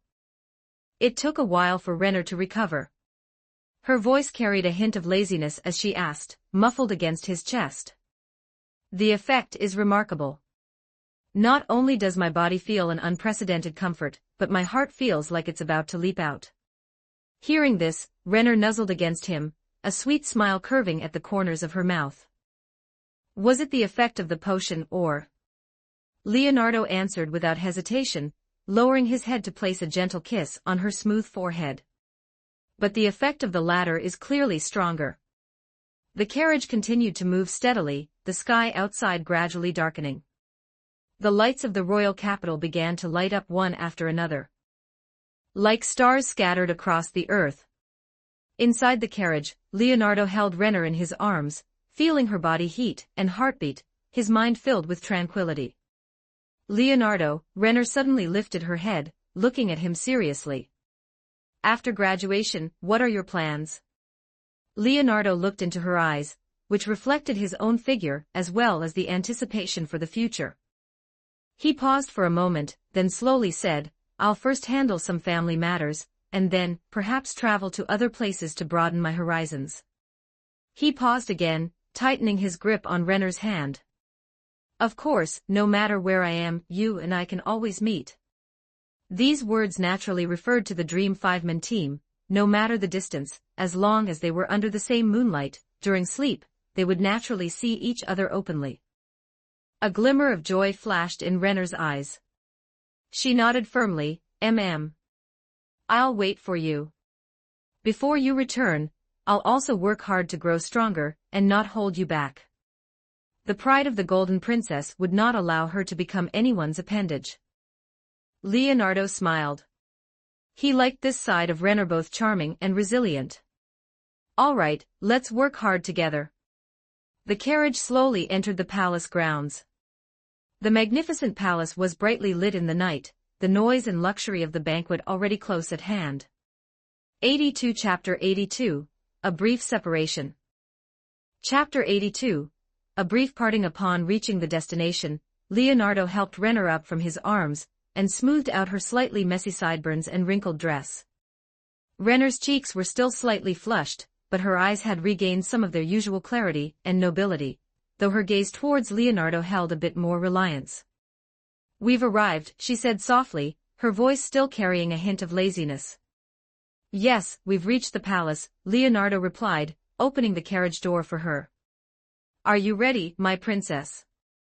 Renner took a deep breath, straightened her back, and after adjusting herself, transformed back into the elegant Golden Princess. She extended her hand and rested it on Leonardo's arm. Of course.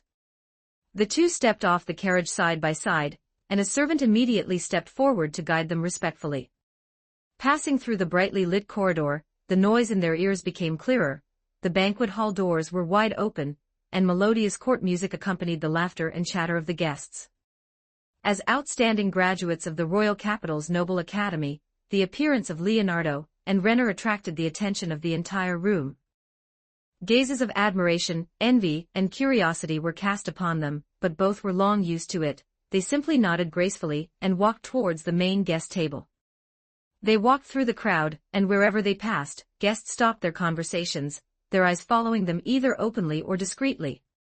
There were young men admiring Renner's beauty and status, and young ladies chasing after Leonardo's talent and handsomeness. At the main guest table, King Blanca III was conversing with several high-ranking officials. Seeing Renner and Leonardo, the king's face showed a gentle smile, and he nodded slightly in acknowledgement. Renner led Leonardo forward and respectfully paid her respects to her father. Good evening, father. Renner, Leonardo, you've arrived, King Blanca III said kindly, his gaze sweeping over the two with a hint of gratification and scrutiny. Regarding the eldest son of the frontier Viscount, King Blanca III had long heard of him. His daughter and the other party had a good relationship, and were childhood sweethearts. Viscount Cadian belonged to the royalist faction, and since Earl Beta also came from the Rodel family, King Blanca III naturally had no objections to Leonardo. In any case, his eldest and second daughters had already been married off to princes and nobles of neighboring countries through political marriages. If his favorite third daughter, Renner, could avoid being married off to another country, that would be for the best. That way, even if Renner were to marry Leonardo in the future and inherit the Rodel territory, he would still be able to see his precious daughter every year. Renner, tonight is your graduation party. You don't need to be too formal with me, go and have fun with your friends. King Blantz III clearly had official business to attend to. After giving his precious daughter a few words of advice, he turned to continue discussing the previous topic with the high-ranking officials. Just then, a crisp voice came over. The two looked towards the source of the sound and saw Lokius walking quickly towards them. Today, she was wearing a fiery red formal suit, which was both feminine and carried a touch of capability and heroic spirit. Her smooth golden hair reached her waist, and her azure blue eyes were bright and full of energy. Beside her followed a petite girl wearing a white mask. It was Evil Eye. Lokius, Evil Eye. Renner wore a sincere smile and took the initiative to greet them. Leonardo also nodded slightly to acknowledge the two. Lokius walked up to them, sized Renner up, looked at Leonardo, and winked teasingly. Yo, you two look exceptionally compatible today. I saw you at the entrance just now, truly a talented man, and a beautiful woman. This was a sincere remark, though it also carried a hint of envy. Renner's cheeks flushed slightly, and she gave Lokius a reproachful look. Lokius, you should say less. Evil Eye tilted her head slightly, her voice from under the mask carrying a hint of coolness. Leonardo, do you think this is our 5th meeting, or our first meeting? Come to think of it, the two had matched 5 times in the Tower of Fate, with the most awkward being the Golden Slime incident. This graduation banquet was their first actual meeting. Well, at least that's what Evil Eye thought. Hearing this, a flash of knowing amusement crossed Leonardo's eyes. He calmly replied, Miss Evil Eye, if we speak of the intersection of souls, we are already old friends. If we speak of this moment as our first meeting, then it is a new chapter of fate. Whether it is the 5th or the 1st, being able to gather here is a moment worth cherishing. Evil Eye seemed quite satisfied with this answer. The corners of her mouth under the mask lifted slightly, though invisible, one could feel the gentleness under her eyes. All right, don't start discussing such profound questions as soon as we meet. Lokius interrupted their conversation heartily, wrapping one arm around Renner, and naturally placing the other on Leonardo's shoulder. Let's go, let's find a place to chat properly. Tonight's graduation party isn't just for paying respects to His Majesty the King. Renner nodded with a smile, leaning intimately against Lokius, while Leonardo walked side by side with Evil Eye. The four left the noise near the main guest table and found a relatively quiet terrace. Outside the terrace was the palace garden. The moonlight was like water, spilling over the neatly trimmed shrubs and colorful night flowers. The evening breeze blew, bringing waves of fragrance that intertwined with the rich aroma of wine from the hall. The servants had long prepared tables, chairs, and exquisite snacks and drinks here. The four sat down, and the atmosphere immediately relaxed. Finally, I can catch a breath. Noble socializing is just troublesome. Lokius picked up a glass of iced fruit juice and drained it in one gulp, a look of satisfaction appearing on her face. Just now in the hall, the gazes of those noble youths were like they wanted to swallow Renner whole. Leonardo, you better keep an eye on your princess. Leonardo smiled and looked at Renner beside him. She was holding a glass of champagne, sipping it in small mouthfuls. Hearing this, she merely glanced at Lokius lightly but did not refute. Lokius, you're still as direct as ever. Am I wrong? Lokius raised an eyebrow and then turned to Evil Eye. Evil Eye, tell me, aren't there many people secretly looking at Renner and you? After all, your legendary story has aroused the curiosity of quite a few people. Evil Eye shook her head gently, her voice remaining cold. What curiosity? It's nothing but lust. She paused and turned her gaze to Leonardo. On the contrary, Leonardo, your performance in the Tower of Fate was quite gentlemanly. You were able to remain so calm even when seeing so many of our beautiful, scantily clad selves. Hearing this, Leonardo picked up a glass of amber whiskey, gently swirling it, his gaze gentle and sincere. Miss Evil Eye, you flatter me. In the Tower of Fate, we faced unknown challenges and inner trials. Moreover, true charm stems from the radiance of the soul, not the appearance of the skin. Yes, exactly. Because it was a trial in a dream, the charm of the women naturally stemmed from their souls. The look in Evil Eye's eyes under her mask softened even more. She gave a slight nod, acknowledging Leonardo's words. Renner put down her champagne glass and smiled. Speaking of which, our time at the academy really passed in a flash. I still remember the first time I met Leonardo in the library. He just looked at us coldly twice. I remember now, did that really happen? Locuse immediately became interested, her eyes rolling. Leonardo, you couldn't have fallen in love with our golden princess at first sight, and pretended to be reading, right? Hee, not hee. Leonardo was already sweating a little. He felt that if this Chinibu girl kept talking, Evil Eye might notice something was wrong. He smiled helplessly and laughed it off. Locuse, your imagination is always so rich. So this was the beginning of fate.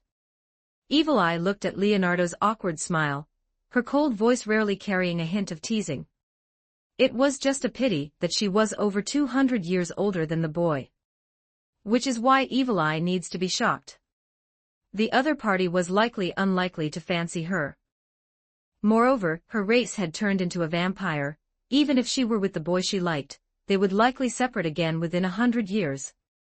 This was also the reason why, apart from the time with the 13 heroes, Evil Eye had been alone for over 200 years. The departure of friends was heartbreaking, but the departure between lovers was something Evil Eye dared not imagine or accept. Still stuck on the longevity argument, Leonardo put down his wine glass and looked at the swaying tree shadows in the palace garden in the distance, intentionally guiding the conversation. The time at the academy is precious, but the world is so vast. After graduation, I long to travel across the country, to see the mountains, rivers, and customs of this land with my own eyes. It can also be considered a practice and verification of the knowledge I have learned. Travel across the country. A flash of light appeared in Locuse's eyes, and she leaned forward slightly. That is truly a bold idea. Leonardo, with your outstanding talent and combat ability, wouldn't it be too lonely to set off alone? She paused, her azure blue eyes full of anticipation, and extended her slender hand, saying solemnly, "How about this, why don't you join our Blue Rose? We are an Orichalcum-ranked adventurer team.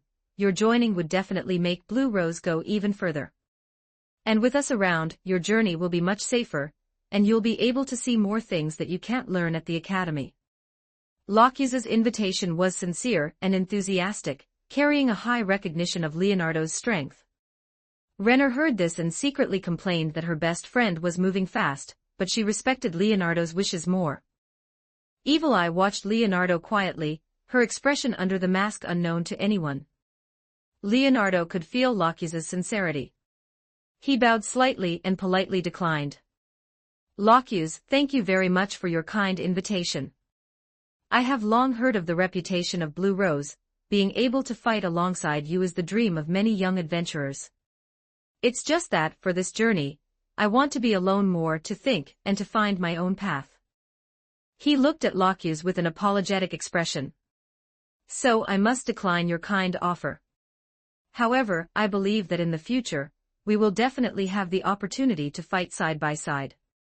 The excitement on Locuse's face was fleeting, then turned into an understanding smile. "All right, I understand.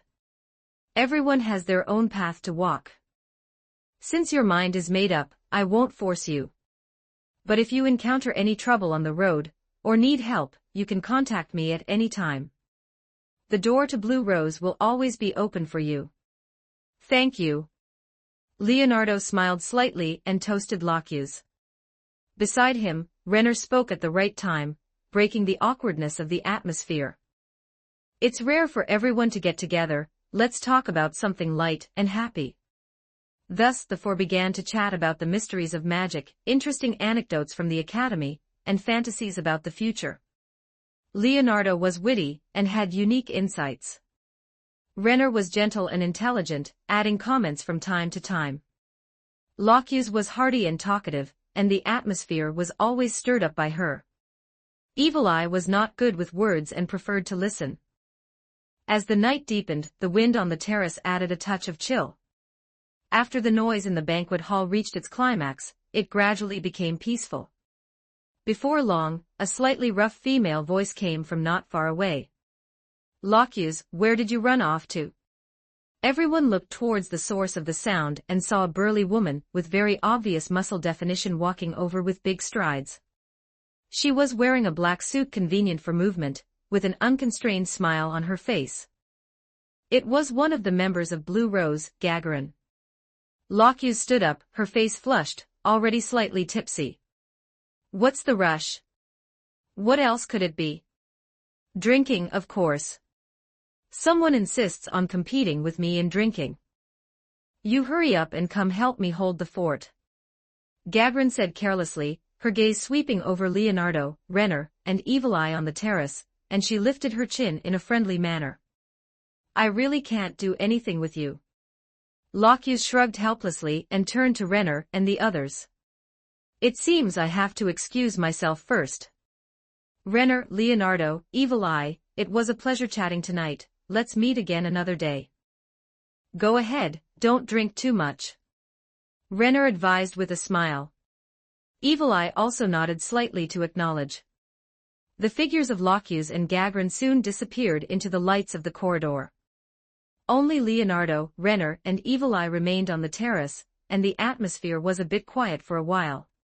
Evil Eye swirled the liquid in her glass, and the moonlight cast a faint silver glow on her tilted mask. Sensing the slight awkwardness of the atmosphere, Evil Eye, who didn't have much interaction with the two, took the initiative to say goodbye after staying for 2.5 minutes. "I should go back too.